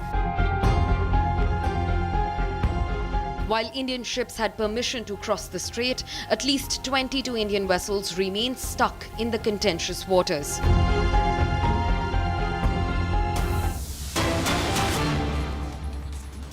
Ago, he was one of the 1%, the best of America. Not just a guardsman, but a law enforcement officer back home and a family man. I remember him every day, just like so many other men and women of our generation and previous generations who wear bracelets like this. Just as we will always remember those lost in this conflict. Their names are now etched into our mission and into the soul of a grateful nation. I stand here today speaking to you, the American people, not through filters, not through reporters, not through cable news spin. A dishonest and anti-Trump press will stop at nothing. We know this at this point. To downplay progress, amplify every cost, and call into question every step. Sadly, TDS is in their DNA. They want President Trump to fail. But you, the American people, know better. Yes, there are reporters in front of me, but they are not our audience today. It's you, the good, decent, patriotic American people. You, the hardworking, tax-paying, God-fearing American patriots. The media here, not all of it, but much of it, wants you to think, just 19 days into this conflict, that we're somehow spinning toward an endless abyss, or a forever war, or a quagmire. Nothing could be further from the truth. Hear it from me, one of hundreds of thousands who fought in Iraq and Afghanistan, who watched previous foolish politicians like Bush, Obama, and Biden squander American credibility. This is not those wars. President Trump knows better. Epic fury is different. It's laser-focused. It's decisive. Our objectives, given directly from our America First president, remain exactly what they were on day one. These are not the media's objectives, not Iran's objectives, not new objectives, our objectives, unchanged, on target, and on plan. Destroy missiles, launchers, and Iran's defense industrial base so they cannot rebuild, destroy their navy, and Iran never gets a nuclear weapon. Our objectives from day one.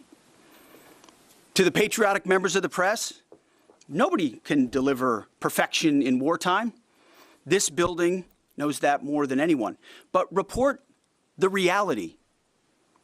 We're winning decisively and on our terms. Iran is a vast country, and just like Hamas and their tunnels, they've poured any aid, any economic development, humanitarian aid into tunnels and rockets. That's what they did with Hamas. Iran has funneled decades of state resources, not to their people, but into missiles and drones and proxies and buried facilities. But we are hunting them down, methodically, ruthlessly, and overwhelmingly, like no other military in the world can do, and the results speak for themselves. To date, we've struck over 7,000 targets across Iran and its military infrastructure. That is not incremental. That is overwhelming force applied with precision. And again, today will be the largest strike package yet, just like yesterday was. As I've said from day one, our capabilities continue to build, Iran's continue to degrade. We're hunting and striking death and destruction from above. Iran's air defenses flattened. Iran's defense industrial base, the factories, the production lines that feed their missile and drone programs, being overwhelmingly destroyed. We've hit hundreds of their defense industrial bases directly. Their ability to manufacture new ballistic missiles has probably taken the hardest hit of all. Ballistic missile attacks against our forces, down 90% since the start of the conflict. Same with one-way attack UAVs. Think kamikaze drones, down 90%. Now, the Iranians will still shoot, we know that, but they would shoot a lot more if they could, but they can't. The last job anyone in the world wants right now? Senior leader for the IRGC, or Besiege. Temp jobs, all of them.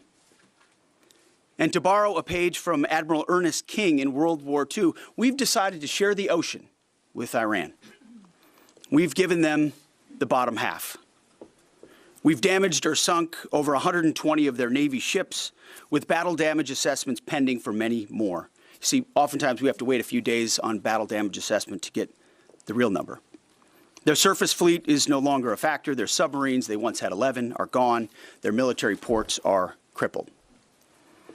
Iran has terrorized the United States and our interests for 47 years. Their core industries, not steel or agriculture or tourism, their core industries are state-sponsored terrorism, proxy militias, underground networks, ballistic missiles, and a violent, messianic, Islamist ideology chasing some sort of apocalyptic endgame. A regime like that, refusing to abandon its nuclear ambitions, is not just a regional problem. It's a direct threat to America, to freedom, and to civilization. The world, the Middle East, our ungrateful allies in Europe, even segments of our own press, should be saying one thing to President Trump. Thank you. Thank you for the courage to stop this terror state from holding the world hostage with missiles while building or attempting to build a nuclear bomb. Thank you for doing the work of the free world. Yesterday's ceremony reminded us why we fight. Not for nation building or democracy promotion, but to crush direct threats to America, Americans, and our interests. We fight to win, and we are winning on our terms, following our objectives.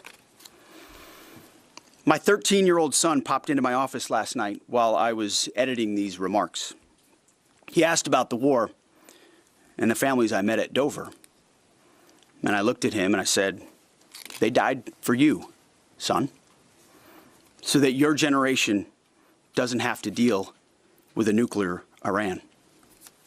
It's the truth, and they did.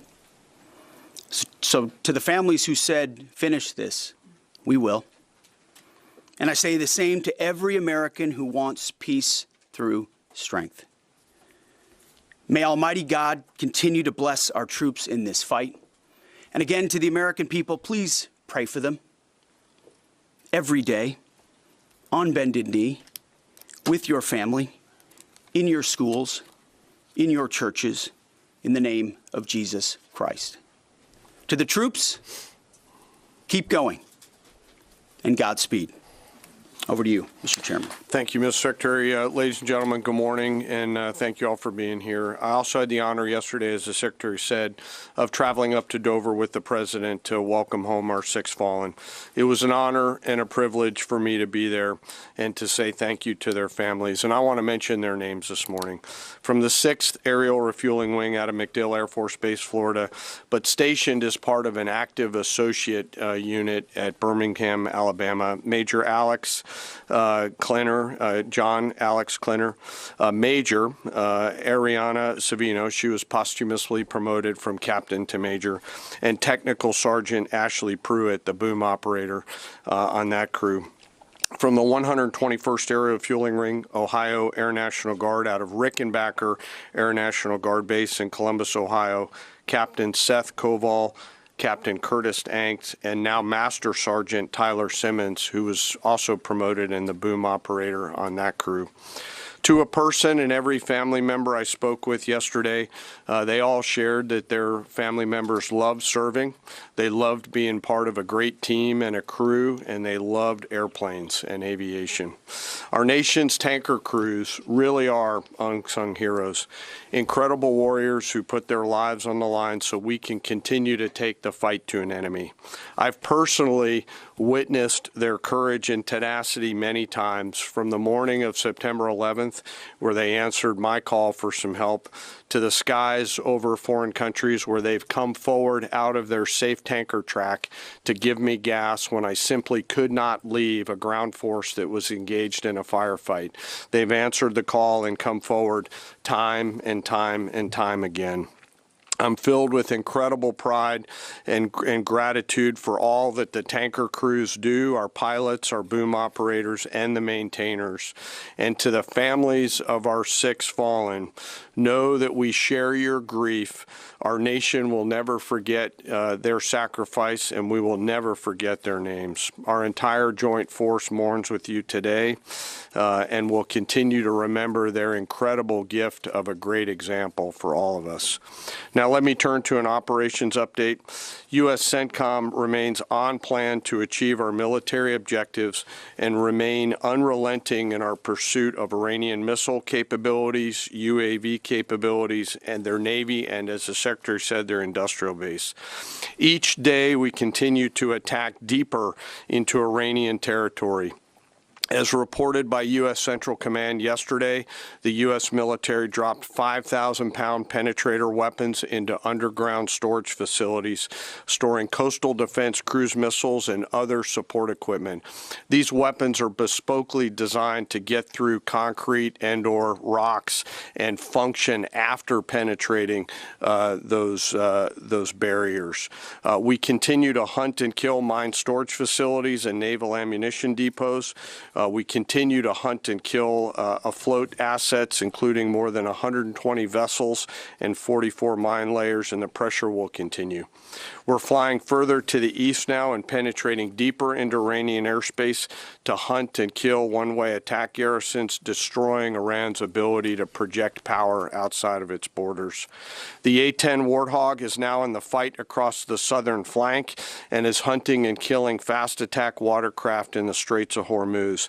In addition, AH-64 Apaches have joined the fight on the southern flank, and they continue to work on the southern side, and that includes some of our allies who are using Apaches to handle one-way attack drones. Breaking is coming in right now.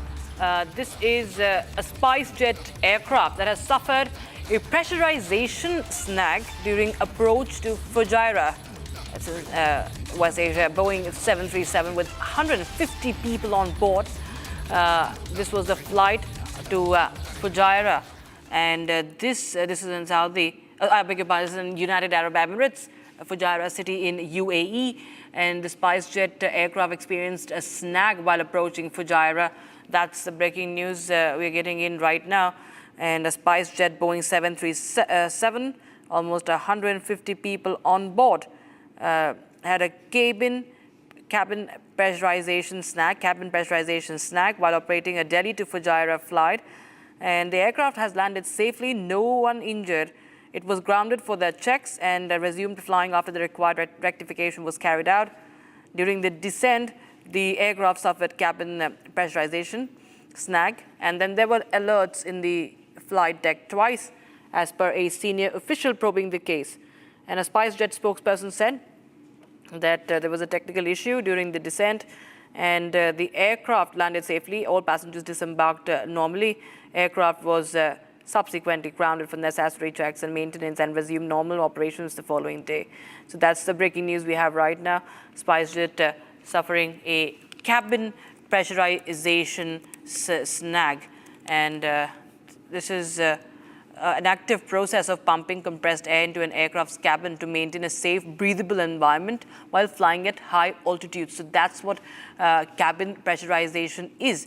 If there could be a problem which can lead to breathing issues as well. So that's it's a method to keep comfortable level of people on board even at altitudes. And airplanes pump pressurized air into the cabin, and this is there was a snag in that, as we understand, and this has been reported on a SpiceJet aircraft flight to Fujairah in United Arab Emirates. Been affected by the area, the region. The cities have been in the news for the West Asia. Captain Kabir Malik joins us live on the broadcast for more. If you could just explain to our viewers how does cabin pressure really works and what could have really caused the snag? See, this is concerned with the sensor also, and so many technical sagas there inside the cabin pressurization system connected with the APU and the engine also. Once when there is some problem with the sensors, so there would sign in the cockpit of losing of pressurized in the fuselage, and maybe another 3-4 more reasons of this. So definitely I'm sure it's connected with the engine also, because this series of aircraft, so they are creating this technical, they're facing this kind of technical problem of this series of aircraft. So I'm sure that it's concerned with some technical issue of engine and the cargo, which is there is a machinery inside which is generate the artificial air for the cabin, which maintain the pressure inside the fuselage. Definitely, some connecting wires for some of the sensors or some leakage would be there. That's why it had happened, and I'm sure that this kind of aircraft it not would be in use of further in the industry, because you can see in every month or every week such kind of problems are we are facing of this series of aircrafts. Right. Captain Malik, this could be, really, really harmful, as far as the passengers is concerned. If you could just explain the physiological effects, because it could lead to even breathing issues, isn't it? As per my concern and my experience, what I just noticed in past many years, even in 25 and 26 also. So, the condition of aviation is very poor, because there is no spy agency on this any airline. Even the manufacturing company are not just taking care of the aircraft also, and the engineers are not as much as qualified which is required for the particular machinery. They kind of engineer. They are looking after all series of engines and the machinery of the particular company. They are shifting from one company to another company on the contractual basis, and their efficiency of work is a question these days, and we have to be noticed why we are just doing all this. It's the result of cost cutting, and they want to be make profit for the company or something else. So this is the reason, and the companies, these type of companies, they are playing the playing the life of the passengers, and it is really very shameful for our industry that it is a very big industry in the world, and India. In Indian sector, we are facing such these problems. Except of any world you can see, there is not such kind of problems are raising every day. But in India, you can say every minute, every week, we used to we are facing such these kind of problems. So definitely would have be some agencies which they will keep spy on them and find out what is the problem, and the of the system of the aviation. It's now whole in the question mark these days. All right. Captain Malik, appreciate you joining us on Republic TV with your reading of the situation. We are shifting focus to other stories, viewers. But before that, time for a very, very short break. But we'll tell you more about how the US intel report has flagged concerns over Pakistan developing missiles with nuclear payloads that can even threaten the United States. This is talking about an intercontinental ballistic missile.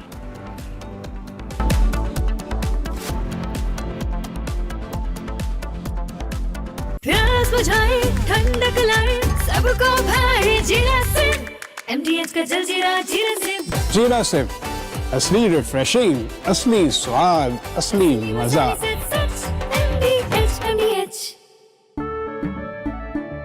केसरिया से मन जोगी हुआ रे दिल झूमे देखो मतवारा हुआ रे केसरिया से मन जोगी हर पल मनाओ केसरी त्योहार। विमल, बोलो जुबान Kesari.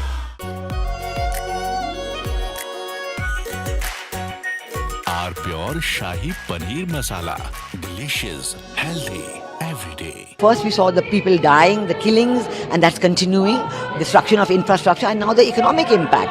The economic impact will affect everybody across the world.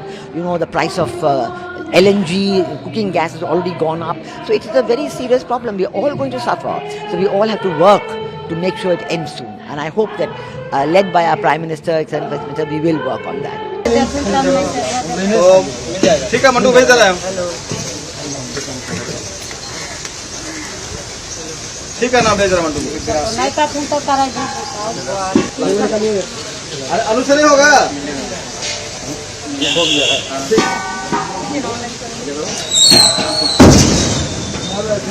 तुम तो कमाल किया तो नीचे अब तुम गाड़ी में पूर्ण वाला ना लोगों का गाड़ी में करा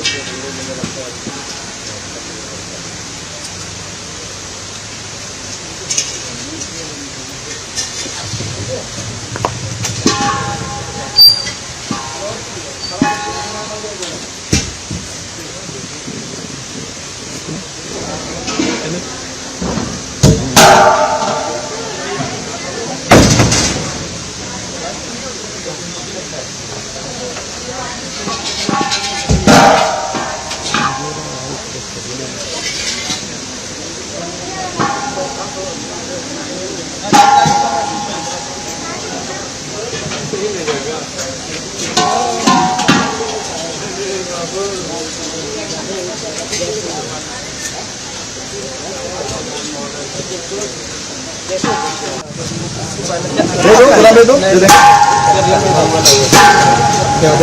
चला हो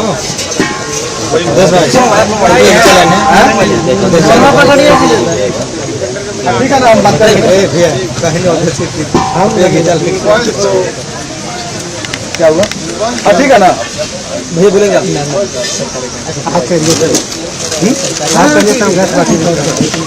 गाड़ी जा ही रहा है, गाड़ी नहीं जा रहा है, गाड़ी तो 4 बजे निकला हुआ है। आप पता है लोग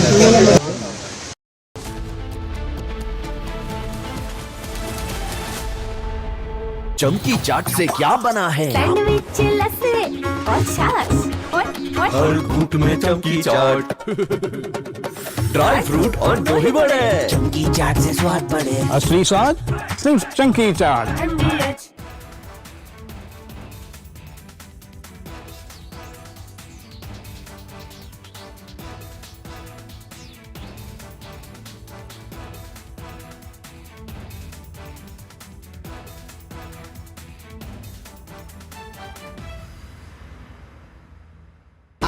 प्योर सूजी पास्ता उबालो मिलाओ और खाओ 8 मिनट में तैयार। क्या टेस्ट है सबका राजा hardcore masala. First we saw the people dying, the killings, and that's continuing, destruction of infrastructure, and now the economic impact. The economic impact will affect everybody across the world. You know, the price of LNG, cooking gas has already gone up. So it is a very serious problem. We're all going to suffer. So we all have to work to make sure it ends soon. And I hope that led by our Prime Minister, etc., we will work on that. ठीक है mandu भेज दे रहे हैं। ठीक है ना भेज रहे मंडू। नहीं तो तुम तो कराएंगे। अरे अनुसरी होगा।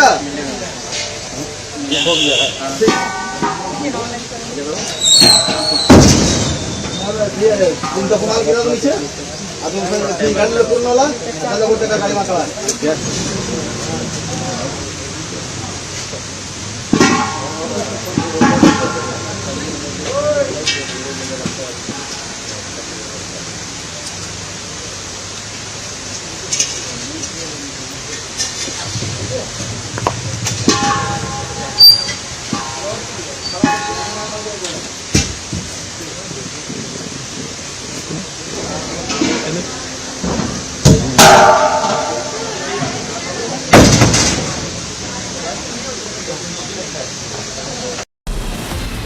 From Asia's largest news headquarters, setting the agenda for Bharat.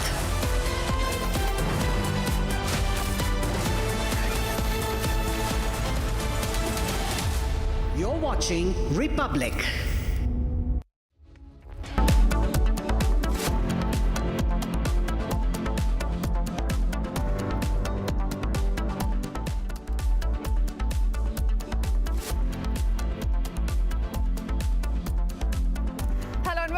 Watching live and breaking on Republic TV with me, Ishita Mitra. Now, viewers, on day 20 of the war in West Asia, Pete Hegseth declares US is raining death and destruction over Iran while also calling out European allies ungrateful. We'll get you all the details on that. But first up, headlines.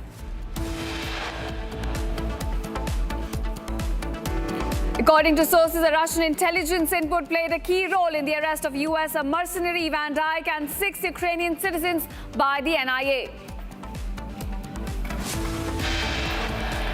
Ukraine issues statement on NIA arrest of foreign mercenaries. It denies charges and calls it politically motivated.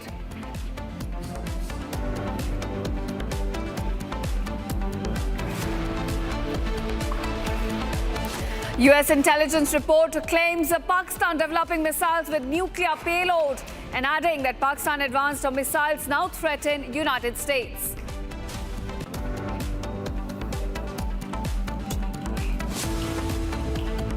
The tit-for-tat attacks on gas facilities lead to surge in oil prices. Brent crude now over $115 per barrel.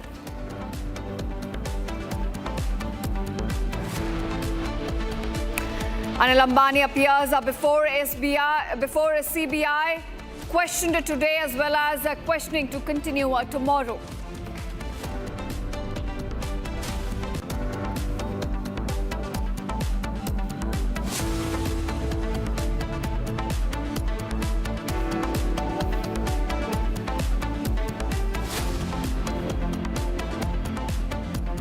Welcome viewers. Our top focus at this hour. Our reports are coming to light that claim at least 2 people have been killed in Israeli airstrike on Iran. Now viewers, this in fact not just in Iran, in southern Lebanon as well. 2 people have been killed in an Israeli strike. It took place in a house on the outskirts of Adalon. This is about 17 kilometers south of southern Lebanese city of Sidon. This is according to the National News Agency, which has been reporting on the war developments. And as we reported earlier, 2 people have been killed in these latest attacks carried out by Israel, while 8 others have also been wounded in a separate Israeli strikes on southern Lebanon's Tyre district. So we're looking at Israel widening the scale of its attacks in southern Lebanon. 2 casualties have now taken place and another 8 people have been injured in the latest strikes. That's where the death toll currently stands as we talk about Israel's latest attacks on Lebanon. We're looking at not just the capital city of Beirut coming under attack, but several other areas, including the Lebanese city of Sidon, as well as Lebanon's southern district of Tyre. All have come under repeated attacks by the IDF.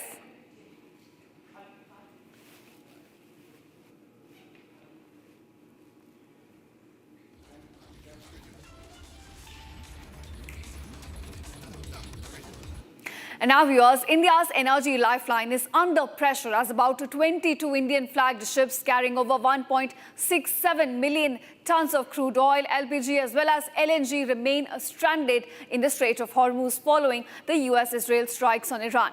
Now, while a few vessels have safely reached Indian ports, including Nanda Devi, Shivalik and Jagladki, the majority, including over 600 crew members, still await clearance. Now, officials are closely monitoring the situation around the Strait of Hormuz as India continuously works to secure the safe transit of vital energy supplies through this tense maritime corridor. Take a look at this exclusive report that talks about the current situation and also gives you the update regarding Indian ships that have been stranded in the economic corridor. As concerns loom large over Indian energy supplies stranded in the Strait of Hormuz, dozens of Indian ships carrying crude, LPG and LNG continue to remain trapped in the Strait of Hormuz as conflict escalates in the Gulf region. And in the midst of this, adding on to the resultant global energy crisis, fresh visuals emerge from the Strait of Hormuz. These exclusive visuals, captured by Indian seafarers, show the stranded vessels placed along the sea. One captain aboard a stranded vessel goes on to make a claim. He says shelling has reportedly increased in the past 24 hours. While a few vessels have made it to the safety, the majority remain stranded on the west side with over 600 crew members aboard waiting for clearance. But the government is assured that none of these vessels have been struck so far. Earlier this week, 3 LPG carriers, Shivalik, Nanda Devi and Jagladki, completed their voyage to stations at Mundra Port and Kandla Port respectively. And now here's more on this. About 611 Indian crew members remain aboard the about 22 vessels that are stuck in the Strait of Hormuz. Now, one of the sailors aboard has shared his journey with us on Republic. In a video posted on social media, Indian seafarer Ajit talks about his anxiety-ridden ordeal. The man says that the crew found out about the war while ship was loading in Qatar. Now, he shared experience about being stuck in the Strait of Hormuz and the situation regarding the other ships as well. Take a listen.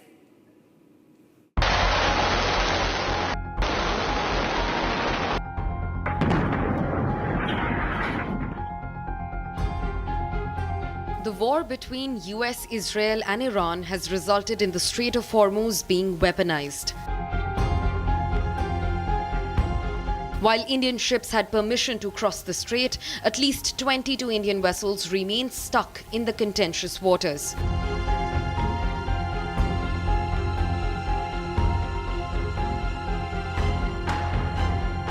Now, Republic has obtained exclusive visuals from the region sent by an Indian ship's captain. The captain reports that shelling has increased in the past 24 hours. We are feeling safe now. Now there is no much panic as long as, the naval ships are patrolling around us and our all government is helping us, our company is helping us, whatever our requirements are. So that is totally fine. Apart from that, yes, we have been witnessing the attacks, missile attacks in and out of Iran and other countries, especially the last night, today early morning, there were around hundreds of missiles were fired to the Iran. That was a bit scary and very unfortunate. The Indian ministries have taken cognizance of all Indians aboard, briefing that the crew is safe and sound. सभी भारतीय जहाज और भारतीय नाविक including 611 जो कि west of straight of Hormuz में हैं, 22 इंडियन फ्लैग वेसल्स पे सभी सुरक्षित हैं और कोई घटना की सूचना नहीं है. Iran, meanwhile, has stated that no ship will pass through the Hormuz for the next 24 hours.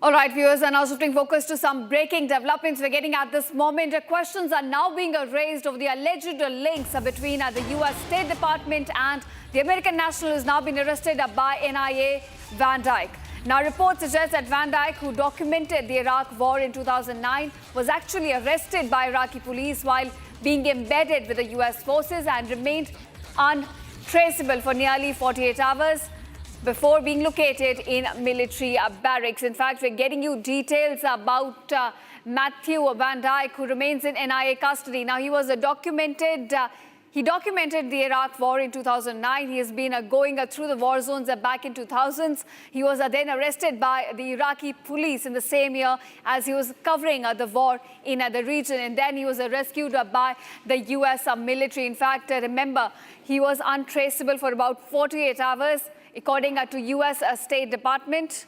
And then the State Department located him in military barracks. Now, remember, at this time, he was embedded within the U.S. forces while he was covering the war as well. Now, U.S. State Department, in fact, secured his release. And Iran labeled Van Dyke as a Jewish spy. So when he was released, there was a report put up by Iranian media, which in fact labeled him as a Jewish spy. Now, post-Iranian report, the State Department had to ask Van Dyke to leave Iraq as soon as possible, and he left the country way before his scheduled departure.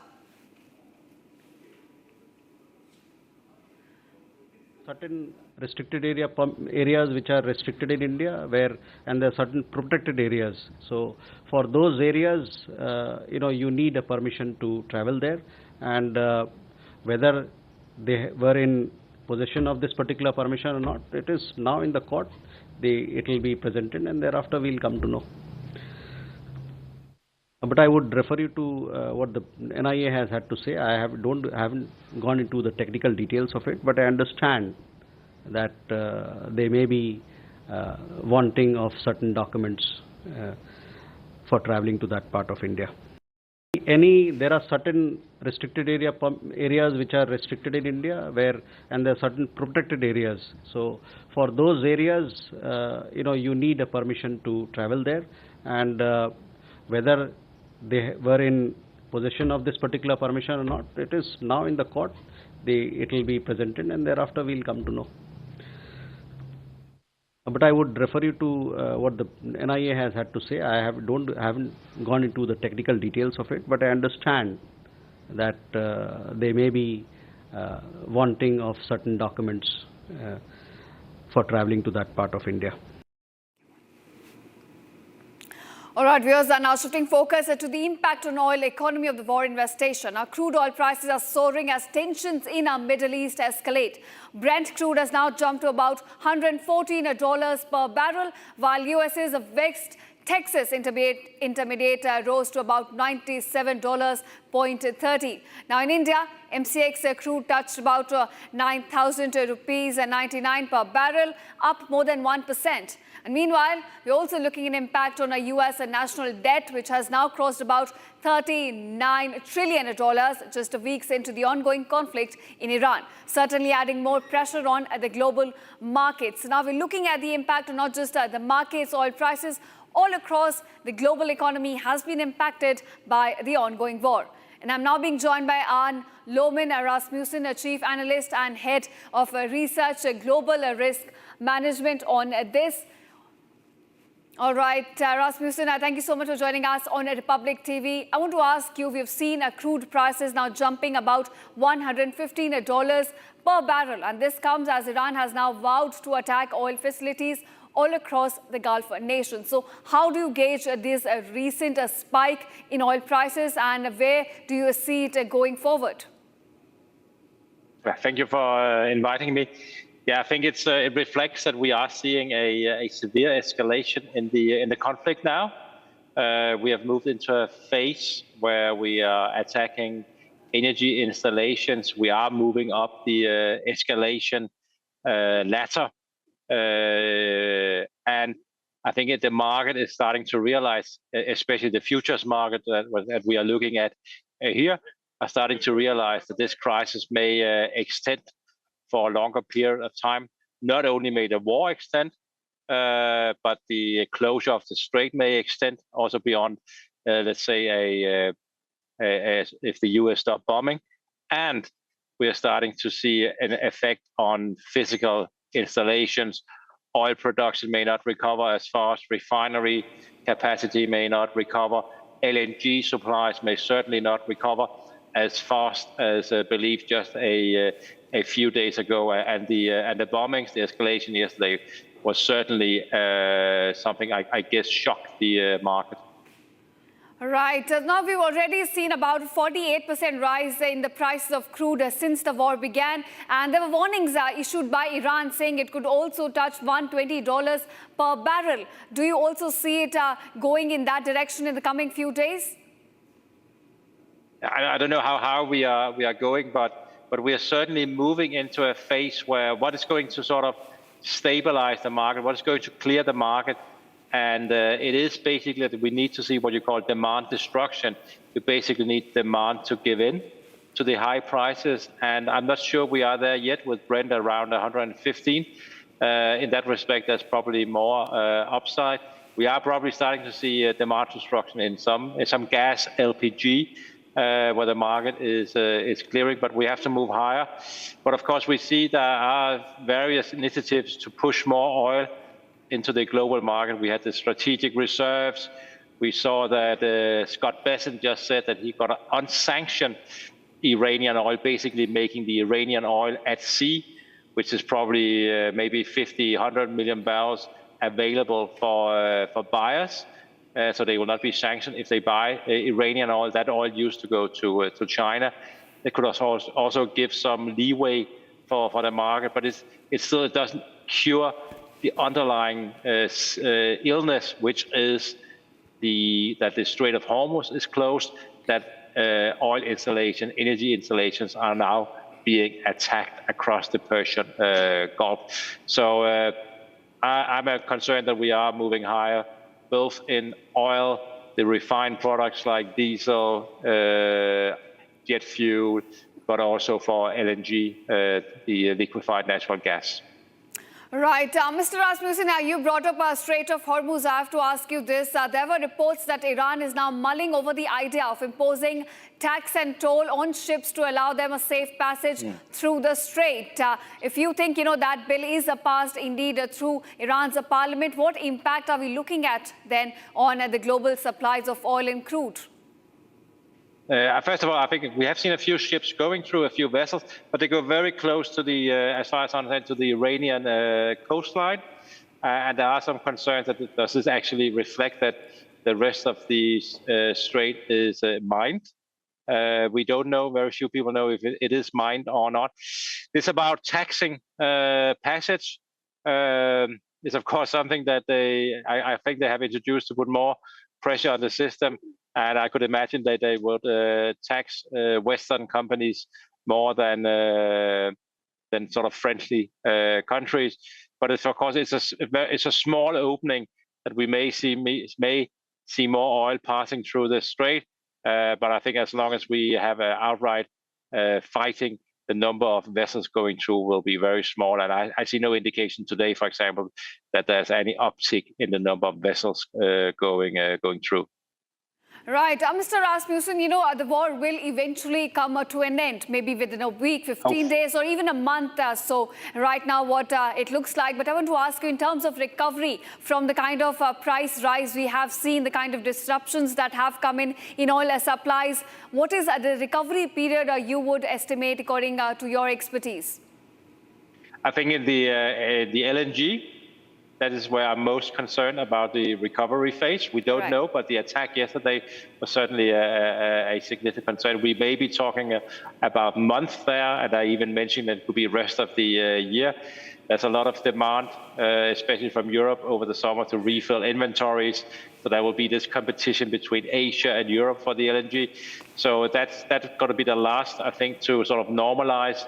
Crude oil, I guess, could probably relatively fast normalize, and then we have the refined products like diesel, jet fuel, gasoline. I'm especially still concerned that it will take a significant amount of time before jet fuel and gas oil are normalized. There we are probably talking also 2 or 3 months after a potential ceasefire and a potential reopening of the strait. And I also think the strait reopening will take some time, because you have to make sure that it is secure. You have to make sure there's no mines, and there will simply be a bottleneck in the whole system, that you have to get tankers in and out of the strait. So these things takes time, but eventually, of course, they will settle. But we are talking months here after end of the war. And hopefully you're right that the war will end in a few weeks. Right. Mr. Rasmussen, we hope the same, that we do see an early end to this conflict. Thank you so much, sir, for joining us on Republic and sharing your crucial inputs on these developments. Thank you so much. Thank you. And now, viewers, let's also show you the spike, in fact, that is coming into Brent crude price ever since the war began. It started with about $73 per barrel. This was on February 28th, when Israel and the US launched the preemptive strikes against Iran. And we have seen an upward trajectory ever since, and now clocking at about $115 per barrel as we are on day 28 of the war in West Asia.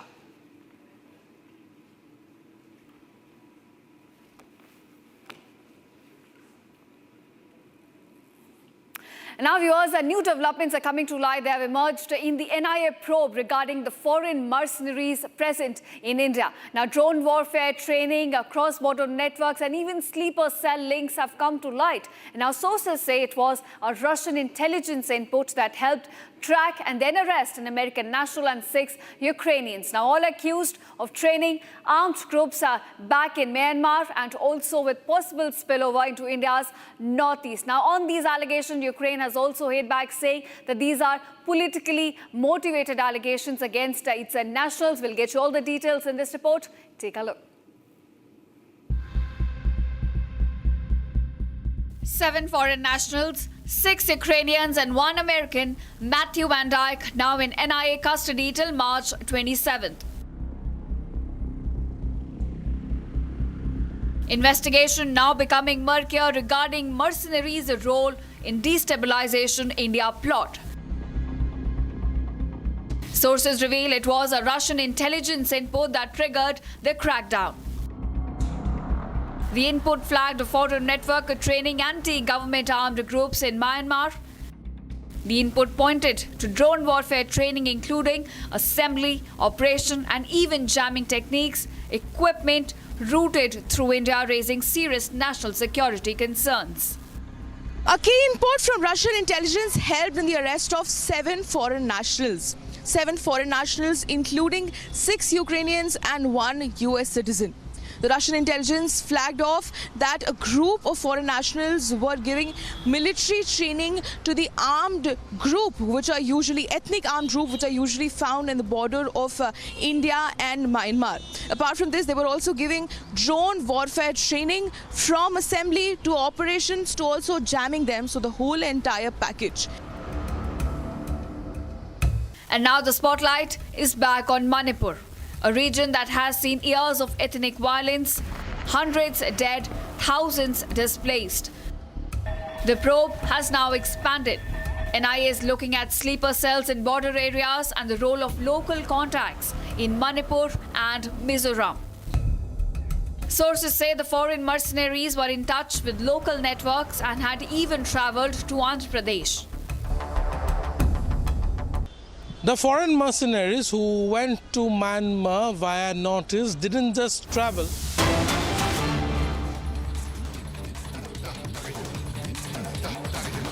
Constitute its leadership and launch large-scale attacks against the homeland. Strict U.S. border enforcement measures and increased deportations of individuals with suspected links to Islamist terrorists have reduced access to the homeland and removed some potential sources of future terror attacks. Since January, U.S. officials have only had a handful of encounters at our borders with individuals associated with terrorist groups. This is a positive trend. However, our interagency coordinated efforts to identify, locate, and remove known or suspected terrorists who are already in the U.S. continues with vigilance. In 2025, there were at least 3 Islamist terrorist attacks in the U.S. Law enforcement disrupted at least 15 U.S.-based Islamist terrorist plotters. Roughly half of last year's disrupted plotters had some online contact with Islamist terrorists inspired by Islamist foreign terrorist organizations abroad. Al-Qaeda and ISIS pose the biggest threat to U.S. interests overseas in parts of Africa, the Middle East, and South Asia, where these groups operate. In the Middle East, AQAP in Yemen, ISIS-K in South Asia, and ISIS in Syria are among the most likely groups conducting external plotting. ISIS in Syria specifically is likely seeking to rebuild its ranks, expand support networks, and solicit funds by re-engaging with and recruiting from the likely hundreds of ISIS detainees and thousands of ISIS-linked women and children who escaped or were released from prisons and displaced persons camps. Meanwhile, state actors present a risk broader in scope by seeking new capabilities in kinetic and cyber warfare. The U.S. secure nuclear deterrent continues to ensure safety in the homeland against strategic threats. However, the IC assesses that Russia, China, North Korea, Iran, and Pakistan have been researching and developing an array of novel, advanced, or traditional missile delivery systems with nuclear and conventional payloads that put our homeland within range. The IC assesses that threats to the homeland will expand collectively to more than 16,000 missiles by 2035, from the current assessed figure of more than 3,000 missiles. The IC assesses that China and Russia are developing advanced delivery systems meant to be capable of penetrating or bypassing U.S. missile defenses. North Korea's ICBMs can already reach U.S. soil. The IC assesses that it is committed to expanding its nuclear arsenal. Pakistan's long-range ballistic missile development potentially could include ICBMs with range capable of striking the homeland. The IC assesses that Iran has previously demonstrated space launch and other technology it could use to begin to develop a militarily viable ICBM before 2035, should Tehran attempt to pursue the capability. However, these assessments will be observed and updated as the full impact of Operation Epic Fury's devastating strikes on Iran's missile production facilities, stockpiles, and launch capabilities is determined. Shifting to the cyber domain, the IC assesses that China, Russia, Iran, North Korea, and non-state ransomware groups will continue to seek to compromise U.S. government and private sector networks, as well as critical infrastructure, to collect intelligence and create options for future disruption and for financial gain. The IC assesses China and Russia present the most persistent and active threats and are continuing R&D efforts. North Korea's cyber program is sophisticated and agile. In 2025 alone, North Korea's cryptocurrency heist probably stole $2 billion, which is helping to fund the regime, including further development of its strategic weapons program. Financially or ideologically motivated non-state actors are becoming more bold, with ransomware groups shifting to faster, high-volume attacks that are harder to identify and mitigate. Innovation in the field of artificial intelligence will likely accelerate the threats in the cyber domain. They will increasingly shape cyber operations, with both cyber operators and defenders using these tools to improve their speed and effectiveness. For example, in August of 2025, cyber actors used an AI tool to conduct data extortion against international government, healthcare, and public health emergency service sectors and religious institutions. Shifting to the Arctic, the IC assesses that Russia, and to a lesser extent China, aim to strengthen their presence in the region through increased maritime trade, natural resource extraction, and military activity. Russia, which has the longest coastline in the Arctic, has long sought recognition of its quote-unquote polar great power status and is deploying more military forces and building new permanent infrastructure. China, though not an Arctic country, is engaged in more limited efforts in the region to advance its strategic and economic interests. On the technology front, artificial intelligence capabilities are rapidly advancing and changing the threat landscape. As this is a defining technology that enables computers and machines to simulate human learning, comprehension, problem-solving, creativity, and autonomy, it'll be critical to ensure that humans remain in control of how AI is used and of the machines that may threaten to autonomously violate the interests of the American people across all domains. The IC assesses that China is the most capable competitor in this field and aims to displace the U.S. as the global AI leader by 2030. AI adoption at scale across the spectrum of usage poses serious risks. AI has the potential to aid in weapons and systems design and has been used in recent conflicts to influence targeting and streamline decision-making, underscoring the risk and likely threats that could manifest on the battlefield. Early developers in quantum computers will give countries an extraordinary technological advantage over others to quickly process national security information and break current encryption methodology used to protect sensitive finance, healthcare, and government information. The global security landscape is volatile and complex, with armed conflict growing more common and posing potential threats against U.S. interests. The space domain is becoming increasingly contested, with China and Russia developing counter-space capabilities to challenge U.S. space efforts. The threat of nuclear proliferation and advancing chemical and biological warfare capabilities continues to grow. I'll turn now to the Western Hemisphere, where flagging economies, high crime rates, pervasive organized crime, migration flows, corruption, and narcotics trafficking present a broad spectrum of risks to U.S. interests, and where strategic competitors seek to gain greater influence in the region. The IC assesses that Latin America and the Caribbean almost certainly will see hotspots of volatility in the coming year, with the potential to undermine or distract from some countries from improving economies and living conditions and tackling illicit drug flows and cartels. The U.S.-Mexico-Canada agreement review in 2026 will likely increase uncertainty in many Latin American countries, especially those that rely on Mexico as an export destination for intermediate goods for manufacture and onward export to the U.S.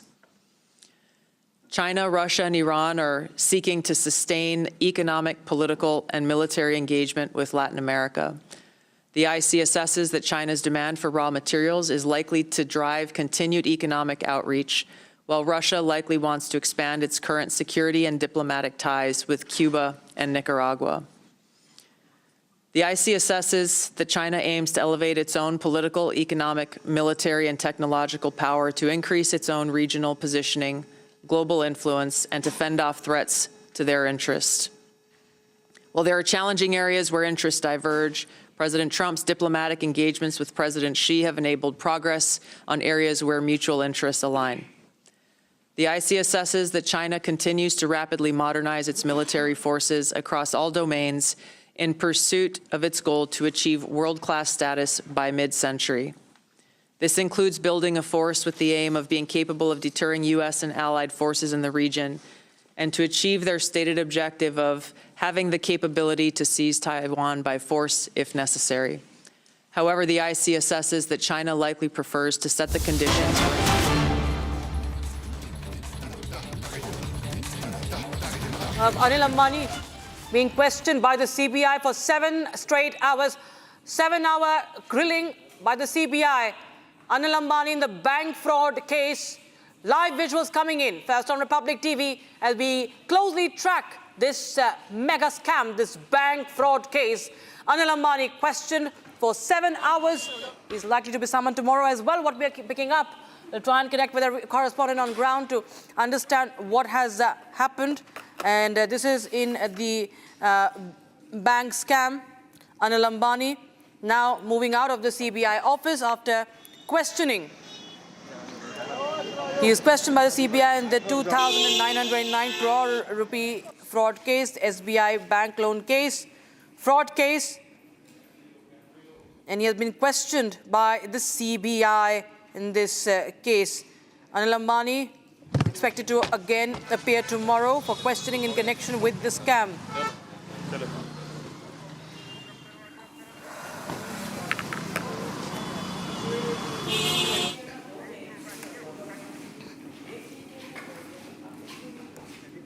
All right, Republic TV tried to confront Anil Ambani after his questioning concluded for the day.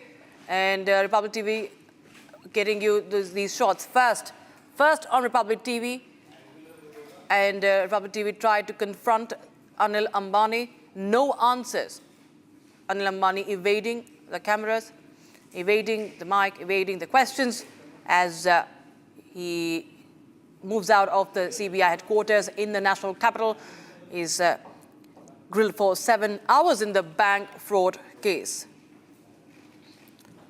He reached the agency's headquarters in the morning and was examined by, in fact, today and tomorrow also. Shambhavi joining us on the phone line for more. Shambhavi, tell us more details. The 7-hour questioning for the day by the CBI has ended to Anil Ambani. Well, exactly. Anil Ambani has been questioned for 7.5 hours by CBI regarding a bank loan fraud of hundreds and crores of rupees. And he's again summoned tomorrow, so he'll be questioned again for hours tomorrow. We tried to confront, we tried to ask questions from Anil Ambani, but he evaded. He was seen evading the camera. He was seen evading a mic. He was seen evading with joined hands. And again, this comes as a huge update that, again, he's been summoned again tomorrow and he will have to come and answer the CBI's questions regarding hundreds and hundreds of crores of taxpayers' money that, and there are several allegations on Anil Ambani, be it diversion of money through fictitious transactions, be it cheating, be it criminal conspiracy. These are the main charges on which the CBI asked questions from Anil Ambani today and will continue to do so even tomorrow. Right. This questioning has gone for 7 hours, I beg your pardon. And this happened after his son Jay Anmol was also questioned. So what are we expecting right now? What could be the course of action as far as this case is concerned, Shambhavi? So again, not just his son, but his wife was also summoned, and there are several summons that has been issued against the entire Ambani family by ED as well, not just by CBI, but ED, and is being probed extensively on multiple matters by ED and CBI, both his son Anil Ambani and his wife Tina Ambani. They've evaded summons a lot of times as well when summoned by ED, but he was not able to protect himself from the summon today, and he had to appear, he had to answer questions. And as I mentioned, there are several allegations that CBI is accusing Anil Ambani and his associates of. One is cheating, the other is criminal conspiracy, and third is diversion of loan money through fictitious transactions. These are the three main charges that CBI is accusing Anil Ambani of. You mentioned about the ED case as well. What we understand is that he has been summoned in connection with the money laundering probe under the PMLA, but he has not appeared before the ED yet. Yes. Yes, he's been skipping summons, although he did appear before ED once. But then again, there is a rule that you can skip summons by ED 3 times before actually taking a legal course. So he appeared again and then he missed 2 other times. His wife was also summoned, Tina Ambani, but she also has missed twice the summons, although his son was questioned by CBI. So these are several matters on which the entire Anil Ambani family is being interrogated at the point. Republic tried to ask questions, Republic tried to interrogate and ask questions to Anil Ambani, but he was seen evading the camera with joined hands. Yeah, we'll just play that out in a bit. In a few seconds from now, we'll play out that sequence when Republic TV questioned Anil Ambani. You can see the moment he exited from the headquarters, he folds his hand, but he refuses to speak. He keeps mum on the questions that have been put forth, have been put across to him with regards to this questioning. He's been questioned for 7 long hours. And as Shambhavi is pointing out, that he will be questioned tomorrow as well. Now, the CBI probe centers on the alleged diversion and misuse of loan funds extended by the CBI and a consortium of banks to Reliance Communications. Viewers, let's take a listen to this sequence that we've just recorded.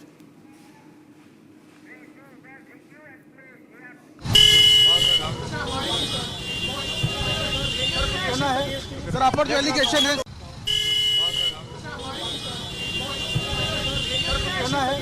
आप पर जो allegation है sir आप पर allegation है sir आप पर जो एलिगेशन है सर कुछ कहना है आपको सर आप पर जो एलिगेशन है बैंक छोड़ के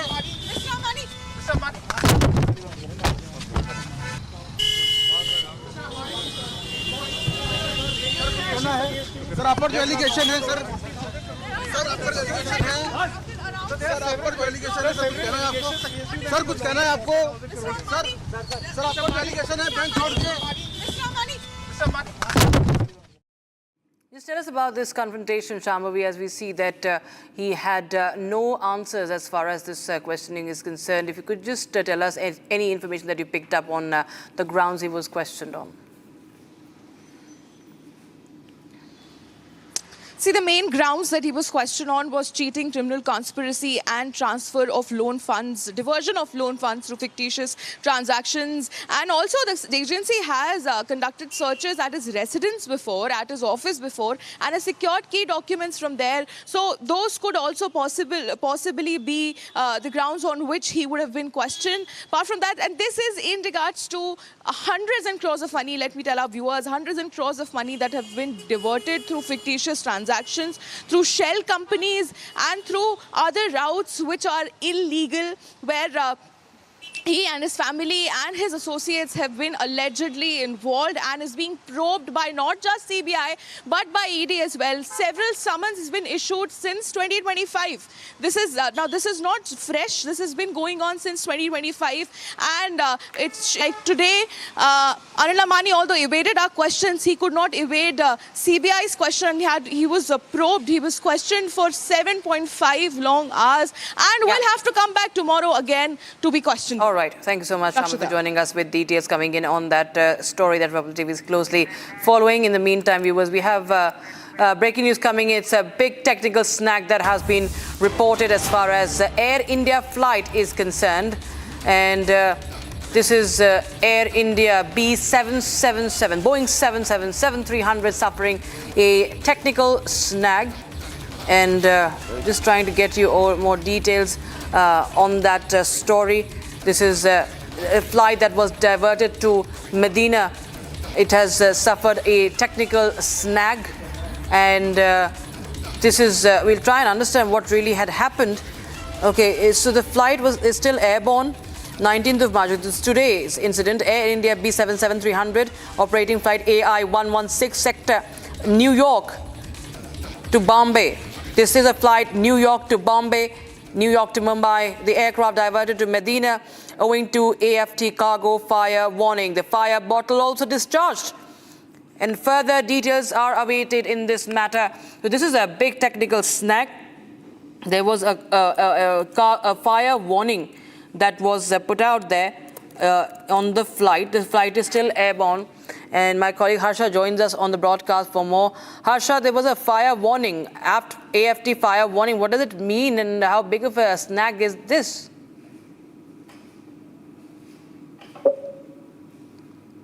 Yes, you rightly pointed out this is a very serious and very dangerous issue where a cargo was seen. There was a fire alert in the cargo of the Air India AI 116 Boeing 777-300, which has been diverted to Medina. The more worrisome issue is it has been diverted in the war situation when there so many airstreams have been asked by the airlines not to pass through, and it was clearly stated that this is a very serious and very dangerous situation. The DGCA prelim report has been shared immediately, but Rakshita, this is a very serious situation because the fire extinguisher bottle was discharged from the cargo. It was following a safety procedure by the pilot in command, because at that particular time it was very important that any untoward incident doesn't happen.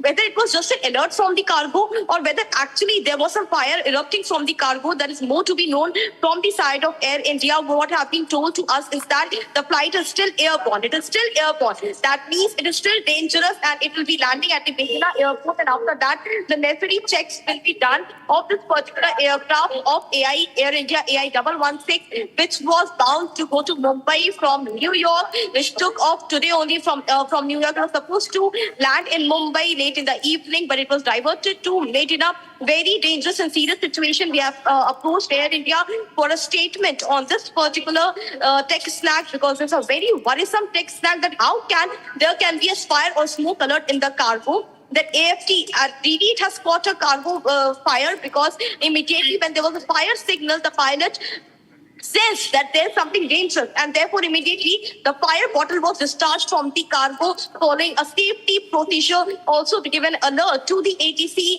in the Medina and the ATC in Delhi as well. Now we have to look into what the investigation will take place. Right. Many thanks, Harsha, for joining us with those details on the story. Meanwhile, we'll continue to get you more breaking news, viewers, on this bulletin, but time for a very, very short break. Don't go anywhere.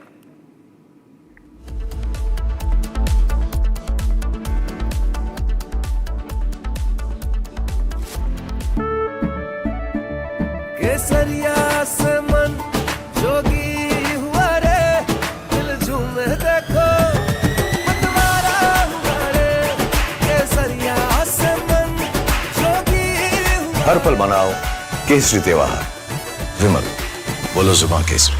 थोड़े में ज्यादा स्वाद, यही तो है इसकी खास बात। वाओ मामा, क्या स्वाद है? अरे मेरे राजा। First we saw the people die, killings, and that's continuing, destruction of infrastructure, and now the economic impact. The economic impact will affect everybody across the world. You know, the price of LNG, cooking gas has already gone up. So it is a very serious problem. We are all going to suffer. So we all have to work to make sure it ends soon. And I hope that, led by our Prime Minister, we will work on that. ठीक है mandu, भेज दे रहे हैं। ठीक है ना, भेज रहा मंडू। अनुसरण होगा।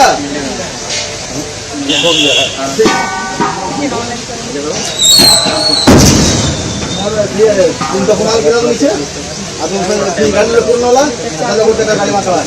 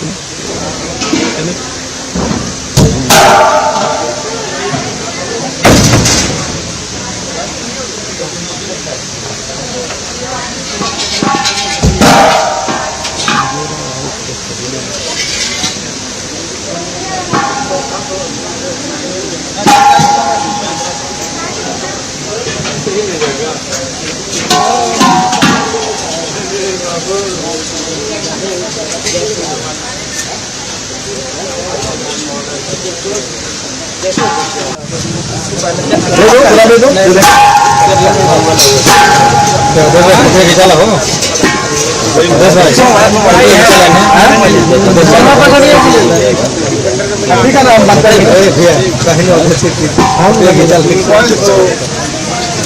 क्या हुआ? ठीक है ना, भैया बोलेंगे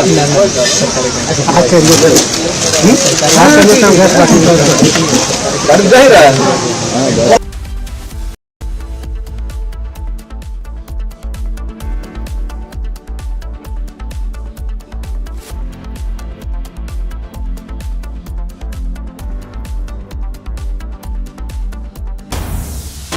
Yeah, breaking news coming in right now. Now, amid the war, Russian journalist Steve Sweeney and his camera person have been injured in southern Lebanon after a strike hit near them while they were reporting.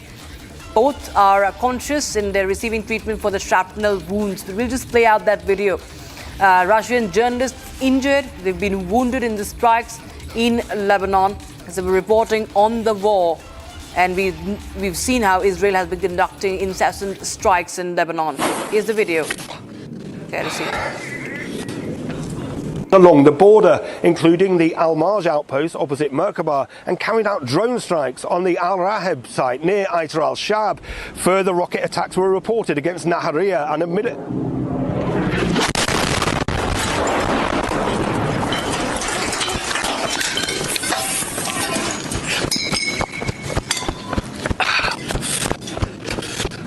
Fucking hell. It's a dramatic footage and it could have been really fatal. He was just few meters away, as we can see. He was just few meters away from that strike point, that target that has been hit in southern Lebanon, that continues to be pounded by Israel via its airstrikes. You can just understand what a moment of terror it would have been for the reporter, but he bravely has been reporting from the war zone, and the shrapnels, of course, flying across has hit him and the camera person.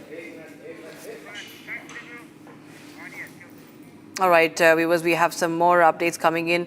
Meanwhile, we will be stepping into a very short break, but don't go anywhere. We'll be right back with our special coverage on the war.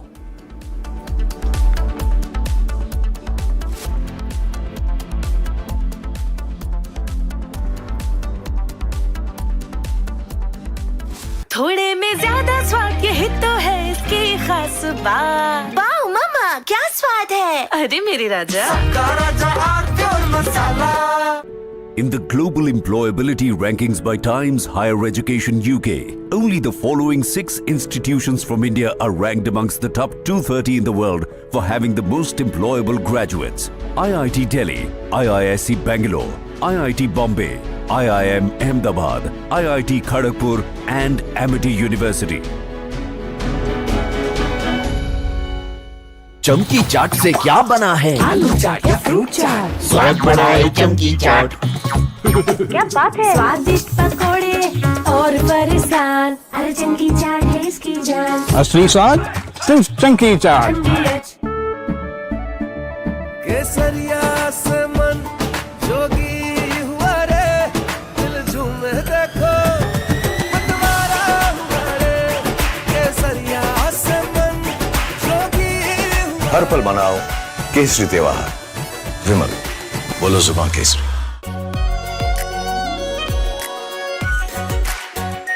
Are pure shahi paneer masala, delicious, healthy every day.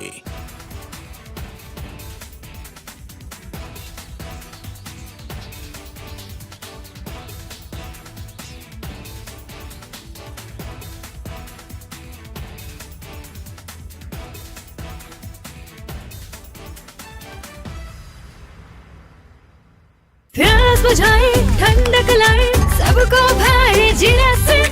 MTH का जल जीरा, जीरा से। जीरा सिर्फ असली refreshing, असली स्वाद, असली मजा। First we saw the people dying, the killings, and that's continuing, destruction of infrastructure, and now the economic impact. The economic impact will affect everybody across the world. You know, the price of LNG, cooking gas has already gone up. So it is a very serious problem. We are all going to suffer. So we all have to work to make sure it ends soon. And I hope that, led by our Prime Minister, we will work on that. ठीक है mandu, भेज दे रहे हैं। ठीक है ना भेज रहा मंडू नहीं तो फोन तो करा अरे आलू से नहीं होगा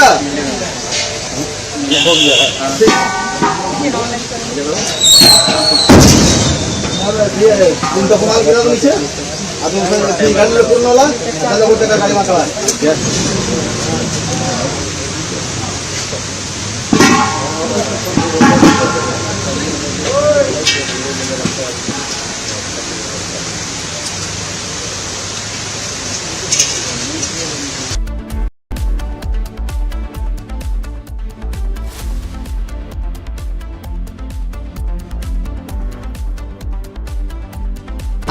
प्योर सूजी पास्ता उबालो मिलाओ और खाओ 8 मिनट में तैयार क्या टेस्ट है सबका राजा आर प्योर मसाला। अनीस घर में कुछ है जो टूटता नहीं। ये पिलर कभी नहीं टूटेगा। रुंगटा स्टील टीएमटी से बना। रुंगटा नहीं तो घर स्ट्रॉन्ग नहीं। रुंगटा स्टील टीएमटी बार एकदम सॉलिड।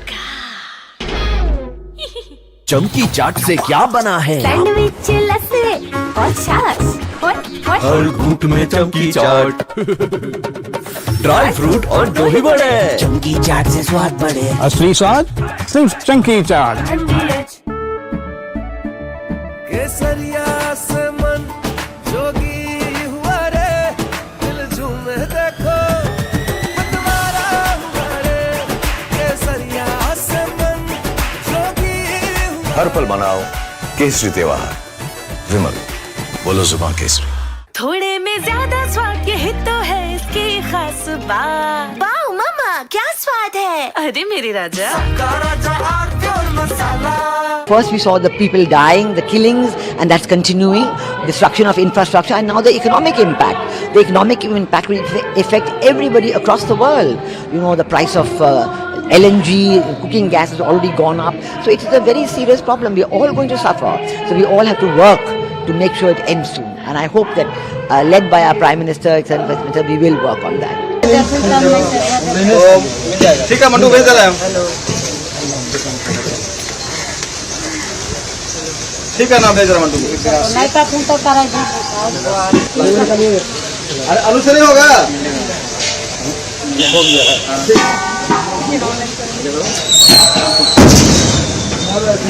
तुमचा कुणाला गेला नीचे अजून गाडी पूर्ण होला त्याला कुठे गाडी मागवा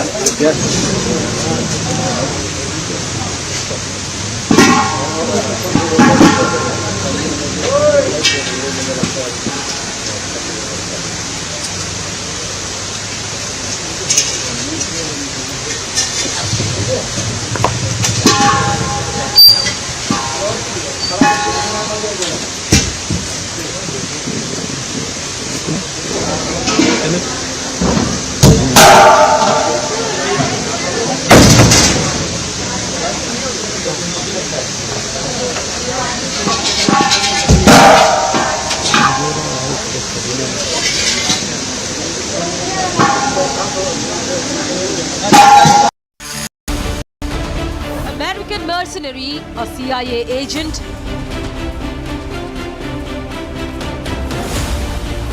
Ukraine versus Russia fight breaks out.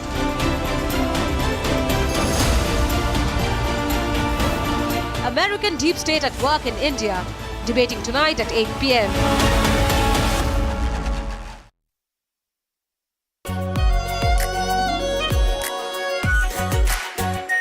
Are pure shahi paneer masala, delicious, healthy every day. In the global employability rankings by Times Higher Education UK, only the following 6 institutions from India are ranked amongst the top 230 in the world for having the most employable graduates: IIT Delhi, IISc Bangalore, IIT Bombay, IIM Ahmedabad, IIT Kharagpur, and Amity University. चमकी चाट से क्या बना है sandwich लस्सी और छाछ हर घूंट में चमकी चाट अब बताओ स्वाद आया असली स्वाद सिर्फ chunky chaat.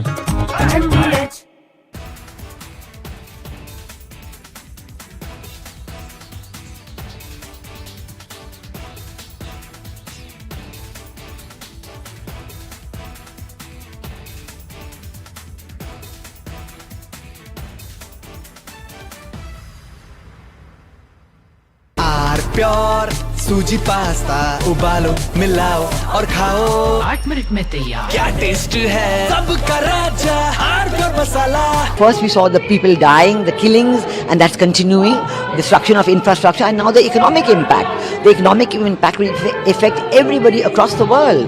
You know, the price of LNG, cooking gas has already gone up. So it is a very serious problem. We're all going to suffer. So we all have to work to make sure it ends soon. And I hope that, led by our Prime Minister, we will work on that.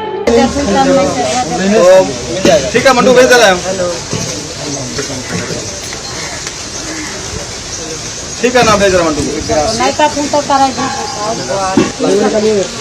अरे आलू से नहीं होगा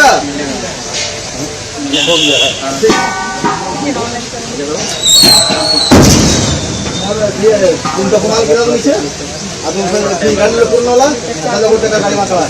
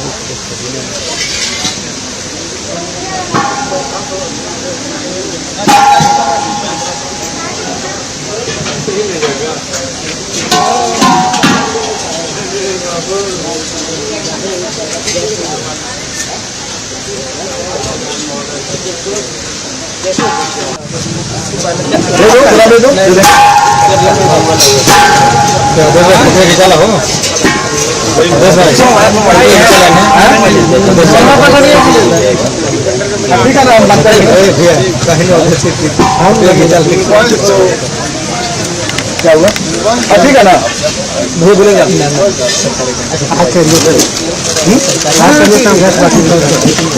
गाड़ी जा ही रहा है गाड़ी नहीं जा रहा है गाड़ी तो चार बजे निकला हुआ है आप पता है लोग ये FFCCS foundry for cooperative society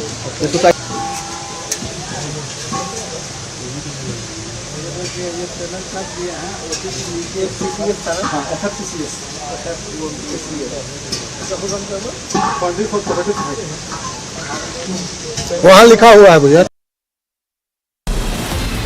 From Asia's largest news headquarters, setting the agenda for Bharat.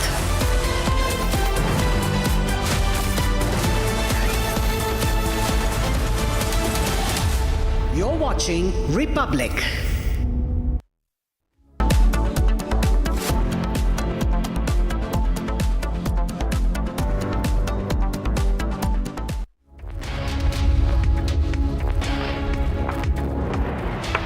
Hello and a very warm welcome. You're watching Republic TV. I'm Gesu Bharadwaj, also being joined by my colleague Rakshita Mishra on the broadcast. And we're going to be talking about what's happening in West Asia as tensions continue to escalate, and also the fact that 22 Indian vessels continue to remain stuck in the Strait of Hormuz. Right, Gesu, the impact of this war is immense, and it only continues to widen. Republic TV will be getting you each and every angle. But first, a quick check of the headlines.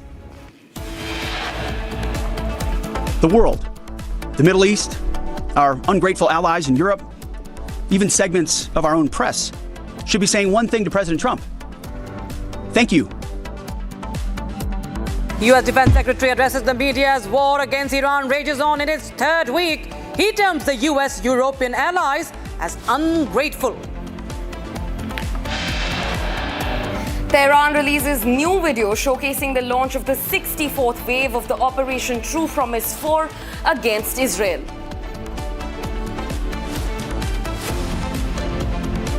Ukraine issues statement on NIA arrest of foreign mercenaries, denies charges, calls it politically motivated. According to sources, a Russian intelligence input played a key role in the arrest of a US mercenary Van Dyke and 6 Ukrainian citizens by the NIA.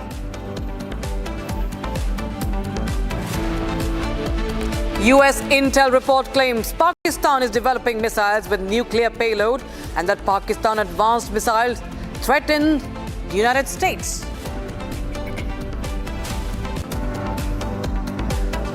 The tit-for-tat attacks on gas facilities lead to surge in oil prices. Brent crude over $112 per barrel.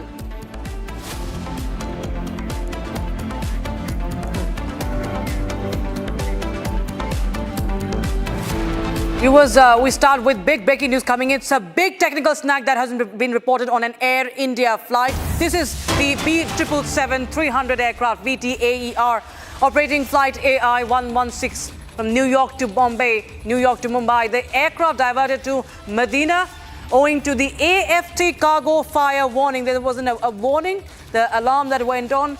And then the fire bottle has also been discharged. It's a big technical snag. It's a safety scare rather.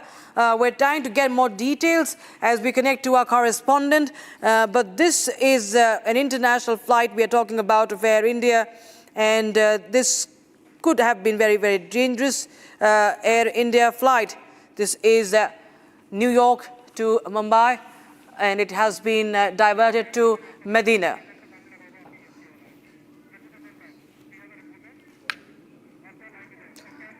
Okay, Harsha joining us live on the broadcast. For more, Harsha, tell us more details about this flight. We understand that this is an airborne flight. How long, or has it already landed? What has been gathered till now? So, Rakshita, while I'm talking to you right now, the flight has now, which was diverted to Medina, has landed at Medina Airport just few minutes back. There's an update we have got through Flight Radar and after speaking to Air India sources as well. And this was a very huge technical issue which can't be ignored at all because a very dangerous situation because it was airborne. The flight was airborne. It was AI116. It was JFK to Mumbai bound.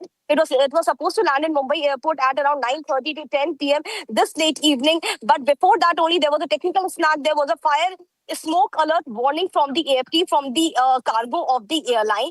And immediately the pilot in command sensed that it is something dangerous and the plane could not be taken to Mumbai, which was its original destination. And immediately the ATC informed, the pilot in command informed the ATC, and the ATC only looked that there is an airspace issue also which is going right now, and Air India has also already been told that there's an airspace which is because of the war situation. Therefore, it's a very risky situation, and therefore it has immediately been diverted to Medina, not to say because after sensing that any untoward incident could have taken place. What pilot in command did was very intellect and smart on his side. As soon as he sensed the cargo smoke warning, fire warning from the cargo of the aircraft, immediately fire bottles were discharged by him as a safety measure, as a precautionary measure to ensure that passengers are safe. The fire bottles are discharged, keeping in mind that the fire extinguisher agents are discharged at that time. These are the halogen gas stored. These are the helium gas stored. For all our viewers, it gives the fire warning alert also and ensures that till the time it reaches its destination, the cargo is equipped enough and can be taken to the diverted location. That was a precautionary measure which was taken by pilot in command immediately, because certainly if the flight was airborne and if the pilot in command that time would have tried making it to reach to Mumbai, at that time any untoward incident could have taken place. There could have been intense fire which could have erupted from the cargo of the plane. But to avoid that situation, only it was diverted to Medina. The entire prelim report has been shared with the DGCA regulatory body by Air India. But Air India till now has not issued any statement to Republic. We have spoken to the COPCOM, we have spoken to Air India. Our top sources state that this is the confirmed news, and it was shown in the flight radar also that this particular plane was diverted to Medina. It is a dangerous situation because of the war situation as well. There are several airspaces which is right now banned and has been stated heavy risk places, heavy risk airspace today only by the DGCA. Precautionary warning was also given to all the airlines to avoid such airspace movement. But in that situation only, the diversion which has happened, The diversion which has happened raises lot of safety alarms as in what could have gone wrong in the cargo or whether maintenance was not done by the Air India well. Back to you. Right, Harsha. In fact, also speak to us about the fact that this is not a one-off incident. In fact, just on the 16th, a few days ago, another Delhi-bound Air India flight met with a similar fate. It had to make an emergency landing in Ireland over technical snags. Now, we already know that 5 years and the refurbishing work happens. Everything that is wrong with any flight operations is readdressed. But why is Air India falling short again and again? And is their apology going to make up for each incident that keeps happening so frequently now? Harsha. So now what we see is that it has been a pattern by Air India and the regulatory body as well. Now regulatory body is not very much concerned about the seriousness of the incident, which has been reported continuously by Republic TV as well. Continuously we are reporting how this is a technical snag, huge technical snag. In a layman language, they keep on saying that this is the aviation industry. Such incidents keep happening, but one can't overlook that how this a small incident could lead to a very untoward incident, which we have seen in the case of AI-171 Ahmedabad plane crash. At that time, there was a fuel control switch issue, and this time it was a fire alarm issue. The fire alarm issue coming from the cargo is a very dangerous situation. Imagine if a fire alarm continues to give alert and warning to the pilot in command in the cockpit. That means after 10 minutes, if not controlled, if the situation is not controlled and any measures is not taken, then there could be immense fire in the engine of the aircraft as well. And when the engine is on fire, the entire plane could crash. So that's the seriousness of the issue. And Air India, mostly with their Boeing aircraft, what we have seen is that Boeing 787, Boeing 777, Boeing 737, all these aircraft of Boeing, which is told that they're highly skilled aircraft, but back to back the technical snags keep on appearing and occurring in the Boeing aircraft's journey. This is also the Boeing aircraft. Morning we reported that was also a Boeing aircraft. Back to back, the mechanically skilled aircraft Boeing fails to ensure the passenger safety. That's the voice we are raising here at Republic, which DGCA can't ignore. Back to you. Right. We're also being joined by President of Federation of Indian Pilots, Captain C.S. Randhawa on the broadcast. Very good evening to you, sir. But this is a great cause of concern. The fact that even the fire bottle was discharged. How would you explain this snag and how serious is this? You see, any cargo fire which takes place in the front cargo or the aft cargo, now you have certain amount of fire bottles which can be discharged once the warning comes into the cockpit. Now, the fire warning, when it comes to the cargo and it is uncontrolled, then the situation is land as soon as possible. Now, the cargo fire per se cannot cause engine fire. So the fire, once it could be, there could be two types. One is an actual fire which could take place, and the second would be a false warning which will come. Now, sometimes it has been seen, especially in the mango season when the flights are going outbound from India. Once or twice it did happen on the 747 aircraft, and on a couple of occasions the cargo fire warning light came on because of the main concern was mangoes. But in this case now, we do not know what was the cargo which was loaded from New York for Mumbai. Now, it is a serious concern. Now, if the fire warning is actual or not, the pilot does not know in the cockpit. When the warning comes, then he has to take appropriate actions. Now, in this case, he is elected to divert to Medina, which could be the nearest airfield. And I suppose the aircraft is still not landed. Now, as far as the seriousness is concerned, Air India has been constantly having a lot of snags, and it has come to light even by the DGCA, where they had flagged this issue last year, the number of snags which are there on the Air India aircraft. Now, though I'm not saying that the emergency cannot take place on any aircraft, it can take place, but definitely the maintenance of Air India aircraft needs to be more vigilant, and they've got to carry out proper maintenance procedures, which they would be doing. So at the time of release, the aircraft is serviceable. But later on, what happens is that if there is a malfunction in any component or there is, in this case, this was a fire warning. So it could lead to a very serious situation. Like cargo fire, if uncontrolled, then it can even, lead to a crash because the aircraft will burn off before it lands. So it is Right, serious, but I still say that there are two types of fire warnings. One is actual and one could be false. Right, So if the aircraft is still in the air, it could be a false warning.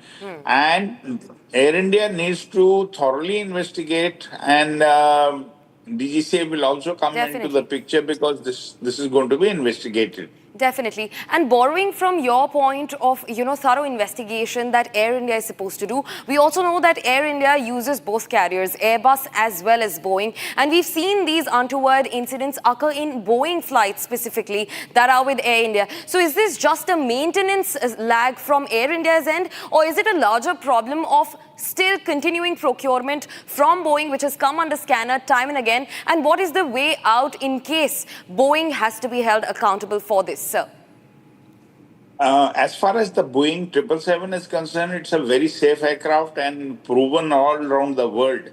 I would say that this is one of the best machines after 737, NG aircraft. This has been the most successful machine manufactured by Boeing. As I said that on any aircraft, whether it's an Airbus 350 or a 787 or a 777 aircraft, any aircraft which is flying, like even on the roads, if you see a brand new car can have snags. Similarly, aircraft can have snags. But the problem is that more of Air India flights are having snags and they are coming out with malfunctions. Now, that is a little serious because they need to thoroughly investigate. Now, it has to be seen whether the aircraft are going on the MEL and what is the MEL release. And if the snags were persistent, that means they have to have a serious look at those snags which are repetitive in nature.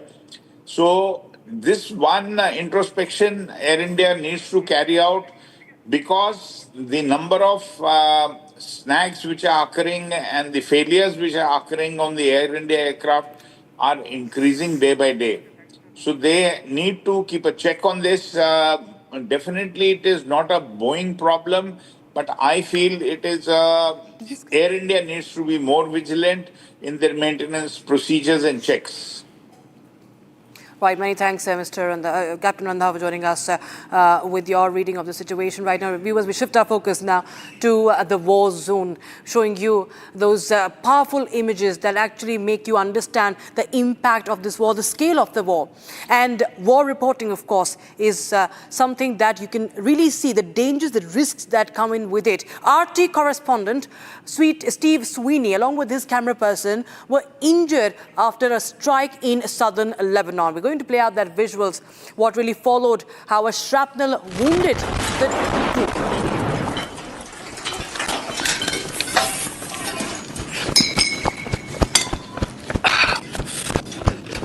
Along the border, including the Al-Marj outpost opposite Merkaba, and carried out drone strikes on the Al-Raheb site near Aitar al-Shab.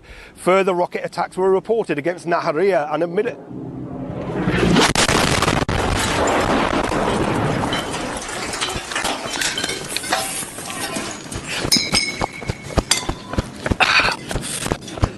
Along the border, including the Al-Marj outpost opposite Merkaba, and carried out drone strikes on the Al-Raheb site near Aitar al-Shab.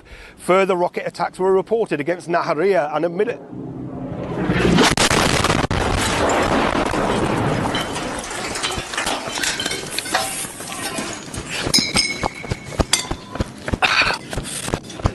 Along the border, including the Al-Marj outpost opposite Merkaba, and carried out drone strikes on the Al-Raheb site near Aitar al-Shab. Further rocket attacks were reported against Nahariya and a minute.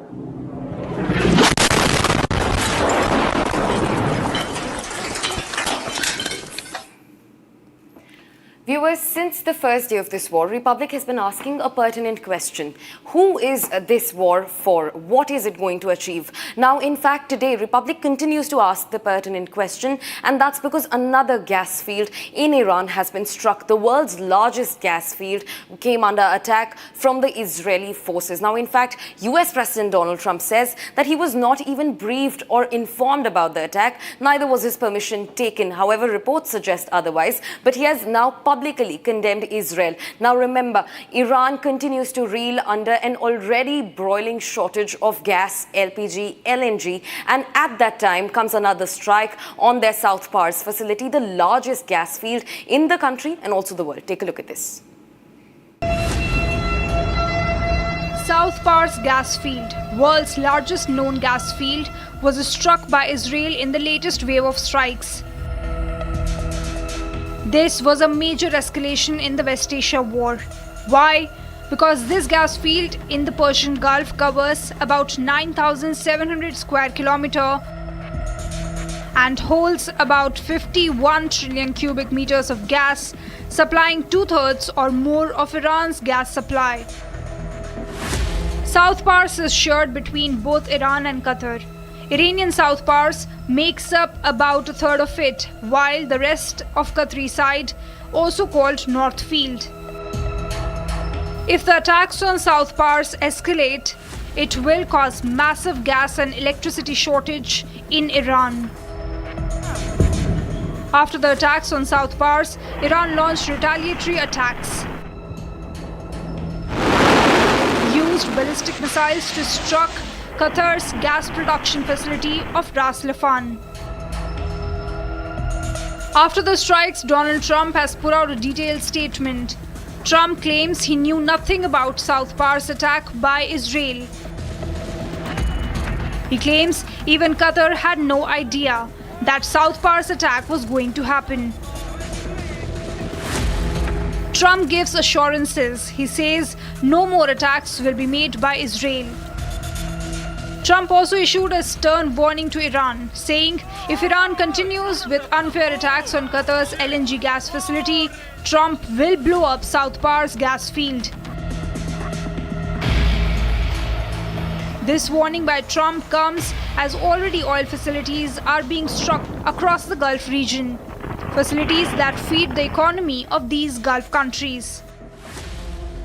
That's the world's largest gas field. It puts 20% of world's LNG supply also at risk. So we're showing you that video, viewers, that is coming in from South Pars, how Israel struck the gas field and triggered fires, disrupted energy production, and we saw how the prices went up. The oil prices also went up. The gas prices, of course, the gas crisis that is only escalating. This is a visual from the war zone Asuleh in Iran. And this is, again, a testament to the fact that how this gas field has been attacked, the impact of that strike, which now Trump says he had no knowledge about. Viewers, this second visual that we're tracking for you comes from a Hamas base inside Gaza Strip. Now, the Israeli Defense Forces, while fighting Iran and its proxy allies, is also waging a war against Hamas. The IDF and Shin Bet operations have reportedly eliminated military intelligence commanders of the Khan Yunis brigade belonging to the Hamas leadership. That's the latest that we're getting in, and this comes straight from the Gaza Strip. And shifting focus to now Lebanon, where Israeli forces say they have eliminated 20 of the Hezbollah operatives during their operations in southern Lebanon as they escalate the attacks against the Hezbollah. The IDF has been preparing to deploy even more forces in southern Lebanon, and they further are expanding the buffer zone to push away what they say the threat of the Hezbollah from the border. This is a video that has been released by the Israeli Defense Forces. Viewers, the next visual shows you the impact that's been ongoing on air facilities inside Iran. Now, Iranian Air Force has taken a hit again. This is a visual that comes in from the Sanandaj airport, where a Mi-17 helicopter, an Mi-17, has been reduced to complete rubble over Israeli Defense Forces that struck the Mi-17, reducing Iranian Air Force capabilities. And clearly, we can see the impact of all this is spread wide across the globe. The gas prices have jumped to new highs and oil prices have risen once again because of its escalation that is being witnessed between Iran and Israel. The gas field attacks have heightened fears of prolonged disruption to international energy supplies. Brent crude rose by 8% per barrel today. Crude prices have soared by 60% since the US-Israel war on Iran that started on the 28th of February. Been more than 3 weeks now. European gas prices have now jumped more than 30% after Iranian strikes on Ras Laffan, Qatar's largest LNG plant, reaching their highest level since the war began. Only time, and in fact, de-escalation's time will tell when these prices will normalize. Take a look at this report. While Iran and Israel target oil facilities, the common man is caught in the crossfire. Since the war began on the 28th of February, the oil prices have been continuously rising and show no signs of sliding down. While the US claims that the oil prices will come down after the war ends. If we have a little high oil prices for a little while, but as soon as this ends, those prices are going to drop, I believe, lower than even before. This, even as European gas prices also surged nearly 30%. Meanwhile, Iran issued a warning that oil facilities will be struck across the Middle East. The warning comes after Israel struck the world's largest natural gas field in Iran. Following the attack inside Iran, Tehran targeted the Mina al-Ahmadi oil refinery in Kuwait. A fire broke out after a drone hit the operational unit of the refinery. A meeting of foreign ministers from Arab and Islamic countries took place in Riyadh on Thursday to discuss regional security amid Iranian attacks on Gulf states. Previously during the war, Iran had targeted oil reserves across the Middle East. From striking Aramco, which is managing the world's largest hydrocarbon reserves, to Bapco in Bahrain, which produces 400,000 barrels a day. Not only this, many tankers were also targeted in the Strait of Hormuz, creating a stressful environment for sailors. The war isn't only targeting civilians and top leaders, but also the pockets of the common man. Viewers, that's all that we could wrap in this special edition of The War so far, but don't go anywhere. Right on the other side at 7:30, we will get you the details of the American deep state at work in India. Absolutely, and that's going to be the 8 p.m. debate with Arnab Goswami also on the channel. Don't go anywhere. We'll be right back after this very short break.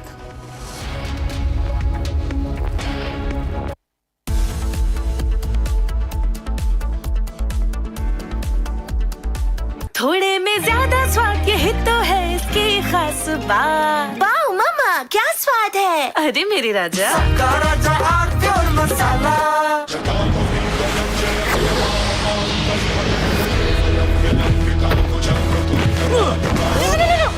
मेरी chimney टूट जाएगी। What are you doing? रानी, इस घर में कुछ है जो टूटता नहीं। ये पिलर कभी नहीं टूटेगा।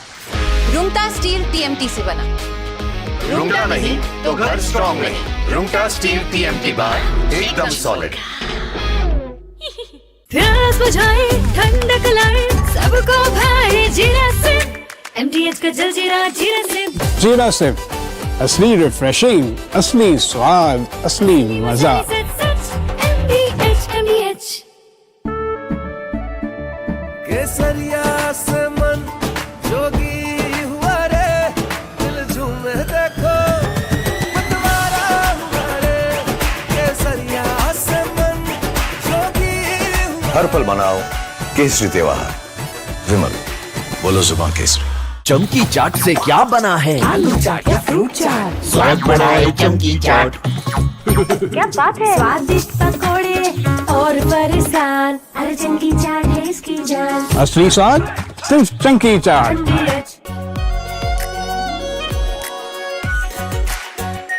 Are pure shahi paneer masala, delicious, healthy, everyday. First we saw the people dying, the killings, and that's continuing, destruction of infrastructure, and now the economic impact. The economic impact will affect everybody across the world. You know, the price of LNG, cooking gas has already gone up. So it is a very serious problem. We're all going to suffer. So we all have to work to make sure it ends soon. And I hope that, led by our Prime Minister, we will work on that. ठीक है mandu भेज दे रहे हैं ठीक है ना भेज रहे मंडू अरे आलू से नहीं होगा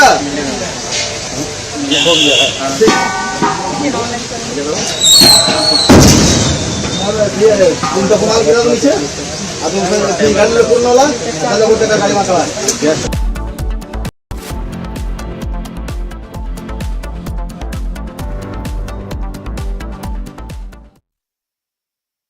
Co-powered by Century Ply Club Prime. रहो बेफिक्र. आर प्योर सूजी पास्ता उबालो मिलाओ और खाओ 8 मिनट में तैयार. क्या टेस्ट है सबका राजा R pure masala. In the global employability rankings by Times Higher Education UK, only the following 6 institutions from India are ranked amongst the top 230 in the world for having the most employable graduates. IIT Delhi, IISc Bangalore, IIT Bombay, IIM Ahmedabad, IIT Kharagpur and Amity University. चमकी चाट से क्या बना है? Sandwich लस्सी और छाछ. हर घूंट में चमकी चाट. ड्राई फ्रूट और दही बड़े. चमकी चाट से स्वाद बढ़े. असली स्वाद सिर्फ चमकी चाट. केसरिया से मन जोगी हुआ रे दिल झूमे देखो मतवारा हुआ रे. केसरिया से मन जोगी हुआ. हर पल मनाओ केसरी त्योहार. विमल बोलो जुबान केसरी. थोड़े में ज्यादा स्वाद यही तो है इसकी खास बात. वाओ मामा क्या स्वाद है. अरे मेरे राजा. First we saw the people dying, the killings, and that's continuing, destruction of infrastructure, and now the economic impact. The economic impact will affect everybody across the world. You know, the price of LNG, cooking gas has already gone up. So it is a very serious problem. We are all going to suffer. So we all have to work to make sure it ends soon. And I hope that, led by our Prime Minister, we will work on that. ठीक है mandu भेज दे रहे हैं ठीक है ना भेज रहे मंडू अरे आलू से नहीं होगा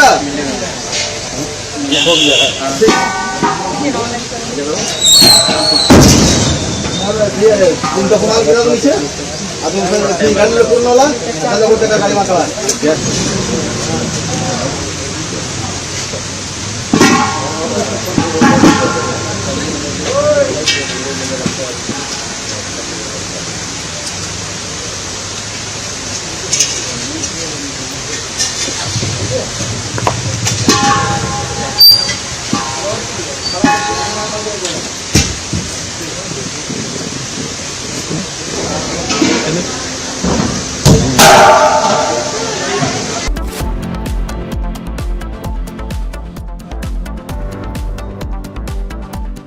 Co-powered by Century Ply Club Prime. रहो बेफिक्र.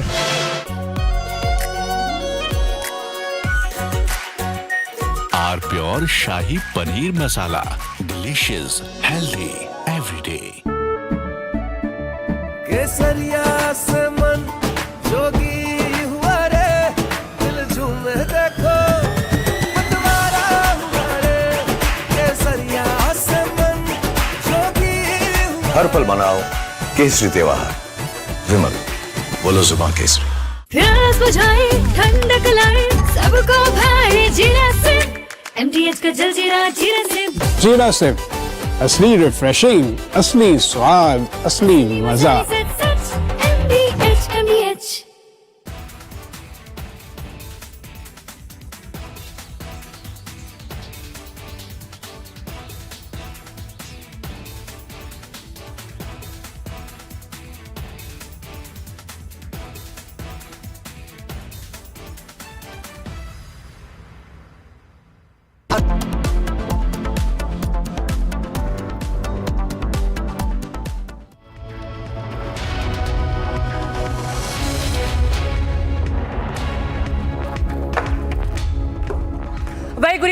viewers, you're watching Republic TV special coverage on the conspiracy that was being plotted on Indian soil as well. Is the American deep state behind the mercenaries who have been arrested by the NIA? 6 Ukrainians, one US citizen. Is there more to the story? We'll tell you. My colleague Gesu joins us on the studio. In fact, also the fact that there has been a clear link that has now emerged between the US citizen Matthew Aaron Van Dyke and the US State Department. We're getting you all the details on that. But first, here's a check on the headlines that we're tracking for this hour. Take a look. US Defense Secretary addresses the media as war against Iran rages on its 3rd week. He terms the US's European allies as ungrateful. Tehran releases new video showcasing the launch of the 64th wave of the Operation True Promise 4 against Israel.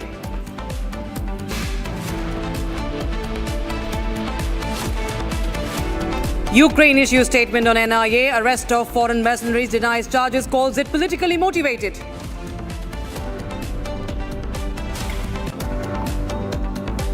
According to sources, a Russian intelligence input played a key role in the arrest of a US mercenary Van Dyke and 6 Ukrainian citizens by the NIA.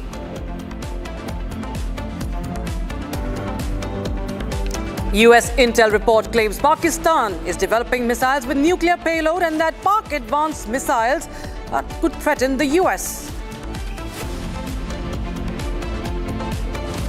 The tit-for-tat attacks on gas facilities lead to surge in oil prices. Brent crude over $112 per barrel.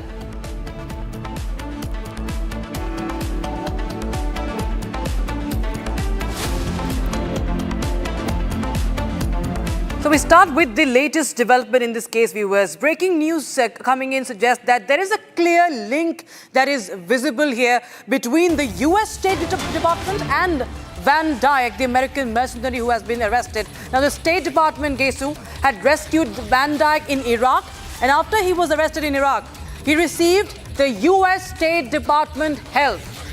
Now, Van Dyke also appeared for a CIA interview back in 2004. Now, that's the latest that we're getting in. A clear link that has now come forward between the US State Department and Matthew Aaron Van Dyke, the one US citizen who has been nabbed by NIA under UAPA, the Prevention of Unlawful Activities Act, specifically Section 18. Non-bailable and in fact over the grounds of conspiring a terror plot in India. Now remember, he has appeared for a CIA interview in 2004 and was also rescued by the State Department, US State Department, from Iraq. Right. In fact, Iran had even labeled Van Dyke as Jewish spies. Post-Iranian report, State Department had asked Van Dyke to even leave Iraq. He has been in foreign prisons. In 2009, arrested in Iraq. 2010, arrested in Afghanistan. In the Afghanistan intervention and U.S. military. It was U.S. military who had secured his release. In fact, our correspondents on ground are joining us on the broadcast. Lintoy and Shambhavi are joining us on the broadcast for more. In fact, Lintoy, I'll just go across to you. Now, clearly, Lintoy, we can see that there is the American deep state at play. With this case, we find that there is a clear link that has been established if one goes into the history of this man called Van Dyke. Yes, Rakshita. NI has arrested 7 foreign nationals, including American Matthew Van Dyke and 6 Ukrainians. So with provisions suspecting links to training of armed ethnic groups across the Myanmar border. The NIA has now widened its investigation, looking into sleeper cells in Manipur and Mizoram and the role of local support networks. So according to inputs suggest these operatives in touch with local context and had even traveled beyond the northeast, including Andhra Pradesh, indicating a possible larger pan-India network. The case is now pointing towards international linkage and a deeper conspiracy that could pose a serious threat to national security, with concerns also emerging about potential shift towards state-driven warfare in the region. So targeting the North is not just a regional concern, it's a direct challenge to India's national security too. The region shares a sensitive international border with countries like Myanmar, making it strategically crucial in terms of both security and connectivity. Any attempt to destabilize Manipur or Mizoram through foreign links, local networks, or emerging threats like drone warfare is essentially an attempt to exploit these vulnerabilities. So the Northeast acts as India's gateway to Southeast Asia, and any disruption here can have far-reaching implications on internal stability, border management, and national integrity too. So simply put, undermining security in the Northeast is equivalent to undermining the security architecture of the entire region. Back to you, Rakshita. Right, Linthoi, thanks for getting us those details. In fact, quickly coming to you, Shambhavi, who continues to join us from the national capital. Now, Shambhavi, you have been tracking the story for far too long. Just yesterday, Sergio Gore was, meeting NSA, the Oval, and they had a fruitful meeting, is what they said. But today, clear links between the US State Department and the US mercenary Matthew Aaron Van Dyke, who's been arrested. In fact, after the US State Department took cognizance of his arrest. What does this mean going forward? Shambhavi. It definitely means that there are two sides of the story. This is a very huge breaking news that a new link has been developed in terms of this US connection, US Department connection. The fact that is also there for a CIA interview in 2004 shows that this is not just something very superficial. We are waiting for some kind of statement, for some kind of response from the US Department. But the link itself, I think, speaks a lot in this matter. And Van Dyke, especially in terms of Van Dyke, even the Sons of Liberty has responded today saying that they are constantly in touch with the legal team. They're in touch with the NIA, and they're also in touch with the US Department. They said that the US Department knows about Van Dyke's arrest. So there's definitely a lot is going on. A very clear link has been established in this. New information of Van Dyke's history, apart from Sons of Liberty, apart from him claiming to be a security analyst, a security research analyst, and we can just wonder in what ways was he using his information? Was he using his links? Was he using his so-called security expertise in this matter? Back to you. Right, Shambhavi. I'll just go across to Sahil now. Sahil, well, we've seen, Sarthak, I beg your pardon. We have seen that there has been violence in Manipur for a long time. And now there is a foreign hand that is being pointed towards. And the timing of this discovery, or what we understand, this probe is also very, very ripe. Now that we understand there was training going on, drone training is going on, not just the American, but also Ukrainians have been involved. If you could just shed some light on the responses, the statements that have come in from US and Ukraine. Yes, so far NIA has arrested 7 individuals. One is an American, and there are 6 Ukrainians who have been taken into custody by NIA. And the American, the US department has admitted to the fact that, okay, somebody has been arrested from a US national has been arrested and taken into custody by NIA. And they have acknowledged that. However, they have not made any adverse statements or remarks on that. On the contrary, Ukraine has raised some serious concerns over the arrest of its 6 nationals. What Ukrainians suggest that the case may be politically motivated. And they are also trying to bring a Russian angle into it. Ukraine claims that this entire case may have been triggered by some inputs from the Russian side. They are completely denying the terror link at this point, and they strongly reject any link to terrorism. At this point, what we know of, Ukrainians say that they are themselves are the victims of Russian terror. And however, they are at this point calling for transparency, some sort of impartial investigation done by the Indian authorities, by NIA at this point. along with that, Ukraine has also said that they are ready for full cooperation with Indian authorities. And they say that there is, they cite some mutual legal assistance treaty with India as well. There are details that are unraveling, unveiling as NIA investigates this entire issue, because there are 6 Ukrainians who have been taken into custody, and there are serious charges that have been imposed upon them. Section 18 of UAPA have been imposed upon them. They have been given into custody for 11 days. They have been charged with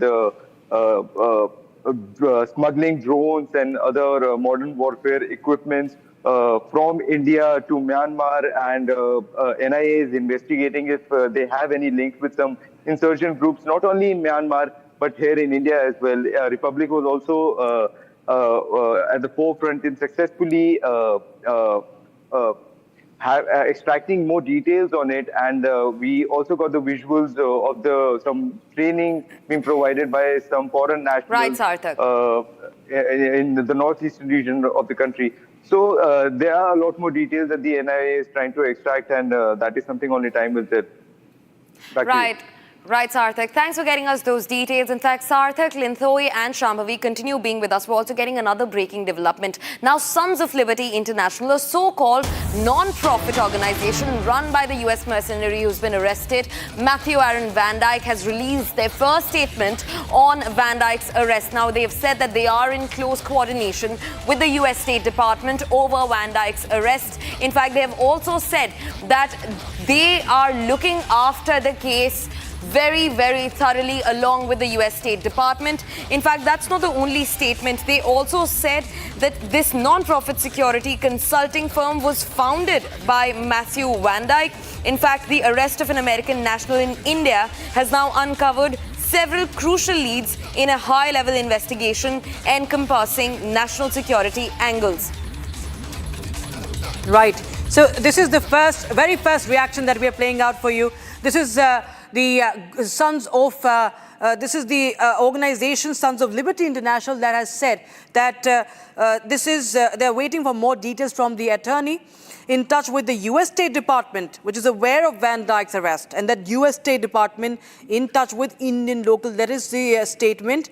And in fact, Ukraine's response, Gesu, has also come in. If you could just tell our viewers about that. Right, Rakshita. In fact, Ukraine has been pretty aggressive about its response in a connection with 6 of its nationals who've been arrested. They've called the mercenary case politically motivated, all because Russian intelligence forces and the NIA back at home work together to nab the network. In fact, they have also said that this mercenary case is a Russian attempt to malign Ukraine globally. They've accused the NIA, India's National Investigation Agency's probe, of being politically motivated. Rakshita, in fact, also take us through the mercenaries being tied to sleeper cells, a larger angle that has now come to light. Absolutely. So there is the sleeper cell angle also that has come to the fore.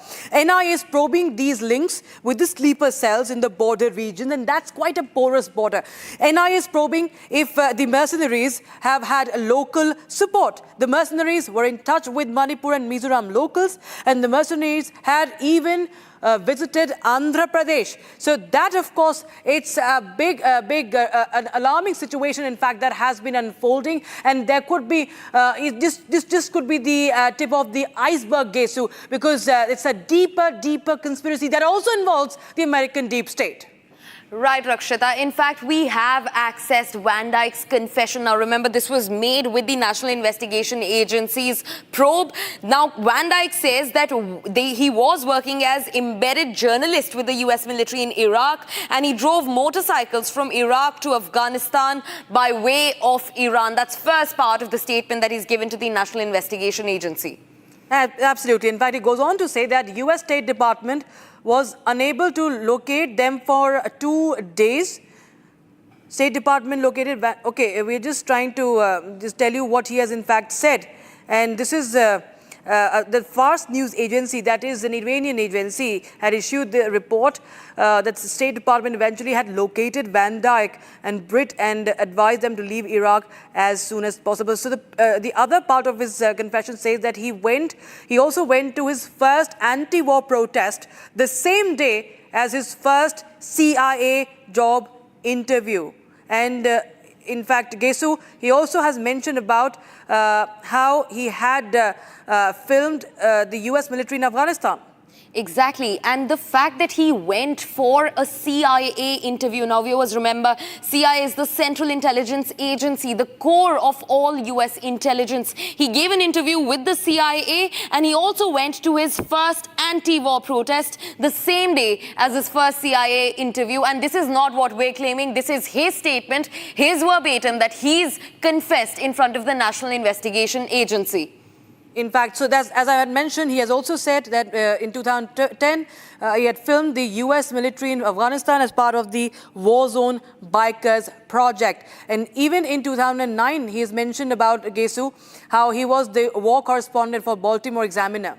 Definitely, Rakshita. And in January and February, this is what Van Dijk says, that in January and February of 2009, he worked as a war correspondent for the Baltimore Examiner newspaper and was embedded with the US military in Iraq. Remember, he was also brought to safety by the US State Department when he was stuck in Iraq. In fact, we're continuously being joined by our colleagues, Linthoi, who joins us live from Imphal, Sarthak from New Delhi, and Shambhavi from the national capital. In fact, Shambhavi continues to be with us. Shambhavi, if you could just tell us more about the confessions that have been made by Van Dijk. And the investigation also point towards the sleeper cells that could have been. In fact, we'll ask Linthoi about the sleeper cells. But what more can you tell us about the confessions made by Van Dijk here? Definitely, when we look at the case, these are the 7 individuals who've been arrested, but allegedly there are 14 members in this entire team which were involved. The NIA is still interrogating on the part of where the rest of the members, where they were coming from, what was their route taken. And of course, we are continuously talking about the connection with the US Department about how it rescued Van Dijk from Iran. And then also he sat for an interview with CIA in 2004. And about his confession, of course, and how this all is a huge circle. Everything is now making sense with each breaking point, with each link that the Republic here is establishing. It makes sure that the entire conspiracy and the terror plot that they were planning, and also let's tell our viewers the 3 points on which they have been interrogated. They are being currently interrogated by NIA. The one is the training of the military, giving them military training of the ethnic border groups. Apart from that, they are also being interrogated about using India as a route in bringing drones and modern warfare equipments from Europe. And the other part is how they managed to enter Mizoram without the special permit, and then even managed to enter the war hit or the conflict hit. I'm very sorry, the conflict hit Myanmar at this point. And not just to Van Dijk, there has been several links with establishing Ukrainian citizens as well, the foreigners, the Ukrainian foreigners who've been caught, because in the 7 people that have been caught, there are 6 Ukrainian people and 1 US citizen. So with each link that Republic here today is establishing, this entire conspiracy, we're able to build it like a puzzle one by one. Rakshita. Right. Thanks very much for joining in, Shambhavi, Sarthak, and even, in fact, Linthoi. Rakshita, what's next that we're tracking in the story? In fact, we are trying to show how the developments have come in. There are fresh developments that have taken place in the NIA probe regarding the foreign mercenaries, the drone warfare training, the cross-border networks, and even the sleeper cell links. Now, sources suggest that it was Russian intelligence input that helped track and arrest the American national and 6 Ukrainians, all accused of training armed groups in Myanmar with possible spillover into India's northeast. Here's more. 7 foreign nationals, 6 Ukrainians and 1 American, Matthew Van Dijk, now in NIA custody till March 27th. Investigation now becoming murkier regarding mercenaries' role in destabilization India plot. Sources reveal it was a Russian intelligence input that triggered the crackdown. The input flagged a foreign network training anti-government armed groups in Myanmar. The input pointed to drone warfare training including assembly, operation and even jamming techniques, equipment routed through India, raising serious national security concerns. A key input from Russian intelligence helped in the arrest of 7 foreign nationals. 7 foreign nationals including 6 Ukrainians and 1 US citizen. The Russian intelligence flagged off that a group of foreign nationals were giving military training to the armed group, which are usually ethnic armed group, which are usually found in the border of India and Myanmar. Apart from this, they were also giving drone warfare training from assembly to operations to also jamming them, so the whole entire package. And now the spotlight is back on Manipur, a region that has seen years of ethnic violence, hundreds dead, thousands displaced. The probe has now expanded. NIA is looking at sleeper cells in border areas and the role of local contacts in Manipur and Mizoram. Sources say the foreign mercenaries were in touch with local networks and had even travelled to Andhra Pradesh. The foreign mercenaries who went to Myanmar via Northeast didn't just travel through the Northeast, like cities like Guwahati, Imphal or Mizoram, but they also built a local network. Now, as they have been arrested and the investigation is on, investigating agencies are also looking into deeper sleeper modules that could have existed. The local networks that they have used to cross over the border to Myanmar are also under scanner.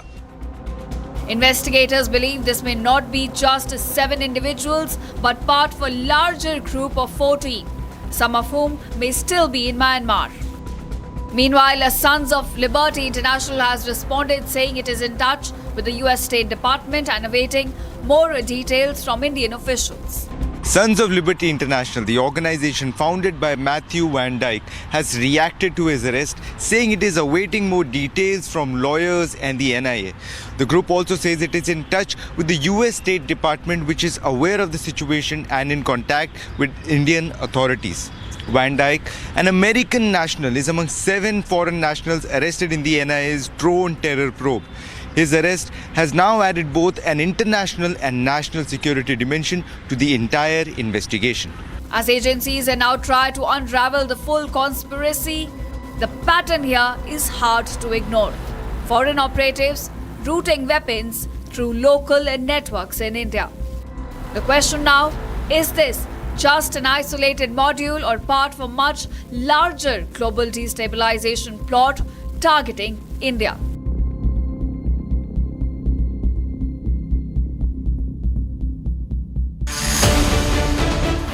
Oil crisis intensifies. Iran war starts to pinch. Iran offers off-ramp by Hormuz tax. Debating tonight at 9 p.m. Co-powered by Century Ply Club Prime. Raho befikar. चमकी चाट से क्या बना है? Sandwich लस्सी और छाछ हर घूंट में चमकी चाट। अब बताओ स्वाद आया? आया। असली स्वाद सिर्फ चमकी चाट। In the global employability rankings by Times Higher Education UK, only the following 6 institutions from India are ranked amongst the top 230 in the world for having the most employable graduates. IIT Delhi, IISc Bangalore, IIT Bombay, IIM Ahmedabad, IIT Kharagpur and Amity University. थोड़े में ज्यादा स्वाद यही तो है इसकी खास बात। वाओ मम्मा क्या स्वाद है? अरे मेरी राजा सबका राजा और मसाला केसरिया से मन जोगी हुआ रे दिल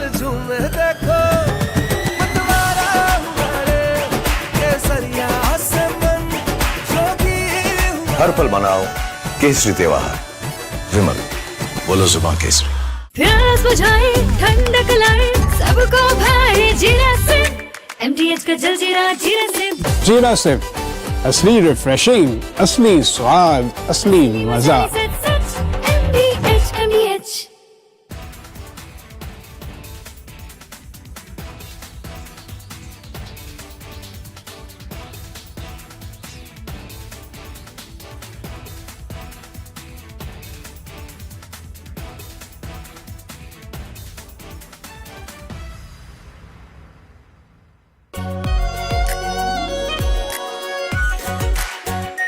Our pure Shahi Paneer Masala. Delicious, healthy, every day. First we saw the people dying, the killings, and that's continuing, destruction of infrastructure, and now the economic impact. The economic impact will affect everybody across the world. You know, the price of LNG, cooking gas has already gone up. So it is a very serious problem. We're all going to suffer. So we all have to work to make sure it ends soon. And I hope that led by our Prime Minister, etc., we will work on that. ठीक है mandu, भेज दे रहे हैं। ठीक है ना, भेज रहे mandu. Oil crisis intensifies. Iran war starts to pinch. Iran offers off-ramp by Hormuz tax. Debating tonight at 9 p.m. Presented by Amity University, ranked amongst the top 3% universities globally. Powered by RP Sanjeev Goenka Group, growing legacies since 1820. Century Premium Plus. Jaguar Bath and Light. Co-powered by UTI Mutual Fund, Haq, Ek Behetar Zindagi Ka. TVS N-Torq 150, India's first 150cc hyper sport scooter. Muthoot Finance Gold Loan, Sona Kya Nahi Kar Sakta. Co-powered by Century Ply Club Prime, Raho Befikar. R pure सूजी pasta उबालो मिलाओ और खाओ 8 minute में तैयार। क्या taste है सबका राजा आर प्योर मसाला। अनीस, घर में कुछ है जो टूटता नहीं। ये पिलर कभी नहीं टूटेगा। रुंगटा स्टील TMT से बना। रुंगटा नहीं तो घर स्ट्रॉन्ग नहीं। रुंगटा स्टील TMT बार एकदम सॉलिड। चमकी चाट से क्या बना है? आलू चाट या फ्रूट चाट, स्वाद बनाए चमकी चाट। क्या बात है। स्वादिष्ट पकोड़े और परेशान, अरे चंकी चाट है इसकी जान। असली स्वाद सिर्फ चंकी चाट। केसरिया से मन जोगी हुआ रे, दिल झूमे देखो मतवारा हुआ रे। केसरिया से मन जोगी हुआ। हर पल मनाओ केसरी त्योहार। विमल, बोलो जुबान Kesari.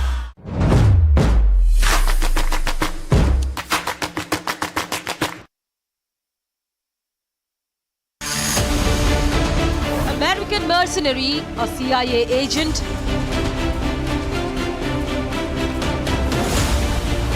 Ukraine versus Russia fight breaks out.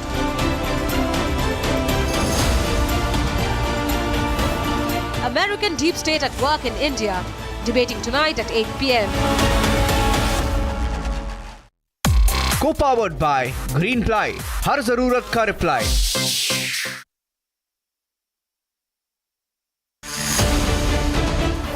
Oil crisis intensifies. Iran war starts to pinch. Iran offers off-ramp by Hormuz tax. Debating tonight at 9 p.m. Presented by Amity University, ranked amongst the top 3% universities globally. Powered by RP Sanjeev Goenka Group, growing legacies since 1820. Century Premium Plus. Jaguar Bath and Light. Co-powered by UTI Mutual Fund, Haq, एक बेहतर जिंदगी का TVS N-Torq 150, India's first 150cc hyper sport scooter. Muthoot finance gold loan, सोना क्या नहीं कर सकता.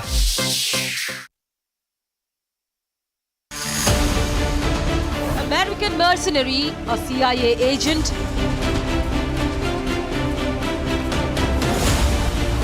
Ukraine versus Russia fight breaks out.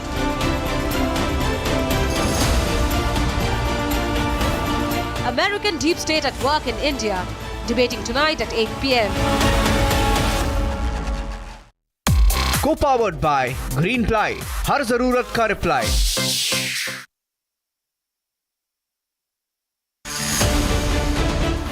Oil crisis intensifies. Iran war starts to pinch. Iran offers off-ramp by Hormuz tax, debating tonight at 9 p.m. Presented by Amity University, ranked amongst the top 3% universities globally. Powered by RP Sanjeev Goenka Group, growing legacies since 1820. Century Premium Plus. Jaguar Bath and Light. Co-powered by UTI Mutual Fund, हक एक बेहतर जिंदगी का. TVS N-Torq 150, India's first 150cc hyper sport scooter. Muthoot finance gold loan, सोना क्या नहीं कर सकता. American mercenary, a CIA agent,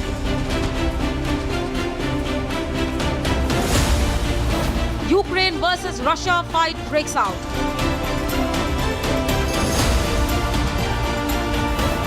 American deep state at work in India, debating tonight at 8 p.m. Co-powered by Green Ply, हर जरूरत का reply.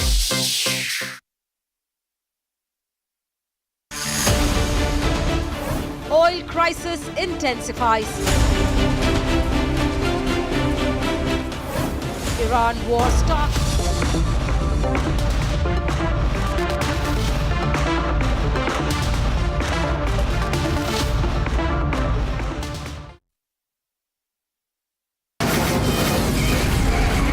From the Republic Media Network headquarters, it's time for Arnab Goswami on The Debate.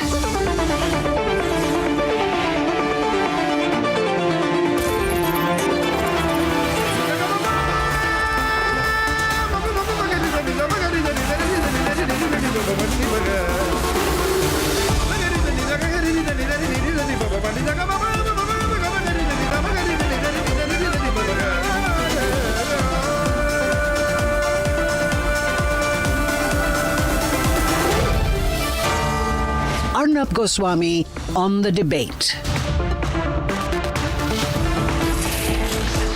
On the show tonight, a huge war breaks out, a huge battle of words breaks out, huge power play breaks out over this man, Matthew Van Dyke, a very dangerous American mercenary.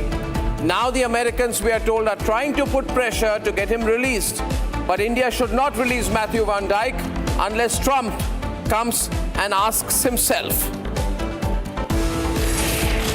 And at 9 o'clock tonight, global markets down 3%, Sensex down over 2,000 points. It's not about whether it will happen. The energy crisis has already hit the world markets very hard, and it could get worse. And ladies and gentlemen, a global war, as I predicted, has happened and turned out that it's going to get worse over Matthew Van Dyke. Yesterday onwards, I've been talking about the story for the last 2 days. Matthew Van Dyke is a 45 to 47-year-old American-trained mercenary. He goes around the world fighting for American interests. He's believed to be working on behalf of the CIA and the American intelligence agencies. Ladies and gentlemen, on the 13th of March, Matthew Van Dyke was arrested from Kolkata. He was operating in India's northeast. And what he was trying to do was take drones and arms from India through the land route into Myanmar. And why is he taking this to Myanmar? Because In Myanmar, America wants to build big military bases so that America has influence across the Indian border in Myanmar, and they can base themselves there, their mercenaries, their soldiers, their trained, armed, quote-unquote, supported and financed rebel groups to fight both India and Myanmar. And this is the reason why I have long suspected that there is an American hand in Manipur. Otherwise, why did American mercenaries reach Mizoram and Manipur? How are drones landing in Manipur? Who is training these people? It is these Americans who are directly or indirectly involved in carrying out terrorist activities, whether from Myanmar towards India or sitting here in India through third parties. Now, ladies and gentlemen, Matthew Van Dyke, he's caused a global crisis. He's a 46-year-old from Baltimore, an American, and according to the inputs of the airport immigration officials and the Bidhannagar police, he was detained at Kolkata airport on 12th March 2026, just before he was going to take a Fly Dubai flight, FZ462 to Dubai. From Dubai, he was planning to take another flight to Warsaw in Poland via a flight FZ1839. I have the numbers. The NIA formally took him to custody on 14th of March 2026. Now he is in our custody. And my information is the backroom discussions have begun. The American embassy is working the phones. The American officials are trying to contact high-ranking Indian officials to somehow secure the release of this man, 46-year-old Matthew Van Dyke. He's clearly hot property because every time he goes and does something important for the American military, then he gets into trouble and they get him out. And he's made a story of this. Wherever he goes, he's fighting for American interests. So if he's here in India, have no doubt about it, he's fighting for the interests of Donald Trump. Let me list out his history of getting detained in foreign countries and being rescued. In 2009, Van Dyke was arrested in Iraq, and the American State Department worked very hard to secure his release, ladies and gentlemen.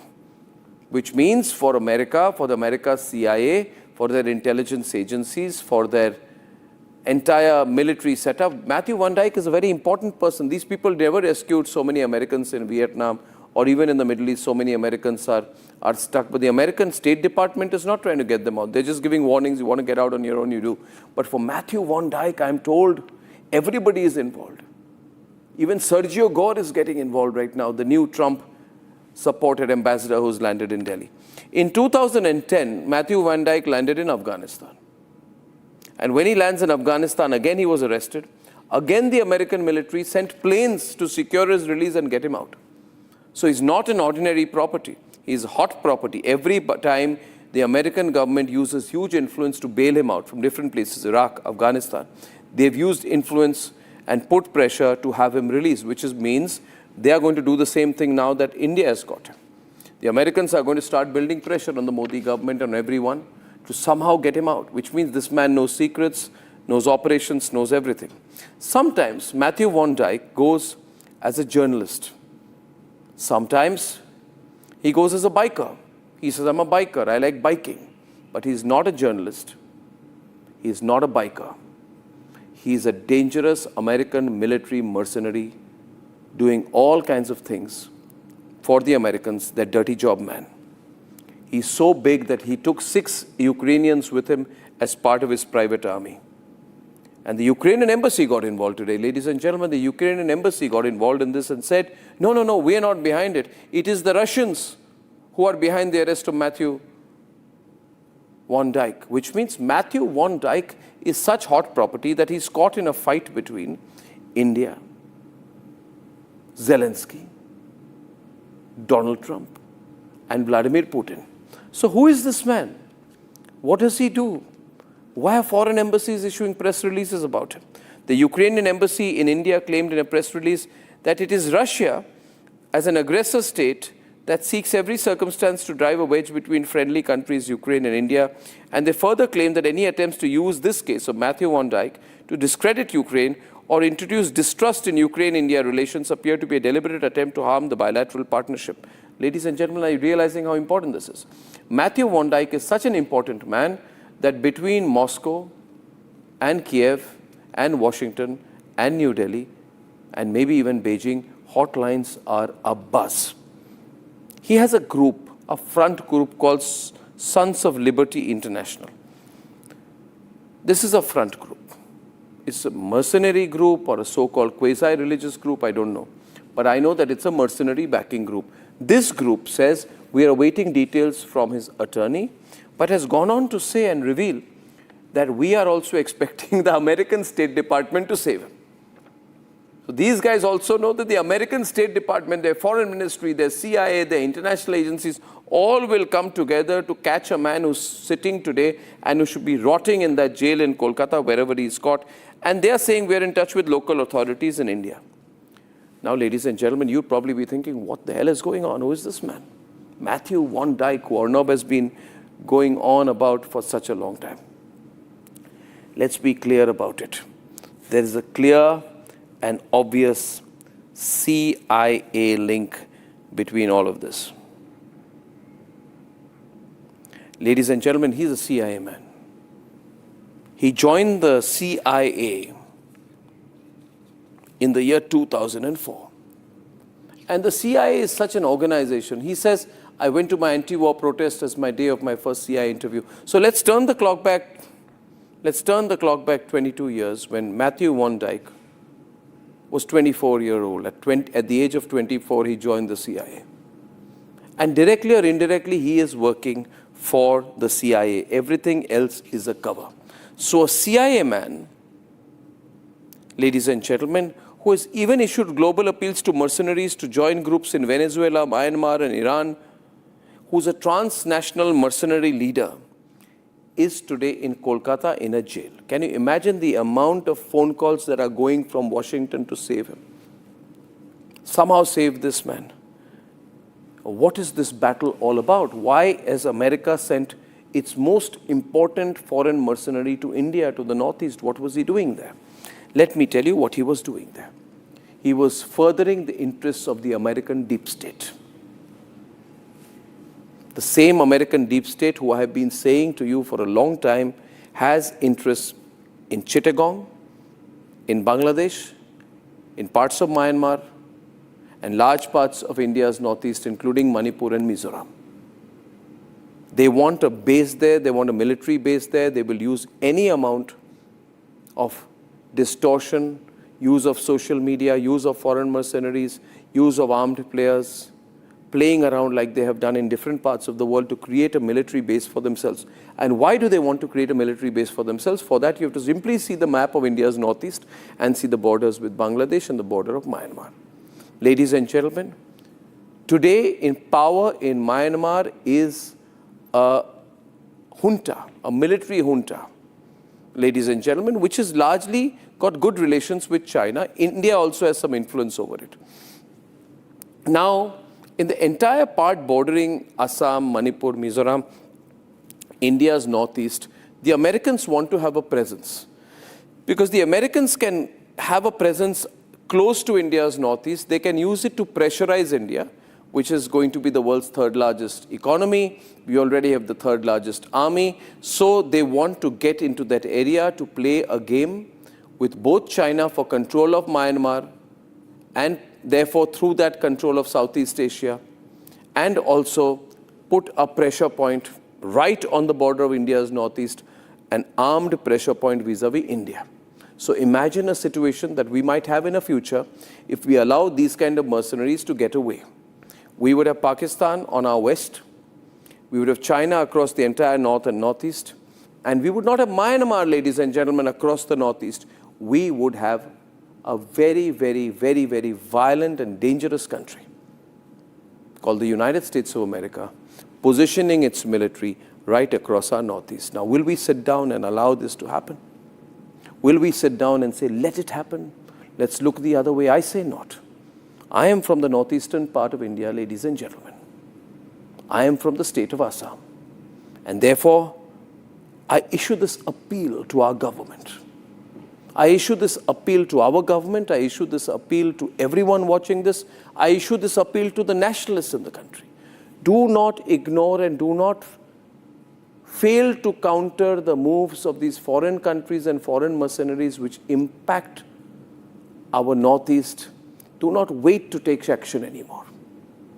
Act harder and faster and more directly than the enemy expects.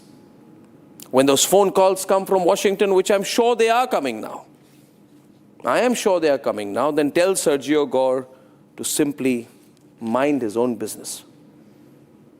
And through Sergio Gore, tell Donald Trump that you might have got this man out of Afghanistan and Iraq in the past. But this is the Republic of India. This is where a mercenary like Matthew Van Dyke should never have come. And now that he has, now that he's been caught, there is no getting away this time. Absolutely not. Let's debate.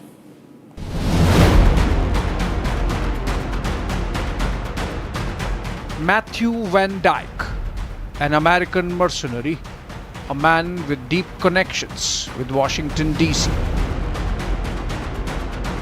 A man who has used his American deep state links to walk through battlefields. From Iraq to Afghanistan, from Syria to Libya, documenting conflict from the front lines. In 2009, embedded with US military in Iraq, arrested by Iraqi police, released after State Department intervention. In 2010, back again in active war zones, in Afghanistan this time, as part of War Zone Bikers Project. Arrested by Afghan police, and again rescued by US military, a mercenary with deep access. Fast forward to now in March 2026. Van Dyke is arrested by the NIA along with 6 Ukrainians, all accused of training armed groups and building a network across India and Myanmar. The breakthrough came from Moscow, according to sources. A key import from Russian intelligence helped in the arrest of 7 foreign nationals. 7 foreign nationals, including 6 Ukrainians and 1 US citizen. The Russian intelligence flagged off that a group of foreign nationals were giving military training to the armed group, which are usually ethnic armed group, which are usually found in the border of India and Myanmar.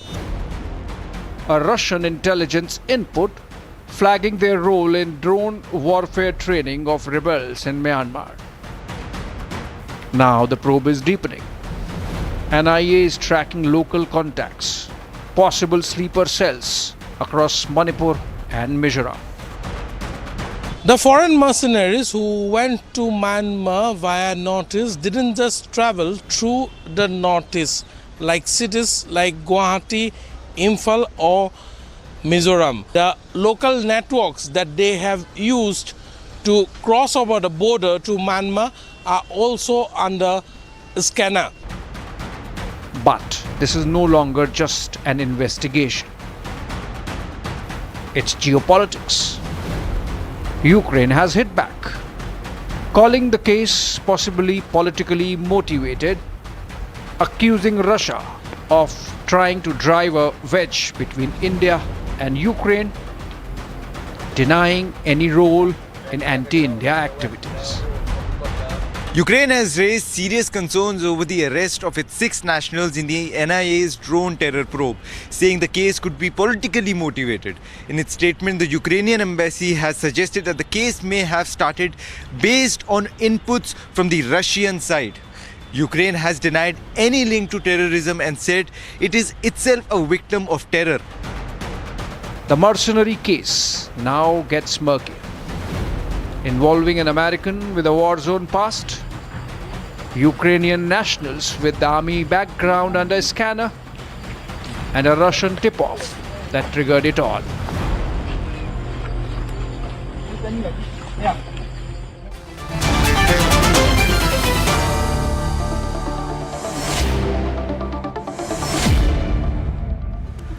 Ladies and gentlemen, I have with me to start with Xavier Rodriguez. We all know him as the editor-in-chief of the Goa Chronicles, but I know him as a person who has deep understanding of intelligence excellent understanding of intelligence. Sometimes I think he's an agent himself. He knows so much about it. And General Pradeep Nair is with us tonight, former Director General of the Assam Rifles, joining us from Hyderabad.